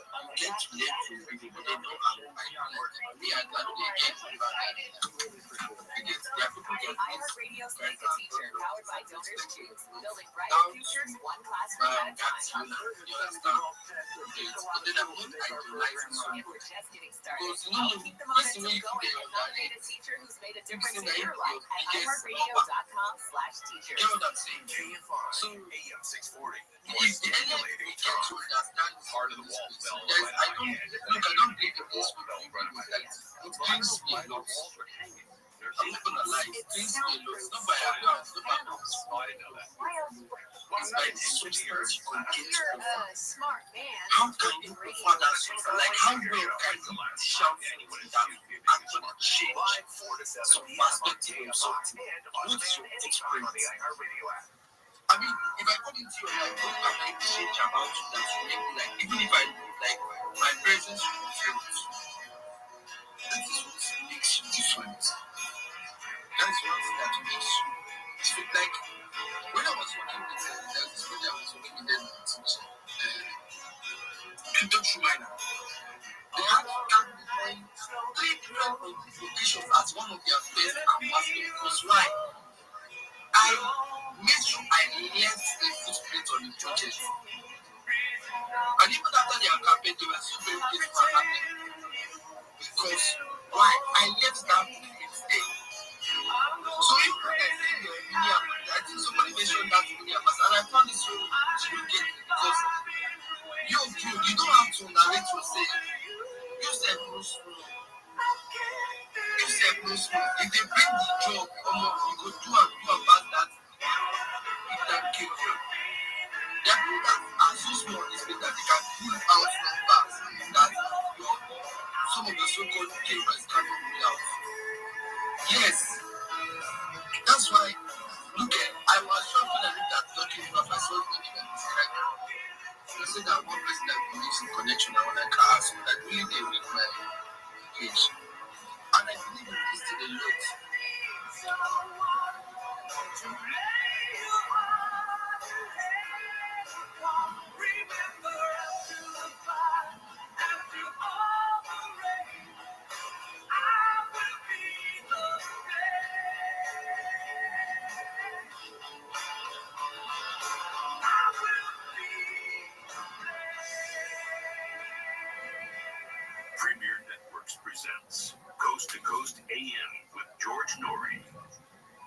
We shall take your calls next hour with Amy Leneker as we talk about His athleticism.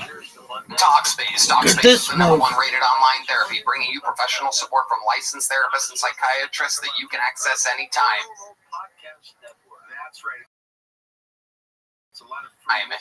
Talkspace therapy is covered by most insurers, and most insured members pay a copay of $0. Find a licensed provider that's the right fit for your needs.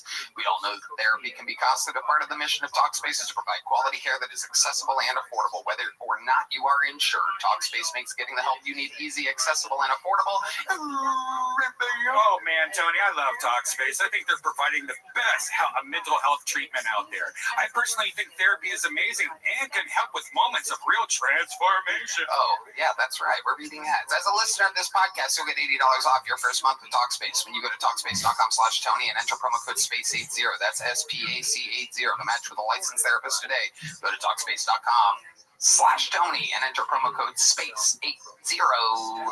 Hello there, everybody. This podcast is sponsored by ZipRecruiter. Folks, I love holiday movies. They have the best plots, an offbeat family gathering, a child's wish, even a holiday miracle. To make those holiday favorites, it takes a team of talented people, from actors to editors to props, sound crew, and more. And when it comes to building such a team, whether it's for the entertainment industry or a wide range of other industries, you need to hire the right people. The best way to do that is with ZipRecruiter. And right now, you can try ZipRecruiter for free at ZipRecruiter.com/KillTony. Of course, Tony, I love ZipRecruiter. They're the best hiring site around. ZipRecruiter's matching technology works fast to find top talent, so you don't waste your time or money.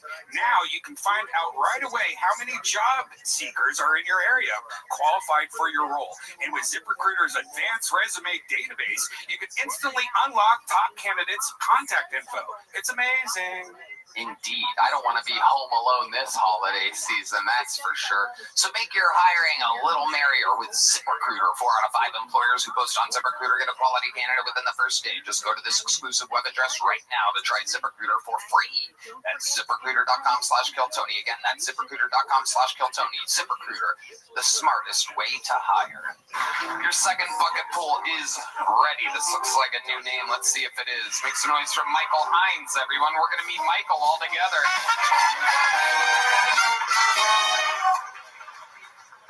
I want to be the strong, silent type like John Wayne, but I'm really more of a fat, gay clown like John Wayne Gacy.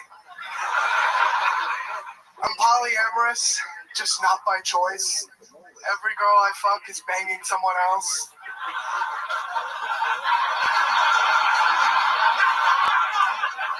The two things taking jobs in this country are AI and hola.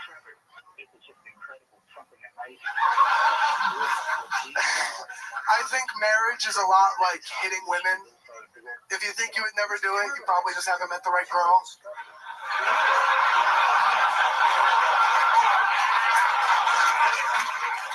My opinion on abortion is you probably shouldn't, unless it's mine, because I'm just really not ready to be a dad yet. So, you know, same as every guy. Do you guys know why Jesus is in such good shape? He's the original CrossFitter.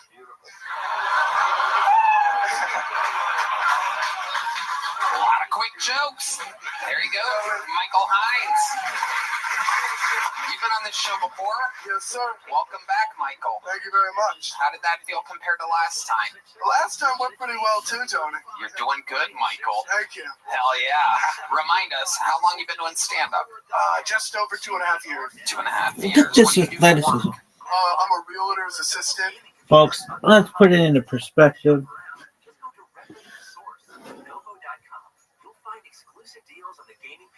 West Side. You're fucking throwing up gang signs for gangs that haven't even been founded.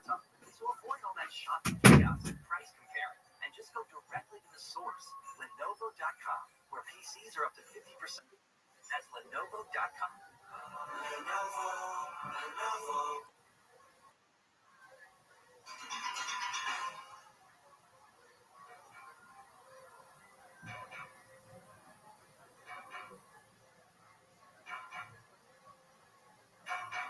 And welcome back to Coast. George Norrie with you, Amy Leneker with us. Amy, in your book that comes out in March, Cheers to Monday, you talk about 3 major points to help reduce with stress. Would you go through those really fast for us? Yeah, thank you for asking. So the unstressing method has 3 really simple steps. So first, we have to see it. We've got to figure out what really is contributing to all of our stress. Then secondly, we have to sort it. And there are 5 distinct kinds of work stress. So once we sort it into those actionable categories, then we can move on to step number 3, which is to solve it. And we can solve it using a really simple matrix. So no matter where your stressor lands, you've got a next action item of what you can do. And then there's a 4th step, which is to celebrate, because when you start shifting out of a constant stress mode, everything feels a little bit better. Everything feels a little lighter. Can people get out of their stress mode on their own, or do they need professional help? I think it depends. I think some folks are able to. I think some are not. And I don't think that one way is better than another. I think whatever can get you where you're trying to go, especially if you're stuck in burnout, because burnout is preventable, and if you're there, it's reversible. So if you've tried everything on your own and it's not working, then absolutely, I think the more you can surround yourself with support and resources, the better. How difficult is it to ascertain what is contributing to the stress? I don't think it's that difficult. Based on my experience with having done this with thousands of people, even if they're stuck in the beginning, even if they say, gosh, I'm so stressed, but I don't know why, with just a little bit of time, even just 5 minutes of quiet, I see something flip. It's almost like this light switch turns on, and then suddenly now all of the stressors are flowing, and they're able to really identify what is contributing to it. So I don't think it is that difficult. I think if folks have just a few minutes to breathe and some time to think about it, then usually they can identify those stressors pretty easily. And when you talk about stress, can it hurt you physically? Stress kills, doesn't it? Absolutely, yes, absolutely. The Occupational Safety and Health Administration talks about the number of injuries and the number of open houses and stuff. Wow. Put on a nice shirt. Okay, Adam Ray. You look like you're gonna shoot up a Bass Pro Shop. Yeah, it does. That is exactly what he looks like. Sorry, I think I have a concussion right now. Why? How'd you get a concussion? On the way over to sign up for Kill Tony on Frontage Road, I got rear-ended by a guy going like 50 miles an hour. Whoa, I also got rear-ended by a guy today. Okay. What ethnicity was the guy that hit you? Take a guess, Tony. No, I'm gonna let you just say it. Welcome back to America's most racist game show. Yeah. Take a guess, Tony. Yeah. No way. I just asked the great questions, and that leaves you with the responsibility to be the racist. Hey, man, that's not my fault. If anything, it's on that guy. He's not doing a good job. I'm going to ask you again. What ethnicity was the guy that hit you, Michael? The world wants to know. He was white. No, I'm staying out of this one. We all... Michael, answer the fucking question, you idiot. He was Mexican, Tony. There you go. We know that. No, I didn't know that, Michael. It could have been Asian, too. Let me ask you this. He wouldn't have run. Okay. Did he... Wow. Where's Marley's fucking tranquilizer thing? Did he run? He rear-ended you and then took off? Well, he apologized first, and then he got out of He got out of his car, apologized. Rolled his window down. I got out of my car. He said, "My bad, bro," and whipped out of that. Wow. Damn. Was your car damaged? Fuck yeah, it's damaged. He's going 50 miles an hour. How do you know it was exactly 50? You keep saying 50. Well, I think he was going faster than the speed limit, and the speed limit's 40. So, it's a guess, goddamn. Ian Edwards? I think the guys here just didn't want to miss Kill Tony. Yeah, he may have signed up well. We're going to find out later. He's going to be like, hey, I rear-ended the guy. I had to get here. It's been a crazy day. I rear-ended some bitch-ass nerd before I got here. Interesting. What kind of car was he driving? Red Band wants to know. Some silver shitty 1990 something. I don't know. I don't know cars, Tony. Do I sound like I know cars to you? don't know. You just rain man guessed the mouse for out 3 times. So you have some idea. And so I think really funny. we need to Very funny. Michael, what else is going on in life? Tell us more about your private personal life. We want to know. I've just been trying to lose weight, Tony. I'm a pretty big fat pig right now. Well, again, compared to the last guy, you're a fucking Well, I don't want to be compared to the last guy, Tony. Okay, Michael. How have you been trying to lose weight? Just working out and stuff, but my knees are pretty shot from the Marine Corps, so I used to like run and do hard shit, but now I'm a big pussy and my knees hurt, so. You were in the Marine Corps? Yes, sir. What's up with all these fat veterans coming in? Jesus Christ. Did you fuck a goat? A girl, no. I just fucked ugly girls domestically. I didn't go abroad.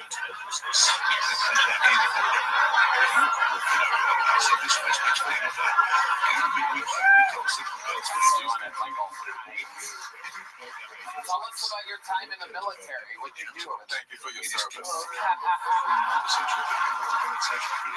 was a tremendous waste of time.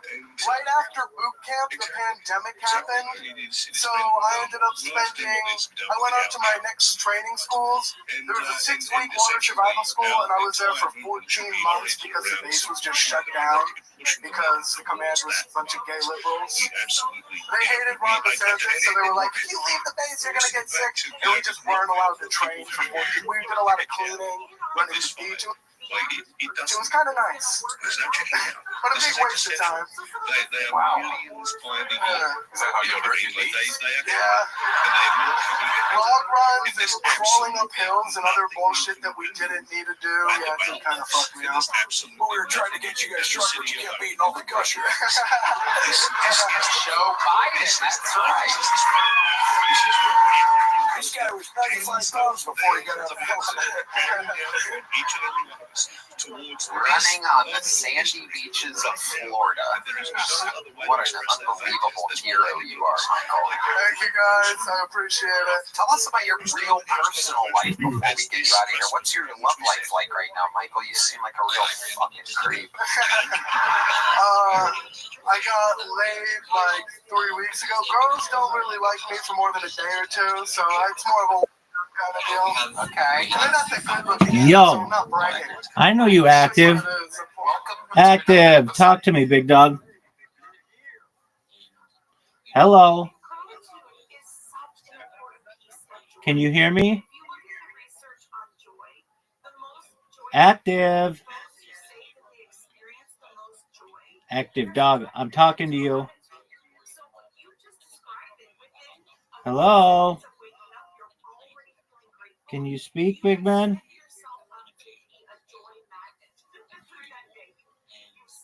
Talk.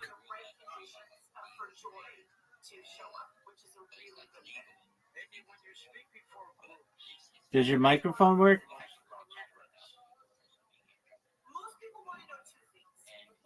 I can't hear you. I know. I'll tell you what. I sent you the information that you need for social media. It's in your DMs on Twitter. Make sure that you're... There you go, big dog. Yes, sir, I can hear you now. How are you, big man? Excellent. All right. So this strategy is free, and all the information you're going to get is free. Don't pay for anything. So what you want to do is create a link tree. Then you're going to connect all those different social media accounts to it. If you don't have those accounts made, you're going to create them. Then you're going to come back in here. We're going to make some videos for you using AI. We're going to populate your social media platform so that there's content. Then what we're going to do is I'm going to teach you how to join different communities. We're going to teach you how to make memes. We're going to teach you and market yourself with memes. We're going to teach you how to clip people's spaces so that you get on the radar of hosts. I'm going to teach you how to make a Fiverr account. We're also going to have you apply for some recruiting. We're going to have you upload your resume into some recruiting organizations so that people can find you jobs. And then I'm going to teach you how to shield yourself or pitch yourself in Twitter Spaces, you're going to get a 30-second pitch, a 60-second pitch, and a 3-minute pitch. Does that make sense? Excellent. Excellent. If you have questions, I'm always here to help you. Okay, big man?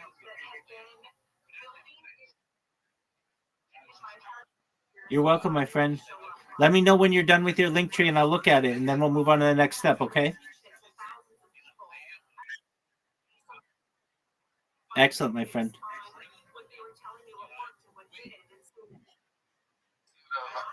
All right, do whatever you want. Starring everyone. So this girl 3 weeks ago, where'd you meet her at? At a show at the Narbar Comedy. Oh, wow, okay. And so what exactly happened? She came up to you after your set? Oh, yeah, she was she was actually not that bad looking as far as for me goes. She probably could have lost 10 pounds, but who's talking? She was a beautiful Latina, Tony, down by the border, and I raw dogged her. Okay. It was pretty cool. Wow. Where did this take place at? You took her back to your place? Oh, hell yeah, Tony. I don't got no roommates. And then, so what happens? You walk her in. What do you do? Do you offer her a drink or something? Take us through the exact order of events at your home. What's it like getting raw dogged by Michael Hines? I'm getting word that the world wants to know. Can I be the girl? Yeah. All right, so let's set the scene. I'm the girl. Give me some romantic music, guys. Wow, Michael, this is such a cool, I guess, apartment. Is that what you call it? Yes, I do. What? Yes, I do call it an apartment. Oh. Remember earlier at the restaurant when you said you can't eat your food all the way if I'm gonna fuck you because you don't want to fart? I do remember saying. By the way, you crushed at the Narbar Comedy Show. Thank you. I appreciate it. I'm gonna finish that burger and then I'm gonna plow you. Okay, but don't record me like you did the whole Uber ride over here. Well, you gave me your consent on camera, so we're good with that, you know? Yeah, but only after you gave me that pill. Which was my plan B that I dropped, so it's on me. Perfect, yeah. Where do you want to go, by the way? Like, do you have a bedroom or just this futon? Well, I do have a bedroom with a mattress on the floor. What a weird way to say you have a bed. The girl acknowledges the unframed posters on the wall. Oh my god. I didn't know there was a Goonies 2. Where the fuck did you get that? You must be in business. He tries to distract her from the Goonies 2 poster. Girl, let's get real loud and wake up my downstairs neighbor. She's a bitch. Whoa. I don't like that type of language unless you're fucking. Actually, you do. Oh, okay. Am I a practical joke or something? So, you said you had something to drink. What sort of beverages are in your fridge, Mike? Hill Country Farm Diet Root Beer. Someone's trying to lose 10 pounds. Ooh, that's just my favorite type of Hillcrest soda. It's a guilty pleasure. You're a guilty pleasure. Can I ask you a personal question, Mike? Okay. Do you have any condoms? No. I knew that. I knew that by the poster next to the Goonies poster that says, I raw dog everything.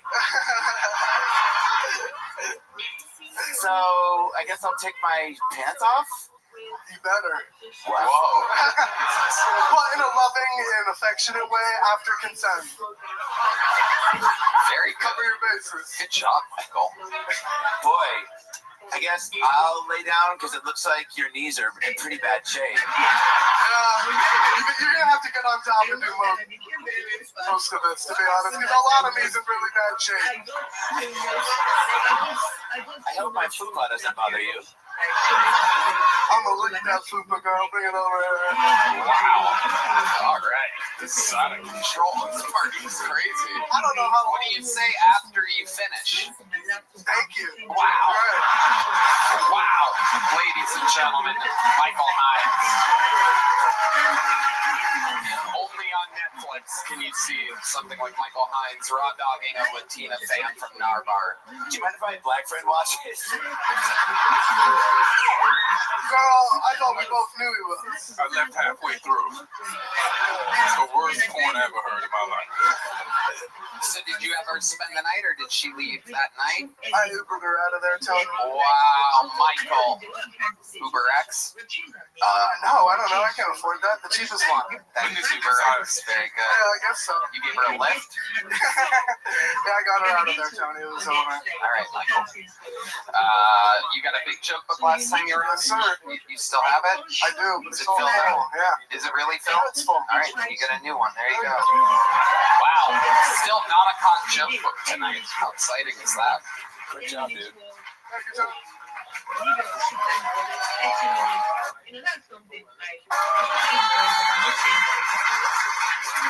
All right, ladies and gentlemen, your third bucket pull of the night goes by the name of Big Stew, everybody. It's time for a minute from Big Stew. Oh, shit. What it do, comedy mothership? My name is Big Stew. I've been using this Duolingo app, right? Trying to communicate better with my coworkers. And I just found out they don't even teach you the correct type of Spanish. They teach you Spanish from like Spain. So if you use that app and you go to Central America or South America, you're going to sound like a fucking dork. And they're not going to tell you either. It's going to be like, ¿cómo está ustedes? And they're just going to be like, bien. But in parentheses, they're going to be like, this guy's a piece of shit. But that begs the question that if a Mexican dude learned English on Duolingo, would he come to America all like, oh, it's Tuesday, isn't it?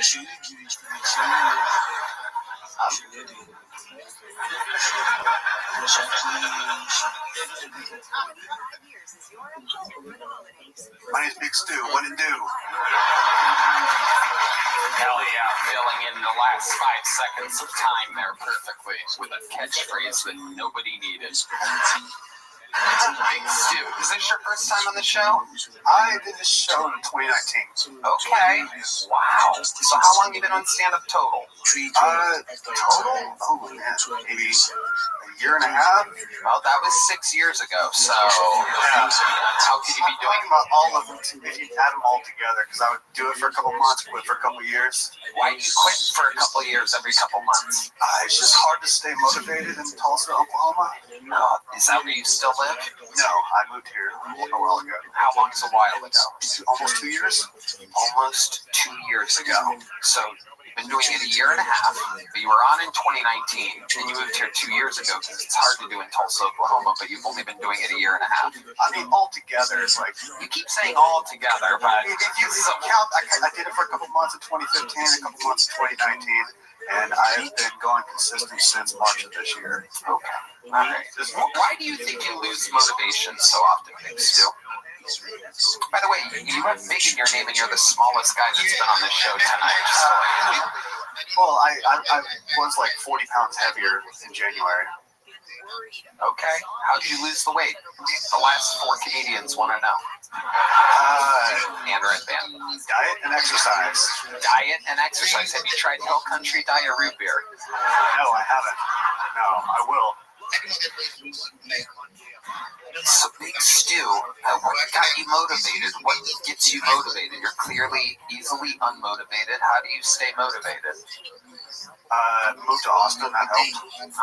Other than that, now that you're here, sometimes I'll take acid and get really motivated to do shit. Okay, Big Stew, what do you do for a living? Right now I work at a place called Build a Sign. What is that? I make flags and tablecloths. Oh, okay. What kind of flags do you make? A lot of trans flags?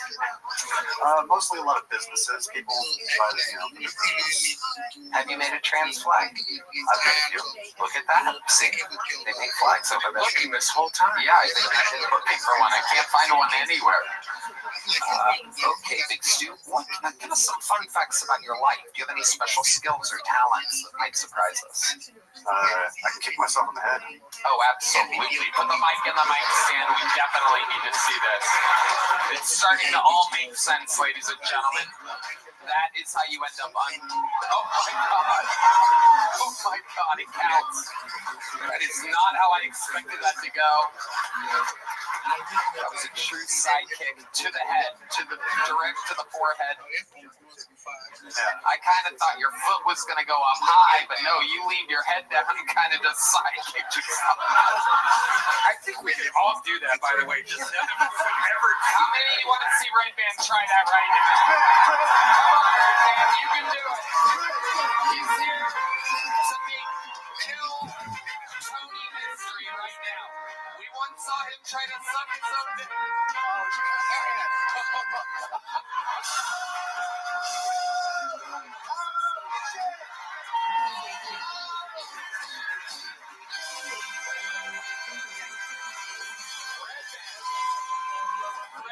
Coming about 3.5 feet away from his head on the first try.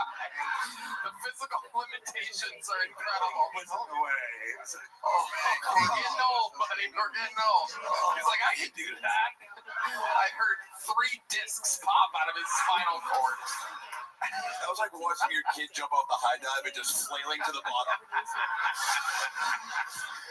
Oh my God. Your belly hurts now? Oh my God. My belly. He pulled his belly button, ladies and gentlemen. Not everybody can be the physical anomaly that Big Stu is over here.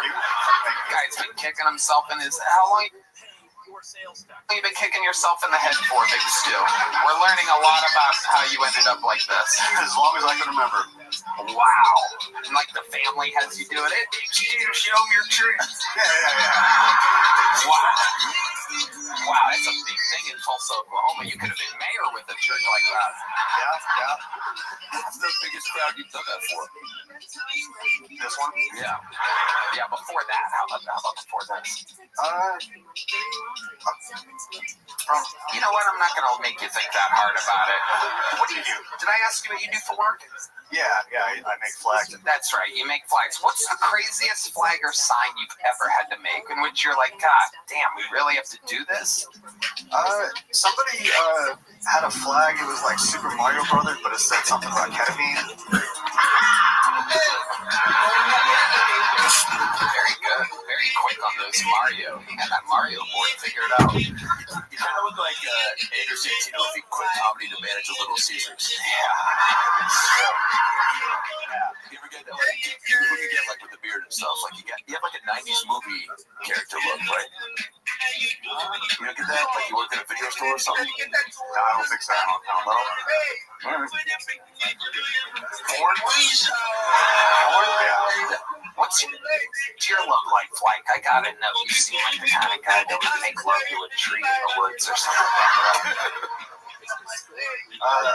I'm not dating anybody, but back home in Tulsa, I've got a few reliable booty calls that keeps me safe. A few reliable booty calls. So, like the last booty call you had, like, can you walk us through that? What's that like?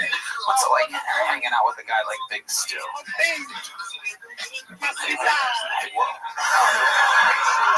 Crickets for no reason. Oh, it's a frog. Okay, there's a frog in your house. Go ahead, Big Stu. Just a hotel, a little bit of tequila. Wow.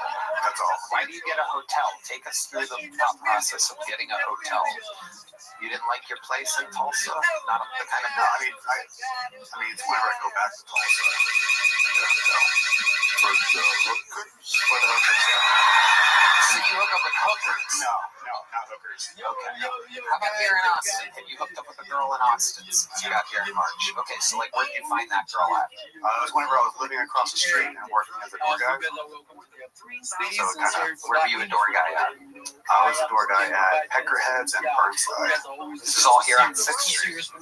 So how did this happen with the girl? Let me guess, you did a show at Narbonne. And that thick Latina comes up to you.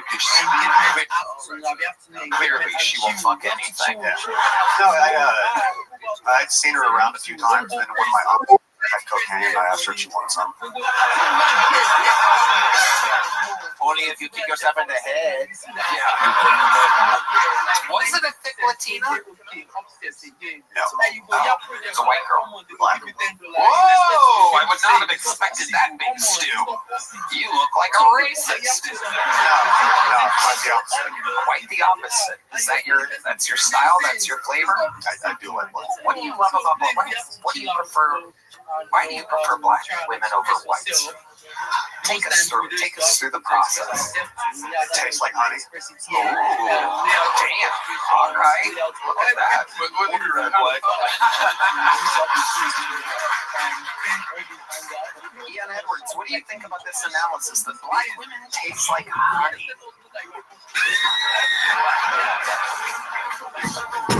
It's not the worst thing that's been said about black women. But the fact that it's coming from a guy named Big Stu. But so you like black women? I do. Just because you're like a redhead, you feel I like. just want to say my post is a trend, and I'm trying to like get attention on that project. So yes, I would appreciate reposts and All right.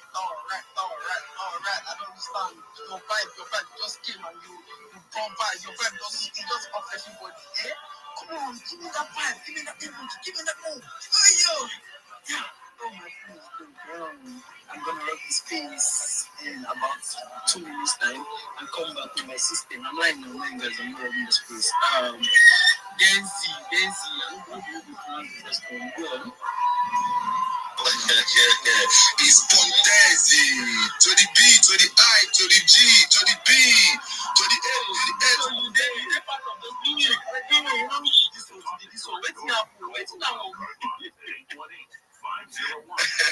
It's a big shout out to Big Bush, big shout out to everybody, to the Queen, to all the amazing speakers here. Yeah, this is Pontezi. It's like this is my second time being on this space, and I don't know this one when you say you want to rock this space, we just start. I don't understand, bro.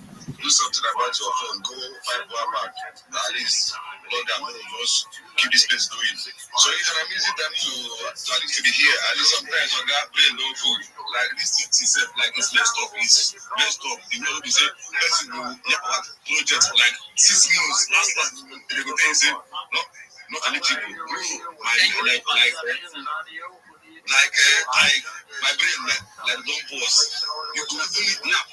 Person go just wait 2 days to the teaching. Person go just come from nowhere, hook up the leather pot, carry come over like something that happen for here. I mean, imagine not do for here. No, like it's good. Like this event space is going to just come out here, cry. Now that just don't cry and shout like person one die, you made a help you. At least it's good to be here. At least I'm happy to be here. And I'm ready to my head don't burn. I don't yap and won't kill me. And I'm not going to talk to like 3 figures. Like the same I don't reach you and I never even buy chicken now. To come off using the rice. So I'm dead. Giving me PTSD.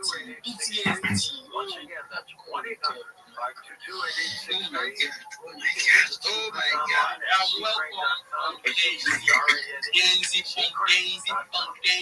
Welcome to the space. Yo, bro. I'm excited to and everybody on the space. Welcome. Tag all your friends. Tag like 10,000 friends that you have. Tag everybody as much as possible. Let us come here and vibe with you and wherever we want to. Imagine someone who's gonna go and joke like fucking hell, bro.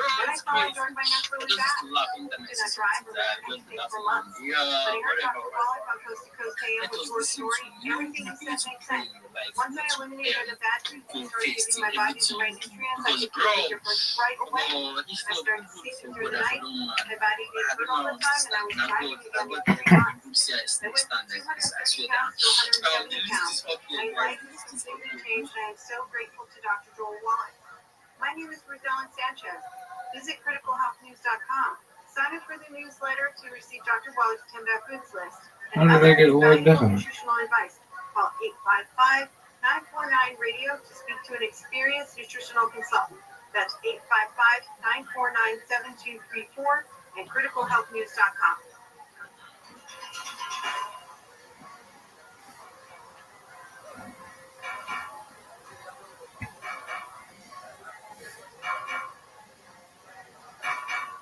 And welcome back to Coast, George Dory with you. Hey, What's up? I think we're doing I'm just like you cool. So I got to get after about this year, I look at it when I look at when you too much. Yeah, why they say they always mention this thing for space like this? I think this is some of the things I was talking about, guys. You see, we have a look at give us $1, like $1. What are you doing? And that $1 after this, like they're still getting $1.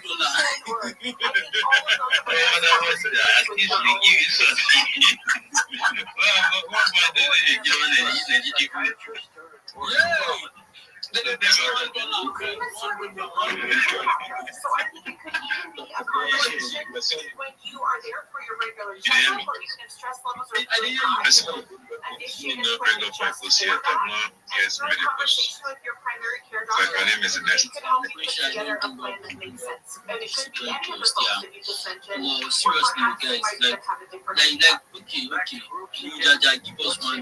Yeah, let me guys advice. You just tell me say you invest the $1. Like, why is wickedness in their blood like this?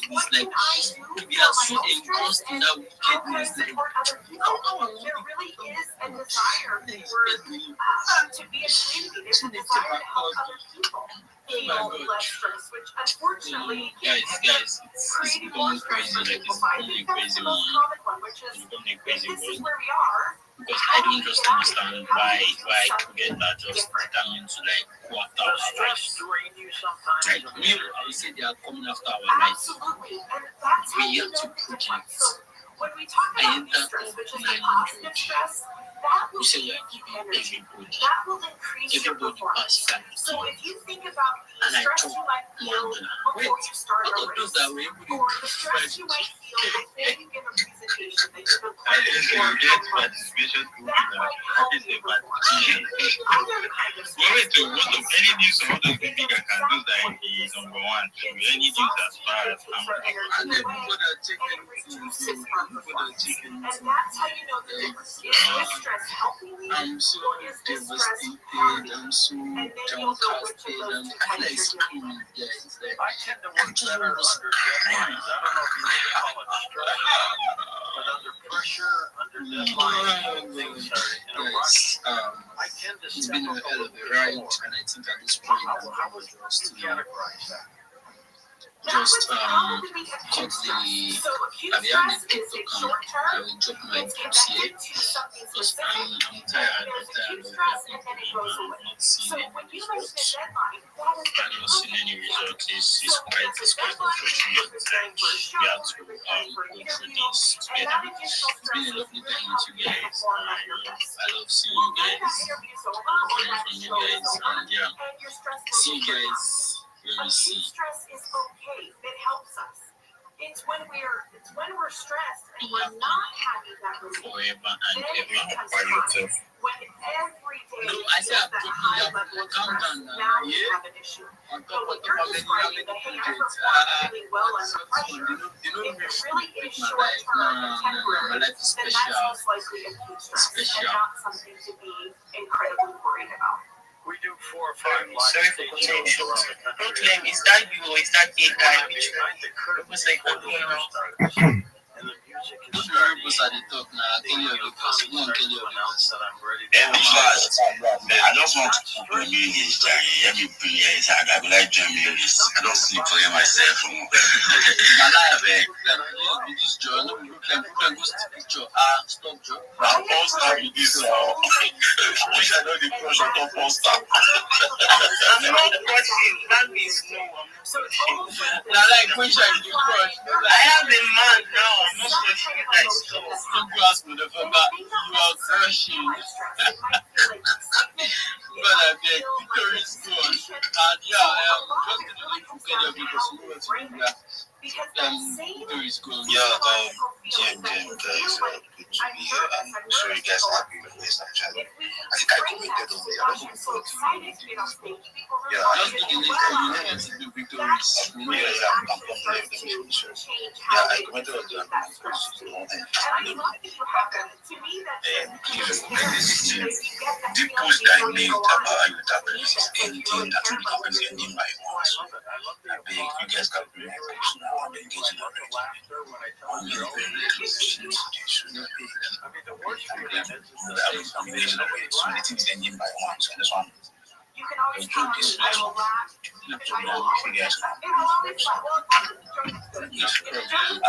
engaged in the race, so no worries about that. And finally, guys, I beg you to try to start to sit on place every time.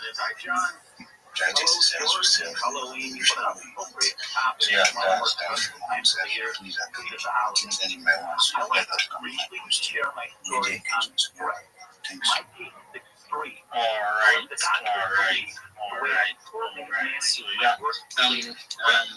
Misha, you can just let me know that engage that is what we have here. Guys, I've been thinking of something that we can start immediately we start the space, we use the space, someone come and pray for us because we need prayer for our life. We cannot do that. Okay, serious, to be serious.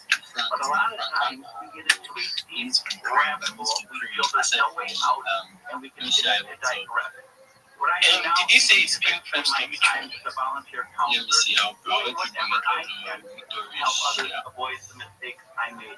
So, yeah, Ayuta is being posted. I wish you all the best on that. Thank you, and George, thank you for taking my call. We actually need to pray. Yes, I don't know if you guys are resonating with me at this point because it's actually crazy. Is it that we have the wrong projects and get the right one? Or the right one still give us trash? Or we enter the wrong platform, we provide platform, or we are not just lucky. One battle shall happen. Why not we pray? We don't know maybe God can just use someone in this place and give him vision that everybody go and have this project and we see that they keep going on it each. What kind of keep people what do you guys say about that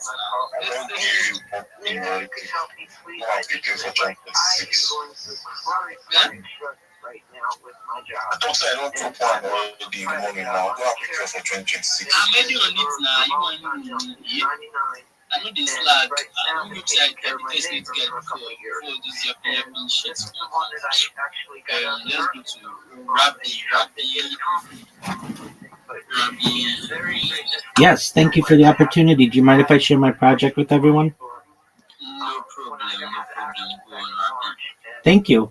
I'm Rabbi Rothschild. If you don't know who I am, you will. I stream my life 24 hours a day, 7 days a week, 365 days a year for world peace. I've been doing so for more than 4 years. My streams go back to the pandemic. We've seen the death of a queen, the birth of AI, the coronation of a king, and everything in between. This is a real-life Truman Show, a real-life Big Brother. This is a timeline and a time capsule of human achievement. In the 1990s, Bill Gates coined the phrase content is king, and I'm making it true today. I'm king of the internet. This is the biggest event in global history, and here's why. In 2018, The Economist magazine stated that data had overtaken petroleum as Earth's #1 resource, and I have more data archived on the internet than any person ever, which is making me a very influential person. I am going viral, and when I do, I want to make you, your friends, your family, all financially independent if you're not already. I want you to be able to start charities and philanthropic organizations of your own, and I want you to be, if possible, generationally wealthy if you're not already. I'm unlike any influencer you're ever going to meet. I'm not live on one YouTube stream nor 2 YouTube streams. I'm live on over 20 simultaneous YouTube streams, 24 hours a day. You can view my life in 360 degrees. I even have a ceiling camera. If you want to view the links to these streams, the YouTube links are in my profile. They're also in my pinned post. You will also find in my pinned post a link to my link tree. I dare you to look at my link tree. No one's going to dare you to look at their link tree, but I do, because I have more social media than any person ever. I have more content than any person ever. I also have a link to my Discord, discord.me/rabbi. Feel free to join. We have over 2,500 people in the community and grow larger every day. In addition to making you all rich and wanting to promote world peace, I want to help end world hunger through the use of technology such as agricultural drones, floating greenhouses, saltwater greenhouses, hydroponics, vertical farming, cloud seeding. I want to help end world thirst. I'm sponsored by a cryptocurrency that's worth about $100 million, and one of the things that we do is we build wells and water towers in developing nations for the benefit of the less fortunate. Additionally, I'm an advocate for the LifeStar program and, most importantly, desalination technology, where we pump Earth's seawater onto land to make it drinkable. If you are a reply guy, if you're a Web3 marketer, if you're a raider, you're a shiller, and you want a free mentor, coach, and friend, send me a follow. I will follow you back. Send me a DM. I will reply. I want you all to know that I'm here to support you both personally and professionally. I'm here to be a positive person in your life. I'm here to have an optimistic view on the future. And most importantly, I want to give people hope. And with that, I sincerely appreciate the opportunity to share. All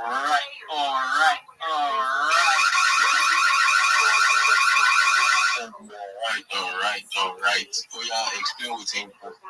Guys, check out his angle, check out his speech, check out his speech. As the host,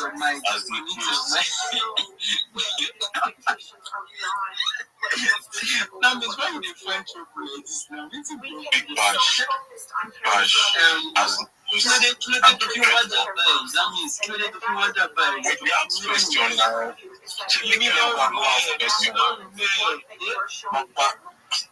Rabbi Rothschild, are you connected to the Rothschild family? We're all related. There are 3,000 of us in the United States alone, over 10,000 globally. It's a pretty common name within Judaism. It's like having the last name Kennedy as an Irish person. So that means you are stinkily rich. Well, I wish I could tell you that I've had all the money that you think I do, but believe it or not, most Rothschilds are pretty normal people, as am I. So you can be all in this piece. He said he's a normal person. He said he's not rich. I think it's the first and second generations that are very, very well. But Rothschild is such a powerful name, sharp. Sorry, honestly, that was the question I wanted to ask. I was like, yesterday, why the name Rothschild? It seems like you already answered that they're connected. It's my last name. My ID is in my banner. Okay. Are you a rabbi? You said, I am Rabbi Hebrew for teacher. Yep. Wow. But how can we benefit from the project? I believe what you're saying is mostly about humanitarian, so to speak. So what is the less benefit for religions, you said that? Well, you don't really have to do anything. I'm making you aware when I go viral, I'm going to make you rich. Okay, so how people can get involved? Yeah, if you want to join my Discord, certainly tell your friends. I'm starting to get quite a large following on different social media platforms, and when people find out that you can literally watch my life 24/7 for the last 4 years and what that means for data, it's going to be very exciting. This is an opportunity for the world to learn about a single individual and also about world history. I keep a radio on the background that basically creates timestamps on every news event globally, and it's essentially the world's biggest compendium of data on a single individual. It's going to be very exciting when people find out about this.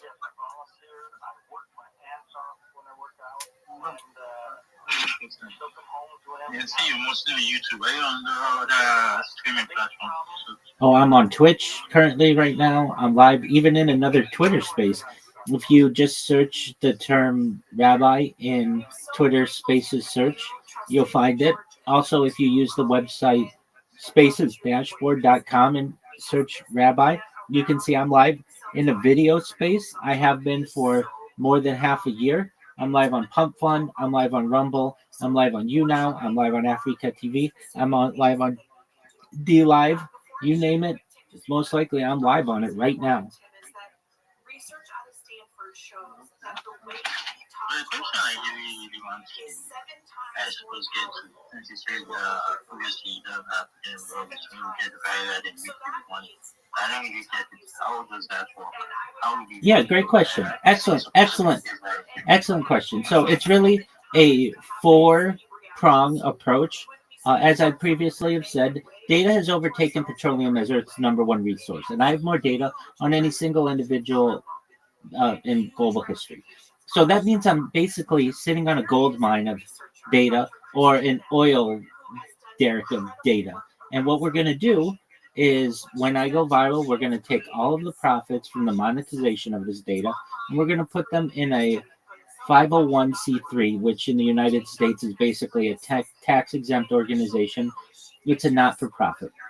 We're going to take all the money from all of the monetization. We're going to put it into this big trust, basically a big pile of money. Additionally, I have more social media than any person ever. So not just data, video data, but I have more social media. We're going to take all of the monetization that we have from the social media. We're going to put that into a big trust, a big pile of money. Additionally, I currently am in basically a spokesperson for some cryptocurrencies, but in the future I'm going to be able to do endorsements for major organizations.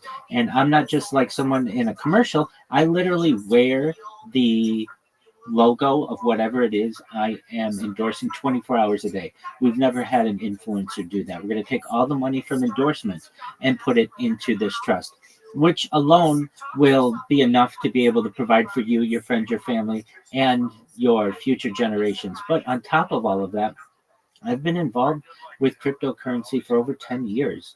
We're going to be able to start our own cryptocurrencies and make you very wealthy just through cryptocurrency as well. And that's the fourth pillar, essentially, of this strategy. So the first is through the monetization of the video data.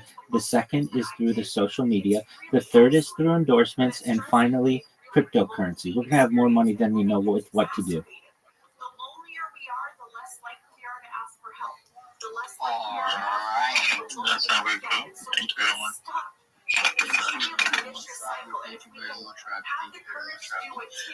Guys, you guys are not engaging. You're not doing what the first time we came here to do. What is going on now, guys? What is now? Come on now, guys, I beg now. I'm moving my engines now. I said, those posts like this will be very interesting.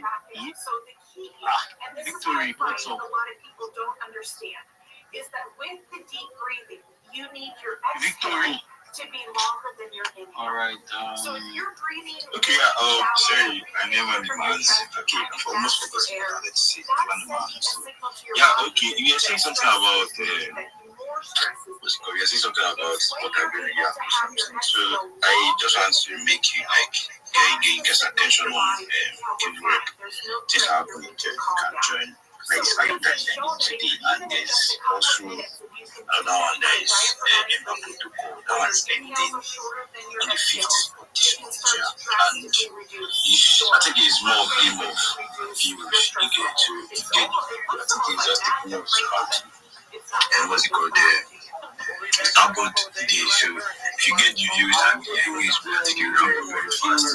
And this IOTA, they are giving their people, this Ember protocol, they are giving years. Just like alignment. Every year, so if you guys are females, right, and check maybe play with it. Yeah, so I want just to add that. And like I said before, guys, take care of your health. You get take care. Try to do that. Take care of your health. You get you're almost equal to a guy that's himself. If you stay at home and you exercise, your body is still one place, grind and all. Try and hit up the gym, or even if you don't have to, you can buy this gym mat and do your stretching. You get do your push up. You just stretch your body. You get and take what you eat. Most of all, because you start to just become very fried or this to that. Try to balance it. So yeah. listening to TikTok, guys. So yeah, just stay safe, stay healthy, drink water, take care of your health. Any changes in your body is something so you have to listen to precaution. Thanks to Thank you. God bless you. Punk Benz. Another employee broke up the fight when Lachlan was taken to an area hospital. Alright, Punk Benz is not there. You guys engage. Should I still play my Christian music? Drivers in the country, followed by New Jersey and Utah. California came in at number 9. The report looked at accidents, DUI, speeding, and other driving violations to determine the rankings. And 50 Cent's documentary about Sean Diddy Combs' criminal case premieres today on Netflix. South that weather's been chaotic, cool and windy today with highs in the 60s. Right now we have 55 degrees in Costa Mesa. Guys, please Speaking of Oshar, with a coastal flood advisory, and it's 55 degrees in Pasadena. engage. I am shouting it. I'm not meant to be shouting like this. From what this speaker section is filled with colors of names to see if people are active. You know how I do it, like now I do my team. So yeah, we are starting from the Viking 1, 2. Alright. Emmanuel 1, 2, 3, 4. Emmanuel no DBA. Emmanuel is absent. Emmanuel is not active. Oh, Emmanuel has dropped. Wow. Emmanuel, thank you so much. I love that. We again. Where are you here? 1, 2, 3. 1, 2, 3, 4, 5. 1, 2, 3, 4, 5, 6. Okay, Chloe, you're not here. Chloe, are you here? Chloe is absent. Alright, guys. It's not Chloe. That's what you do. Oh, Daruni, daddy. Stop Chloe. Whatever. You guys are not engaging. We are 30 something. Yeah, we are 30 and we are just having like 4 moments. It's very bad. Like very bad. That's very bad. It's very bad, guys. So please At Rooter Hero Plumbing, we don't just work on houses. We take care of places where memories are made. Because your home isn't just walls and pipes, it's your story. And when something goes wrong, you need a hero you can trust to make it right. We're not just unclogging drains, we're protecting what matters most to you. Our heroes wear boot covers, use clean tools, and treat your home like it's their own. Rooter Hero Plumbing, honoring homes, honoring families. Real people, real service, and a promise that every job is backed up by my personal guarantee. Visit our website, rooterhero.com, to schedule your appointment today. CSLB 9966 Beta. KFI, AM 640, more stimulating talk. I said, you should say the whole effort on the radio, and you're like, I just might, and then she did. I wish we had taped rehearsal. Because that was fun. Yes, I do. Yeah, we should start doing that. Because this show is written word for word. And a lot of people don't believe that. The Tim Conway Jr. Show. Absolutely no problem. It's not live 4 to 7 p.m. on KFI. And on demand anytime on the iHeartRadio app. KFI live everywhere on the iHeartRadio app. Sense a day. Sign up today at coasttocoastam.com.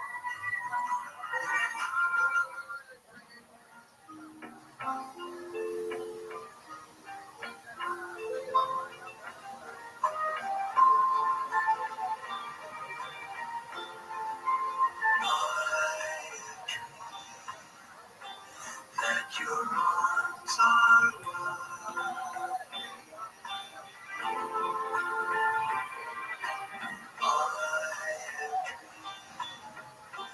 what a joy you bring.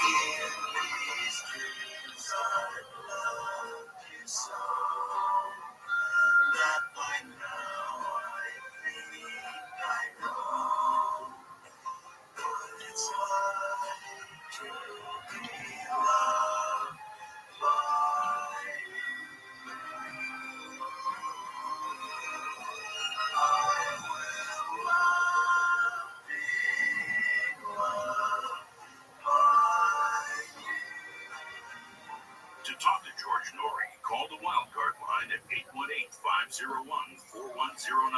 The first-time caller line is 818-501-4721.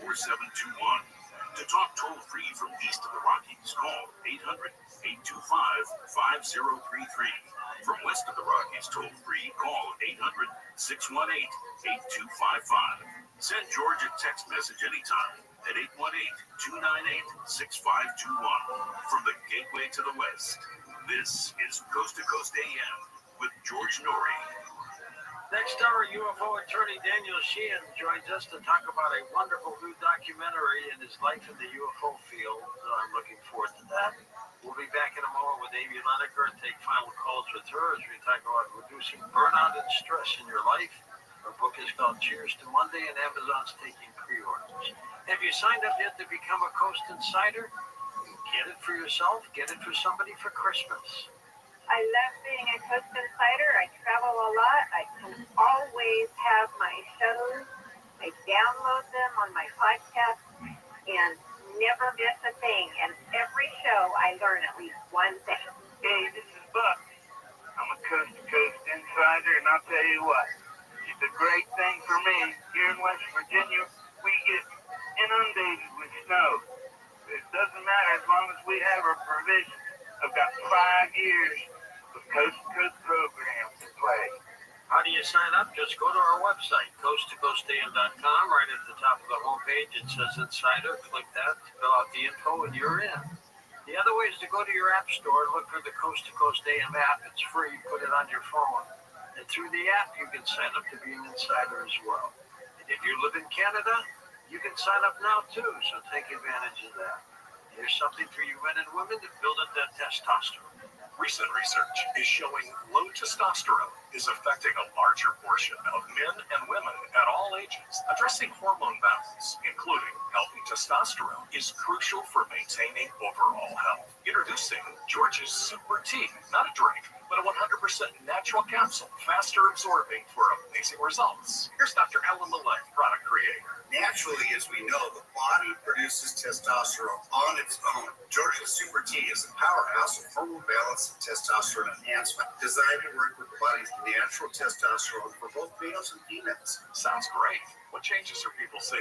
We're talking beautiful hair, glowing skin, energizes the mind, better mental clarity, better concentration, less stress, enhances your sugar metabolism. It goes on, boosting desire in both men and women. We're talking about natural, sustained energy in all aspects of your life, all with our EDS enzyme, our secret sauce to maximize nutrient absorption, helping the body get the most from every dose. And Dr. Millett, it's all natural, correct? 100% natural product. It optimizes the testosterone that you already have. It gives your body the ability to produce as much as you need. Feeling differences in 1 hour of up to 700% improved testosterone. So anybody who wants to just feel better, feel younger, Yeah, that's a predator, though.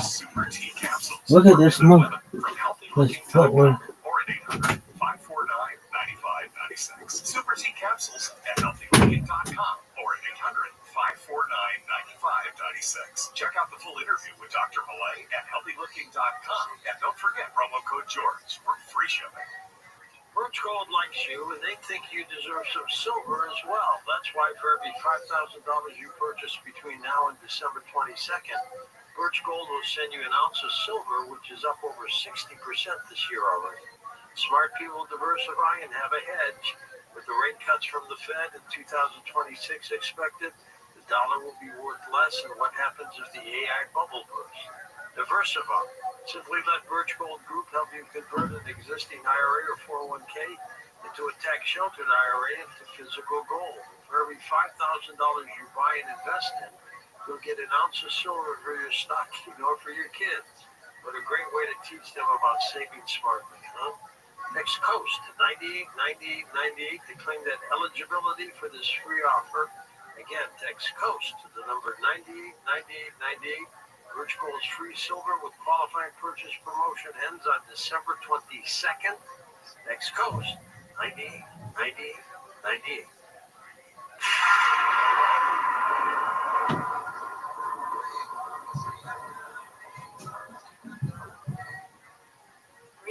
Relatable, real stories. So I had an appointment with the surgeon, and he told me what all he was going to do, and it was just absolutely horrendous.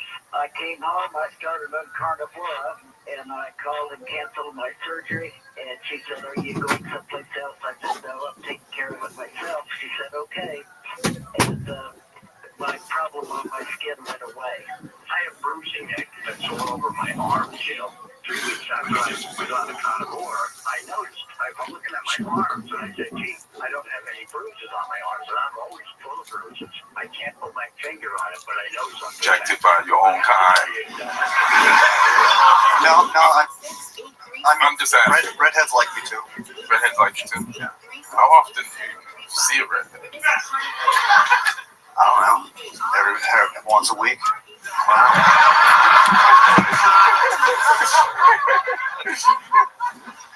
Amazing. I didn't know they'd be out here like that. So just like, for example, this black woman that you met, how did that happen? You offered her cocaine, and then what happens? And then we went upstairs to my apartment. You went upstairs. So she was just downstairs outside of your apartment building. Well, yeah, it's 6th Street. Oh, you live on 6th Street. The apartment is on 6th Street across the street. Was it one of the homeless women? No. And so you take her up to your place. Let's reenact it. Adam Ray is now a black woman. Yeah. Big Stu. It's the right lighting here, Keena.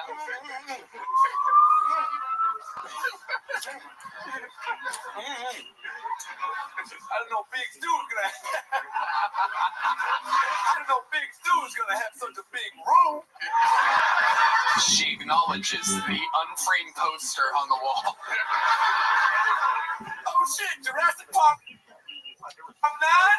I thought they were meant for them motherfuckers. You got some cocaine, Big Stu? I do, yeah. I know you do. That's all. Yeah. I saw you hiding that shit in your shoe at Narball. I got you. Yeah. Well, bust it out for you. Let's do it. Let me do bump off your titty. Say what? Bump off your titty. Bump off my titty. Yeah. Oh, and let me take my Eddie Bauer jacket off. All right.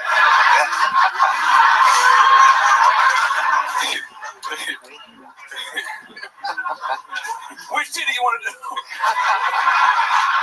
I had a surgery, so the left one's small and the right one. Which one are you pointing to? Be definitive, motherfucker. This side. Huh? This is going on this side. As your roommate, I'm leaving.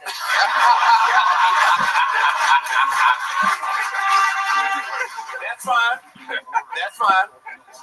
Weird motherfucker staring at my titties. All right, Big Stu. Go ahead and do that bump, baby. No, you can stay right there. Fuck it. Oh, shit. Wow. Oh, shit. I think he gave the nipple a little kiss there. Yeah. 1969. But now that we're here, Yeah. you want to turn those lights down, Big Stu? Maybe show me something bigger than just your name? Yeah, sure. Yeah, I got you. Why are you so intimidated? You got cocaine. Oh shit, I thought you left. No, While you here, you might go make me a sandwich. I saw some bread and meat on the next to the kitchen. All right, I got you. Thanks, baby. Big Stu, what do you say after you finish with a black woman? Why are you still here? Wow, unbelievable. Man, that post-nut clarity kicks in hard for Big Stu. And did she spend the night, or did you get her a car? I passed out drunk, and when she woke up, she was gone. Wow, amazing. You nailed it, Big Stu. Good job. You checked her house, make sure everything was there still, or? Does he look like he got something to steal? There's nothing worth stealing.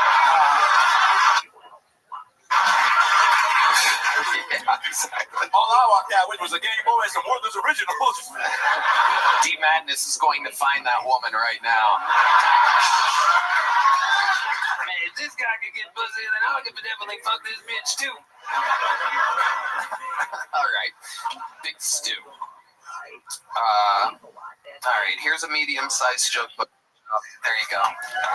Yo, what up, Akena? This podcast is sponsored by Tecovas. Anywhere worth going is worth going in good. Can you hear me? That's why you need to find your perfect pair with Tecovas. Tecovas produce quality Pardon me. Western Hey, Kenna, can you hear me? Generational ranchers to lifelong cowboys to first-time boot buyers. Big dog. Are handcrafted with over 200 What's good? meticulous steps for broken in comfort right out of the box. I know I feel more confident Yo. wearing my Tecovas. Can you hear me? Excellent. How can I help you, big man?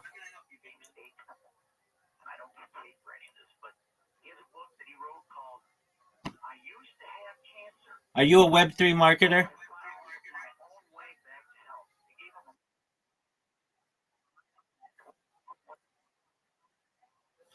Excellent. Okay, that's a great attitude. Okay, I'm going to send you my social media guide, and if you do this, you have a much better chance of getting jobs. Everything I tell you is free, and the strategy is free, so don't pay for anything, okay? You're welcome, my friend. All right. I'm going to send you this strategy in Discord, and you will need to check your Discord messages.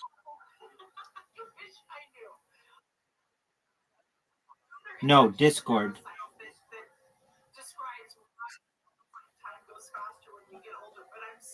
I just sent you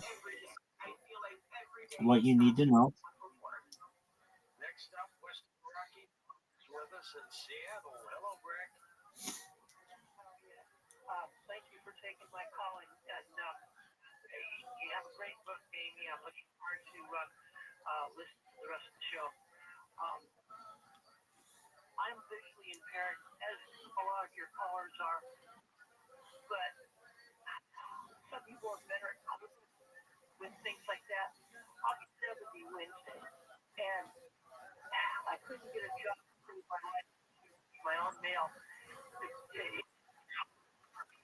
get through the days. I get very lonely and I get really depressed a lot.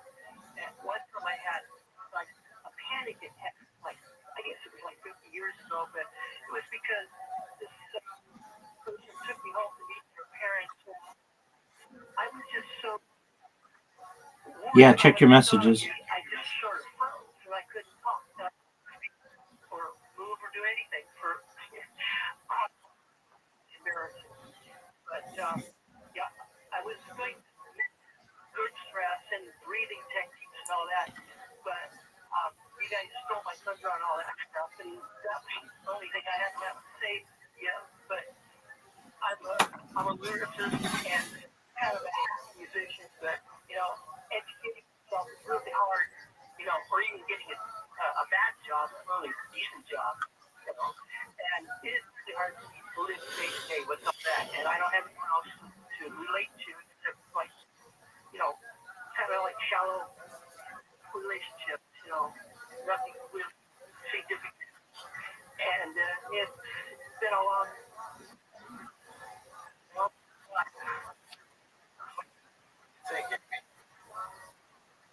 Rick, I'm not far from you.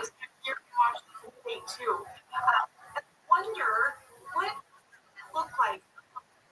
Sometimes I'm curious, and you don't have to answer right now. At the next day, or even let roll around your mind. What would it look like? Where you're describing is fire for it. You've got these superficial levels. You're really looking for something deeper. That would be my hope for you too. I hope that you're able to find that. Barbara in Illinois, you're up, Barb. Go ahead. Hi, thanks for taking my call. Got a question about decision fatigue. Did you get my message? I collapse, and then nothing gets done, and then it leaves. All right, read it and make sure it makes sense to you. Yes. So, quick question for you, Bert. Do you think the average makes, if you had to guess, It's probably 30 or 50,000, something like that. It is. The latest research from Stanford shows 35,000 decisions a day. A day? 35,000 a day, according to research from Stanford that they repeated multiple times. So what you're describing, Mark, this idea of feeling fatigue is not uncommon, but there is something you can do. So if you think of and you've got analysis, thinking, just keep with the reactively or stress. Another action bias where you're thinking quickly just because you want to do something to alleviate the discomfort. If you can remind yourself in those times of decision making to aim for the middle. So you don't want to err too far in analysis paralysis. You don't want to err too far on the side of action bias. You just want to be straight down the middle. That will help you as you're doing those 35,000 decisions. Does that help you, Barb? He's hung up. Let's go next. I'm going to take that as so, George, how about you? I would too. Joe in Long Island, New York. Hi, Joe. Yeah.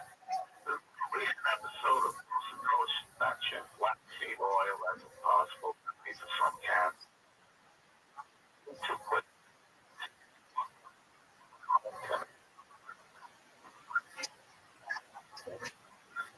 So, school, people can't wait to go to school.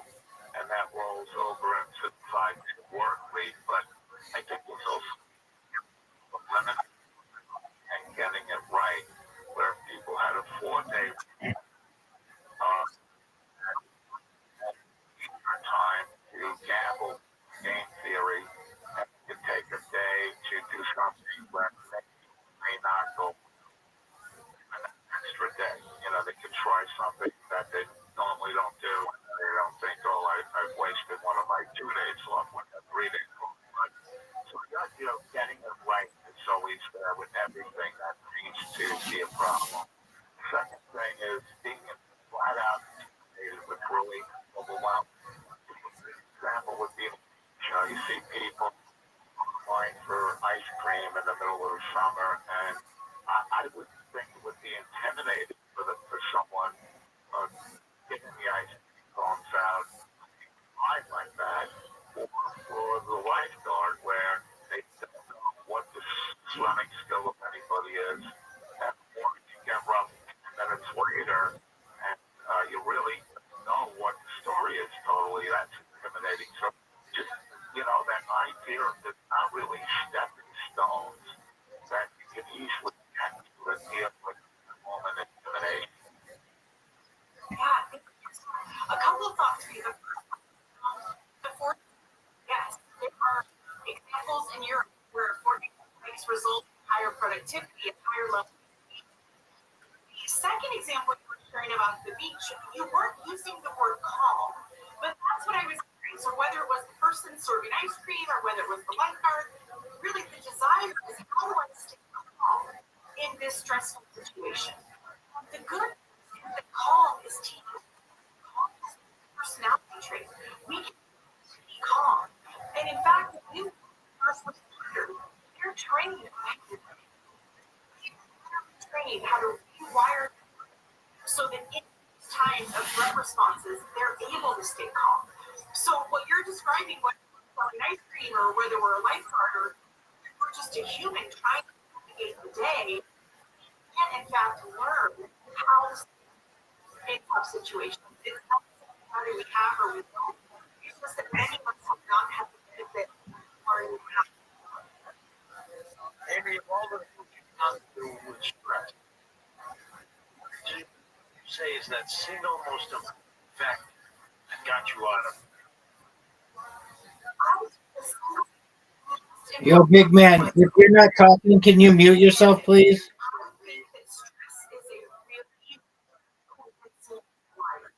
Can you hear me? Okay, excellent. When you're not talking, can you mute yourself, please?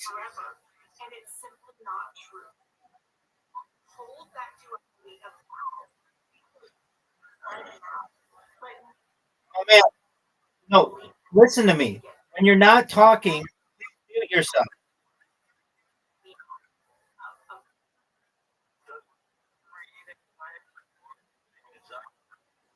You're not talking, mute yourself. Mute your microphone when you're not talking. You're good, thank you.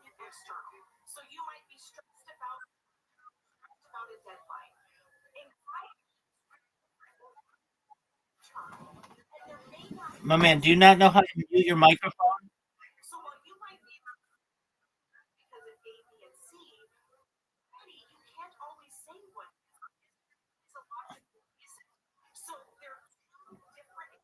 Do you know how to mute your microphone?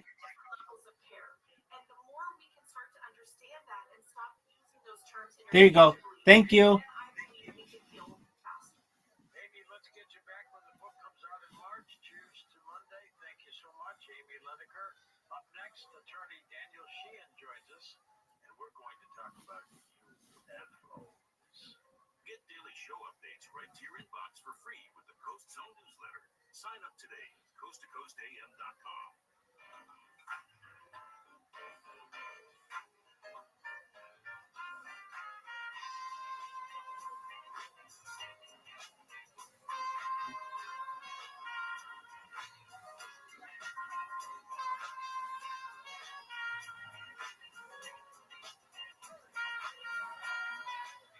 Here, and if you're in the market for a brand new roof, call my buddy Levi, owner of Roof Buddy. That's right, call my buddy Levi at Roof Buddy, 866-95-BUDDY for a free estimate. Remember, they offer zero down, no payments for 2 years, and $750 off with promo code KFI. Go to roofbuddy.com or 866-95-BUDDY and ask for my buddy Levi, 866-95-BUDDY. That's roofbuddy.com. roofbuddy.com. Accident, injury, call Jacob and Mike. Call Jacob 1-800-345-6789. Call Jacob. Your one stop for advertising? Call 844-844-IHEART. Try to call the cancellation department. You're in that doom loop. Are you sure you want to leave? Why do you want to leave? Where are we going to keep you? They'll handle. My family was just hacked to death, and we don't need a phone anymore. Live 6 to 9 a.m. on KFI. And on demand anytime on the iHeartRadio app. We ask parents to share their journey of adopting teens. They changed who I am because I can't see life without them. Visit adoptuskids.org to learn more. Brought to you by Adopt US Kids, the U.S. Department of Health and Human Services, and the Ad Council. Let's put out this campfire. Dad, Smokey Bear said to. Drown it with water. Stir it with a shovel and repeat until cool. Wow, where can I learn all this? It's all on SmokeyBear.com because only you can prevent wildfires. fires. Brought to you by USDA Forest Service, your state forester, and the Ad Council. How many apps do you have?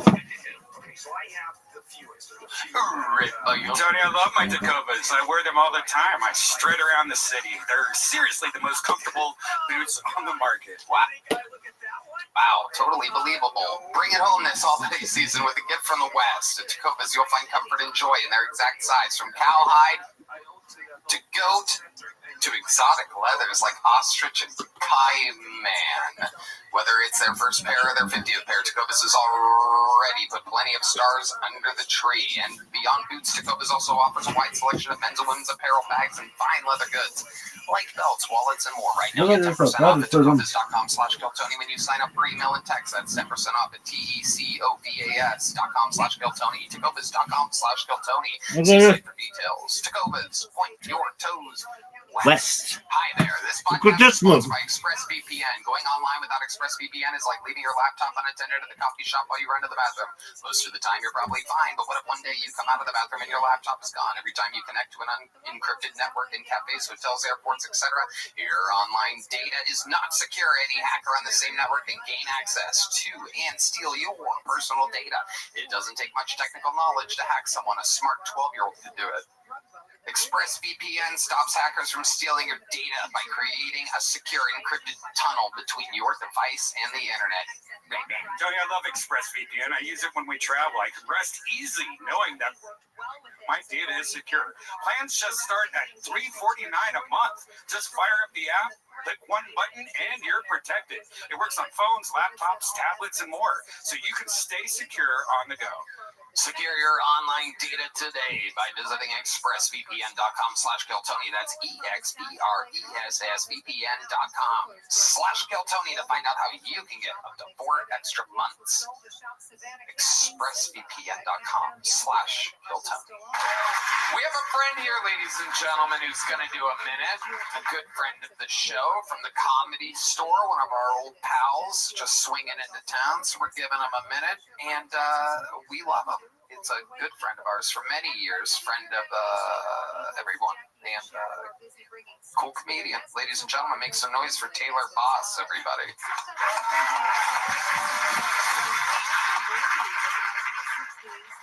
I used to be addicted to drugs, but then I got off of them because I found a woman. I could tell she really wasn't a heroin kind of gal. She was classy. Growing up, though, my parents probably should have known I was going to have an issue with addiction just by how I used to eat my food by the foot. Because my brother, he would eat his like a real nerd. It would take him forever. Just little piece by little piece. What a fucking nerd. And that's how I would eat my food by the foot. Now, let me know if you would eat it the same way, okay? What I would do, I would open up the package, just take the whole thing out immediately. Anybody else? Take the whole thing out immediately? I'd roll it up to a little ball. Yeah, roll it up to a little ball. Parents probably should have known I was going to have an issue with addiction because my food by the foot. I would take the whole thing out. I'd roll it up to a little ball. I'd put it on a spoon and melt it down. And I would inject it into my last remaining good vein. That was 10. Anybody else? Thank you. Taylor Boss. Hell yeah. Melting down your fruit roll up. Welcome, Taylor. How's life going? Great, Tony. Thank you very much. I've been out here for about almost a week. Yeah. Been having fun. Tell us about it. What can someone expect their first week? A lot of walking, a lot of eating. I ate too much. I almost Terry Blacked in my pants. Yeah. A lot of eating. Yes. Yes. We do that around here, right, Red Man? Red Band's recovering from a torn belly button. It fucking hurts. It doesn't really hurt. Yeah, I really did pull. And we were just talking about pulling shit because we're getting old. Like I really did pull. Taylor, it's good to see you doing comedy. I mean, like before when we used to know Taylor in LA, you weren't really doing comedy much. Not at the time, no. I mean, I've been doing it for a while. I've been doing it for like 17 years. But in the middle, I took like 5 years off to do hard drugs and paint pictures. Yes, he is one of the great painters. You can recognize his art all over. Shout out Chris Rogers. Rogan's studio, and you've seen it in the background of Rogan's studio and other places. What else is going on, Taylor? Tell us something crazy about your life that we don't know about you. About 13 years ago, I got admitted to the mental hospital against my will. Nice. Yeah. Why? I was using my room as my studio when I was accidentally huffing paint 24 hours a day. And I was having grandiose thoughts. I was telling people that I'm God. And in fact, Tony, I'm not God. Oh, I know. Because I am God. No, I'm kidding. I've been huffing Sharpies for 12 and a half. Anyway, what was the mental hospital like, Taylor? It was a little bit weird. They like put you in with like the craziest person just to kind of like scare you a little bit, see how bad you want it. Then after I started scaring the shit out of that guy, they put me into, actually the first activity was Pictionary. And I don't know if it... Okay, guys, before put our community in the pause mode, please, can you remind our community what is you guys are building, what is your platform about, and then we can shift to your news and your product launch. Yeah, that's hi everyone, my name is Mary. So before I'm seeing video coming, recap what's our week. So first of all, lo-fi is like AI, instant AI destination training platform that we build around our components that include the social trade, simulation, and data training. So that all components that work together to create like fully automated that data writer training experience of user. And in some like looking like when you can enable performance, intelligent and inspired training. So also we can help you guys like capture the market opportunities in real time to avoid any like visualization and maintain the system to make the training happy powered by data and AI session to make sure that you can get all the money better that are being closed. That will be like our main subject for our platform to help users control their money better and like provide more and more opportunities. Yeah, so it's mainly trading platform, AI trading platform, right? So when you get well, we can choose some strategies and we can automate it. Can we automate our trading strategies? Yeah, you can. Okay. Yeah, and today you want to announce product launch. Yes, your app will be active, right? Yes, it will be like by Friday. It's Friday. Okay, it's Friday. Yeah, because for reference of our community, like I said, probably one of you is whitelisted because we announced with Blow 5 whitelisted members for our community. Are you comfortable to talk about this, or we waiting for our CTO, for your CTO? Yeah, I'm good. I will show you guys our links when you guys buy tokens and when you guys get from this white route. So yeah, I will tell you guys that line. Yeah.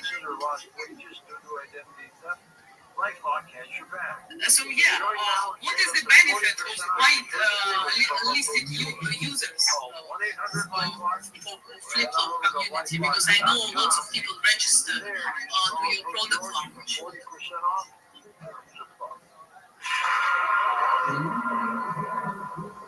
Ellen? Yeah. Can you read this question again? Because sure. So what are the benefits for the community who register as whitelisted members for your token or for your product launch? Your platform launch. So for it's wireless cloud. Right now we have like three main plane include like smart plane, channel plane, and expert max. So three plane is designed to look on this wireless route. So you guys have mostly when you bought right now the price. The standard plane is like $4.99 USD for 1 month, and channel plane is like $19.99 USD for 1 month, and the expert max will be like $99.99 USD. So if you guys from the wireless route, you will have like a discount 40% when you buy it, and also like because you guys will trade this plane from the wireless route, right? So we will help you guys fix this right momentarily without any changes. So that is our deal for the wireless route. Wait a second. So the platform running for the description, in the description.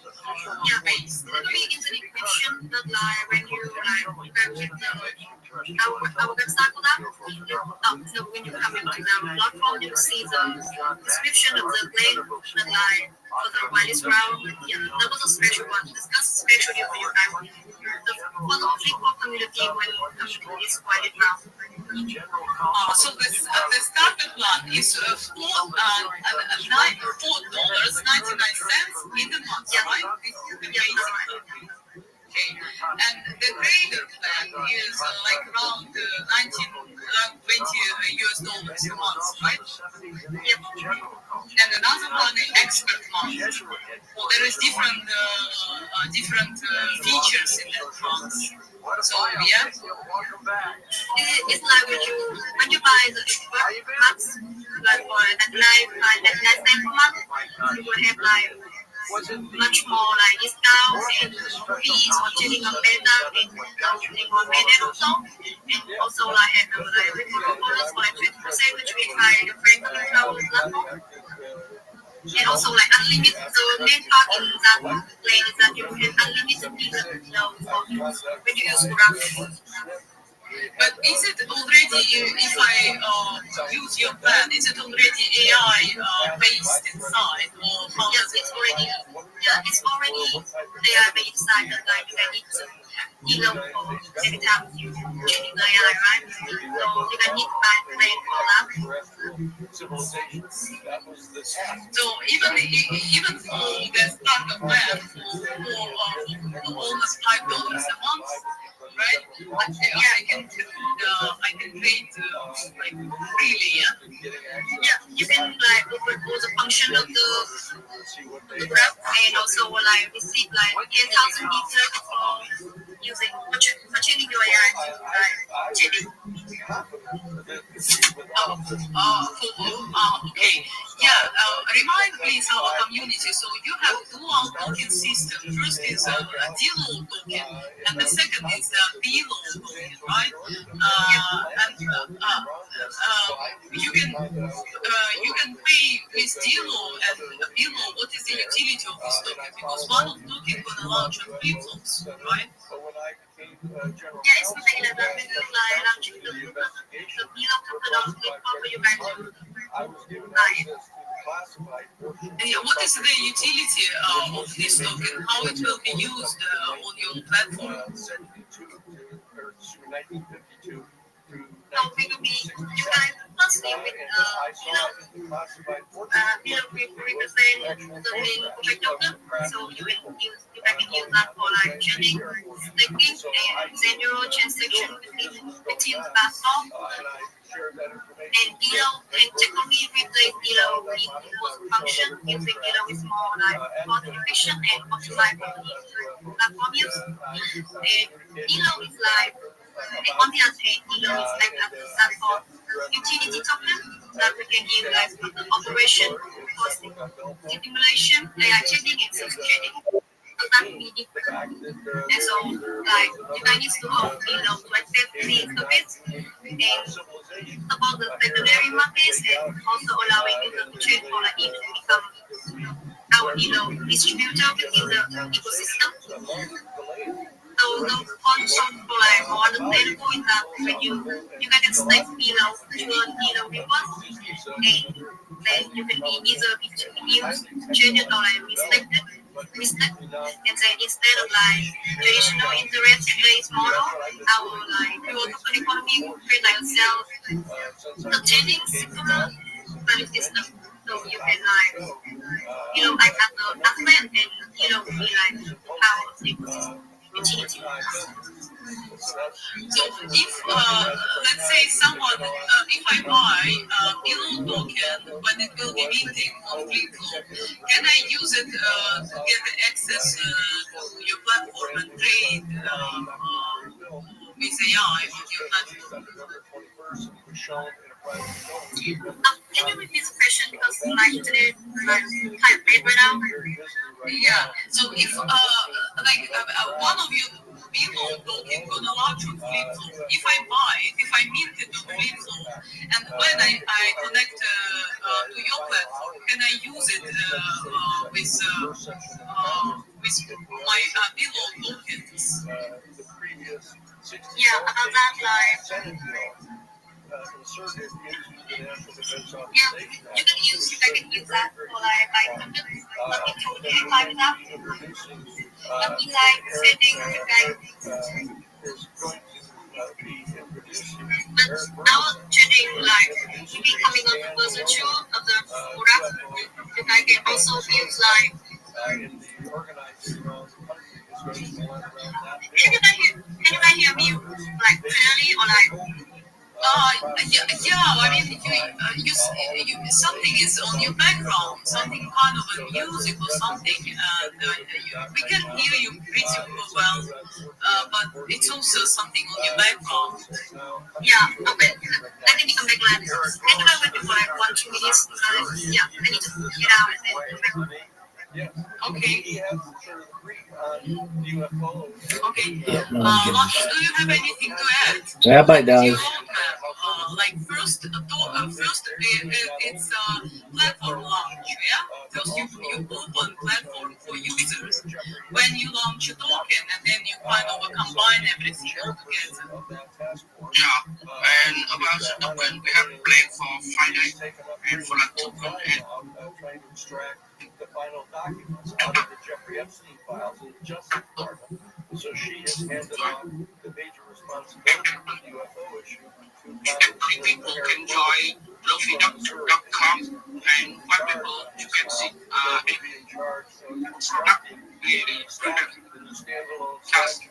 No one can hear you.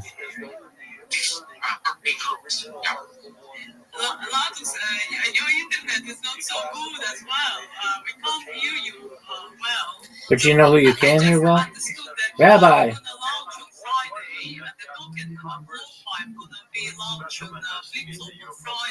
No one gives a fuck about flip-flop. Chanclas. Thongs.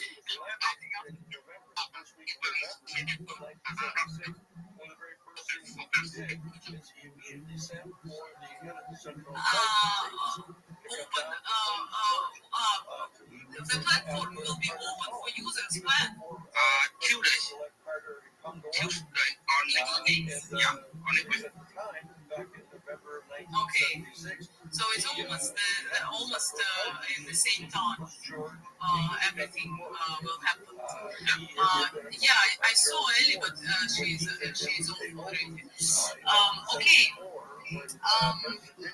So what else? And then Nobody cares. So if I meet your qualified token, can I use with these tokens your platform, or I have to exchange it to another token, Dilo token? So right now it can be because below the token in platform but it's wasn't true. You can use below for trading for anything or buy staking and earn below and buy for everyone because we have even for partnership if you hold many below on platform. Yeah, staking below and for earn below. It's if I stake below token, can I stake it on your platform? Yeah. What is the interest? What is the yield for staking below token? This is the worst. 3 to 4% in on month. Yeah. And not 3.4%. Okay, gotcha. So the staking function will be inside the platform, and it will be working after the launch, right? Okay. Yeah, staking. It's good. So, and if people stake, what benefit they receive? None. They receive some discounts. No, it's the worst plan ever.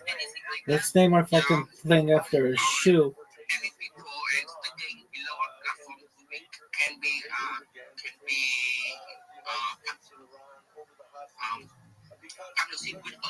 What the fuck is blow fee?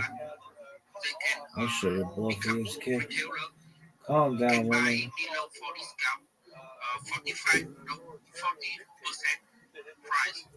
I'll show you flip flop meets blow fee, kid. Calm down, woman. Yo, this shit sucks. Let me talk. You're the worst. This is the worst. Worst. Space. Ever. So Worse.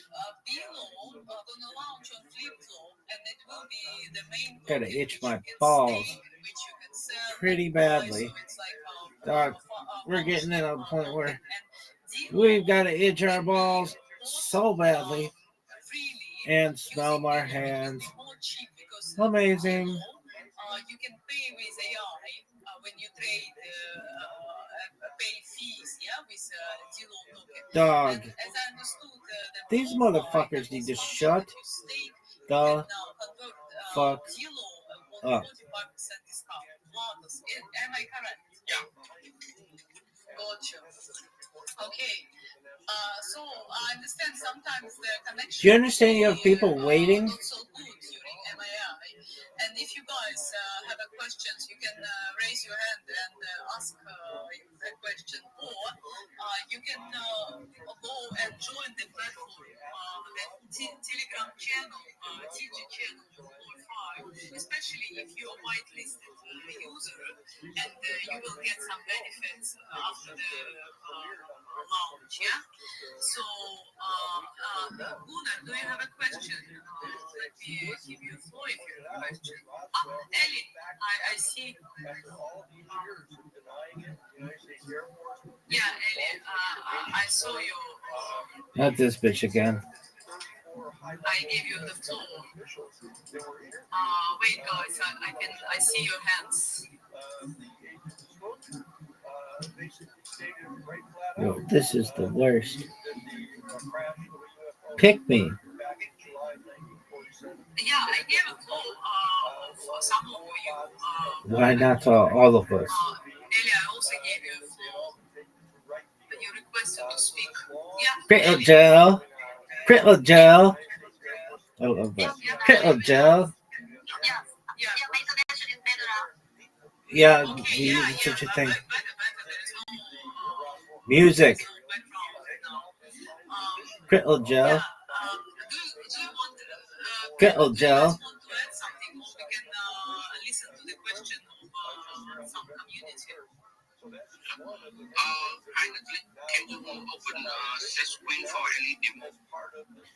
This space sucks.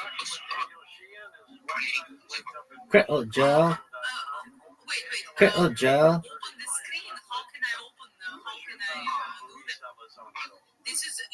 This is audio. God, fix your fucking shit. Yeah, so I just want to welcome, I just want to invite community to join your Telegram channel, and it will be there. Prettle gel.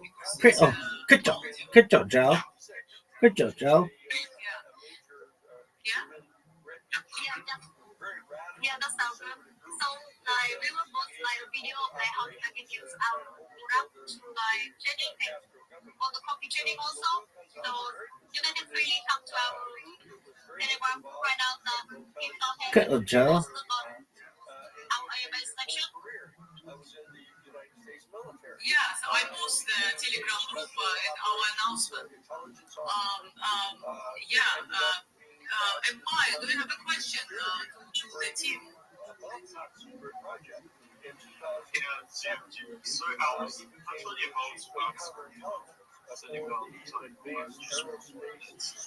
Yeah, the Telegram channel, I put the link in MIA announcement, guys, so you can join and see.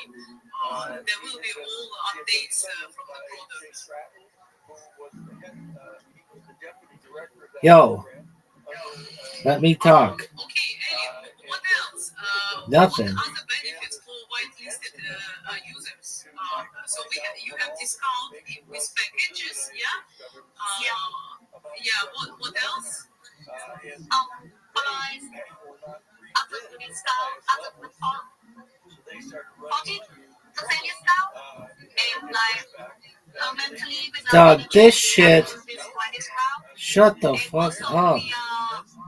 expecting that on the person choose. Prettle gel. 9 months plan.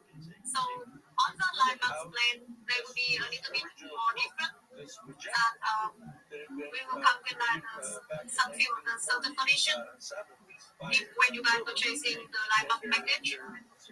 So let me introduce that. So firstly, when you have like unlimited below, Worst unlimited below when stream also like the discount ever. 55 free for Crystal changing on gel. beta, It shine like diamond in the like sky. 30% free for changing on beta. I can't do it as good as Angela Jones. That girl's funny as fuck. She can get it. Crystal gel. I sound British when I say it. Crystal gel. Little. Crystal gel. That shit is so funny.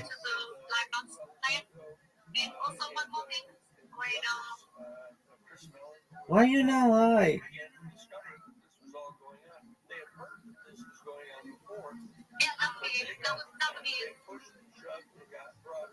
So that would be the difference between like the live box band coming from the golden shoes.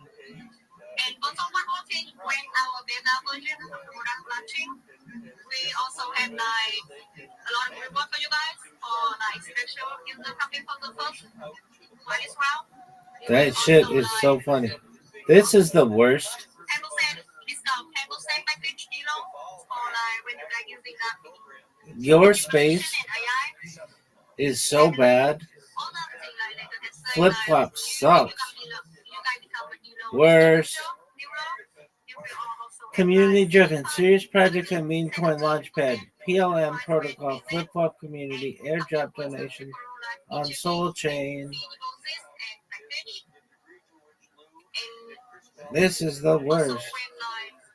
Dog, shut the fuck up.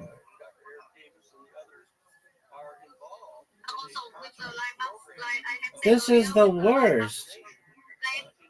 This is so bad. Crystal gel.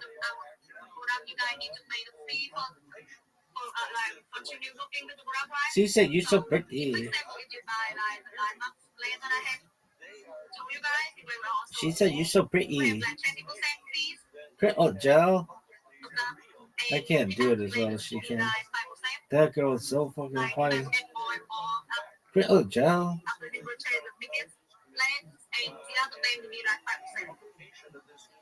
Yo. Okay, gotcha. So the earlier we start testing your platform, the more benefits we could have.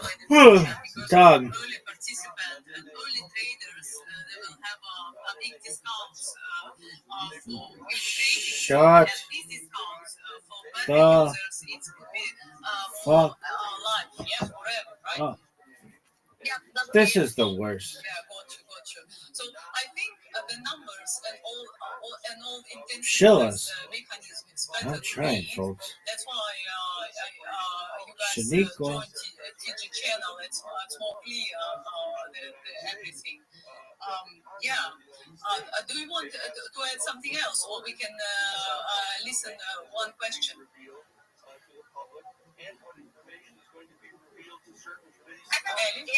Yeah, I'm fine. I'll trade it with all the question from the listener. Please, Ken Chan, what is your question, buddy? Hello. Can you hear me? Something about Tuesday. I couldn't hear that part because of the network. It's like lunch is on Friday. Something is also happening on Tuesday. So I want to verify what is happening on Tuesday after lunch on Friday. Yeah, we was talking about earlier. We was talking with Marcus about like roadmap about your steps. So on Friday we'll be talking. We're launching a token on Flip Flow, Below token. This is on Friday, and when the platform is launching, then the platform is open for users. The free ride is over for solo EV drivers. I did not understand this. Okay,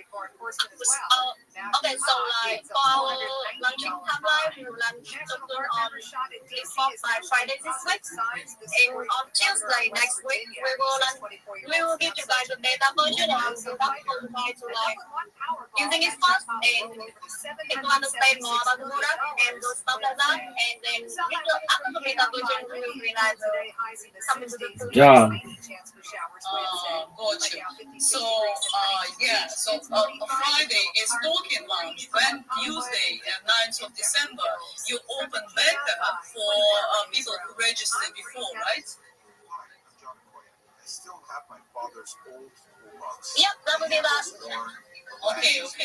Yeah, that's. She got a reduction. I noticed that. I was like, something's up. Okay, thank you for your question. Please praise. Yeah, GM Flip Flop, thank you for the opportunity. And Blowfly talking, nice to have you here. My question is just a very simple one. Okay, given that the high frequency trading requires extremely low latency, how does Blowfly platform handle potential network congestion on Solana, especially during peak demand or high volatility? At a young age, my dream was to fight ableists, one comedy show at a time. And now look at me. I'm high 24/7, and Joe Rogan knows my name. Elia, Lapis, did you hear the question?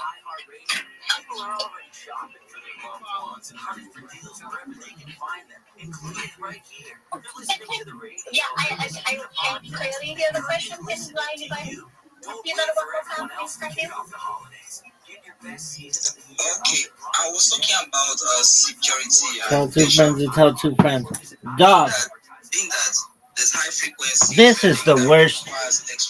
Your fucking exchange doesn't even make sense. Let's base our entire exchange on footwear. This is the worst. Oh, Joe.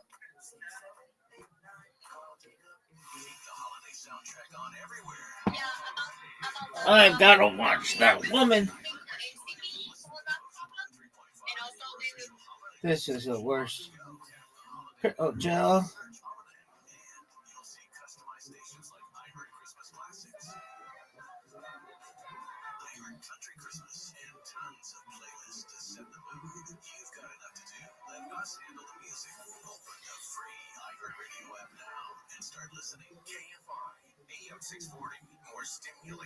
This woman is so funny.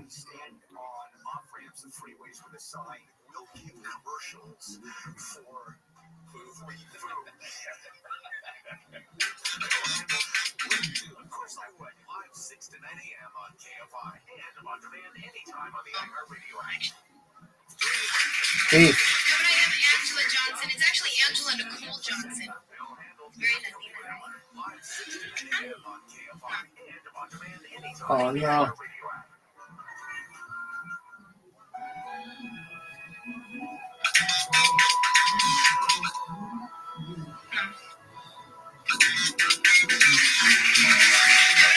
Angela Johnson. It's actually Angela Nicole Johnson. Very Latina, right? No, it's not at all. Actually. Could you imagine introducing me to speak at the Mexican American Heritage Festival? Señores y señores, bienvenido a mi amiga especial, Angela Johnson. Hi, excuse me, it's Johnsonez? Yeah, you didn't say it right. No, but I am Mexican and Native American. Any Mexicans here? There's a couple. Yeah, no. But one thing I love about being Mexican is that we're very family-oriented. We take our family with us everywhere we go. Right? Whether we couldn't find a babysitter or whatever, they'll wait in the car then. No, but yeah, even if you're not related to us, we'll still make you feel like you are. You know what I mean? As soon as you walk in the door, we'll make you a burrito. We'll ask you for a ride to the store real quick.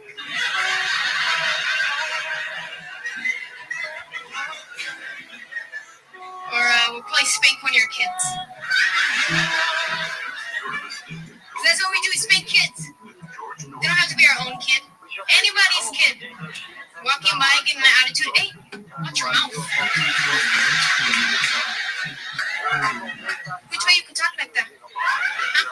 said, oh, look, now you want to cry?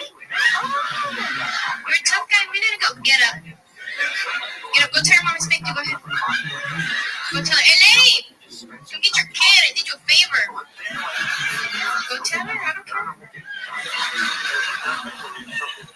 No, but when you spank your own kid, though, you gotta be kind of proud of them, though, when you do it. You know what I mean? Because I don't have any kids, but I remember one time when my mom spanked me. Oh my God, I got a baseball and I threw it and I broke her window. She came out the house all crazy. Ay, Mika, no, get back here. How am I supposed to face it? That's expensive. Pero, Mika, you threw it from way right here? All the way, Mika? Ay, mira, baseball player. Ay, you're gonna be the first girl in the Dodgers. Here, Mika, throw the ball again, but this way to the neighbor's house. And Mika, when you throw the ball, run down the street, not back into our house like a stupid. Yeah, my mom's really proud of me. I told her the other day, hey, Mom, I'm going to be an extra on a TV show. An extra? On TV? Ay, mira, movie star. Ay, my dad, he doesn't care, though. On TV? What channel then? Show me movie star, what channel? Go ahead. Ay, Miguelito, ven aquí, mira, look at your sister, mija, acting something, show something. Mom,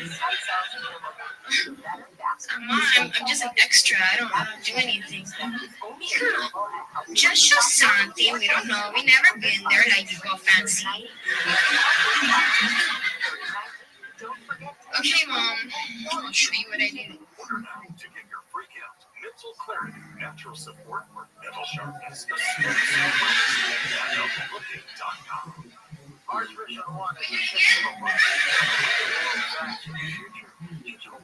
That's it, that's all I do. My dad, that's what you do. Walking back and forth like this, I could do that. That's an easy one. This is what I pay for college, so you could walk like this. Well, you tell them to give you some extra money so they could pay for college extra. My dad's really proud of me. No, but I like to hang out with my family a lot, hang out with my sister. We go get our nails done. Any ladies in here get your nails done? Nice. On this crowd, how about any guys? Any guys down for mani-pedi? Don't lie. Sir, don't lie. Don't lie. I can see your nail polish gleaming in the lights right now. Don't lie. It's all sparkly. You take them with you, huh? Yeah, see, she ratted you out. I'm just kidding. No, me and my sister, we go over, it's a place called Beautiful Nail. I was kind of confused when I first read the sign, though. Beautiful Nail.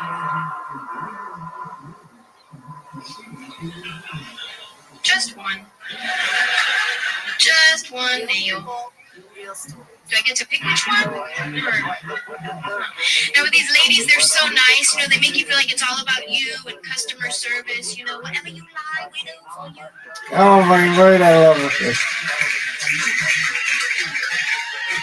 Really nice. As soon as I walk in, they greet me right away. Hi, honey, what do you need today?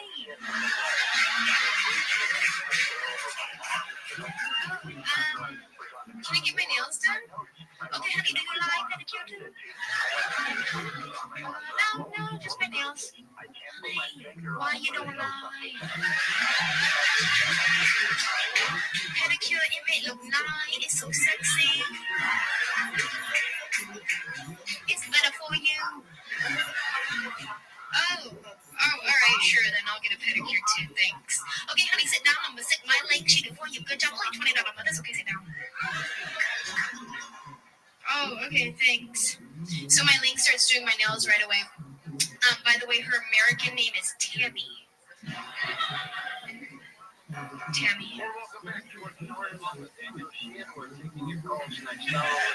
You have a boyfriend?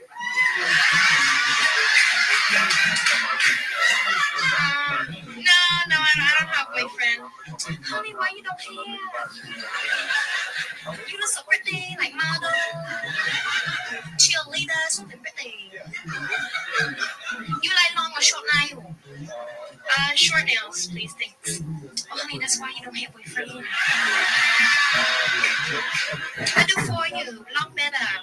Alright, fine, I'll have long nails. Thanks. It's okay, honey. Only $4 more. That's okay. Do you like Criddle Gel? What? Do you like Criddle Gel?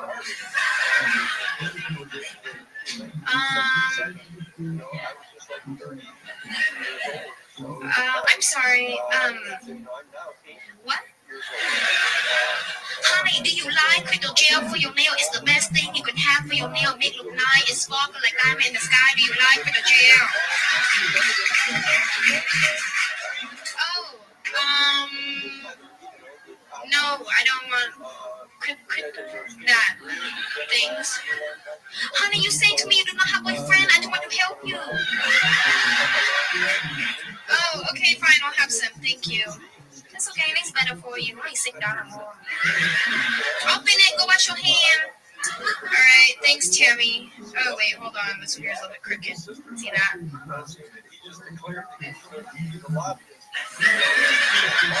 No, honey, that your finger. Do like that.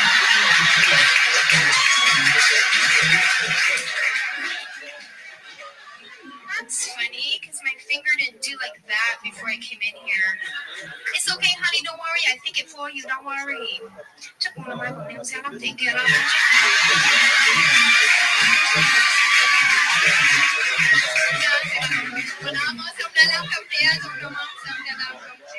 Oh, she said you look so pretty. God bless you guys. Jesus is real. My name's Angela Johnson. Thank you. The preparation of the age of disclosure. These are people that have been deeply involved inside the national security state.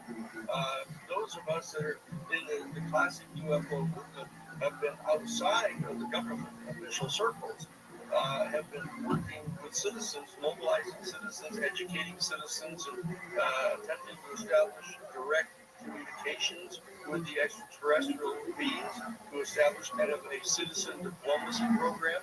Ever since I was with Dr. John Mack, that we were actually training people who were...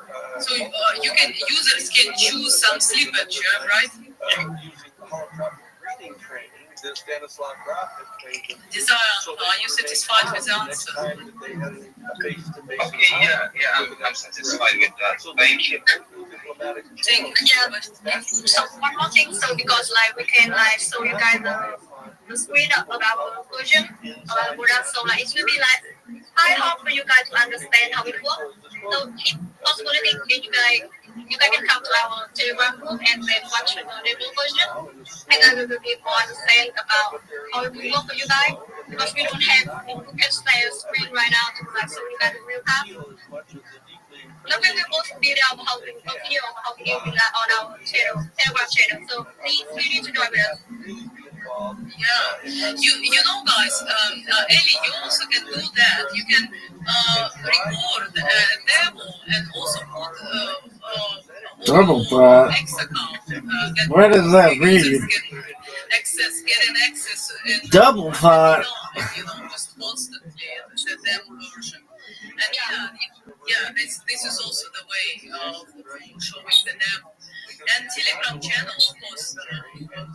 We for our partners, we put it in announcement a link, so you guys can join. After I will post online a demo for you guys to understand. We will post that as soon as possible after CIF. Thank you very much. Do you want to add something else? Sounds good. You have a lot of plans and was building part. I also apply for whitelisted users with my wallet. So I will try. I will try and test something for sure. Hopefully you will get maybe the 50% and the error. I know. I'm fine. I came from Airdrop Hunter before I joined Start Building. Maybe also you guys, community, also Airdrop farming. I farm a props, and I think the last market I got almost all their props. So now I'm fine. I'm just interested in what people are building and interested in developing things. So I hope some of the community, our community member, will get an airdrop for creating volume. So I'm really hoping for that. And we will support you during the token launch. And I think I hope everything will be good. Now there is a direct relationship. Yeah, that's our fixing stuff right now. From governments. Sorry? Oh, yes. Yeah, cool. So, Marcus, Eli, thank you for the space and community. Thank you for your answer. Thank you for your questions. I know that lots of guys are trading on different platforms. This is the worst. Make a fucking platform based on footwear. Stupid ass project. Sucks. And I lost. I missed the playoffs. This is the worst. That in fact, back in 1964, 3 UFOs approached Holloman Air Force Base in New Mexico and hovered over the tarmac, and one landed and was met on the tarmac by 2 high-ranking U.S. Air Force officials and Central Intelligence Agency representatives. And I had a conversation with Dr. Edgar Mitchell about this earlier, and Colonel Mitchell told me in detail about that event taking place because one of his very best friends, whom I surmised was Gordon Cooper, had been at Holloman Air Force Base when this occurred. He didn't see it, but he knew that it had happened because he was there when it happened. And there's a film.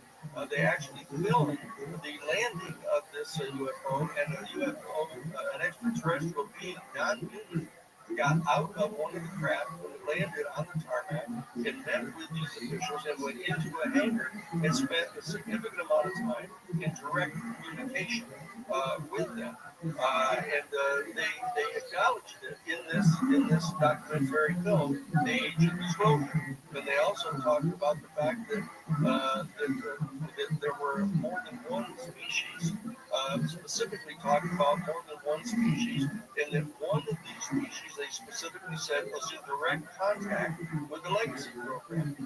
Now, I've also interviewed on his deathbed one of the members who was a fellow who was a clerk typist for the classified portion of Project Blue Book, who went to S4 and was present when his commander was having a face-to-face encounter with a live ET being there at S4. And it was not a torture session. It was not interrogating the being. It was a cordial, positive conversation. A telepathic conversation. They didn't waterboard or whatever. No.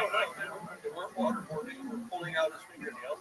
It was a cordial conversation. And so that it's very clear now that they are admitting that there have been direct face-to-face communication on the part of our U.S. government officials with members of the extraterrestrial civilization who have come all the way here. Is this baseball? And this is absolutely critical. Joe. For the first time ever, there's an explicit official recognition. What is this bullshit? That every single revelation that was No, made in not this it. new documentary film, Rate your pitching skill. 10. By the United States Defense Department Office of Pre-Publication Security Review. So these are official statements. Oh, not these assholes. That have been authorized by the United States Executive Branch Intelligence Agency and Defense Department to be allowed to be revealed to the public. So this is an extraordinarily important documentary film. That we are critical of some aspects of it, even though I'm the attorney for Lou Alessandro. I was not involved in his negotiations with Dan Farah and his co-executive producing this.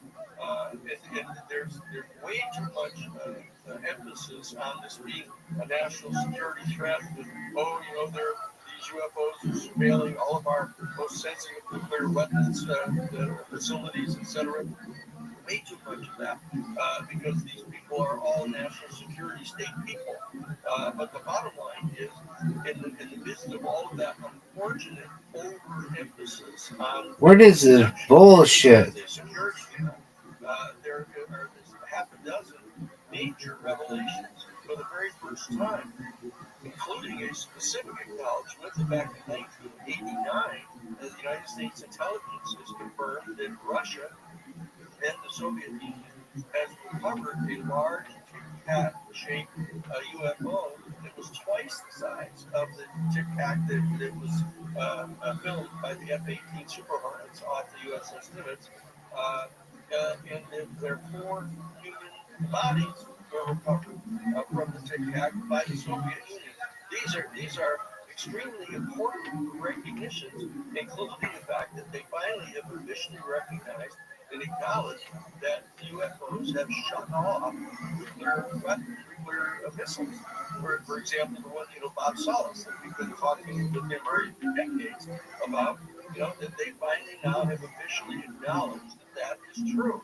That the beings are actually shutting off U.S. Nuclear weapons, and they actually shut down a major aircraft carrier battle group to demonstrate that they're capable of doing this. And I believe that what's happening here is the people in the national security state inside this legacy program are extremely nervous that they're afraid that UFO beings are going to intervene and shut down all of the nuclear weapon systems on our planet to prevent us from destroying the genetic materials that are here on our planet that are of such value in our galaxy. We are one of the comparatively rare planets that actually gestate life. And there's myriad reports of the UFO beings, gathering flora, fauna, different species and stuff on our planet, and taking genetic material from our human family, potentially to be seeding life elsewhere in the galaxy.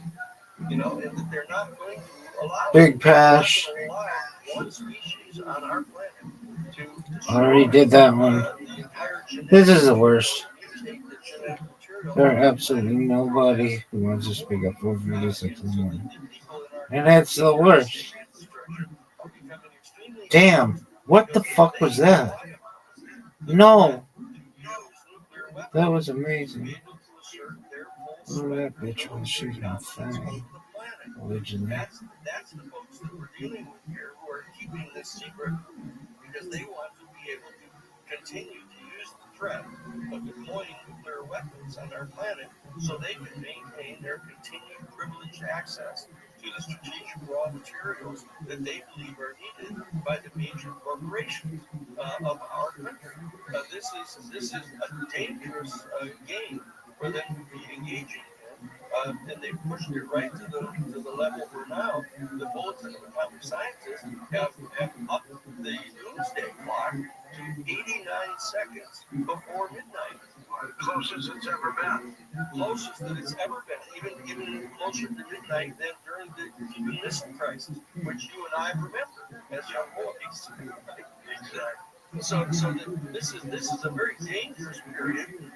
The United States, when President, we at the Jesuit headquarters had been in direct communication with President Gorbachev back when he was still the Secretary of Agriculture, in the Soviet Union in the Politburo. And we've had long conversations with him. We were deeply involved in the Jesuit headquarters. My staff person that was in social ministry office, Dr. James Garrison, in direct face-to-face communications with Gorbachev, and played a significant part in getting Gorbachev to agree to stand down from the Cold War and to be willing to disassemble the nuclear warheads of the Soviet Union. That was what we were involved in. Back in December of 1991, he signed an agreement releasing all of the Soviet republics to have them become free on a promise by George Bush Sr. and James Baker III that our United States would not anything whatsoever to try to recruit any of the Eastern Bloc nations, into NATO. And as soon as George Bush Jr. W got in there with Dick Cheney, they worked right straight at doing it. They started these groups into NATO and moving the United States nuclear missiles into those countries all along the western boundary. That's one of the things that pushed Putin over the edge. That's exactly right. That we were working on getting control over the Ukraine specifically, which had Crimea.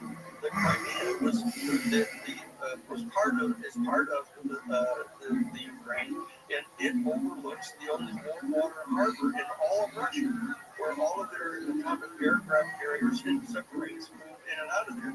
And the United States, under the administration not only of W. Bush and Dick Cheney, but also later with Obama and Hillary Clinton as the Secretary of State. Is this a dangerous animal? Oh, it's not like smiling.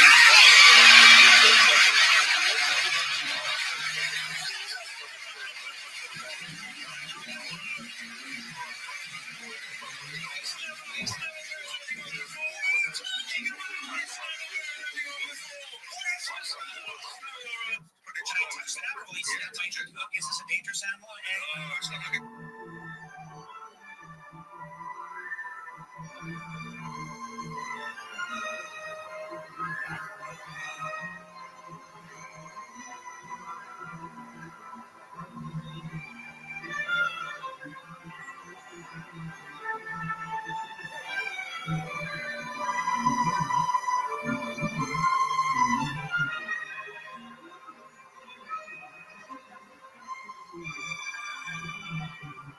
Hi, I'm Sherry Harris of Earth Life Source. The benefits of quality water have never been more apparent. That is why families recognize a Life Source whole house system as their essential home appliance. Life Source pioneered salt-free whole house water. No regular maintenance and no worry. We build, install, and sell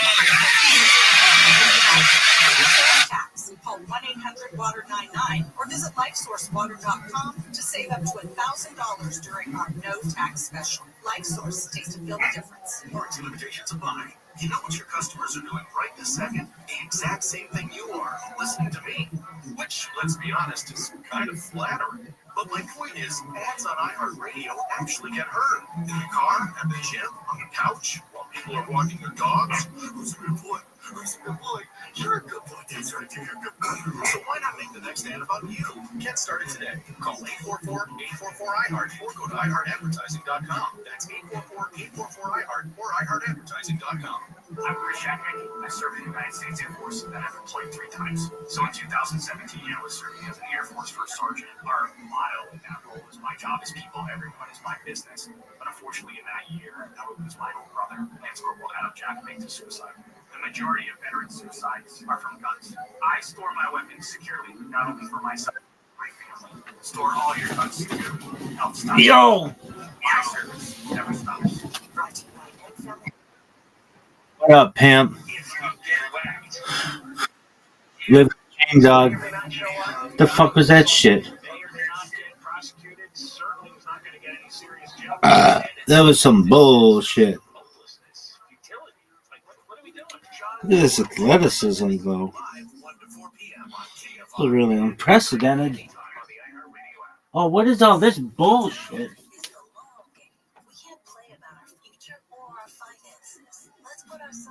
Help. Yo. You okay? Red smiling face, red smiling face, red smiling face. Hey, Daddy. Hold up. I don't have any kids. Of which I know. No, I don't. Really? This is your wake-up call for Tuesday, Oh. December 2nd. Of which I know. Maybe the whole world are my children, babies. Yo, somebody said something. Whoa. Sticks. 4655, can you hear me? Help. What's wrong, baby? Sticks, are you there? Dog. Yo. WTF was that? Sticks, you say help and then you don't respond? Yo, dog. Are you going to talk? Are you just going to be a giant cool person and not talk?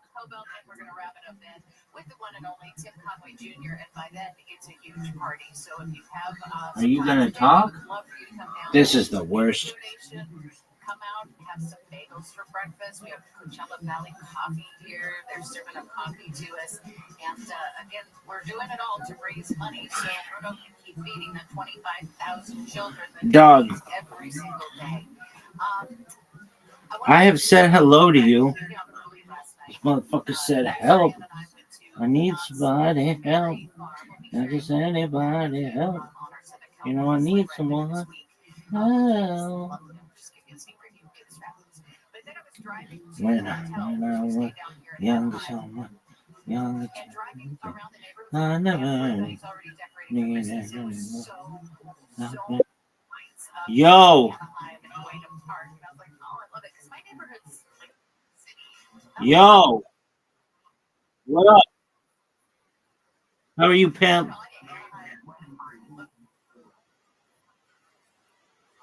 I called you a pimp, and you're wrong. I'm the biggest pimp of all time. How are you?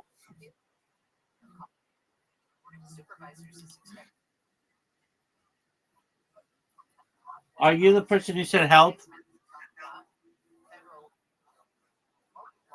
Oh, okay. No, it was somebody named Sticks 4655.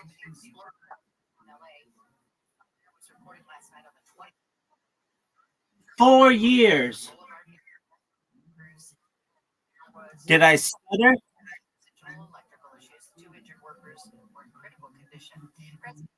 Venezuela's president needs to out of office. Yesterday, that Trump's team met up in Venezuela at the Oval Office last time. So how'd you find out about me?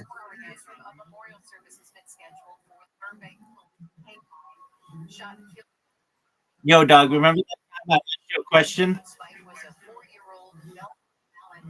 All right, what's your answer, big man? All right, your friend's amazing. How'd they find out about me?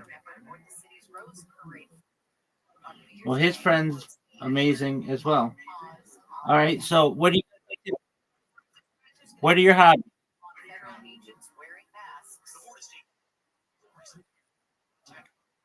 Dog. The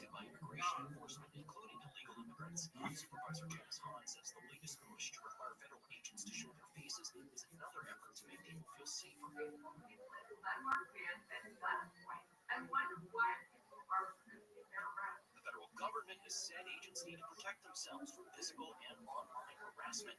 The board voted in July to commission an ordinance being presented today. Michael Monk's KFI News.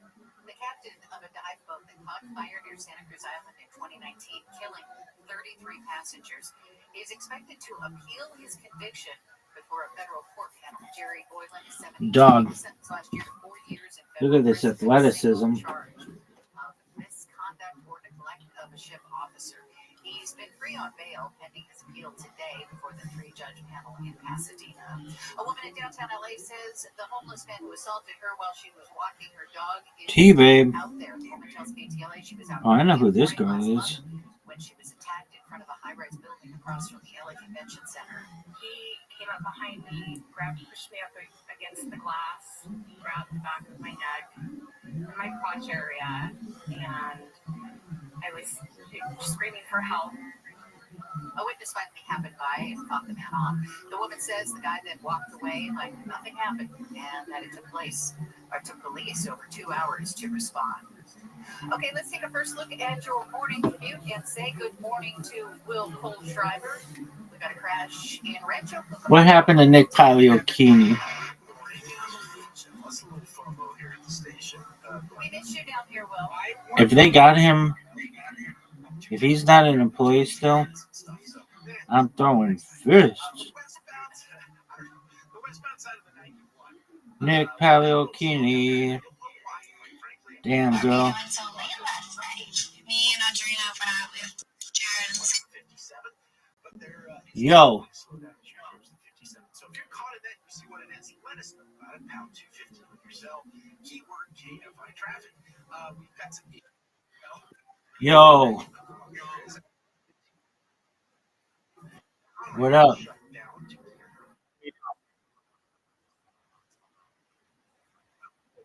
Okay, that's tight.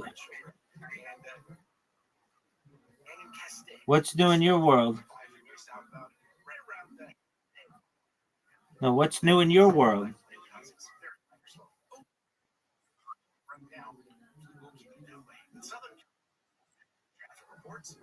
All right, very well. May I ask how old are you? Excellent. Okay, so you're not 18?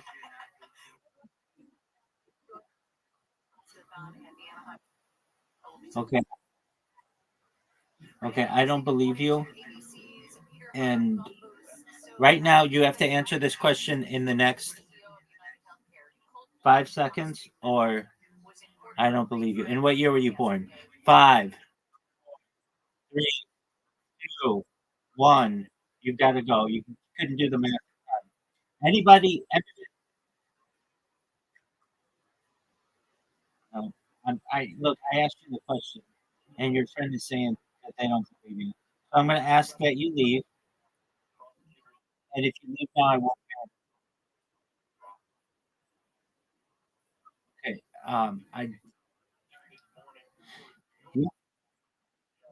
Yeah. Why didn't you just? Okay. Now you're all. Sorry, guys. You got to be nice. I'm not saying you're not nice, but you can't lie.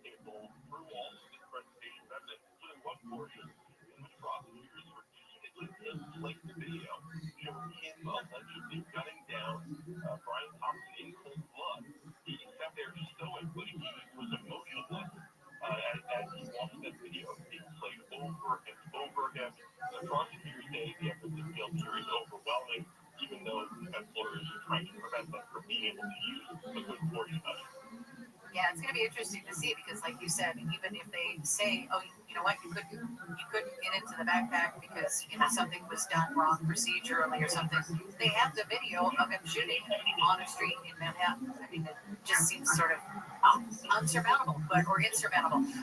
And then, do we know how long it's going to take for the judge to make a ruling, or how long this pretrial hearing is going to last?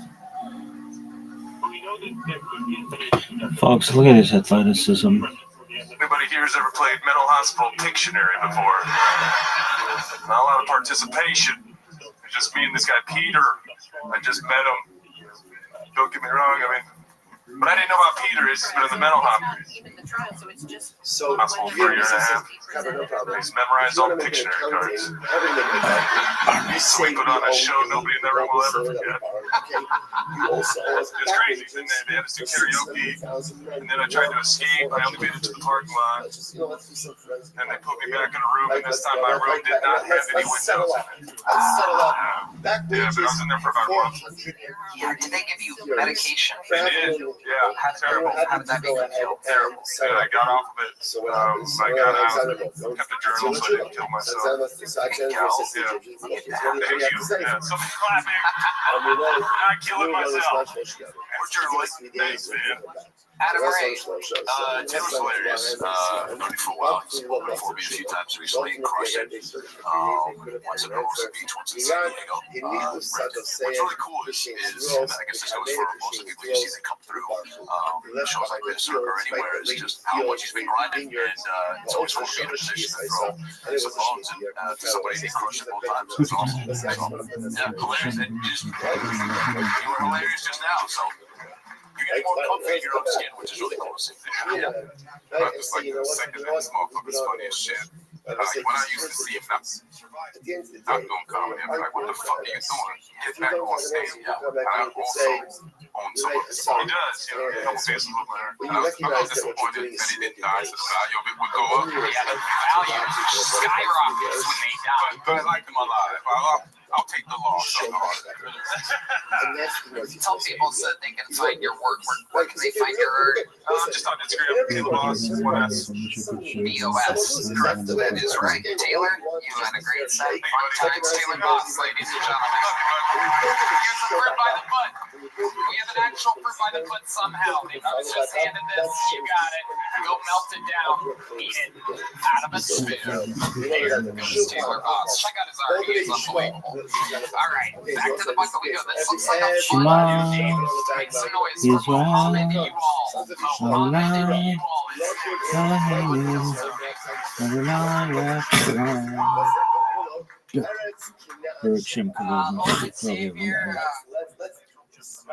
Joe Rogan.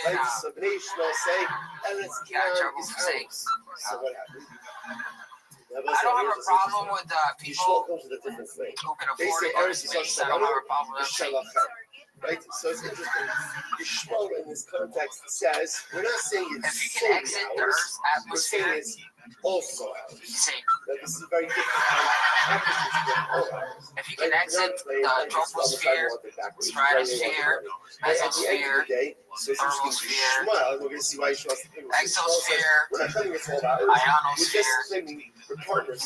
Partners in a flag, so says.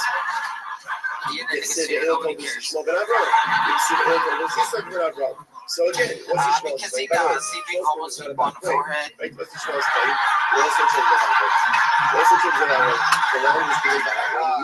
It's my way of giving back. Guys, next time you see a sleeping, so once again, go ahead, I want to know how this ends. Next time you see a sleeping homeless person, tuck him in. Let me do this.